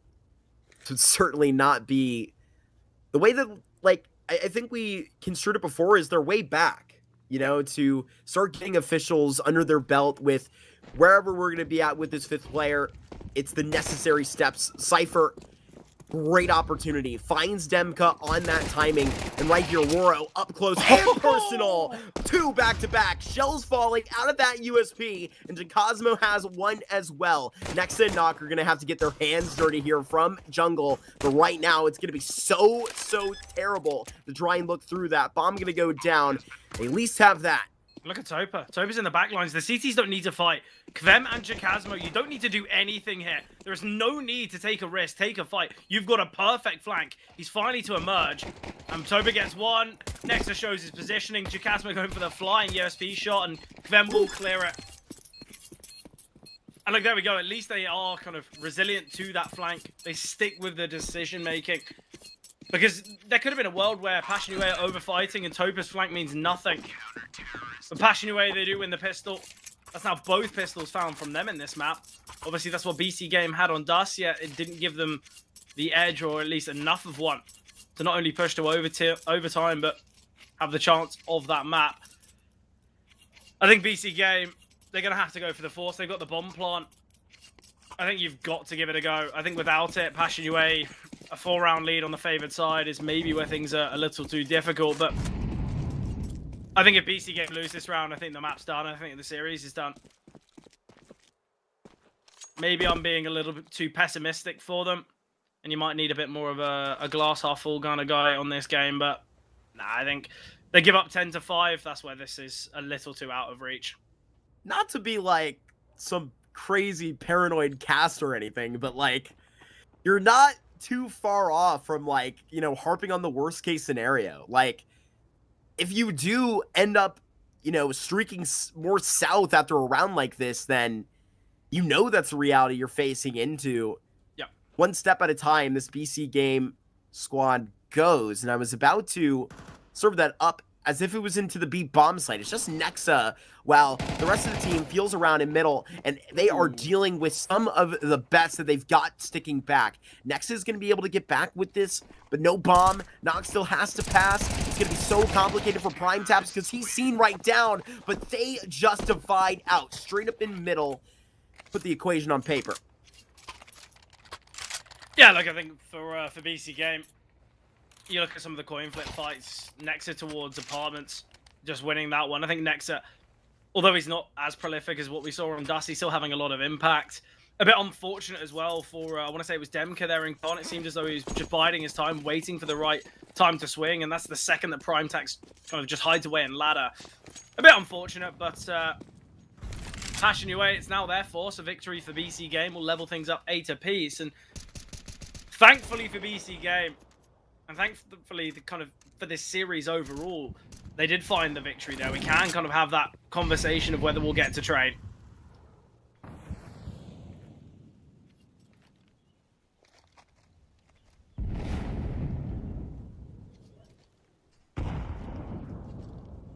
It's not confirmed that they're going to win this one, but highly expected. Obviously, you can't count out the pistols of Passion UA.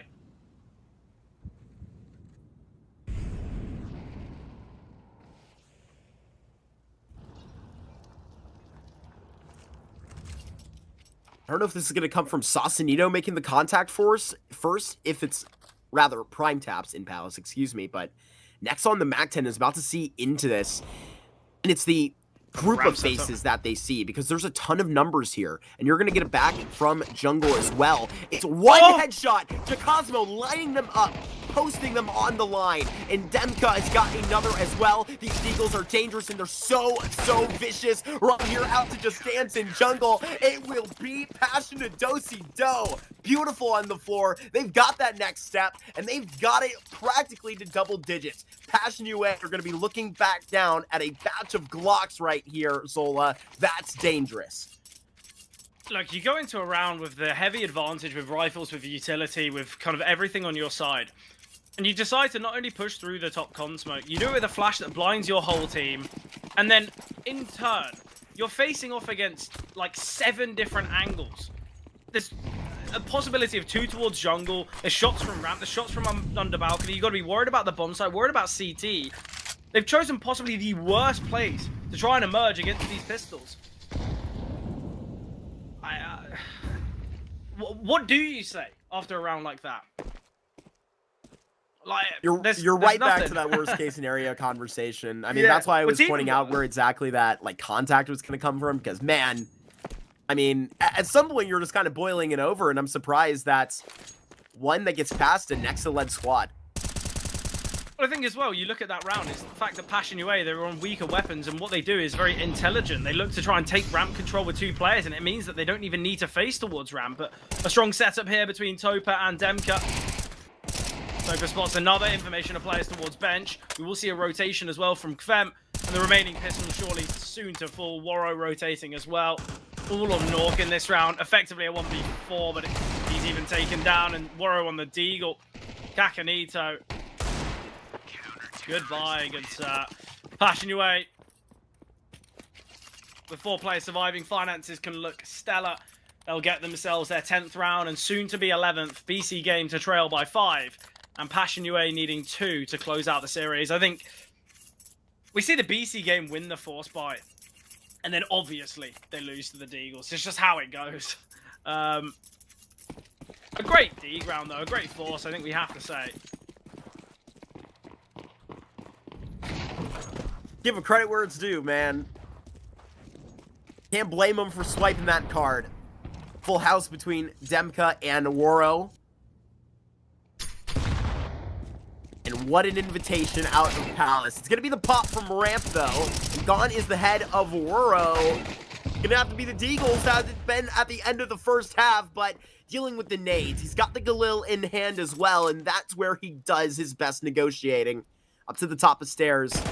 What, a couple more pistols around for me? He'll go ahead and just pluck out another. What, Topa back in CT? Let him get it on the fun. Back to get this down. Well, that's the price you pay when you let him get back down. A 4K for Kvem and Passion UA. They cruise their way to 11.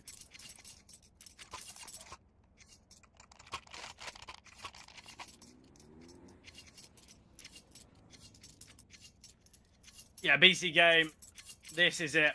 Effectively, could be their last full bite of their time here in CCT Series 2. A lot will put them at a really difficult point. It'll be MAC-10s, maybe Galils at best. Waro on the AWP, already towards short. Top has spotted one, will send the nade. Nork not feeling the force of it, but Warrow's AWP will. Nice connection there onto Kakanito. Nexa now trying to maneuver through middle. He's got Cypher creeping in under. So fixated on short because that's where Warrow resided. But he has backed away now towards the B-bomb site. Kvem, great information gathered, can now just back away.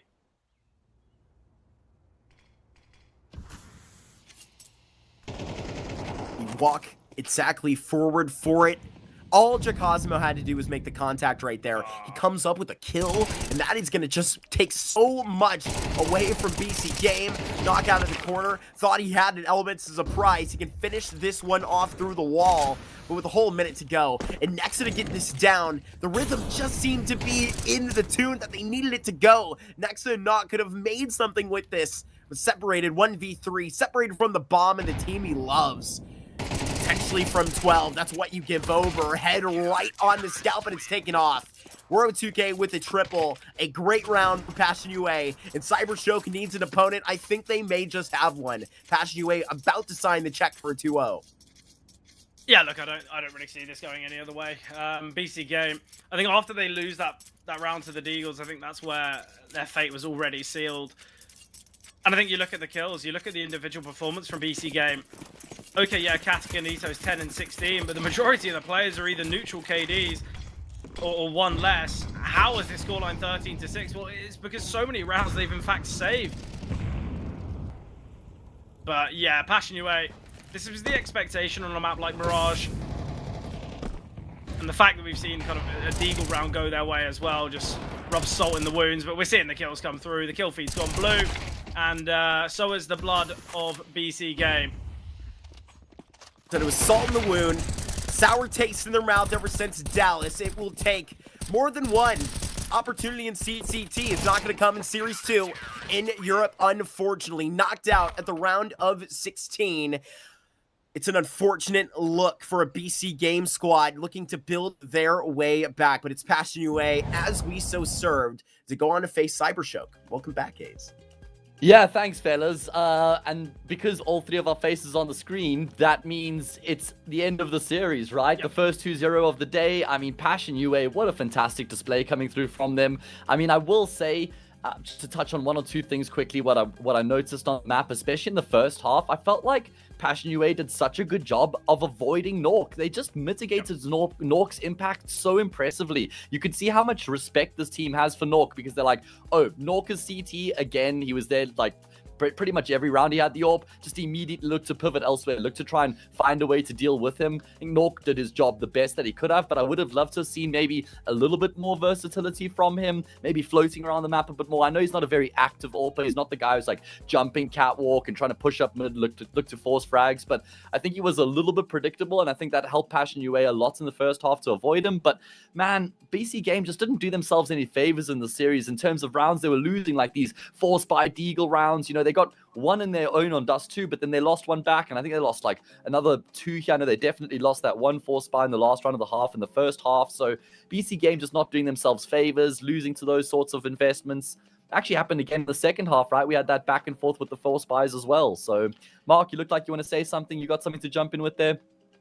I don't know, man. I think it's I feel like I may just continue from the sentiment, you know, we were just on a bit of a, you know, grim notice for it, but I think I really like the way you put it, right? It was not a BC Game today that was doing themselves any favors. And I mean, you know, you can show up to a round of 16 and have one bad day, and you're going to have to see into the next CCT series, which is unfortunately the grim reality here. But I don't know, man. If we can, you know, we're just starting to look to the reality of our next series, dude. Whoever is going to be walking through that is going to be staring down Navi Jr. Zola. So work cut out for him. Yeah, I think it's going to be a really good next series. Obviously, we'll have time to talk about that. But look, Hayes, you brought up the fact that it seemed like Passion UA was steering clear of Nork, and that obviously he's quite passive. You look at the first round he had the AWP, it was that kind of jump into middle, the peak towards under, and I was like, okay, Nork, is this what we have to offer? And then out of character a little bit, yeah, and then he just went back to basics, and I was like, oh god, this could have had the same kind of AWPing battle that I think we'd hope for, because Warrow does have that excitement. He has those kind of no scopes, those kind of jumping, jumping towards shore. But sadly, just wasn't to be seen for Nork. Either way, though, BC Game, a little bit out of it. I feel like the confidence is at an all-time low, and that's now 6 series in a row that they've lost in a 2-0 fashion. So definitely not one for the stats. I think it's a bit brutal, though. I think it's a bit brutal to harp on about that loss streak just because of what they've been through lately. For me, that's when I almost look at them through a fresh lens now, and I don't even know if we can do that yet because we don't have word on whether Tatsunino is going to be the permanent 5th, and if they do bring in someone, then we reset the clock again, kind of thing for BC Games. So hopefully they will get to actually just find some stability. But that is the 3rd game of the day, done and dusted. It means that Passion UA are through to the quarterfinals where they'll play against Cybershock, and I think that's a favorable game for Passion UA. So they've got a good chance of making a deep run here in the competition, and we've made a deep run in the day. We've also managed to pretty much catch ourselves up on the schedule, which is ridiculous considering that we were like an hour and a half behind coming into this game. But here we are, just 15 minutes. Okay, Brandon, you wished some nasty things on us, but how you like them apples? Either way, we're gonna have a short break now, guys. When we come back, it's gonna be that last series of the day. It's gonna be NIP, significant favorites going into that game against Guns. We'll have to wait and see what that matchup has in store. It's gonna be a short turnaround time, and we'll see you soon.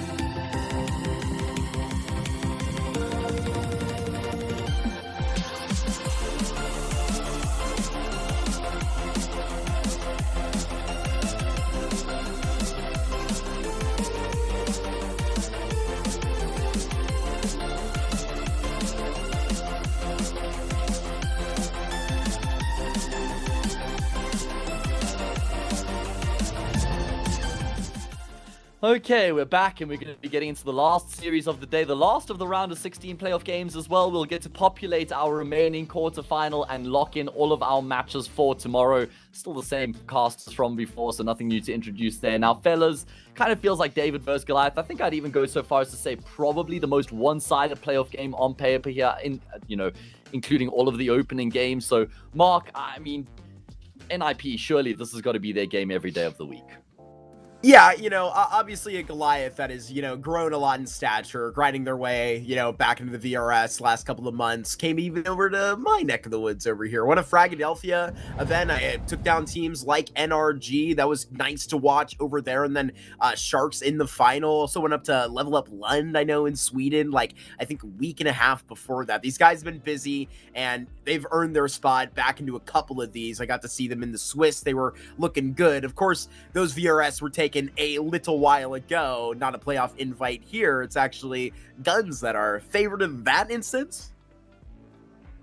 Yeah, what I will say, though, is I feel like people are actually taking this NIP team seriously again. The people are actually looking at them and like, okay, they're worth watching. They're playing good Counter-Strike. They've kind of got something going. They've got an appeal about them now, which they just didn't have before. I mean, we'll just want to forget that whole period where they were playing with Jax to try and jimmy the VRS system. Yeah. They even admitted, like, we actually just miscalculated that. We could have played with Aras Dotched the entire time. But they really have looked, very convincing in recent times. And like I said, people are taking them seriously. Wrinkle signed a contract renewal to 2028, so shows that he has full faith in this organization, that they'll be making the right decisions in the long term. Shush has been, I mean, from the beginning, he was the one part of this team that's just been incredible. Like, he's taken like a duck to water in the New Jersey, and even when they were in that really rough form, Shush was still putting up numbers, but Wrinkle's the guy who's improved the most. Wrinkle's the guy who's really found his footing in this team now. Snappy has certainly been able to implement and enforce his identity, and you can see things are just working really well for NIP now, Zola. Yeah, I think as well. The Snappy individual forms looked a lot better. Obviously, some of the opponents they faced have been a little lesser, but there's been a lot of kind of a little bit more weight put on Snappy, which I do quite like, because there is still a player there. I think that's something that a lot of people, when you look at this roster, where you go, okay, well, Snappy, not the highest fragging Ingham leader, you're never going to expect that from him. But not only does he come with heaps of experience, there is firepower there. The amount of clutches that I saw Snappy kind of win, or at least a part of, in one of their games earlier in the Swiss stage was just ridiculous. And the fact that NIP have grinded their way through the Swiss stage and they looked pretty good there as well. Obviously, that game against Cybershock, I guess they're going to kind of call that a bit of a hiccup, but then in the same vein, Cybershock are a really good team as well. So I don't know. I think right now the NIP team is looking pretty strong, and it's only going to get better when the synergy is seen.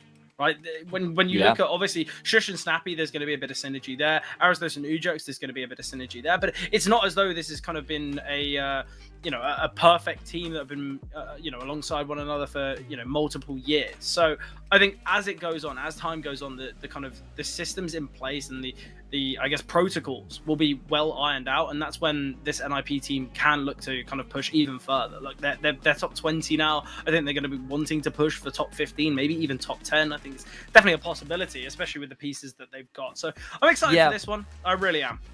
I feel like there's been a drastic turnaround in just the general perception and the general consensus of this NIP team within the community at large. But let's talk about their opponents now. Okay. This team last year were one of my favorite teams to watch, because they were like lower end tier 2, but they could certainly punch above that way consistently. Yeah. I remember they beat Furia. Was it like CCT Season 2 Series 5 or something? They actually beat Furia in the grand final. That was the team that had Tania and Casello, though. And now they're missing both of those names. Those, for me, were the two most exciting prospects on this roster. They were both just such fun riflers. They were so enterprising. They were never scared of a duel, and they'd always just bail themselves out of awkward situations with just pure raw mechanical ability. Now you look at a Guns roster with Stame as the best player. Stame is good, he's solid, but Stame shouldn't be the best player in the team that he's a part of. Stame used to be the third best player, and that was where they needed him. That's why Guns were so successful, because they had such a reliable guy as their third best. But I don't think he has what it takes to consistently be that star of the roster like we got from Tania, like we got from Casello. So that's a big issue. You got some young and inexperienced players in Fineshine and Blue White as well. Fineshine, the AWP is okay. I haven't seen him in the past couple of weeks, but when I did see him earlier this year,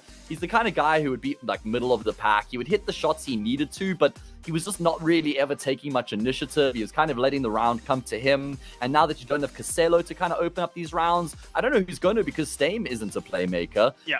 Blue-White, I've seen a little bit on the rifle in Aurora Youngblood, but I mean, again, the lack of experience will be costly. So I look at this Guns roster, and I'm not nearly as high as, on them as I was, Mark. Yeah, and it sucks that they're coming in today without their, most tenured member, just straight up off of that time with it going back for. I mean, it's going to be very interesting, though. I mean, if we're going to, play this game of who's the most recent in, I mean, you do have a little bit of history between Lackey and Selter, obviously, on Aurora. I know that's probably a little bit more of a consistency piece for this, but yeah, man, it's really going to be hard to delve when you don't have a Demka or a Waro to actually go ahead and do that for you. But I'm excited to see Fine Shine in the server today. It's the blow of the rifle that will put a little bit of concern to the Guns for me. And yeah, we were having a pretty poignant talk in the green room about how this veto went down. It's going to be a hard time to break this up, Hayes. Yeah, I mean, listen, it's a curveball for Guns. They're just trying to throw a spanner into the works, if you will, because they know how ridiculously good NIP have been on Nukes. They've decided, listen, we're not going to ban our permaban in the first phase. Instead, we'll ban NIP's best map, a map that we think we have absolutely no chance of beating them. And then we'll just play Train and hope for the best. The problem is that even though Train is normally their permaban, it's still such a good map for NIP. I mean, this is one of Snappy's classics. They beat Eklot, they beat Aurora on the map, they lost in overtime to Spirit, they cleaned Virtus Pro up, so it's like, damn, okay, I get that you've dodged Nuke, but now you're going to get run over by a Train, Zola.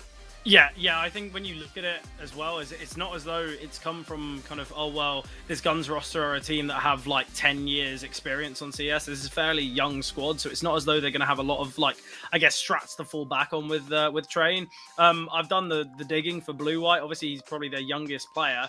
He's got 7 games on Train. Obviously, there's been some victories across the map, but every time a Train is featured in a series that Blue-White has played, they have lost the series. So whether they won the map or lost it, they've still lost the whole series. So I'll be honest, I'm not feeling too confident for Guns, especially as we mentioned, they've only played it once. Yes, okay, it was a victory to Cybershock fairly recently. Well, I say fairly recently. It was kind of in the latter portion of March, so about a month or so ago. But either way, a one-off win against Cybershock on a map that they barely play as well. I really don't see this being the best idea. Can we just go to Dust 2? Should we give Guns Ancient and we just skip to Dust? Because I think that's where we're going to see the real competition. But I don't think Ancient's going to be that easy for Guns either. Honestly, I think anything other than a 2-0 for NIP is going to be a tough watch for them. I think they are so well kind of designed to take this series, not only when it comes to the experience they have, the vetoes that they have, the individuals. I don't see a world in which Guns can take a map here. And maybe, the Guns fans in the chat are going to be slating me for saying that, but the fact they're playing with a stand-in, the fact that, as we said, a vast majority of these players you'd look at to be that kind of second or third fragger, I don't really know who's going to be the catalyst for this Guns side. I'm excited to see it play out, but I don't really know where it's going to go. I mean, what's crazy to also think is that NIP were the team who came through the Swiss stage, fellas, and it was Guns who have been invited directly to the playoffs. But I don't think that helps them at all, Mark. It should be a pretty short outing here in the Series 3 of CCT for them in EU. Yeah, and look, man, especially where you have circumstances like that with, how we mentioned earlier, when, the date of which the VRS were taken. I don't have that off the top of my head specifically, but without, getting into the nitty gritty of that, you see how it can, rub into the playoffs like we do have right now. And as we considered, right, I mean, it's not going to be just the, tail for the upset every single time or the best opportunity to get that down. So, and then even what's staring you back in the face today is a sub at one of your most common faces, Hayes. It's really going to be a tough one for Guns right here. And an invite to the CCT Series 2 here in Europe may be a quick tail for them. Yeah, it's certainly going to be a very difficult outing. I mean, but you think about Guns, you're like, oh, rad, we get an invite to the playoffs. Can't wait, lads. What a good playing. NIP. What? Why have we drawn NIP? That's the worst possible team we could have drawn. Maybe Na'Vi Junior, but let's talk about that. Why don't we? I mean, Mark, you mentioned it at the tail end of the previous game. The winner of this plays against Na'Vi Junior going into the quarterfinal, and I think most people probably look at Na'Vi Junior and say that they should be the favorites to win the tournament. So what do you think about that potential matchup, Na'Vi Junior and NIP, just on paper? Look, I think that one could be very much within needing to see the best of NIP, right? If we're to go ahead and like praise them for individuals like this, who, you know, similarly, obviously, man, we got guys that are 16 years old coming from Lithuania on that Navi Junior roster, right? And the 19-year-old Wrinkle has also a lot to, I think he had his birthday recently. He's like 20 now. Still, man, so young to like put that within the conversation, but it's like, are we going to actually have this dealt all the way out? It's not like NIP have been the first, you know, brand trying to make it back to the tier 1 that have been, you know, clipped by the junior unit, Zola, right? Yeah, look, I'll be honest, right? I love this Navi Junior side, and I think they're probably the most impressive team to watch within the tier 2's kind of stratosphere, right? I think they are such a young quality team, and I think over the next 5 years of Counter-Strike, we're going to see many of these names at the top. I don't think there maybe is. I don't think that game would be kind of as dominant by Navi Junior if it's NIP. And let's say when it's NIP, they're going to win this series, right? I think Guns are going to be outmatched, outclassed. But you look at that game, honestly, I think NIP absolutely walked through them. You look at the recent games from Navi Junior. They lost to Botero, who sat at 84th. They lost to Paravision 2-0. They lost to 9-2-0. Don't get me wrong, they are a very good-looking side. They are a very strong team, and they can upset. But this is still a top 20 team. This is still NIP with a lot of experience, a lot of great firepower as well. I think we need to maybe show NIP a little bit more respect. That's why, yeah, I just think there's so many departments that you can look at and try and compare a game head to head and try and figure out, okay, a team might have an edge here, opponents might have a bit of an advantage there, but I just don't think you could really find a place, not the veto, not the firepower, not the team structure, not the IGL, not the AWPA. Like, where do you even look, Mark, to try and find a silver lining for Guns? Is this as doomed as we've been making it out to be? Yeah, unfortunately, I think it is. I think Sadame, I'm really excited to, you know, see get into the server, you know, try and throw up his best next to Feinstein. But, you know, this is going to be really challenging for them, especially put on the press of, I think it's going to be complicated to fight back against. I'm really a fan of what Snappy has been bringing on this Ancient for NIP, even if it's been more bumpy on that road recently. It's been one that they've been getting reps on, right? So if they are to keep it consistent, you know, on lanes like that, something that we brought up earlier in the pregame before to riff back to the Navi Junior conversation just for one more moment, right? They're a team that really has been kind of sitting around since the last tier 2 competitions until series 2 for the last 3 weeks, and where they've looked against Sangal. Here where Navi seems to heat up the best, I think a convincing matchup here could do a whole lot to set up one of our best quarterfinals of the tournament. I mean, it's almost in a way, it would be like the real final of Series 2 if that is the matchup that we get, because I think whoever wins that should almost be guaranteed to win the entire tournament. I do say that Passion UA probably also certainly deserve a shout.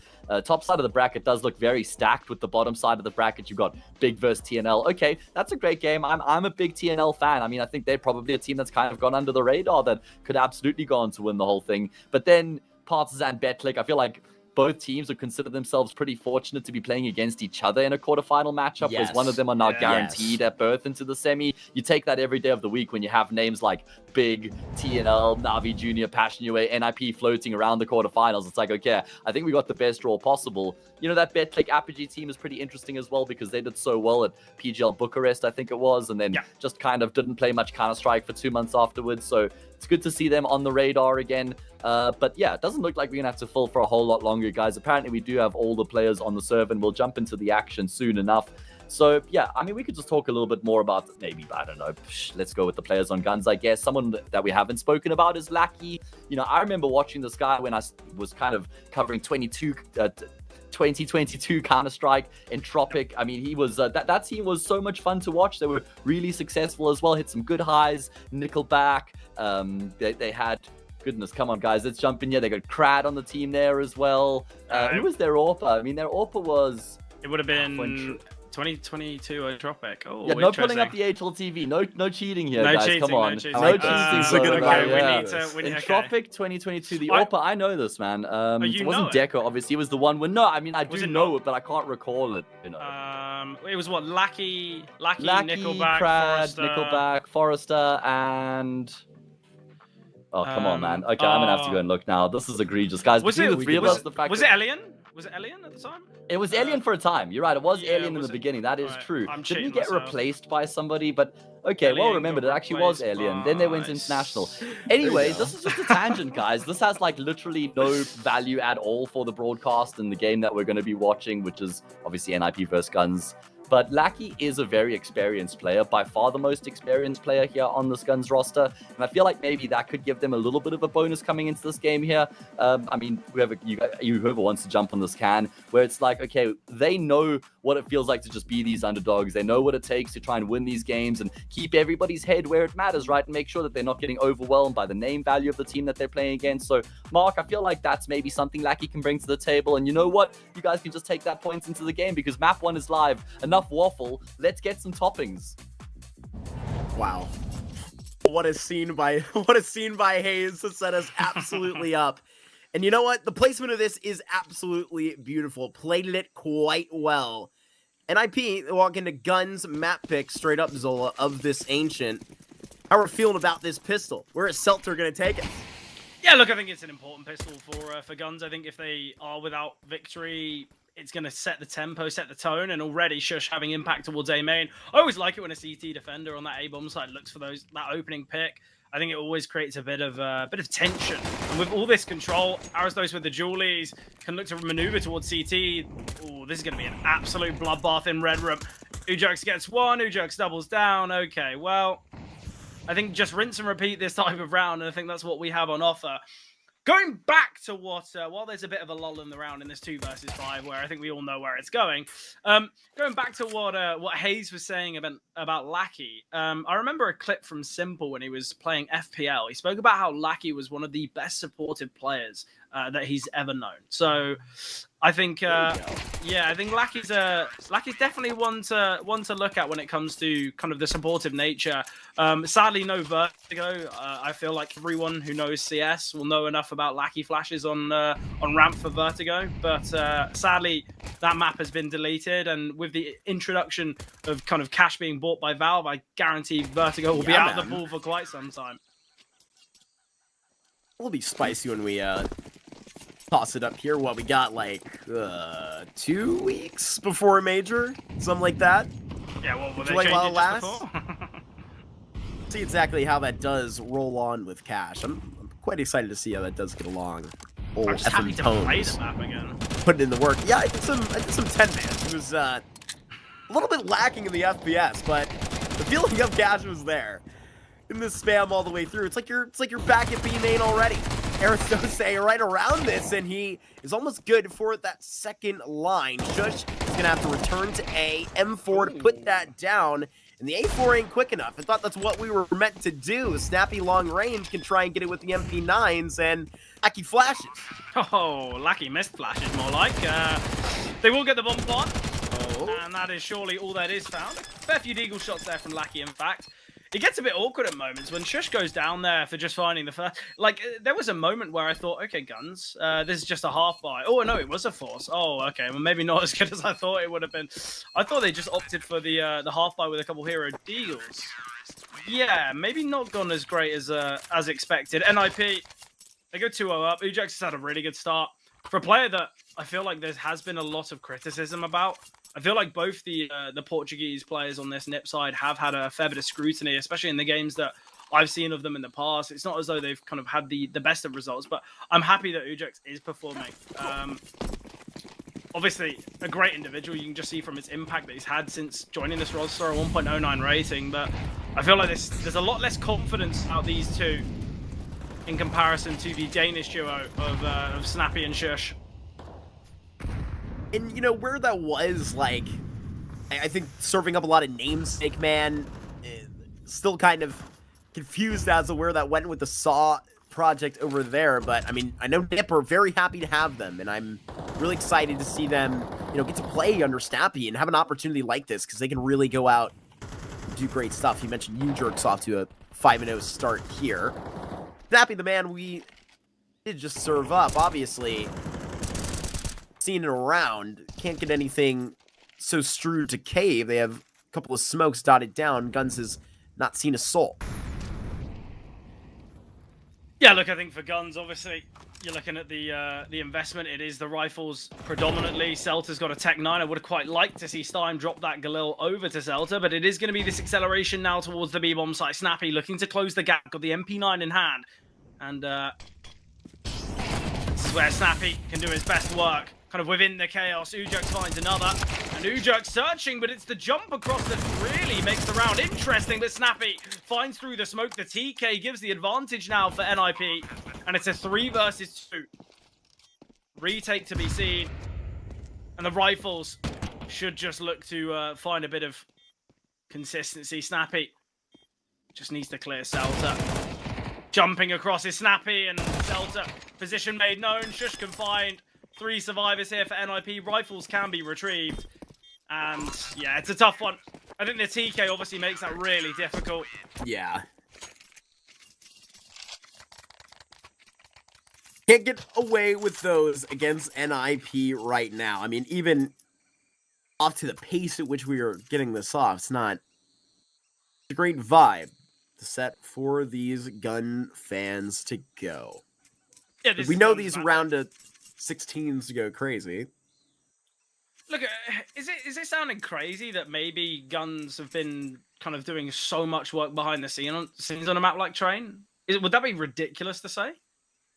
Could you imagine? Yeah, I'm assuming they are, right? But it's different when you're swapping that out, perma bans and all. Wouldn't be the craziest thing. Would not be the craziest thing. I would be quite pleased to serve that up. But it's like, I know we're already out to a 3-0 right here. I don't want this to be any sort of one-sided affair, just, you know, caking the way of NIP. I know we're dealing with the sub and all, but I did like, I know we were, you know, mentioning that. I think Hayes brought up his time on Aurora Youngblood, and my brief stint watching them, I remember seeing good things from a young man. Yeah, look, I think Blue White can have some consistent moments, but it's not easy, especially with the level of opponent that they're facing today.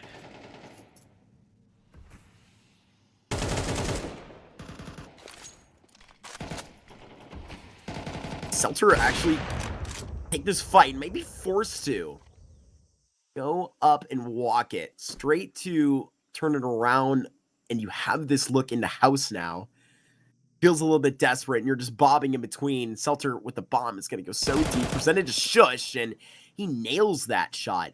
Does have a man right up next door. And as you've seen this control back into house, Ninjas shift back into Donut, checking into Wrinkle. There's something more here. That's going to go so far as to not even touch him, smoking this off right at the belt. So close to that quickscope landing. The Blue-White, he extends this. It's a kill towards B, and they have all the space that they asked for.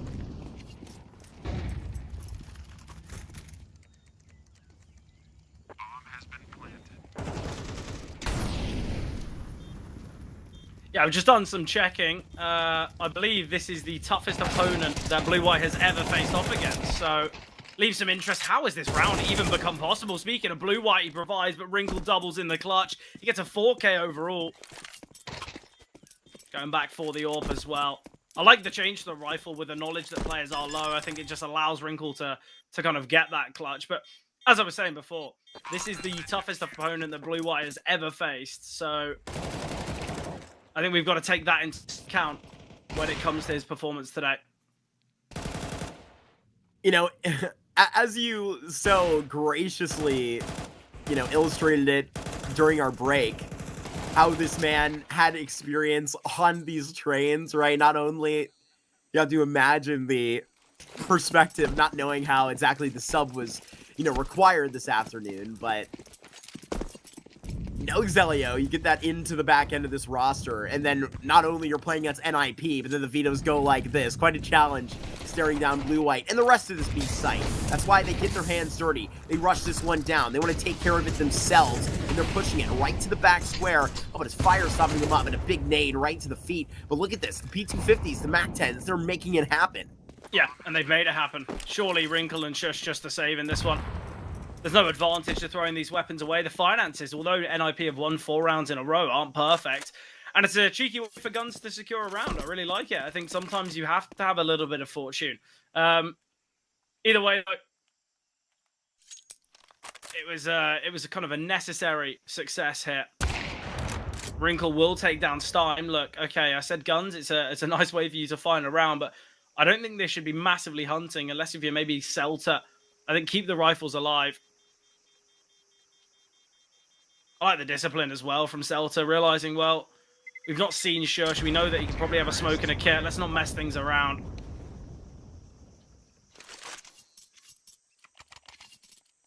Percentage-wise, you look at guns, you look at their T side, you look at how much it's given them in the past on Ancient. When it comes to round, kind of, I guess, dispersion, their T side accounts for 62% of all rounds they've got here on Ancient. Which, just to put into perspective how important this first half is. I mean, decent results as of recent, but it, I mean, tracks back to at least 2 weeks ago in May versus a, you know, Partisan missing Emmy. Oh, no. Heading into a conversation like that, Ninjas, they are just ripping open the can beginning of this round. 4 players shoved out, 26 health for Staying back, and how does he even find back to the yellow brick road? I have no clue. But 25 seconds into a round, and already it's a 1 versus 5 on 26 HP.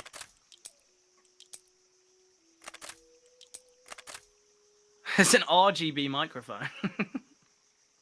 I don't know how that wouldn't take your attention. Did Dame do some streaming in his free time or what?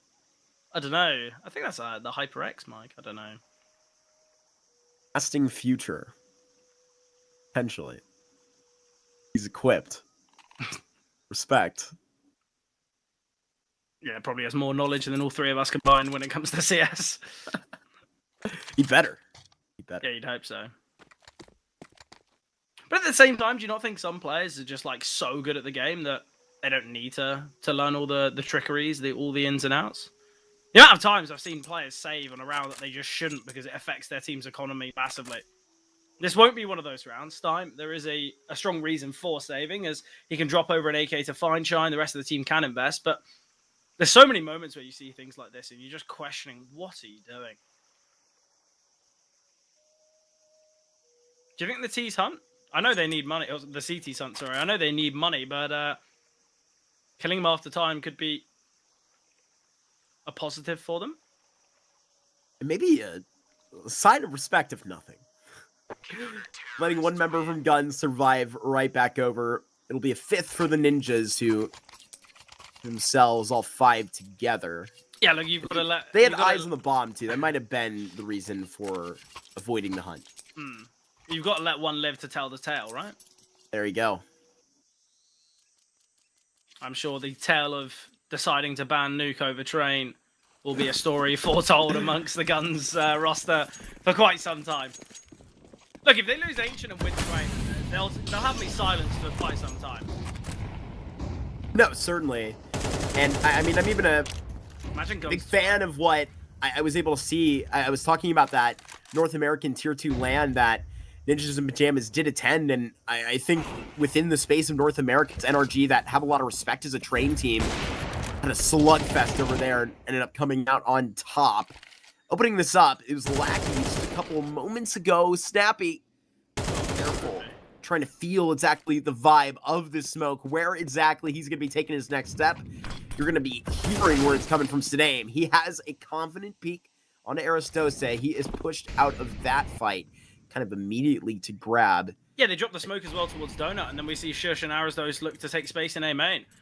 Already we've seen the rotation out from Wrinkle. He's going to be playing deep towards CT, so he can cut off I guess the Guns' aggression. They're going to have to drop a smoke towards CT, but already Shush is deep in A main. Aristose is backed away. I don't actually know why he's crossed here. It creates so much problems for him. If they just played a double A main setup, I think he's completely fine, but they go against it, and now things become, I guess, a little bit more difficult. Wrinkle, he's going to drop the molly on the bomb site, dealing a fair bit of damage to Blue Eye. He's been chipped away to 36 health, and with Celta low HP as well, things could get problematic, and the flashbang comes over, but Shush not blinded, dealing with this left-hand side, and now realizing that Celta and Feinshine, they're either in Donut or they're stuck in that smoke, and Shush, one last check towards A main, doesn't spot anything.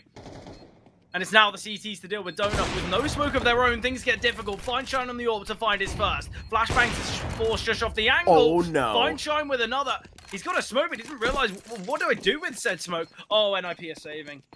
Oh no, it's a 4 versus 2. How has this gone so wrong for NIP?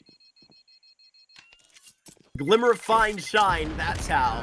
Whether it's from the man himself or the scope looking back at you through Donut. That is a great stint to get that down. If it's not in a B rush and it gets down to the nitty gritty, then, I mean, I was really hoping that Guns were going to be able to, you know, in quotes, like come up with one of those closer rounds where the clutch was going to be required right there. And, I mean, that's going to be satisfactory for them walking out of it, but connecting these 2 and 2 together, I don't know how you're going to find that dotted line. Yeah, look, it makes sense for it to be his name. He's feeling fine, certainly shining, Fine shine, and the 52. scoreline is 5-2. Guess it just works out quite nicely for us. Normally, I feel like we lose the 52 at the end of our name, whatever it is. You know, It's definitely not the we've year come he's this born. far. He's kept it. I appreciate it. I wonder if it's significant somehow. The amount of weeks in a year, that's all I can. That's all I've got. Maybe you wore the number in football or something, man. Who knows? Maybe it's how many times they're going to question the train decision after the game. You'll be spiraling at that point. Dame, he'll come to just Oh. manage himself, but I mean, both players can't even find their feet out of the net right here. They'll be forced to go into another deadly stain. Here it is, unfortunately, to be right back and washed on this A site. It's going to be Wrinkle to go hunting, one at a time. Fine shine, 2v4, 1v5 now. I'll give you your best shot. Yeah, the problem is there's no escape. Snappy's on our flank. There's no need for the CTs to actually face here and give Now you with know, your hands 1v1s up. away. Fine Yeah, shine. it definitely feels like that. Come away in cuffs. Shush, okay, shush. We don't need to be peeking that. I get it. You think you're good enough. Fine shine is better. Smoke drop now. Oh, we can get in front of it. Snappy. Why are we peeking? Why I know peeking? There's nothing he can do. He's trapped in a main. He's now found a 1 versus 2. From 1v5 to 1v2.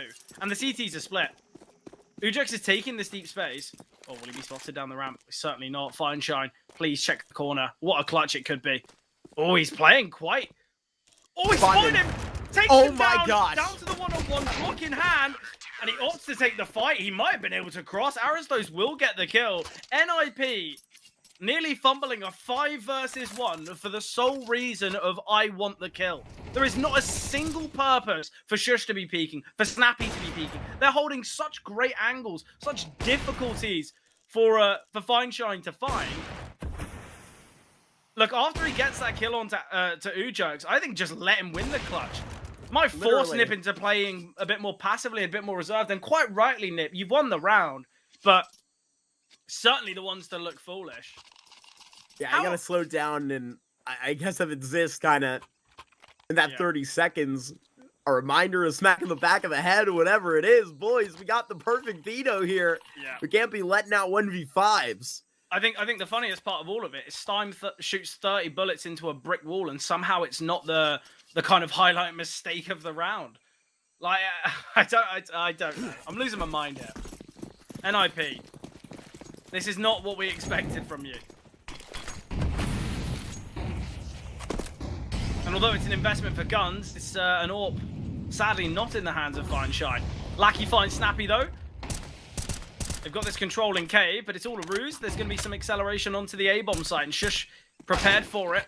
Spotted and found. Great from Celta there. Important shot. And now the CTs surely just going to have to save. Depending on what Aristos does here in middle. He can take down Lackey. Or we'll find him. There is another, though. Stein spotted. A 3v3 now. They can give this retake a go. Even a smoke and a Positioning kit. Wrinkle. I mean, He's gotta just- get closer. Yeah, okay, I didn't even It see seems your like wrinkle on the other side of the mountain there. That's gonna be a tough way back, but you roll the dice with 2. Got a smoke on the bomb and a molly So- towards Brokey. Force out that Definitely player, rolled the dice. Full stick of the and bomb. now hopping Oh on no! the bomb. Okay, well done. Important there from Blue, White, and Celta. It would have been a devastating way to lose the round. Terrorists win. Fresh AK on that back end, and Blue White and Wrinkle are only seen out of that unit. That A site is where GUN5 gets their hands dirty with these rifles. I mean, seemingly, you're going to have enough change actually to be able to catch this if you can. This Ninjas in Pyjamas economy has just been hammered at. It's because Right now, may just fall down below. It's because they threw 4 weapons away in the round 2 rounds ago in that 5v1. Little 1v5, actually. Yeah. I don't. And I think a lot of people are thinking, well, they still won the round. It's not the end of the world. Look at the financial damage it's done. Wrinkle will get one. Aristos, the first responder, currently getting flanked here by Celta. Somehow not spotted by Wrinkle in middle.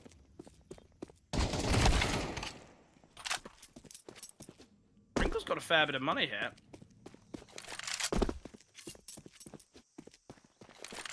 I like the speedy reposition. Fine Shine's not going to be ready for Temple. You might think CT, but Temple, never.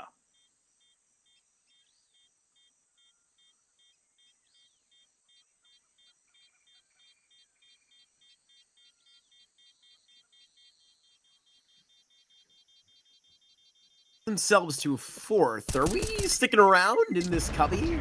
Snappy does see an ankle. The Guns, they get a 4th. Now just separated by 2. I have to beg the question. All right. Oh, hi, Snappy.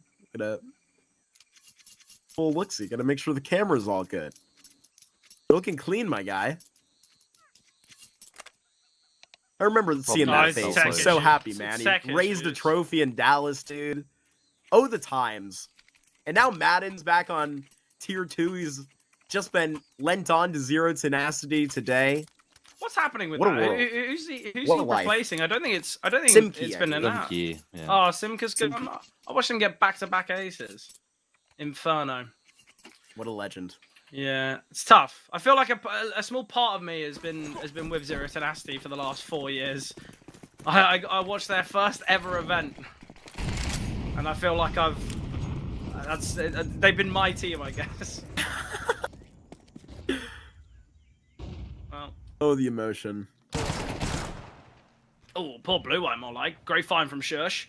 They opt to reforce here, and you're looking at the buy. It's better than the round prior, and with that kill, Shush can look to try and retrieve that rifle. Smoke now in Donut to try and contain, and question as to... Ooh, Snappy! Not only does he get one, he deals so much damage to Lackey.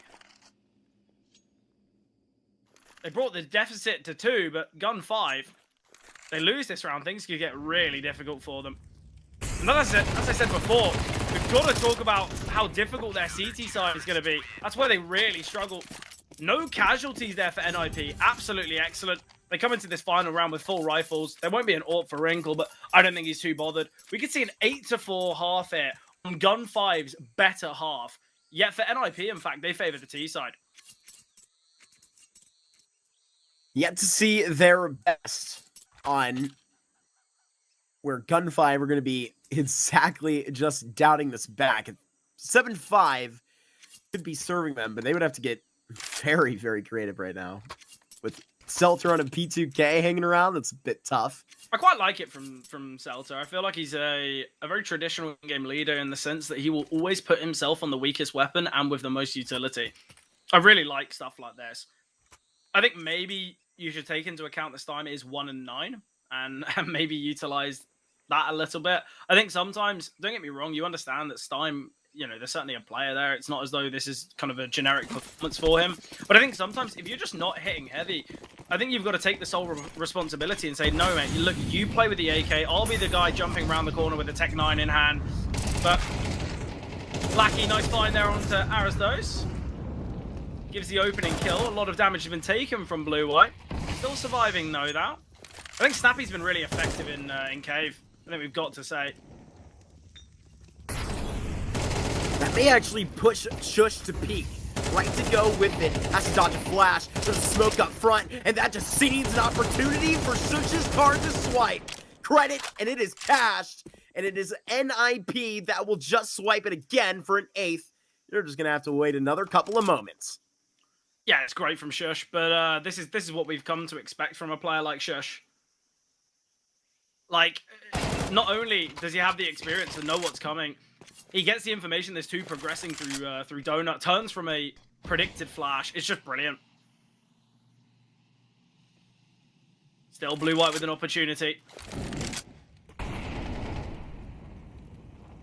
there's a flank. It's just in the back lines. Blue-white's never get to realize this. Retrieve the bomb now, though. 40 seconds. And Shush is holding. Bye-bye, blue-white.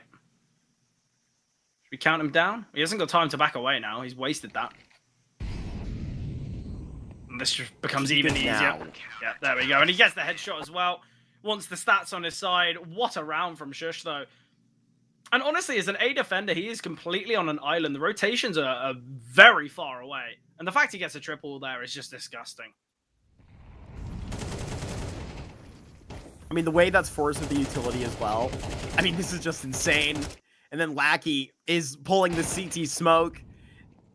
Must not have noticed the slaughter in front of him. It just happens so fast. Clearly still making heroic plays. Yeah, but 8-4. Not only have NIP won the half, they've got that 4-round buffer. GUN5, they now move to their weaker side. For NIP, it's their stronger side. I hope, GUN5, you have been doing a lot of prep behind the scenes on Train, because not only is it up and coming, but it feels like you're going to be one map down. And I really hate to see into where I gave my respect earlier to NIP as a Train team, man. You are... I want to see a lot more out of this Ancient, so I can have something just to like believe in the individual ability of Sadame or somebody on this team. Yeah. I would have to be Feinstein practically now, but again, it's really hard to see into what you can get out of a blowout on Train because, like, dude, they played it once. Yeah, it's tough. I guess the real positive is in the game they played against Cybershock. It was Cybershock's map picks. It was clear that Guns took that risk before, and it panned out really nicely. Yep. And I think as well, you look at Feinstein, a vast majority of his kills have actually come in rounds that they've lost. Not to say that he hasn't had impact. We saw what it did to the finances. Obviously, it had financial implications, but this has got to be a strong performance from Guns. Some more resistance is needed. They drop the smoke, and they spam their way through. Bit of return fire through said smoke, but what are the D's doing? There's a set of Julies behind that. Why are we looking to push through that? Either way, though, Snappy and Wrinkle, an attempt in the clutch, but now just Wrinkle, P250 in hand. First opponent, first aggressor. Stein, blue-white with the trade. Guns, a required pistol round without it. I think the chance of a comeback near impossible, but they've upped their percentages. We're not forgetting that this is their map pick or anything. We're just one step at a time, you know, going back to our expectations, seeing how they've been sitting since first round. We're here into the 14th, and NIP look to not really make this any sort of prolonged issue. Rip the page straight out of the Guns playbook, so it seemed. I don't know if we're on pace for a perfect B spill like they had, because currently mollied up. Can't see up top with it. There's Lackey Khan, and then this is where they can just tear this limb off. A flash in, and the FAMAS has got to stand high. Can't quite get a spam into the bomb, but what a great find here for blue-white. He could potentially even get the triple right now, because that's what remains out from the ninjas on this site. Wrinkle with this MP9 is going to try and drive by, but the wheels are just not turning for it today. Yeah, good one, Snappy. That one will have to burn quite hot. It's going to burn for quite some time. Snappy needed to get a kill to try and delay it. We will see the defuse come through. What a round from blue-white. Can we just talk about what Wrinkle's doing? Why is he looking to... If he's playing the pillar and wanting to try and pre-fire the cave emerges, why isn't he just swinging to the right-hand side? It's clear that it's going to have someone jump across. I really don't know what Wrinkle's doing there. It's clear that maybe he's not the... he's not so used to playing kind of up close and personal with an MP9 in hand. But GUN5, an important victory. NIP are going to be running it back for the reinvestment.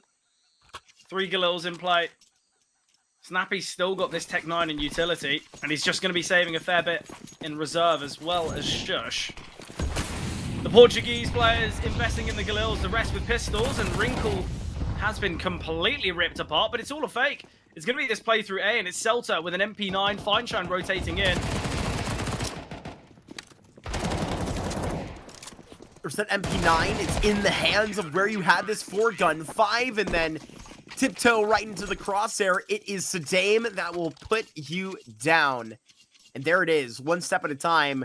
Guns are now within one of NIP. We're in the second half. Need this answer from Snappy to get this going on what we expect to be their brightest side. It'll take some time. I don't think we're into disaster territory yet by any means. Not even close, but I've got to the say, question where exactly this vibe is at.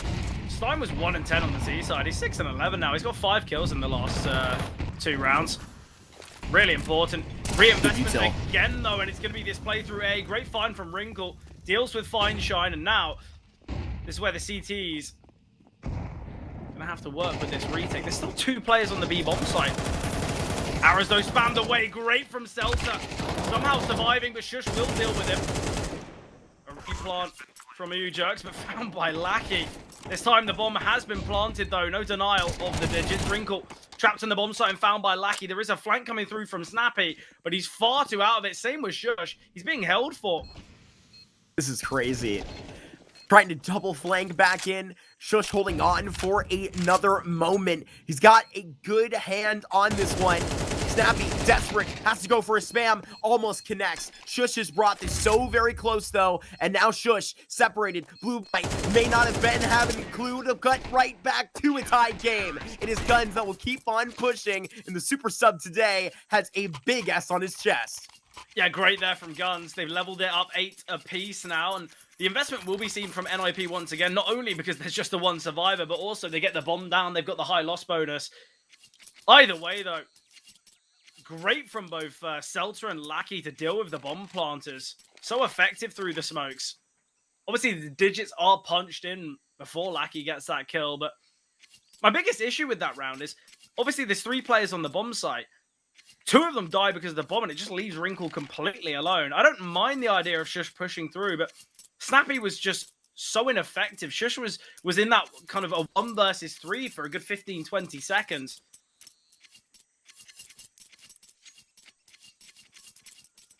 Guns, they're now kind of posing a different threat that NIP haven't been to, well, haven't really had to face throughout Ancient so far. And it just kind of seems like where we had the beginning of this game down to a 5-1, if I'm remembering correctly, it's like Navi and maybe who's watching along right now and getting ready for this one, not knowing what the hell to be thinking. Hold that conversation on for a moment because we're ripping off a new page. Look at this. It is Wrinkle and Shush. The dot on that line, clear out middle immediately, and they want to bring this one back into the Ninjas camp. That we know for sure. Yeah, I think obviously, if this round goes the way of NIP, players like Fine Shine, like Lackey, like Seltzer will struggle to invest, but the real positive is Blue White still got this FAMAS. He's still got 8k in the bank. Stein will be able to bite. If Blue White can save in this round, they'll be able to drop over so many weapons. And the fact they're in a 2-man disadvantage, do the CTs just save here? The smokes are going to be dropped. This becomes such a difficult round for GUN5. You've done so much work to bring yourself back into this. Do you really want to give it a risky go? But Fine Shine finding gives them that slight look back in. Lackey pushes through to find 2. And now it's a 2v2 scenario. Missed shots here from Snappy, but he will convert. And Snappy finds a second instead of reloading, instead of switching to the pistol. He picks up an AK and finds Blue White. If we can see that from Snappy's POV, I think we all want to know how that was possible, but it sounded damn good. Good God, some great shots you have put back, but now you get to see it go by the Khalil. He's got that swift hand upon it. Blue White. Oh, that's tough. And that's not because he's facing off against Nip. That's not because of Snappy. That's the missed shots. We can say maybe it's the FAMAS and because that gun is just awful, but yeah, that's a tough one. I'm sure Blue White's not too happy that we replayed that clip twice. He'll be fine. He's 11-11, having quite a nice night here. And on the CT side, it's now getting brought to the point in which GUN5 has got to be GUN5. I was waiting for that to drop. Guns were getting this back down here immediately to rip. If we're to get this straight up again, it looks like they're kind of putting a lot more emphasis, heavier on the utility to just box out the corner. Really hot with on that pan right now. Seltzer is just so close to the spams.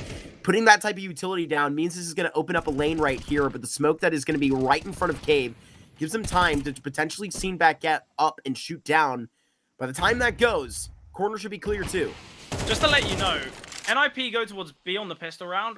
It looks as though 5 rounds in a row they're going to hit the A bomb site. That's what it looks like they're positioning for. It's going to be a split through A, maybe middle and just leave Snappy alone towards A main. That's what it's feeling like. And the lack of a defuse kit, the lack of utility.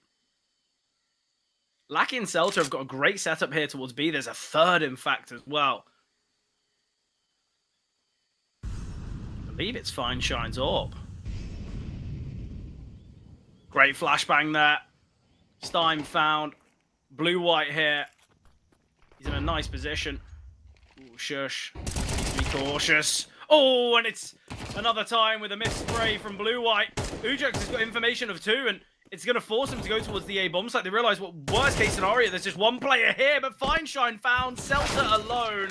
And a great call, a great round, and NIP, 5 survivors, back to winning ways here on the T side. And with the finances, the finances as well for guns is so difficult. So it's going to be 11-8 NIP. Welcome back. Yeah, in round 11 of their CT side, they had a result just like this, where they come out 5 alive, they completely wipe guns off of the board. I mean, nice shots out of the Portuguese, you get that back, and so patiently for Ujerks, that was, I mean, listening to those 3 MP9s slotted right outside of those double doors. Guns have taken this 1-8. Gotta wait patiently and then stand on the line for 11, barring a wacky round with the one deagle you have out to best for you. So Snappy, he'll be along this margin, happy to just box in with the Molotov. This thing doesn't have to be too quick, but maybe we're up to a different itinerary. We're going so fast right now, maybe even sending it up the ramp, though Shush seems satisfied with waiting alongside. No risk necessary. Yeah, look, there's no point giving an AK, not only to these USPs, but giving an AK away. Just the equipment value is not worth finding Blue-white, but he will be found by Arisdos. NIP, they find 11, 2 away from taking their opponent's map pick, and obviously we've already mentioned the potential turmoil on train for guns. I guess you can say it's their best map, 100% win rate. Beautiful work. Yeah, they are the best train team in the world, statistically. Hard to argue with that. 100% Yeah, I think it's shooting gotta go probably for the rest of this Ancient to see Seltzer into this corner again. But to see rather this thing to actually shift back up. Stame, opening kill. That's on Ujerks. He's usually been the suspect right back down. Shush could have actually seen into one more about to do that, but too close, too personal. Guns right here should have a 9th. I like the idea of this in this 2 versus 4, kind of a bit of a split and search approach. I feel like you're very rarely going to win these types of rounds if you just try and force your way forward in I guess a brute force mentality. It goes against Snappy and it goes against Wrinkle, but I think it's the only real chance you have of winning a round like this, however difficult it may seem. Obviously, financial damage to Guns' economy is actually quite important. If Wrinkle can get maybe 2 kills here, it'd be brilliant, but Blue-white's off angle, completely catching Wrinkle off guard. 4 survivors for Guns, so at least their money is going to have a bit of a an upward trajectory. Still 2 rounds in the lead, though, are NIP, but their finances now could be put into question as a result of this next round. Wrinkle without an AWP, interesting. Maybe a bit more pace for NIP in this one.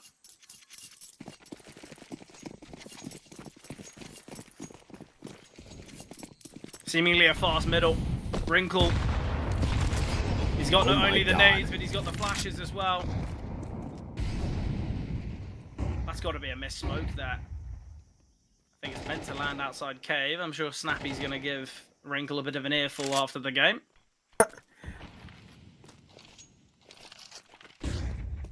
Stay right at the hip of him. Ujerks get Snappy back into account for B. I mean, you saw the bomb. You saw 3 players headed over without focused. You had Nip on 8 before. You were seeing to get this drop. It is Fine Shine with 3. Gets this out, and it's Aristose, Shush, and Wrinkle to get down with this. Just because they're on this other lane with a bit of an advantage right here, but it's going to be U-Jerk slain. Fine Shine on for the ace. But he's quite separated from the pack, and maybe Snappy to try and fade on another neck to actually see this through, but he's only putting more distance between himself and Guns to go for this clutch. Yeah, look, Fine Shine's have enough. He's had enough of just sitting on the A-bomb site, either fighting off against 5 or having no impact. Takes the fight in middle, and he finds 4. Absolutely brilliant. And I think this will be a round where Fine Shine gets a quad and has impact. Unless if somehow Snappy can win this 1 versus 3.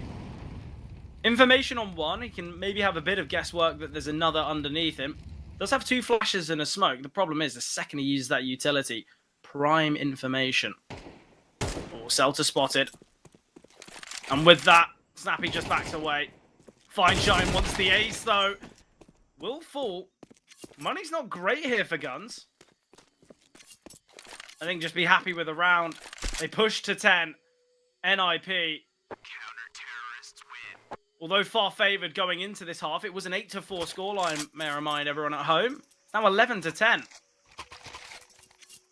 And around the same, plot in the course where it was getting really tricky at the end of the first half. Guns was, surviving from a 5-1, ends up enveloping that to an 8-4, right? So I wonder if they're, still feeling that energy.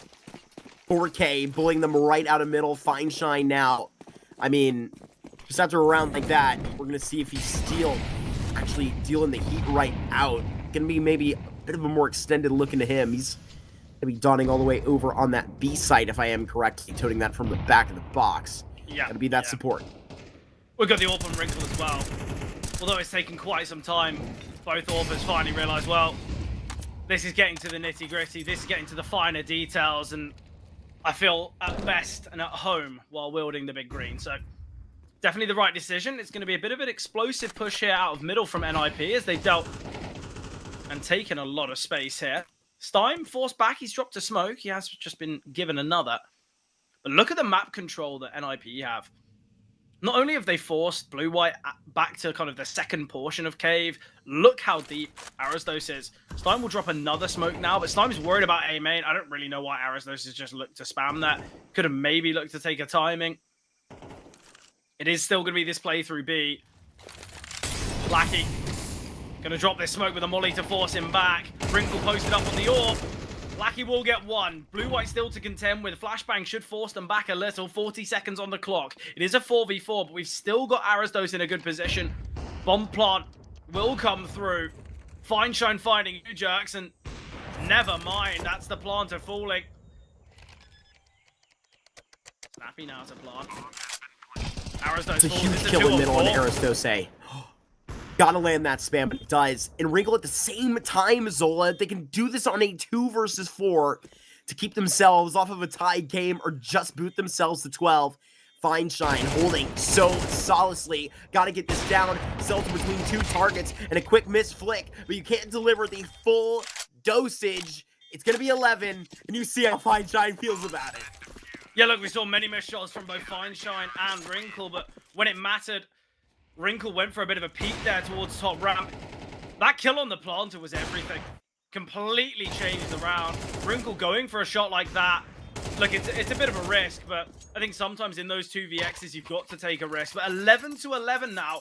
Investment seen by NIP. And look, you can see the change in victory to rounds lost. I think NIP, when they've hit with a bit of pace, hit with a bit of speed, Guns have been caught somewhat in the open, yet when NIP play it slowly, when Guns are given a little bit more time to think, that's when things work. When they're going with speed, Snappy. Oh, he pushes through his own Molotov. You absolute beast.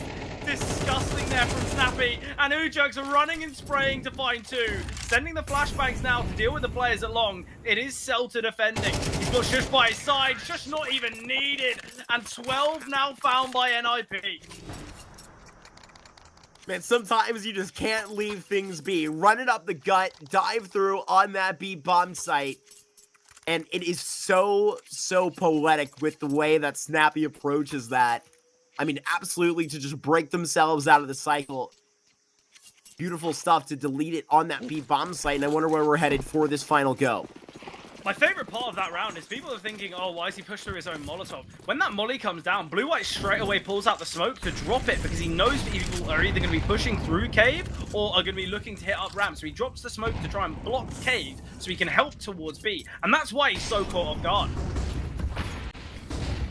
It is going to be display off B. Flashes look good. Fineshine still surviving. Fully blinded. It is snappy, but Ujux finds Lackey. Stime and Cell to the remaining two. It's a 2 versus 4, making a 2v3 as Shush takes down his teammate, in fact. But no defuse kit, minimal utility. This is going to be so difficult here. Oh, Aristos tucked away. Will find. Stein shows his hand, and Aristos connects the spray. NIP find 13. It's so tough for Guns. They fight so valiantly there to kind of bring the game back into possibility, kind of bring themselves back into the equation, but they're unable to do it. Mark, thoughts and feelings after that one? Dude, I mean, exactly where you're going to be putting that valiance. So much support that you have to give and that credit for on this Ancient to go all 24 and to actually seen this out at times where it was NIP that literally just had to do themselves some favors, you know, find a way to just pick on running through that Molotov, get that round to, you know, exactly sealed out, because I mean, it was getting a little bit too concerning for Guns right down. I think we were headed on to kind of a different second map. We know this is Veto, you know, it would probably be looking either, you know, into that nuke instead of this train, and it still would be, you know, quite a challenge for Guns right now.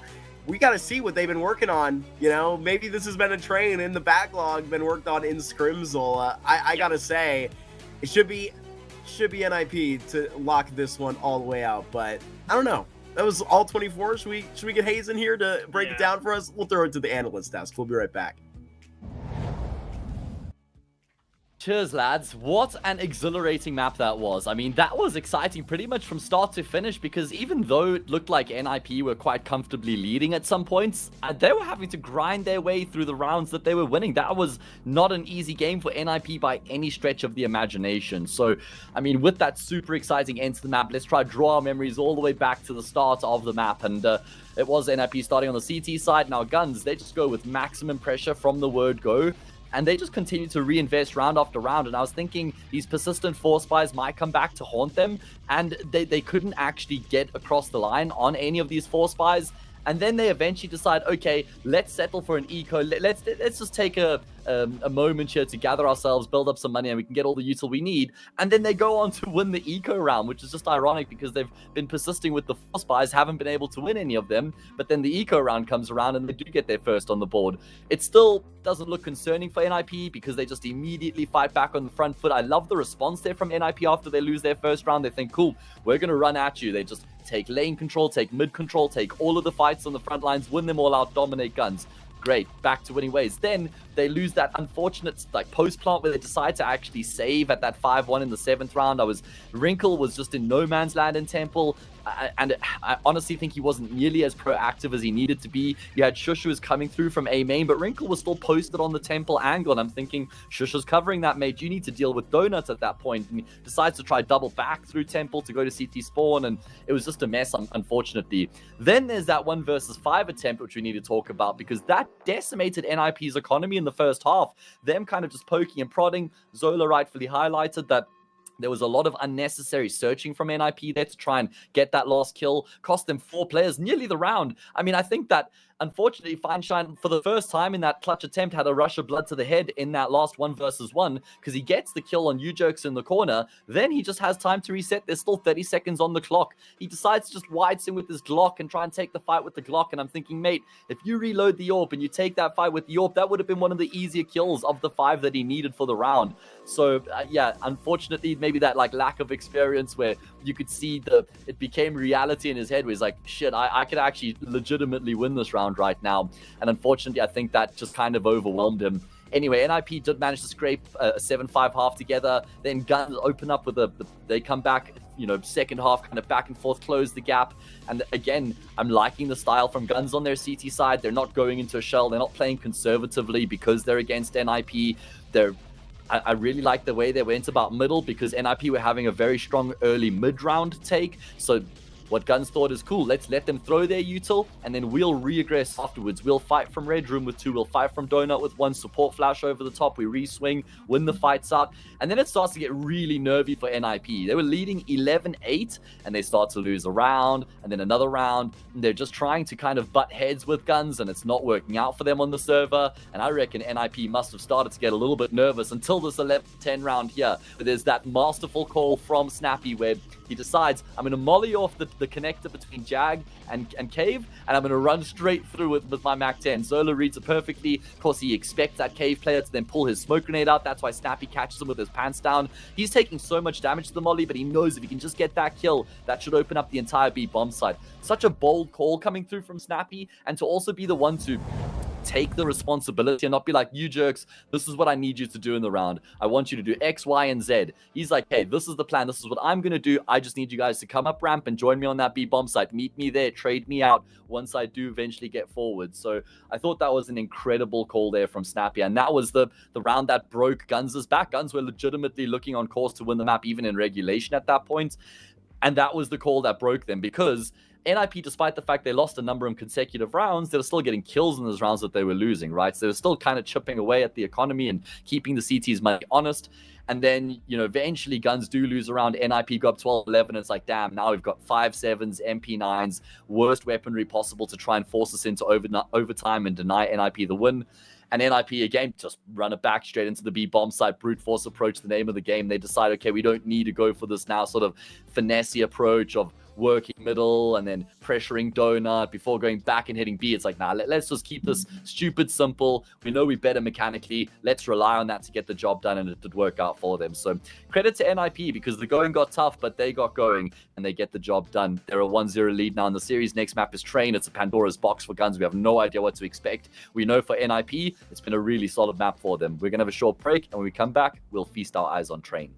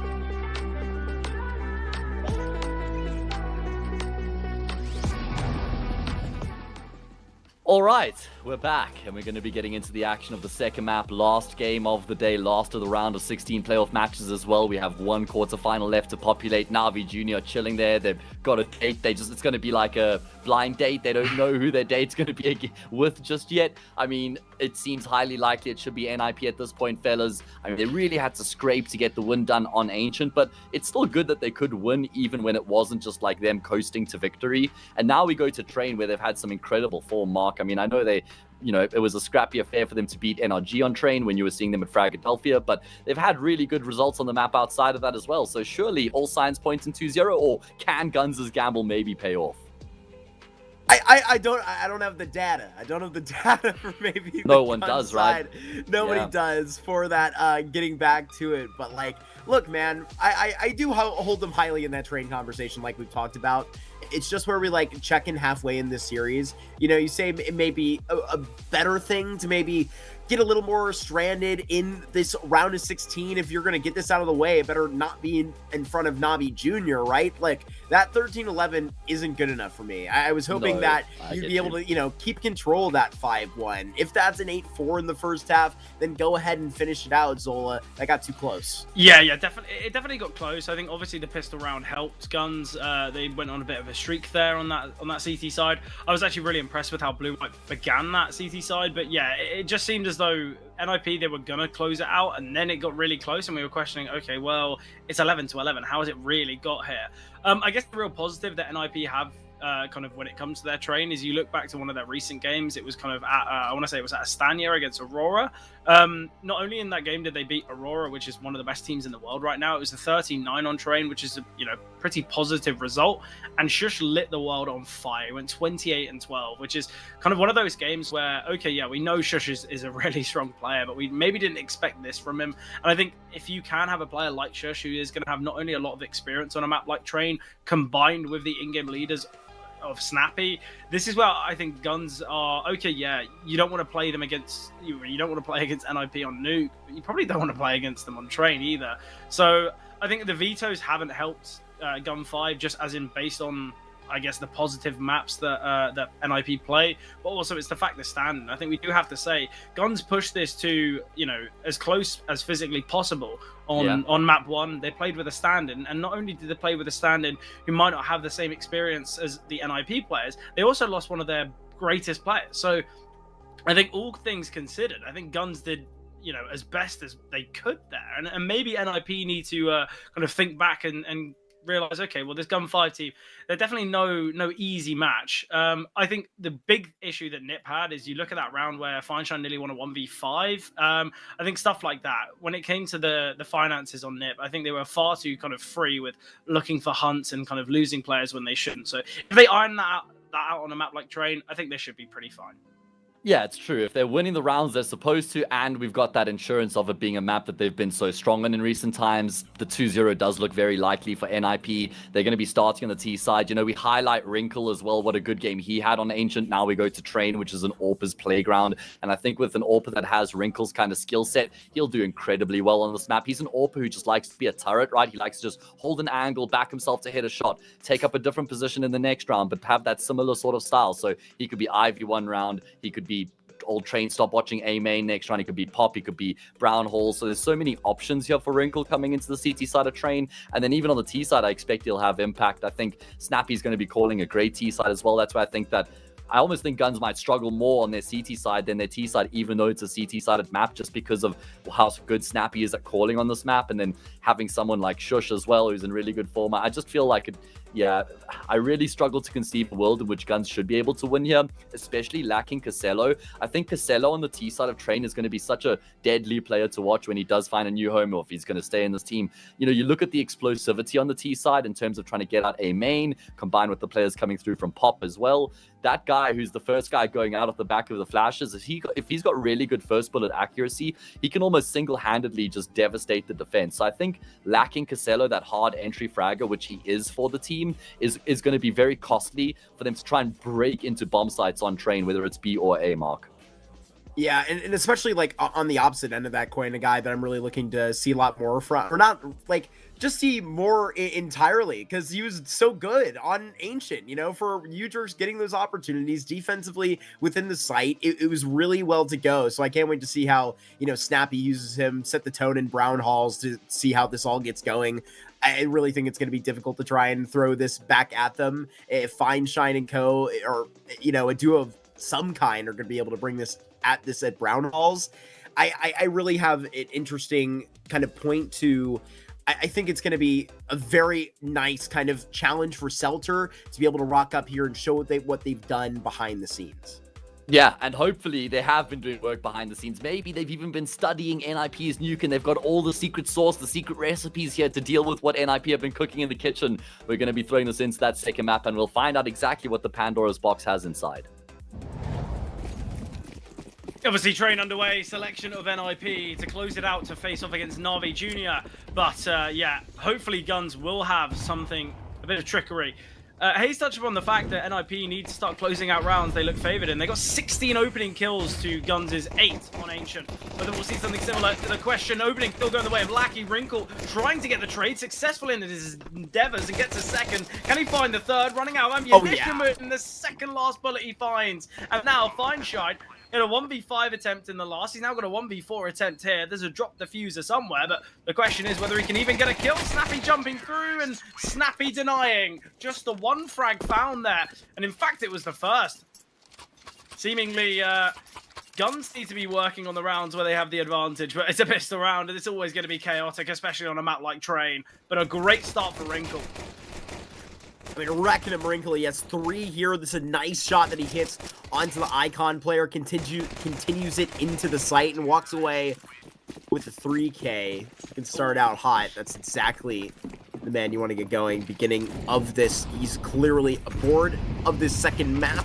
Force back for Guns as they take a healthier look to this Pop Dog position. Shush is going to be rocking down each side of this unit. It seems like the backup has backed up to the A bomb site where the rotations are going to be, you know, faltering for either unit. But, I mean, that's essentially the round on Train, it can feel like. Yeah, definitely. Look, Shush gets dinked in that fight right from the get-go. How is Shush able to get 2 from that position? It's crazy. Fineshine's in a good position himself, though. Zujux, it looks as though he wants to creep deeper into main. Celta just jiggling. Spot Snappy will drop the smoke, and it forces out one of the final pieces of utility for Guns. The remainder is this smoke on Fineshine, but it's all about this fight with Ujux. In fact, I kind of favor the 5-7 in this position. Oh, and he spotted the shadow, but Ujux has got that information as well. Deep Molotov thrown in the smoke scene as well, but Snappy holding. Ujux now to push through the smoke, still waiting behind the flames, but it's Lackey and Celta now in a tough 2 versus 4, and although Celta's looking to get himself in the back lines, he's going to be held surely by Ujux. In fact, he's going the long way. Conceding the round are Guns with Celta's positioning. NIP can go 2 rounds up. Eventually, here comes that alongside. Shifty from the MP9. Can be so tricky to tickle down. You get that all the way through, and this 5-7 will go trickling alongside. It is NIP. Shut down the force only with 1 casualty. Yeah, look, I think a lot of people might look at that force and say, okay, well, why are Guns opting for that? I don't mind the idea of the force. I think if the crunch onto kind of pop would have worked, it would have been excellent. I think that's the main, I guess, game plan with those MP9s, with those 5-7. Sadly, it doesn't pan out for them. But I guess the real positive, it means on their first gun round, we're going to be seeing an AWP in play for Fineshine, which is going to be a huge difference maker. Ooh, he's overinvested. Never mind. I got that completely wrong. We're taking the ball, Zola. We're taking the ball. I can try. Look, I don't know why they forced. And normally you'll see a force on the CT side of Train and the AWPer kind of go for a 5-7 and Kevlar and keep at least, you know, at least $400-500 in the reserve. But he's not opted for that, which makes many questions to be asked, because I think we all know how much the AWP on the CT side, how much it's going to affect, well, their chances. Where does the MAC-10 feel it's needed next here into Z? Crossed off 1 more name off the list, seen another forehead, and just deleted it. I've got to say, well. I think Hayes was completely right when it came to Guns on the CT side. I think they're going to have a tougher time of things here. You know, we've seen the first 3 rounds. I think the calling and the kind of the discipline from Nip and the understanding of how they want to play this map has looked so good from these 3 rounds that I'd be very worried if I were Guns right now. Yes, okay, fine, Shine. He's gone for the glass cannon. We do see the AWP, so it's not as though there's no big green here in round number 4. But same for Wrinkle. But yeah, I think this is going to be an NIP masterclass, and GUN5 is just going to have to be, well, I guess, I don't want to say laughed at for banning Nuke. I think Nuke would have gone a very similar way if NIP did take things here on Train. I think it's just a tough veto for them. But they are the underdogs, aren't they? This is a top 20 team. Funny how that works out. Rumbles. Get a Wrinkle alongside. Nobody facing in that direction. They've just smoked it off. Party's over before it got started. Look how limited the utility is. They've got 1 minute and 20 seconds to defend, and Guns, they've got 2 mollies and a flash. They have just dropped a smoke, so I guess they can utilize a bit of time. But it's a miss smoke from, it's a miss smoke from someone. It's landed towards Olaf. Unless if that's intentional, but I can't think of a single reason as to why. Shush is now finally being smoked off in pop, but very limited utility. Blue-White's going to take a bit of a risk here. He's going to sit within his own smoke. He's heard the steps of Snappy. Celta in a great position to deal with Snappy as well. This is brilliant. Oh, really good pickup. That puts a lot of things out of the option book right here, but I mean, not gonna let that stop them. Fineshine just so close on that swipe, and Ujerks is gonna be taking the anchor of this site. Stamina has not been in vain for this permanently, because you're still striking out from Icon, but you're being hunted down. Shush pushes the envelope, and then Eros Dose closes it. Gonna be Celta 1v3, and I'm not even sure he's gonna attempt it. No, Fineshine has 2 opportunities to find really big kills there. Not only the first towards A main, but the second there onto Shush. And you look at the fight that Blue-White takes on Shush, and I think a lot of people question, oh, well, why has he done that? He gets the dink, actually, onto Shush. He does a lot of work there. But it's the fact that Shush can get a second in the round on 9 HP. He's playing a position where he's ready to get traded. I really like what we see from Shush there, but Guns, it was your first opportunity to show that kind of success. Fineshine had the big green in hand. And look, a couple missed shots. Not great. especially with the importance of that round.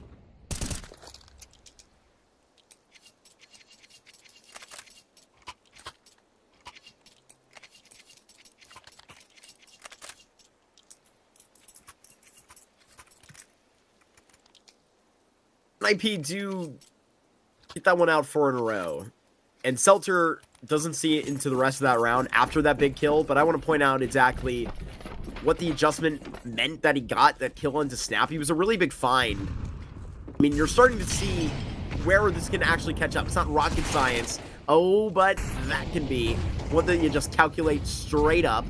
And look, you just smashed into this. I'm praising them for having to really make some of these tough decisions, and it pays off. NIP, like how they closed out Ancient, run you down on your own bomb site, and the bomb is going down. Wrinkle takes out Lackey. You better run away. This is the first time in quite some time that I've seen a T-side Train look very similar to how Train looked in the past. You get a player fast out towards Sandwich. They're taking that space with confidence. I think a lot of the time you see teams on Train, they're still very reserved into how they want to play it because maybe they don't actually know how they want to achieve success on this T-side. But I love it. Already, 2 players so fast out on the bomb site. That's all you can ever ask for. Aristos is 7-0. He's going to flash himself in as well. In fact, he's going to do it with the Glock. Stein taken down here to Aristos. He's 8-0. You're looking at the deaths on the side of NIP, very minimal. There's only been 7 in total in the last 5 rounds, so you can see the finances flourish. Feinstein back with the AWP in hand, but a 5-0 start for NIP here on the T side of Train. I think a lot of people, if you're on the T side of Train, if you were told you're getting 5, I think many would snap your arm off for that barter. Yeah, there's still 7 to play here for Nip.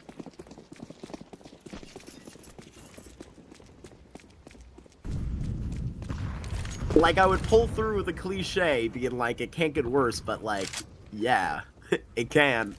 Yeah. Bartering up for a couple of those opportunities, they are staying far away from Brown Halls. A lot of this contention is to take control of TCon, which happens to be a little more allotted than some previous versions of Train. Shush, because of the lack of pressure, is going to go reaching around and find some good resistance, and this kill back on B. Now this control is taken. Guns have actually found themselves in a nice place to stand at a minute 10. So they really ignore all the respect. Oh! What the hell is that shot from you, Jerks? Yeah, with that kill, they can look to back away. Ujax can get the AWP in hand. Wrinkle can just drop that across.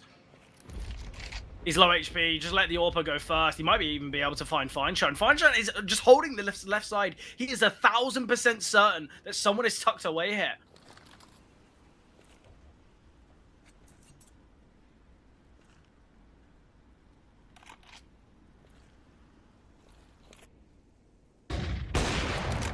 Noting this right now. Legged up, just at 30. At back red, gotta be tricky right now. Do you push this card? You stand at the back of E-Box.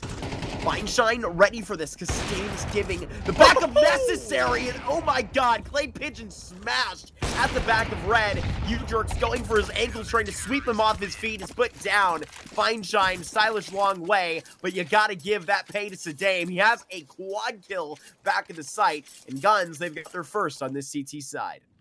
Yeah, it doesn't look pretty, though. It looks, I guess, as ugly as rounds can look. Oh, it's the amount of incredible shots that were just hitting this one round alone. Either way, though, Guns. First round found.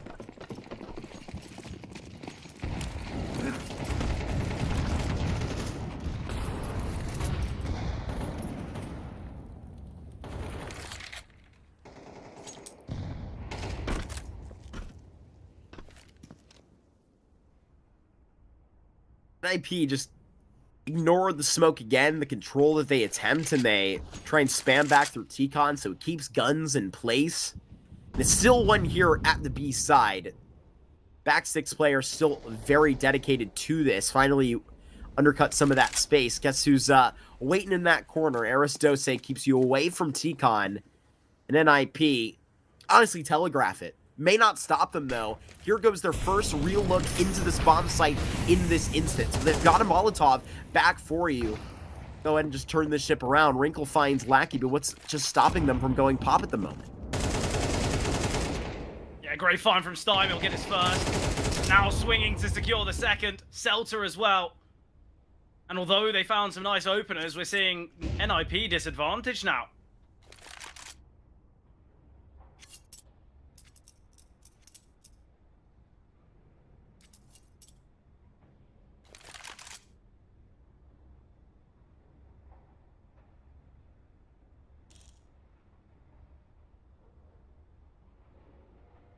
Trying to not even give a clue to give an advantage back to get this, but I mean, with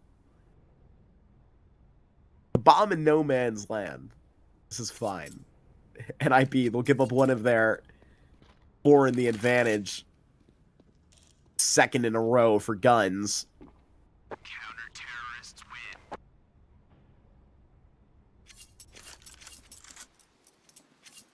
And look, you're exactly right. Whenever we were actually bringing it back to the Cyber Show conversation for like the one train that is on the official book for guns right now, I mean, it looks to be a pretty solid win for them.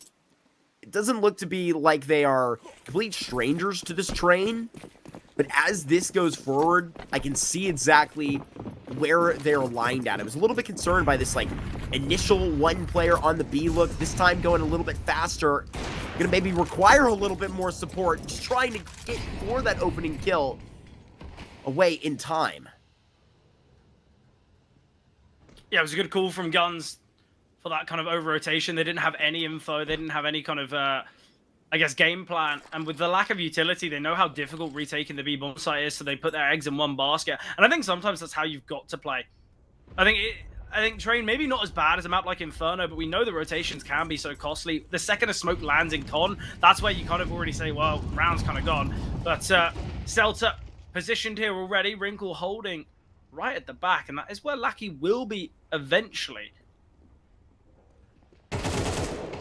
Stein can find one there, takes down Shush. Celta's shown his positioning as well. Bomb to go down now. Wrinkle still towards upper. He's been holding this angle so patiently. Blue-White can find him, though. Blue-White's having a really tough start here on Train. Blue-White will find Snappy, though, an important kill. Still holding upper is one. Wrinkle down the ramp can find. Aristos alongside him. Molly landing. Fineshine finding, and Wrinkle just going to have to save. Familiarity on these stairs once again. You're just going to walk away, up them. Guns, this is good for them. They show a good bit of effort back in it. They don't let kind of the awkward circumstances work them out. I'm not sure Ninjas in Pyjamas were completely aware that it was 2 players back of the oil train. They just knew that a lot of pressure for it. Timeout they take right now, Zola. I think for Nip, you've seen in the rounds that they've hit towards A, they've either had pressure towards Ivy beforehand, they've had a player in A main beforehand, or they've sent someone out onto the kind of the sandwich position. They've sent someone to Olaf. So I think what Guns are realizing is, well, we've not had any resistance towards Ivy. We've not had any resistance towards A main. So why don't we send another player towards B just in case? Because as I said, the retakes on B are so difficult to manage. So maybe it is just better face to have that double B defense.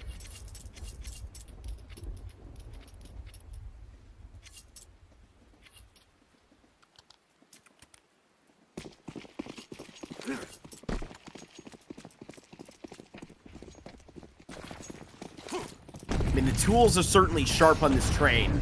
Wrinkle 7-3, 9-2. Aristose has been keeping a very great lock on this T-Con. Oh, big nade that he just catches right on the numbers. Back 10 gonna be carried along too fast, not ready for it. Celter finally gonna get chased down, but he's just switching places at the back of Red. Aristose is going crazy in the VC right now, having to track this player down. Tracking the back of the bomb site is Sadame, and has another player right to try and get this engagement down. Finally catches up his luck. Wrinkle down 1v3, bringing this conversation round in this game. It's all the way back towards Ivy. We're honestly, Ninjas in Pyjamas haven't given this look since the attempted run boost by Wrinkle.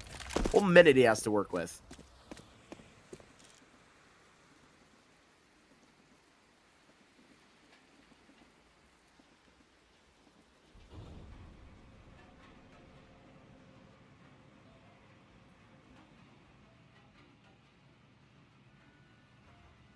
Obviously, a lot of time for Wrinkle here, but I don't think we're expecting much out of this one. I like the double pop setup from Guns with the bomb dropped outside. It just cancels out any idea of this flank.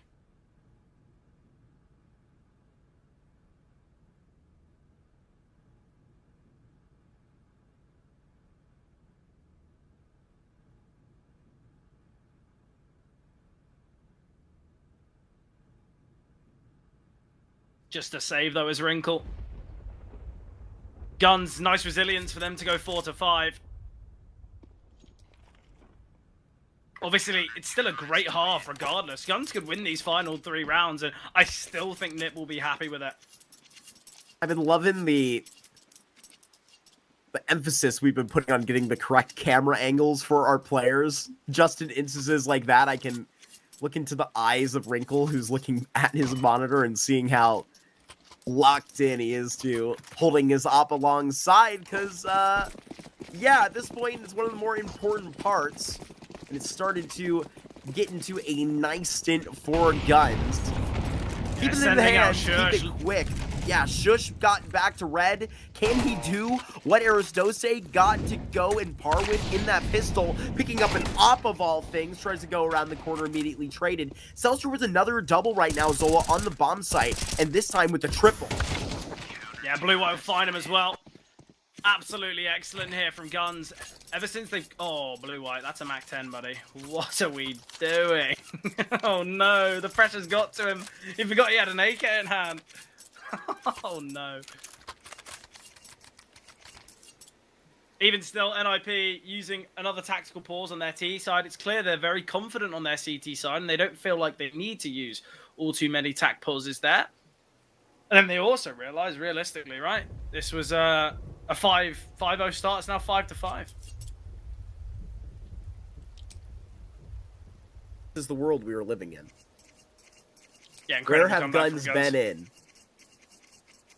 The actual work they must have been putting in on train. Not that this is like so reinventive, but it is impressive to be sitting where we're at 5-5 for Brain team that I give a lot of respect on. I think Ninjas and Pyjamas are not too concerned, but you know, overall, this was not the part of the series I was expecting to get shaky right here. Our first map goes all 24 rounds, you know, even playing with the substitute guns right here.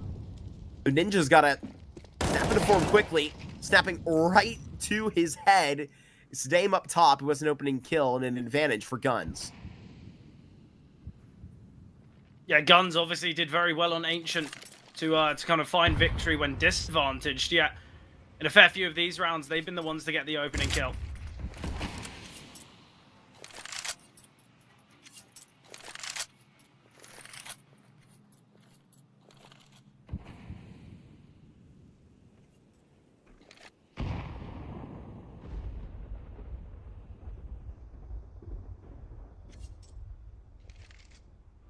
Smoke's about to fade. The Dame walks back, knows the timing that they're playing with. Patient on the stairs. The Ninjas, I mean, with plenty to work with right now. And this timing could be perfect if he wants to go and just take a look-see up top. Molotov just sent in to that audible cue and might be just perfectly placed. Blue-White gets 1 kill, so this draws eyes in an instant execution. Wrinkle is looking for these hidden details. This is great for the Ninjas now, is in a 3v3. They could have the positioning necessary to just come up on top of this in a great second frag. The Wrinkle's gonna have down. Blue-White catches Aristose off guard. Why is Aristose sending a flashbang? They don't know he's there. There's no advantage to that game plan. No smoke for the defuse. Wrinkle's still on the bomb site, attempting to be a nuisance. Can't find Blue-White. It's all on Snappy. Oh, they're assuming he's towards upper. It's just the tap of the bomb, but we will see Fine Shine finding. And we see the round go the way of Guns. A lead for Guns right here on NIP's map selection. Put out a thought, put out a wonder as to where this could have gone. No Nuke today. Gotta go somewhere else. Onto the tracks are Guns. And they're trotting along quite well. I mean, this is gonna be a vibe that they fully take advantage of. The energy of this train, it's blown in their direction. Yeah, interestingly as well in this round, it's Lackey with the AWP in hand. It's clear that Feinshine maybe not felt too confident with the big green, and clearly with Lackey's position, maybe it's going to be a peek towards upper. Maybe Feinshine wants to get aggressive as well. I'm interested to see what this tact pause is called here. I wonder if Celta's going to call a masterclass. He's certainly playing a masterclass on this CT side, as obviously you look at the 6 rounds that GUN5 have won, not only in a row, but a vast majority have come from Celta's double kills, and kind of not only in the kill department, but the calling's been excellent. When it comes to these kind of gambly rotations towards the B bomb site, it's clear that GUN5, they don't trust themselves on the retakes. So they send a second, maybe even a third player, just based on kind of reads. And it's the lack of contact and the lack of aggression that NIP are showing towards A. It seems quite simple for Guns to read into, actually, because whenever NIP go towards A, they send at least someone out towards E-Box or Sandwich within a matter of moments. So NIP, although your A executes yielded so much success early on, it's the lack of pressure shown that makes it so easy for Guns to read into. But again, Blue, White, and Feinshine, they've taken this close space towards Olof, and they can cause this double rotation towards B. They've taken this space towards A main. NIP, look, this is far too easy to read currently. We'd set up for it so well with the amount of utility that they have still left at the disposal. It's quite awkward in the exchange. Seltzer does get one before they go down. Blue White right back into position. Lackey right at the stoppers has one dropping on the scope, and look at how these frags just come so easily to Guns on this way forward. It's a 7-5 half, and not the way you expected it to go. It is Guns gunning back on the Ninjas map pick. Yeah, look, I think for NIP, as I said before, 5 rounds on the T side of train, I think they'll be happy with it. But when under the context of being 5-0 up, what a comeback from GUN5. I think for a map that it's clear that they've only just got the one map played in the last couple months, albeit it was a very successful game. It was a 13-6 to face Cybershock, but NIP have been silenced here, which I feel like is quite impressive for not only a NIP team that are making waves and are kind of progressing to the higher levels within HLTV and within CS. The fact that they were 5-0 up and it's 7-5, I think already Guns have something to talk about. And I guess even if they do lose train, at least they can walk out of it with their heads held high, because what a comeback. What are we thinking? I think me, you, and Matt were all thinking, well, 2-0 NIP, well done, enjoy the quarterfinals. Yet GUN5 has thrown a bit of a spanner in the works, and I think in doing so, I'll be honest, they've changed my mind. I think this is now more of a coin flip. And I'm here for it. 100%. Coming from the series yesterday with Paravision and Partizan, there hasn't been many upsets in these round of 16s where it was a wild ride in Series 1 if you were here with us. But just in the second stop, I mean, right here for Ninjas to let it go, would it really be Guns to go ahead and lift this actually to a third? This round really helped. Yeah, look, I think the crazy thing about this series, I think most of us have forgotten what the third map is, under the impression that NIP weren't even going to get there. It's Dust 2, and actually that's a map that Guns look pretty decent on. So I think right now, Guns are in quite a good spot, even after losing their map pick. But Pistol's going to be important. Aristos, smoke's been dropped to allow the T's to try and create a pathway into CT. Aristos does have a smoke, though. He's going to drop it. Lackey playing in front. Flashbang come through, not blinding, and Aristos can find. There's 3 players here. Aristos securing a second, and Feinshine now questioning. Well, I'm completely alone. Wrinkles had a bit of a peek towards top brown halls as well and spotted both Celta and Steim. And although a bit of an Ivy fake into a B play, the idea and the attempt was to, I guess, meet back on the B-bomb side, but the individuals here from NIP yet to even take a bullet of damage. I say that first Wrinkle as he deals death with Celta, but Snappy quick to trade. NIP, a great pistol here on the CT side. Keep him so far away from that bomb plant, you have to consider it's going to be a very clean run. Oh, so perfect from Eros Dose back-to-back. And crisp looks all the way back around. Ninjas want to clinch back this game away from the energy that they lost, right? It's not in any other imagination than that. The clock's now to give them business. I think we'll be all too prepared for round 15. But first, it looks like we're going to get crazy up in Ivy. Yeah, I like the idea of it as well. Just a fast play to Ivy, trying to overwhelm. Aristos doesn't know whether to turn from the flash or hold mouse 1.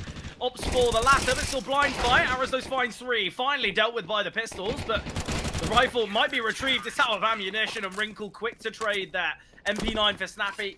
Sadly, can't get the rifle quick enough, but a great round and a great game from Aristos. He's 15-7.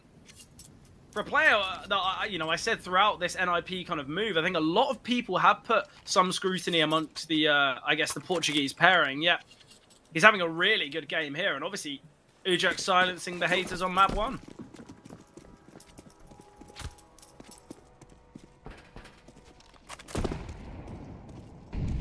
A little bit more on the, successfully 15-7 at the moment.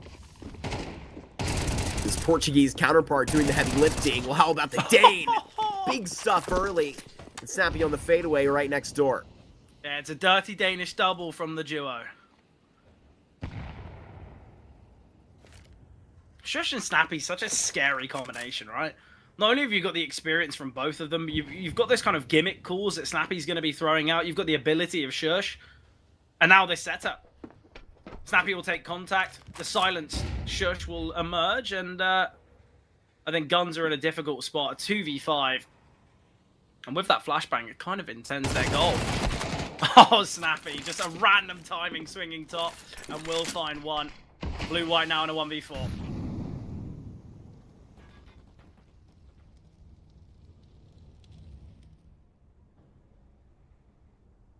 Couple of the bodies stacked up in upper as well. It's a bit brutal on the walkout. And morbid notes come right out of the end of the Wrinkle spell. But today we're standing on 1. Yeah, look, I said throughout Ancient there was far too many rounds where it was kind of 5v1s, 3v1s, where NIP would have a couple casualties where they don't need to.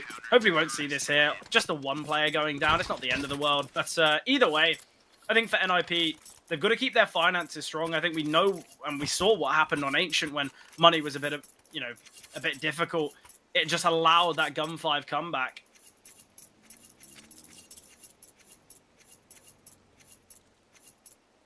Just going to be, I guess, a team of techs in this one for Guns. Screaming of a fast A. Feel like that's something that we're always so used to with Trey. It will be this play through the A-bomb site. A couple players in Ivy, but Ujak's so quick here. Needs to get his gun out as through the flames, blue-white falling.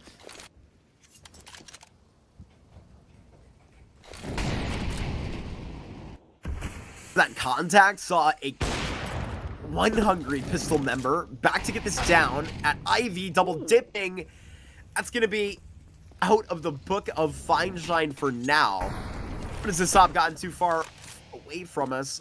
Not for Seltzer to get back in. Man, Fine Shine's right here. Give me that. I was going to say, Seltzer, you greedy, greedy boy. Your offer's right behind you. Again, this is a moment where I've got to say for Nip, this is damage limitation when it comes to the economy. There's no point just throwing bodies towards Ivy, throwing bodies in A main that not only are isolated, but in positions where they're not in a great position whatsoever. Aristos is holding pop here from Con, so there can be a bit of a crunch on Ujax. I just don't really know what we're seeing from NIP. You can see them dotted around the map. What advantage do they have? We could have 3 Guns players just swinging them and okay, yeah, you might go 1-for-1, but it's not what you want. Snappy caught off guard by the lurk of Celta. It's a man advantage scenario here. This was a half buy from Guns. Zeros Dose, who has been cooled off. Just to get this one back, and if it's initially lotted through this smoke, who's going to react quicker? Shush, instant, headshot, down onto Fine Shine. These can all line up one after the next. Shush says hush to 3 members of Guns and picks up the 9th round for the Ninjas. Welcome back, Shush. You've had a bit of a quiet time here, but what a clutch there. But how does it get to a clutch? Why does it get to a clutch? It's nice shots out of Fine Shine Delta, but it just should never get there. Yeah, absolutely brilliant from Shush. It's the tag there that's so devastating. The bullet connects for Fine Shine, but just not dealing that full damage. Nip Fine 9, Guns back on the weapons, but I think for Nip, a pivotal round. If they lose, finances put in a bit of turmoil, they're going to have to force, and that's where Guns could actually find 10 off the back of this.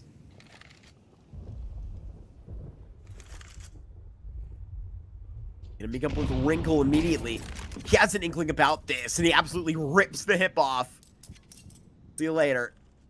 They're gonna be potentially revisiting when double digits hits, but I'll stop my tangent for a moment. Snappy gonna be taken right back to back. Look, I like plays like that from the AWP. I feel like it comes at such a cost because it is that major kind of high risk, high reward. But I feel like sometimes when Wrinkle has had a game where he might have to be quite static on the CT side, kind of wait for his opponents to come to him. We've seen it a fair few times in Ivy. I quite like the change of pace on the CT side. A lot of the time, you'll see that kind of maybe with an MP9 and Pop Dog, maybe with an MP9 towards A main or towards B stairs. But I like the fact that it's an AWP going for it because it completely catches Guns off guard. Still though, Guns, they've got an opportunity here. It is Shush, the lone defender towards the B bomb site. Ujax has taken this space in A main, so might kind of just say to his team, well, I've got this space in A. No one seems to be here. If I continue my push, we can maybe get some speedy rotations. And the timing on this molly looks really good. Shush dropping down, but Fine Shine finding, not getting the leg or the body shot. Well, I guess the tag in this one as he gets the kill. Pushing out of ramp R3. Molly dropped towards Con. Fine Shine now just backing away. Aristos elevated. Can't connect the shots though. And it puts a tough round for Wrinkle and Ujax. Oof, okay, maybe, yeah. if we're getting that so quickly, right? There's no kid on this. You know, finally seen to the full recipe, but the ingredients necessary, like we talked about on Ancient. So you got to get away with this rifle and the scope in the hands of Wrinkle. But there's the guns that we were honestly seeing right out of the first half. I think just as deadly.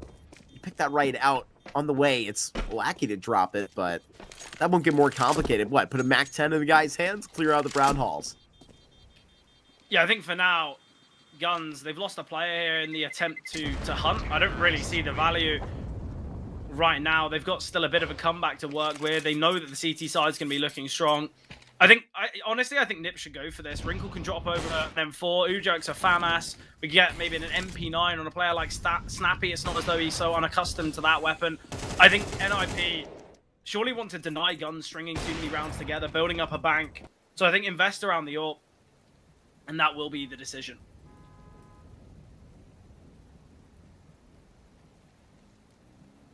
Final tactical pause called from Nip. I think they realize the importance of this one, as this is kind of their make or break round. And if we do get to Dust and Guns, not only the confidence on besting NIP here on map 2, but a map that they've only played once in the last 3 months, a map that Blue White has only played 7 times in his career, all resulting in a loss of the series. I think we have to say Guns will be heading to that third map with so much confidence that maybe Nip won't be prepared for what Dust 2 has to offer. But it was an early opener from Wrinkle that created a bit of chaos for Guns. Whether he's going to go for that same approach is the question, but it's the MP9 looking to take some space. Blue White alone. Look how much utility sent here towards A main. Already NIP very quick to take this space.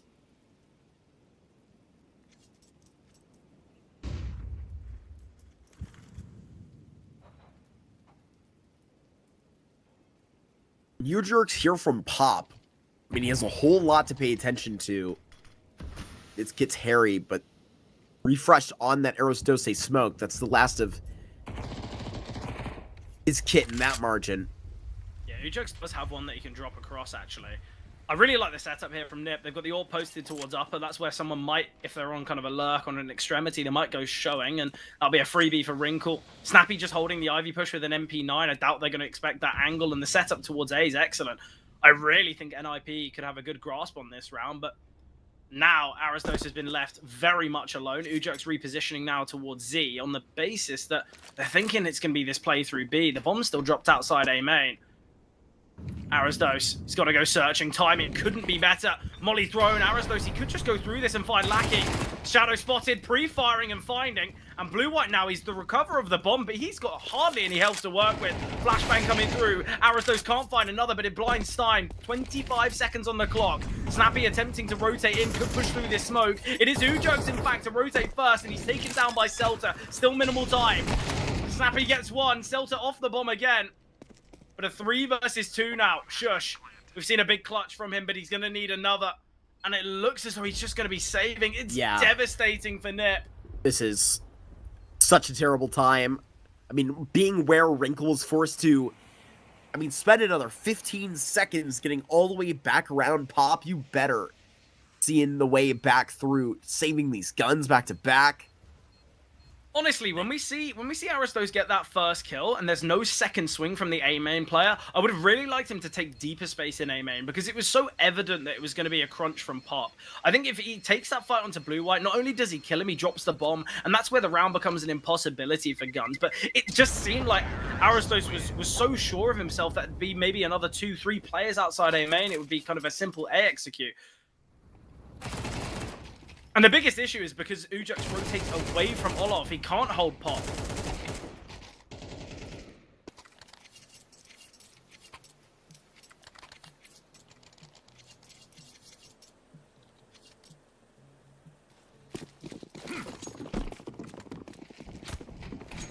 What are we thinking, Mark? Are we predicting the craziest? Are we thinking Guns take this?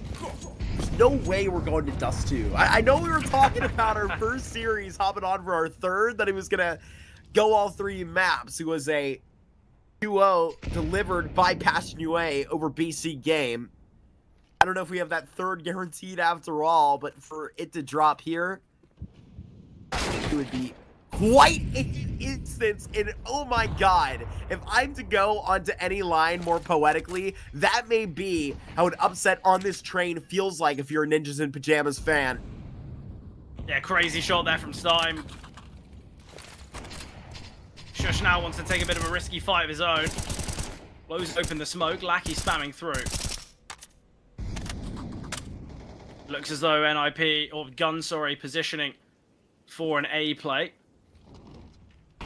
Look at Aristos, he's taking so much space here. He's going to be so fast in the backlines. He can just say to his team, just hold the A main position. There's no one in Pop. We know that for sure. Hold A main and Ivy. I'm going to be flanking. Just bide your time. Just wait a second. Out of A main, swing 2 with the missed shots are terrifying. Aristos still in the backlines, but with Celta finding 2, it's all on Aristos. Fine shot will get taken down, and so will Celta. Sadly, not quick enough out, and Lackey takes him down. Look, I think there's 2 ways that you can play that if you're NIP on the defense. You can either have all 3 A defenders holding A main, which they rightly should have done. I don't really know why they're holding anything else. Or you have a setup where you just all play off the bomb site. You allow Aristos to come in the backlines and kind of win the round for you. It seemed like Nip were torn between 2 minds, and it's cost them this 10th.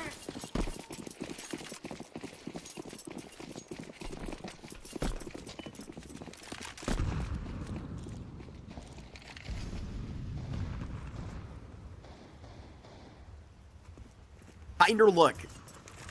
Guns, they don't start out so fast into T-Con. If they're to get pressure anywhere back, it's going to be into the Brown Halls. And nobody is within that trade distance so surely for Snappy. Now putting pressure right on to Smoke and Wrinkle's face, but where exactly are NIP going to get this thing back towards? It's still being held so solidly by GUN5, by Guns, excuse me. And they get ready to go.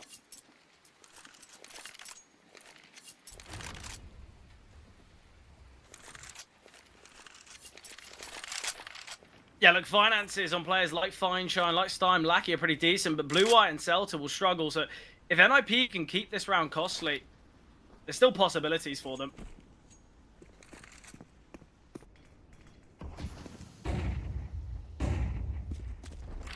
A lot that they let out onto the bomb site right now without so much as a minute to go. With 40 to just try and move as a unit, these Eagles are going to have to do so much more than just double up. Back to this site, one into the next. It's the USB, in fact. That is the only vocal range back for the Ninjas. It is Guns to get a 2-round lead here as Ancient got swept under the rug. Ninjas took care of it, went all 24 rounds. And this train that was all but guaranteed is now up for contention. Yeah, from a 5-0 start to 11-9 is crazy. GUN5 have kind of put everything they've got into this game. Celta 20-14. He's having an incredible performance. Not the only player on 20 kills. On the flip side for Aristos, he's there too. Wrinkle's had a tough one because he's had a lot of kills. He's had a lot of impact, but so many rounds he's forced to save.